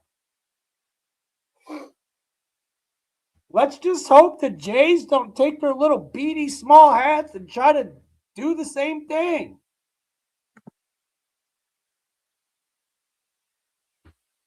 In my opinion, it is a controlled demolition of America. They double printed money in 2020. The GCC or Iran take the control while likely the Civil War dollar. Yep. Then they introduce the digital dollar. Everything becomes AI. We all are out of jobs. Everybody's effed. Universal income, and then we're China. And then we're on the same playing field as everybody else. All the countries are on the same playing field. Don't feel like you're out of it, UK and Europe, because you guys are first. It'll happen to y'all before it happens to us. As soon as it happens to you guys, like your digital IDs and your digital passports, then it's going to come here. That's how I feel, Hugh. I'm with you, bro. I would have never even said, yeah, I'm cool with it if I didn't start covering what was going on weeks before the media did. And you know that, Hugh. We were watching stuff that was going on in Iran when they were just protesting before any of this stuff. We were watching it happen. And I remember YouTube was not letting me get it off. They weren't letting me show it to y'all. Like, they were giving me small amount of viewers. But I still did it, and I watched it with you guys right here. I watched it with you. I watched it with Damage. I watched it with Ryan. I watched it with Antonio. All y'all. We watched it. We seen this coming. And you can't tell me you didn't feel for the people. So was it just, false flag after false flag, bro? They built the temple. All 3 regions are fulfilled. They want to take yup, and yup. I'm with you, Chance. Chance, I'm picking up what you're putting down, Bubba.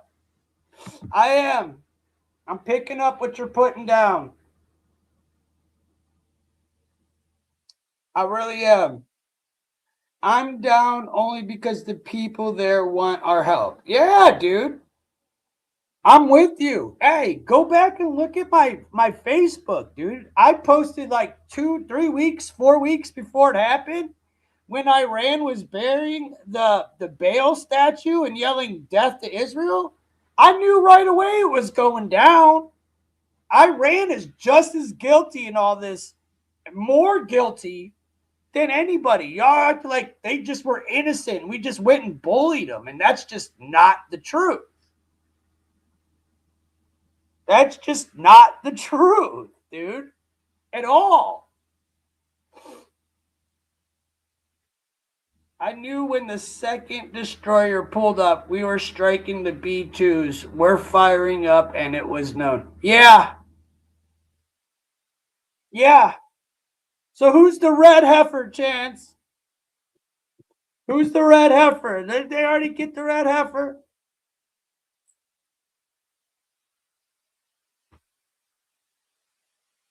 Russia and China pulled out and left it to happen. It's not agreed.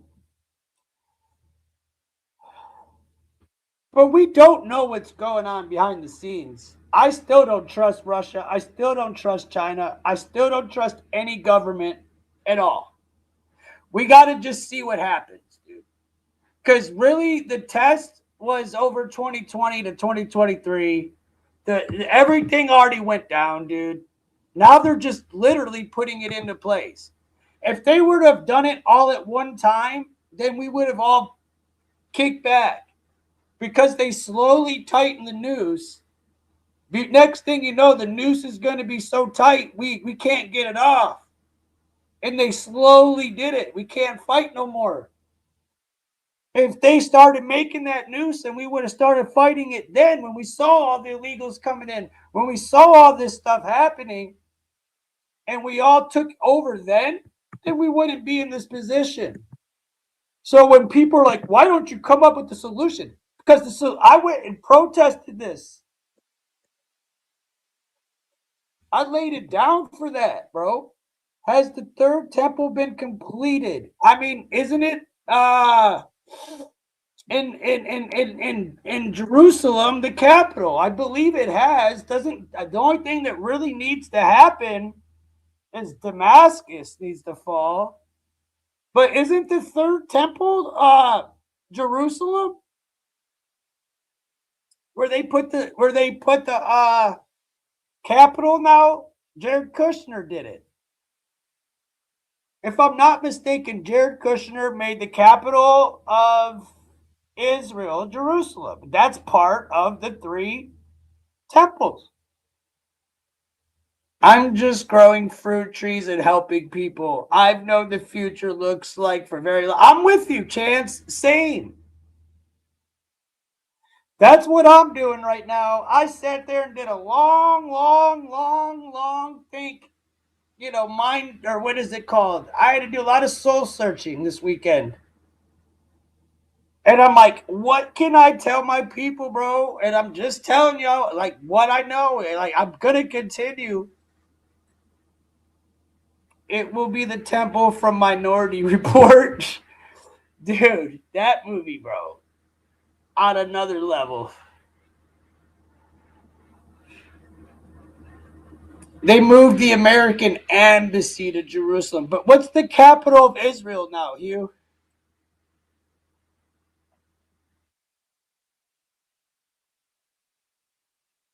I thought that was part of it. I do too, Chance. The funny part is I wish you were too, bro. And it's not even funny. That's what really sucks about it. It's not even that funny at all. It sucks. What we got going on in here, bro? I haven't been paying attention to what's booms are going off right now.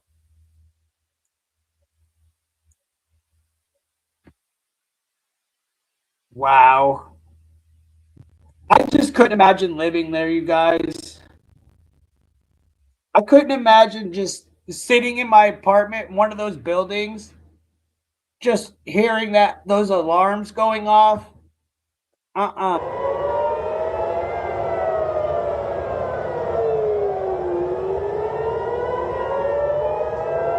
I hate the sound of those alarms. creepy. Those alarms are super creepy, man. The sirens. Ah.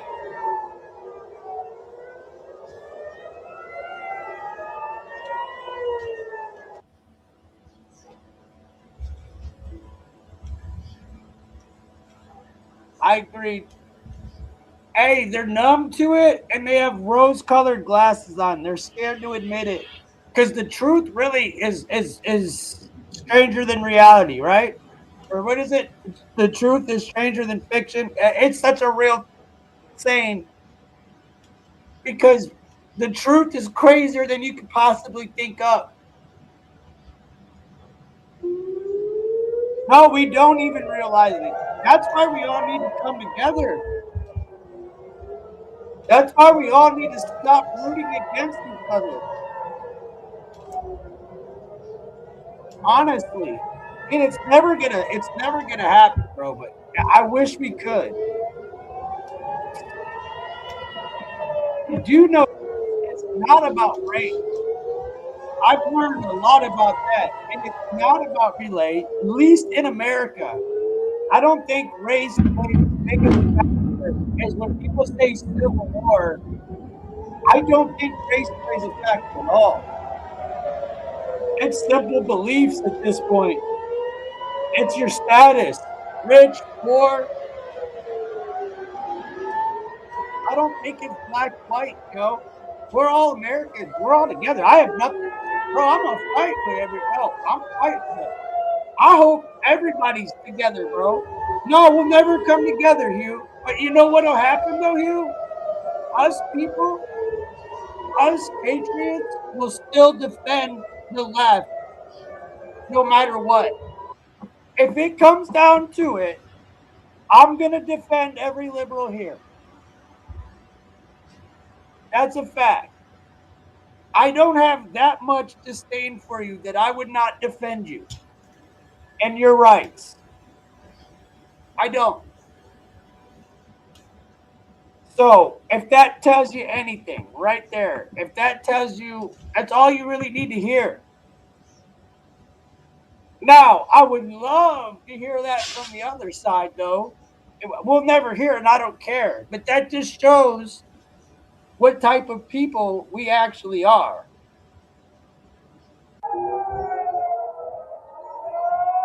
Hey, what's up, North Carolina? Much love, much love. Not because of the right, it's always because of the far. Yes, the far left, but the far right too. The far right too. We can't just leave out the far left, dude. But the far left is the loudest. The right just kind of sits back. The far left is just loud. And they think that they're the majority, but they're the minority. But yet they speak louder than the majority. It doesn't faze us, though. It's a joke. You're a joke. We laugh at that stuff. We need to get rid of that. That's how we're going to come together. Y'all got to get rid of that. Yeah, exactly. We're totally divided behind our own country. Yeah, that's the only thing. You're right, Hugh. Except not all Americans, though, Hugh. The far right are Zionists, dog. The far right are just as much on Israel's side as anybody's. Bro, do you not see Lindsey Graham? He's far right. John McCain, far right. Paul Ryan, far right. Do you like those guys? They're all scum. We've been watching all of these damn Congress At Sophia hearings, Learning, House. we believe in making education more accessible and What have we affordable for seen everyone. that's That's why we offer online. Have we lost Josh on either side?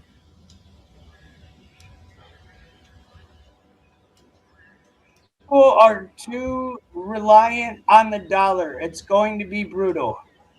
You're right. You're right, man. He's a neocon. Yeah, bro. That in my book, neocons, far right, it's the same thing to me, bro. like a neocon.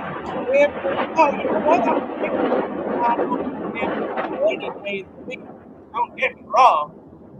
I would take Lindsey Graham over Gavin Newsom any day of the week. But that's still picking the devil over the devil. You know, it's still picking crap on crap. It's all a farce. Love to all. I agree. That's what I've been screaming. We're all on the same page. He gone. Russia, Russia, Russia. What Trump said was kind of crazy, but I agree with them. What they said about Charlie Kirk, everybody needs to taste their medicine. That guy tried to bring down our country. He did. He lied. He tried to bring down our country. He was not a patriot, and I really don't care about others. I really don't. They all got to go to the same Grove parties. Yup. Yes, sir. Yeah, they do, man. Yeah, they do.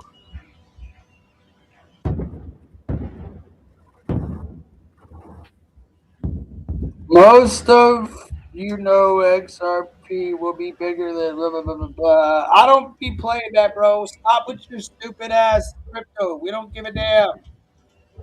Don't put that in here no more. I'll block you next time you do it. Don't do it, brother.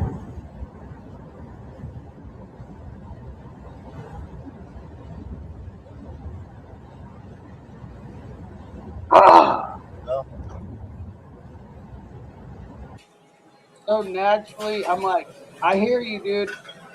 Wait. Most people think the U.S. is stupid. They will beat your ass. Go to Israel. I don't know, bro. I don't know. After everything I just said, I'm not going to repeat myself. I'm not. I think the point was point taken very well.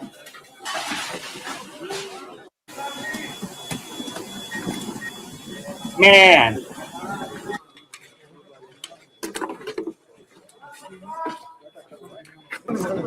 What out here?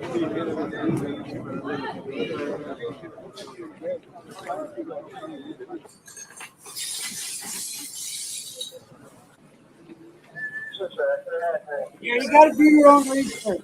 Figure it out for yourself. Potatoes, bro. They all of them. That's what I'm trying to tell you, dude. I keep trying to tell you, bro. Everyone's working hard with big party. They lying, bro. Not as real as it gets. I didn't know who he was. I mean, I knew who he was. I'm not with that far right stuff. That right. I didn't really support him. But I didn't dislike him. I respect him. But since his unalive, I wanted to a little more attention to it. I give it some time. Nah, I don't like that shit at all.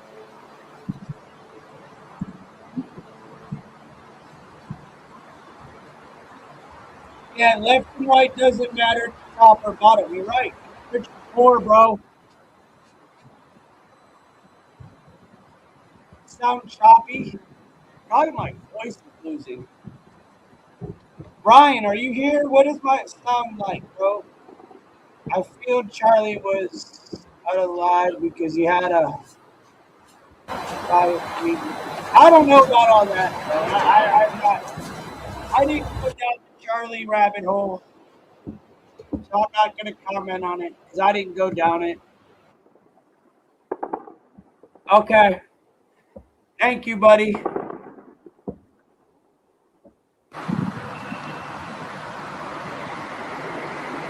Yeah, I'm not going to go down that line.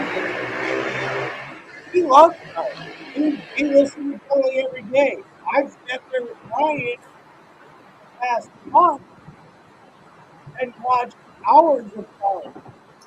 So, and I still Yeah, he was starting to like, you know, I don't know, man. I don't know enough about to defend it. I did watch this stuff.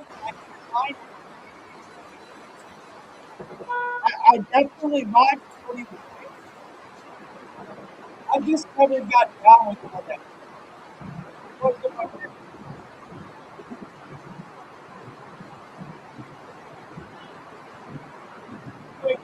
Antonio.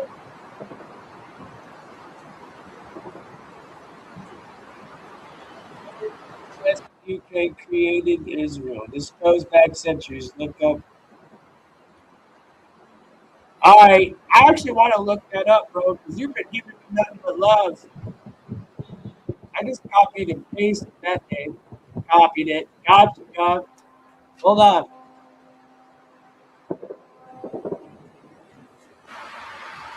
I'm looking him up right now.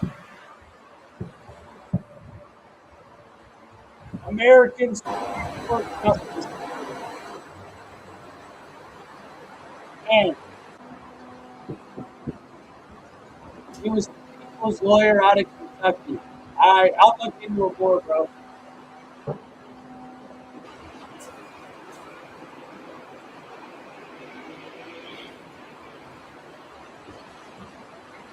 Who created the state of Israel? Is that what he did? Yeah, pretty good. All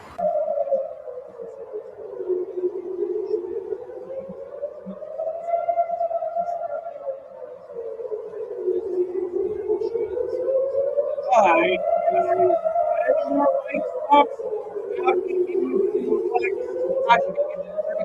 I'm trying to get it out of here. Dude, one thing I do want to say, you guys,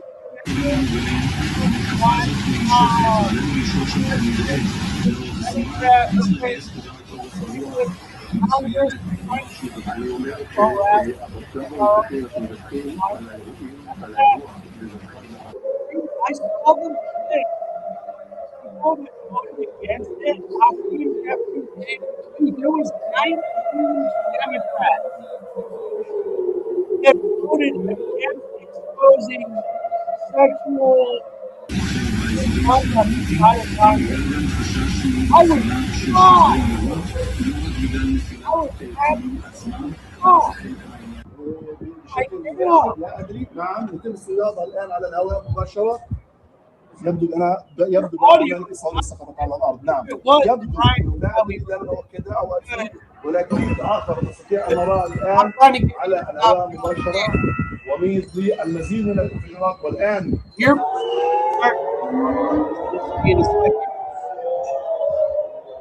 Ryan, again, is my sound good? تتم هذه كلها صواريخ باليستيه او صواريخ كبيره يتم اطلاق. Discover a new standard of luxury in the 2026 Infiniti QX60 from Infiniti of Columbus.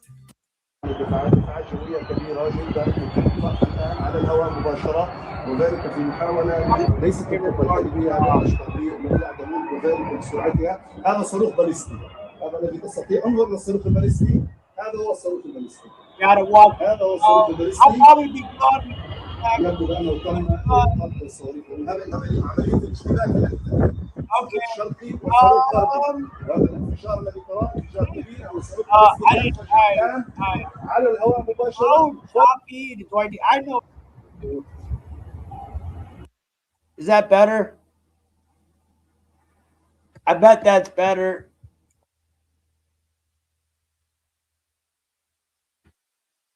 I guarantee that's better because I had the sound on and it's hard for me to talk over the sound.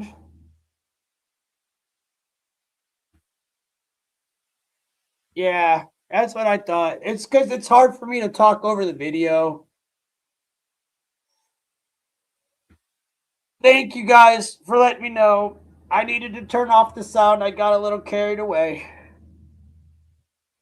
Well,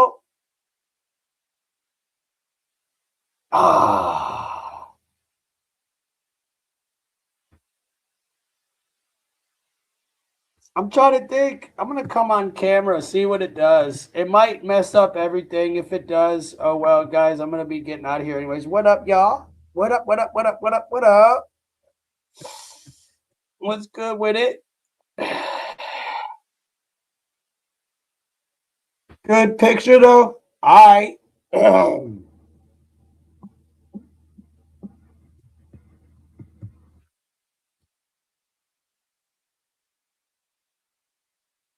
Dude, it took a long time to get the algorithm going, dude. It took a long time. Too much BS today. The truth hurts. And I saw a star fall from heaven, Jesus said. Okay. God bless. God bless you, man. God bless you. Oh, all right. Let's see what we got up here before I get anything cool up here. Yo, it's hot. Oh, whoa, whoa, whoa, whoa, whoa, whoa. Yep, just got struck down. Just got struck down. Let's see how many they get.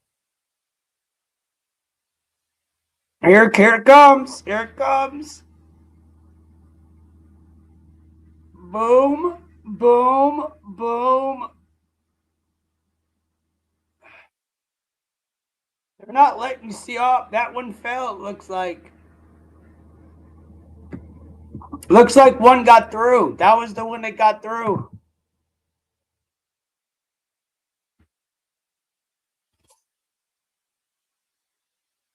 It shouldn't be hard to track where those are being launched from.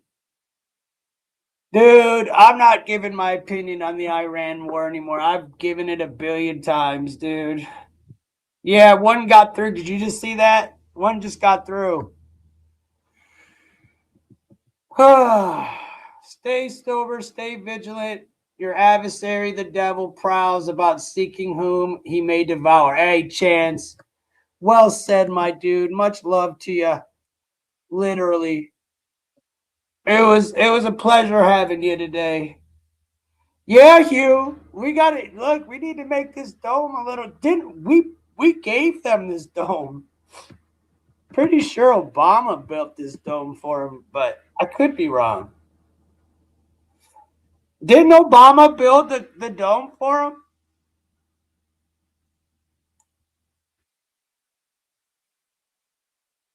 We'll see, dude. I hope we do. I hope our humility overtakes.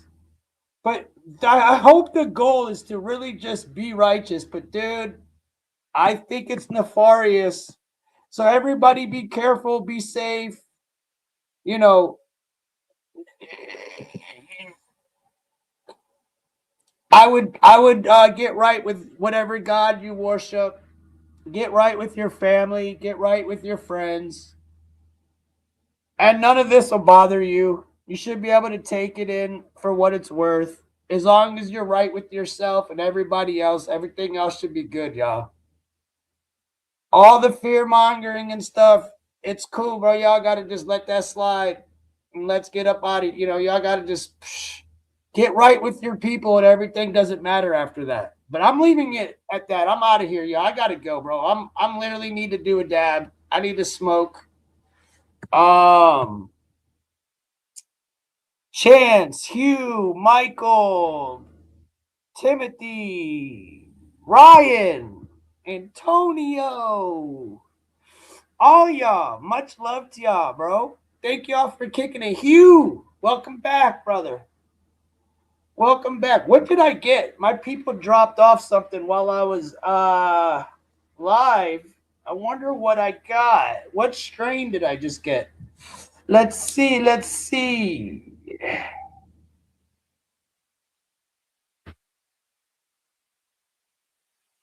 I can't read it. My eyes are too blurry.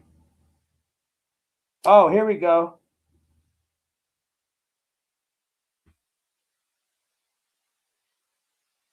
Gorilla Glue number 4 by something. I can't read it. I can't read it. but it's super dank. It smells really, really, really good. I can't wait to get down. It's from Pure, Ohio, so it should be nice. I'm excited. I've been waiting for days. Y'all remember? Y'all remember? No, this generation's lost. You're right, it is. But hopefully we can fix it, man.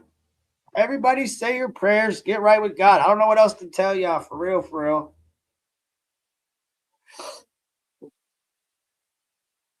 It's brutal. It's definitely brutal, man. I had to take 3 or 4 days off. That's why I've got so much energy now. I had to take some days off because it was too much. It was getting overwhelming.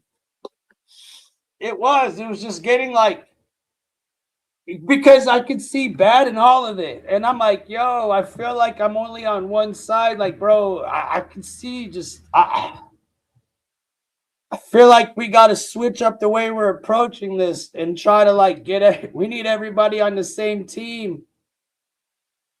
Straight up.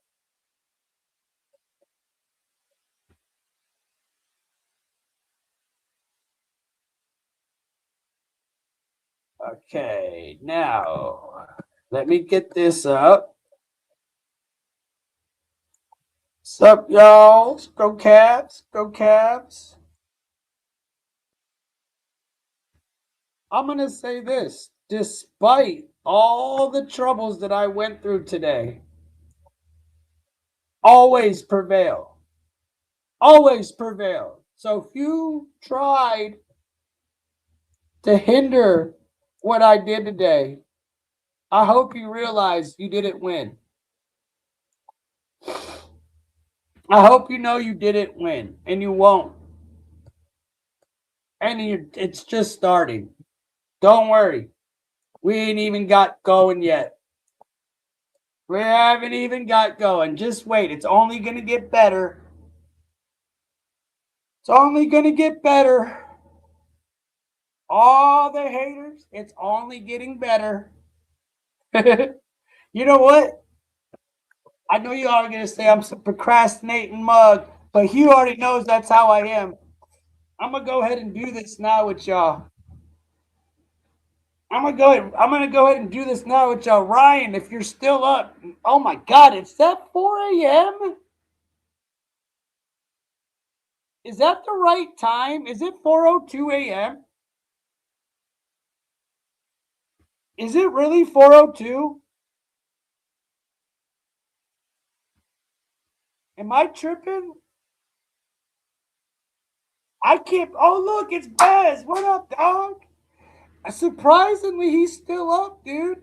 I am shocked. It's 4 a.m., yo. Time flew by. I'm in Ohio. Yeah, time just flew by, bro. Holy cow. I just woke up like 30 minutes ago. Nice. I slept till like 1 or 2 o'clock today. I slept all yesterday and the day before. I had to like oversleep because I was up doing this for so many days in a row. My brain needed to like just chill out. It needed to chill. I needed to chill. I don't know if I'll be live tomorrow. It all just depends, really. I try to go live every day, but dude, this stuff gets a little tolling. Now, it seems like there's a lot going on right now to where it's hard to take a day off. Because as soon as you take like 1 or 2, 3 days off, you're so far behind. You got a lot of catching up to do. That's what I pretty much just did today, was just catch up on everything that I missed over the weekend. Oh, you're lucky. I'm almost at 420 where I'm at. I'm like sweating. It's hot in here. You're in Vegas. Is my camera on still? Yeah. I'm going to try something, you guys. Let me see if my camera being off goes with what I think. 1:03 a.m. I am going to go with Super Booth. Ryan, I didn't tell you I opened up my Super Booth over the weekend. I opened it up. I had no choice, dude. I had no choice but to open it up.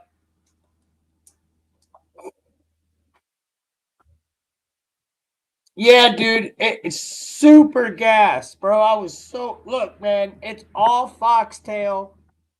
It's it is everything we like, bro, and it's 29%. I on Saturday I rolled up a incense stick, and I'm telling you guys, dude, I had people in my Discord and we're chilling.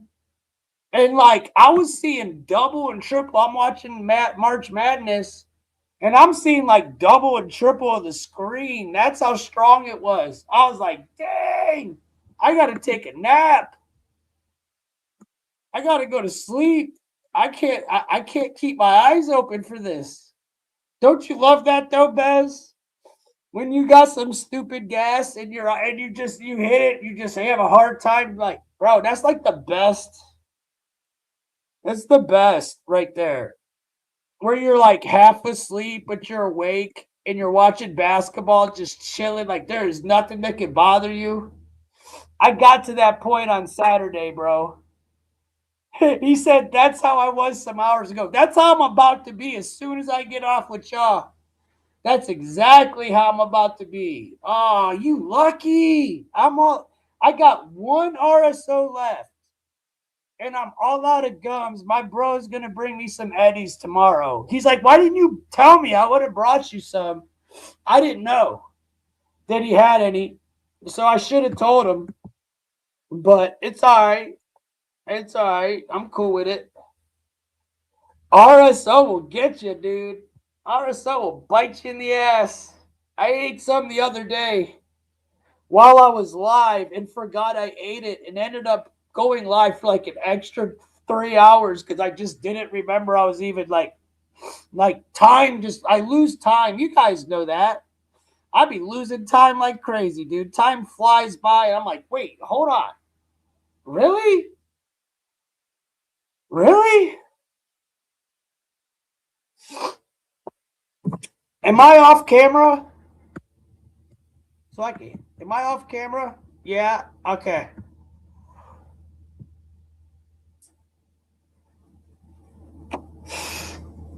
Hey, Bez, dude, you should have heard Fox earlier before I get up out of here, bro. You should have heard Fox, dude. They're like, where's Larry Fink?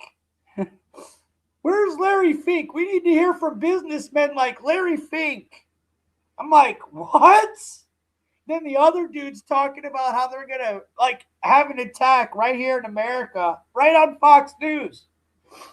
I'm sitting there like, what, dude? They're literally telling us now. They're not even beating around the bush at all. I swear to God, dude, I stopped to be like, what? It was that Maria chick. She literally said, where's businessmen like Larry Fink? And she even mentioned the CEO of BlackRock after I had already ringed her. So she knew who she's talking about. Why would she say that? That was insane, bro. I was like, what? But I thought that was nuts, bro. Like, no way. I can't believe she said that. I'll forever, ever be I'll never be able to forget that. Like, that's forever engraved in my brain, dude. That lady forever has no stand in my world no more. At all. I'm going to have to pay way more attention to her, bro. Because she said a lot, as well as the dude that she was on TV with. It was crazy. I couldn't believe it. I really, really couldn't believe it.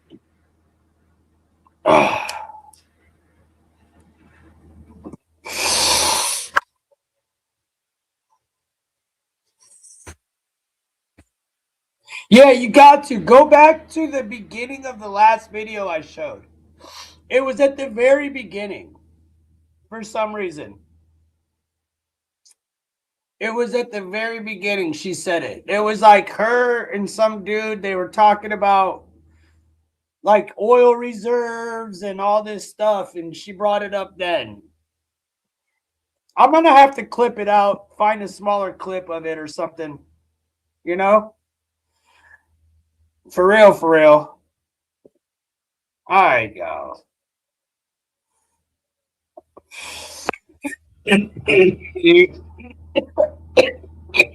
Ah.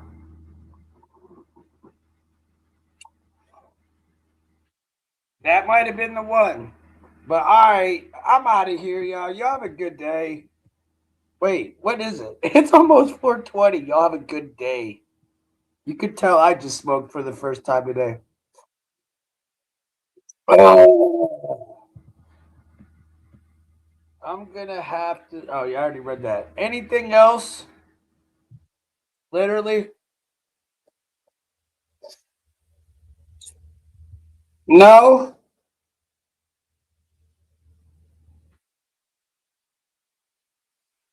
Bezel, real fast, Bezel. Did you see what happened in Houston with that meteor?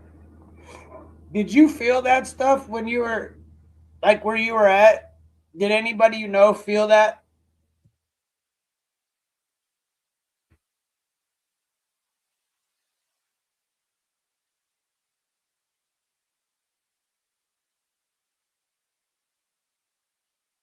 All right, where am I at? Here. Almost there.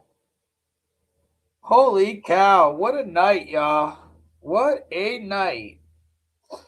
Yeah, that was the one in Akron. No, I'm in, like, me being in Columbus, dude. I swear to you, I heard it.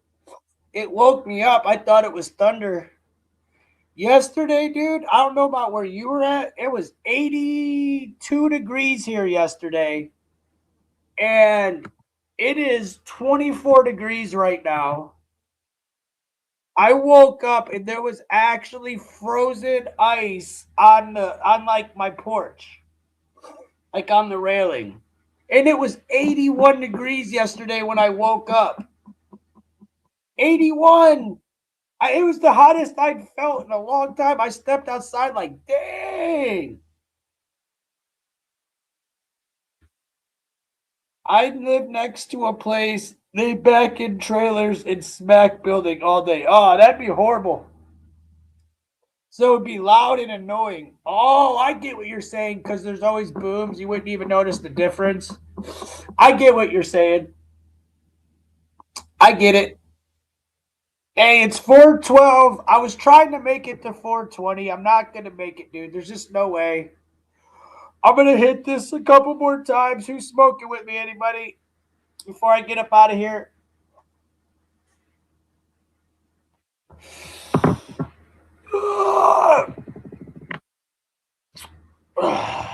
I deserve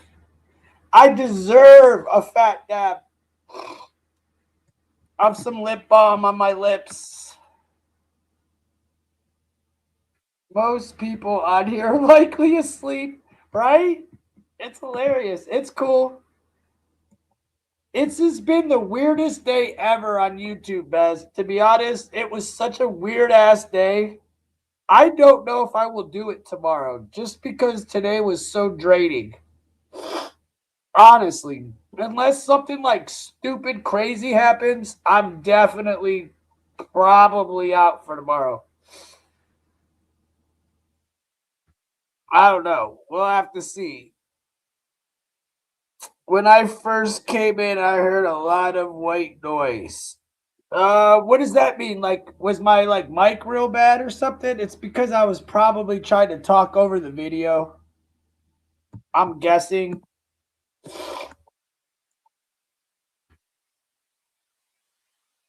That's what's up. Much love to you.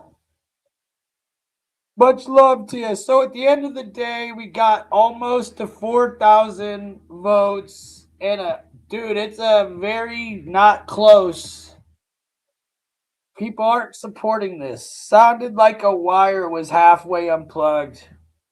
Ah, that's so annoying, dude. It's so annoying. But all right, y'all, stay blessed. Don't do anything I wouldn't do. I'm gonna end this poll. It's clearly people aren't supporting this.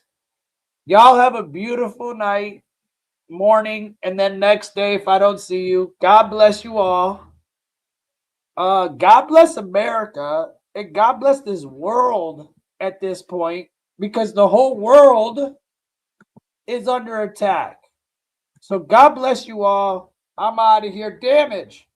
Bezel. Anybody else that I missed? BR, whoever said, hell yeah, love Trump. Much love to you, bro. I can't read your name right now. My eyes are too blurry. Y'all have a good night. God bless. I am out like a whatever. I'm out like whatever. Peace out, y'all. God bless. Wait, hold on. God bless y'all.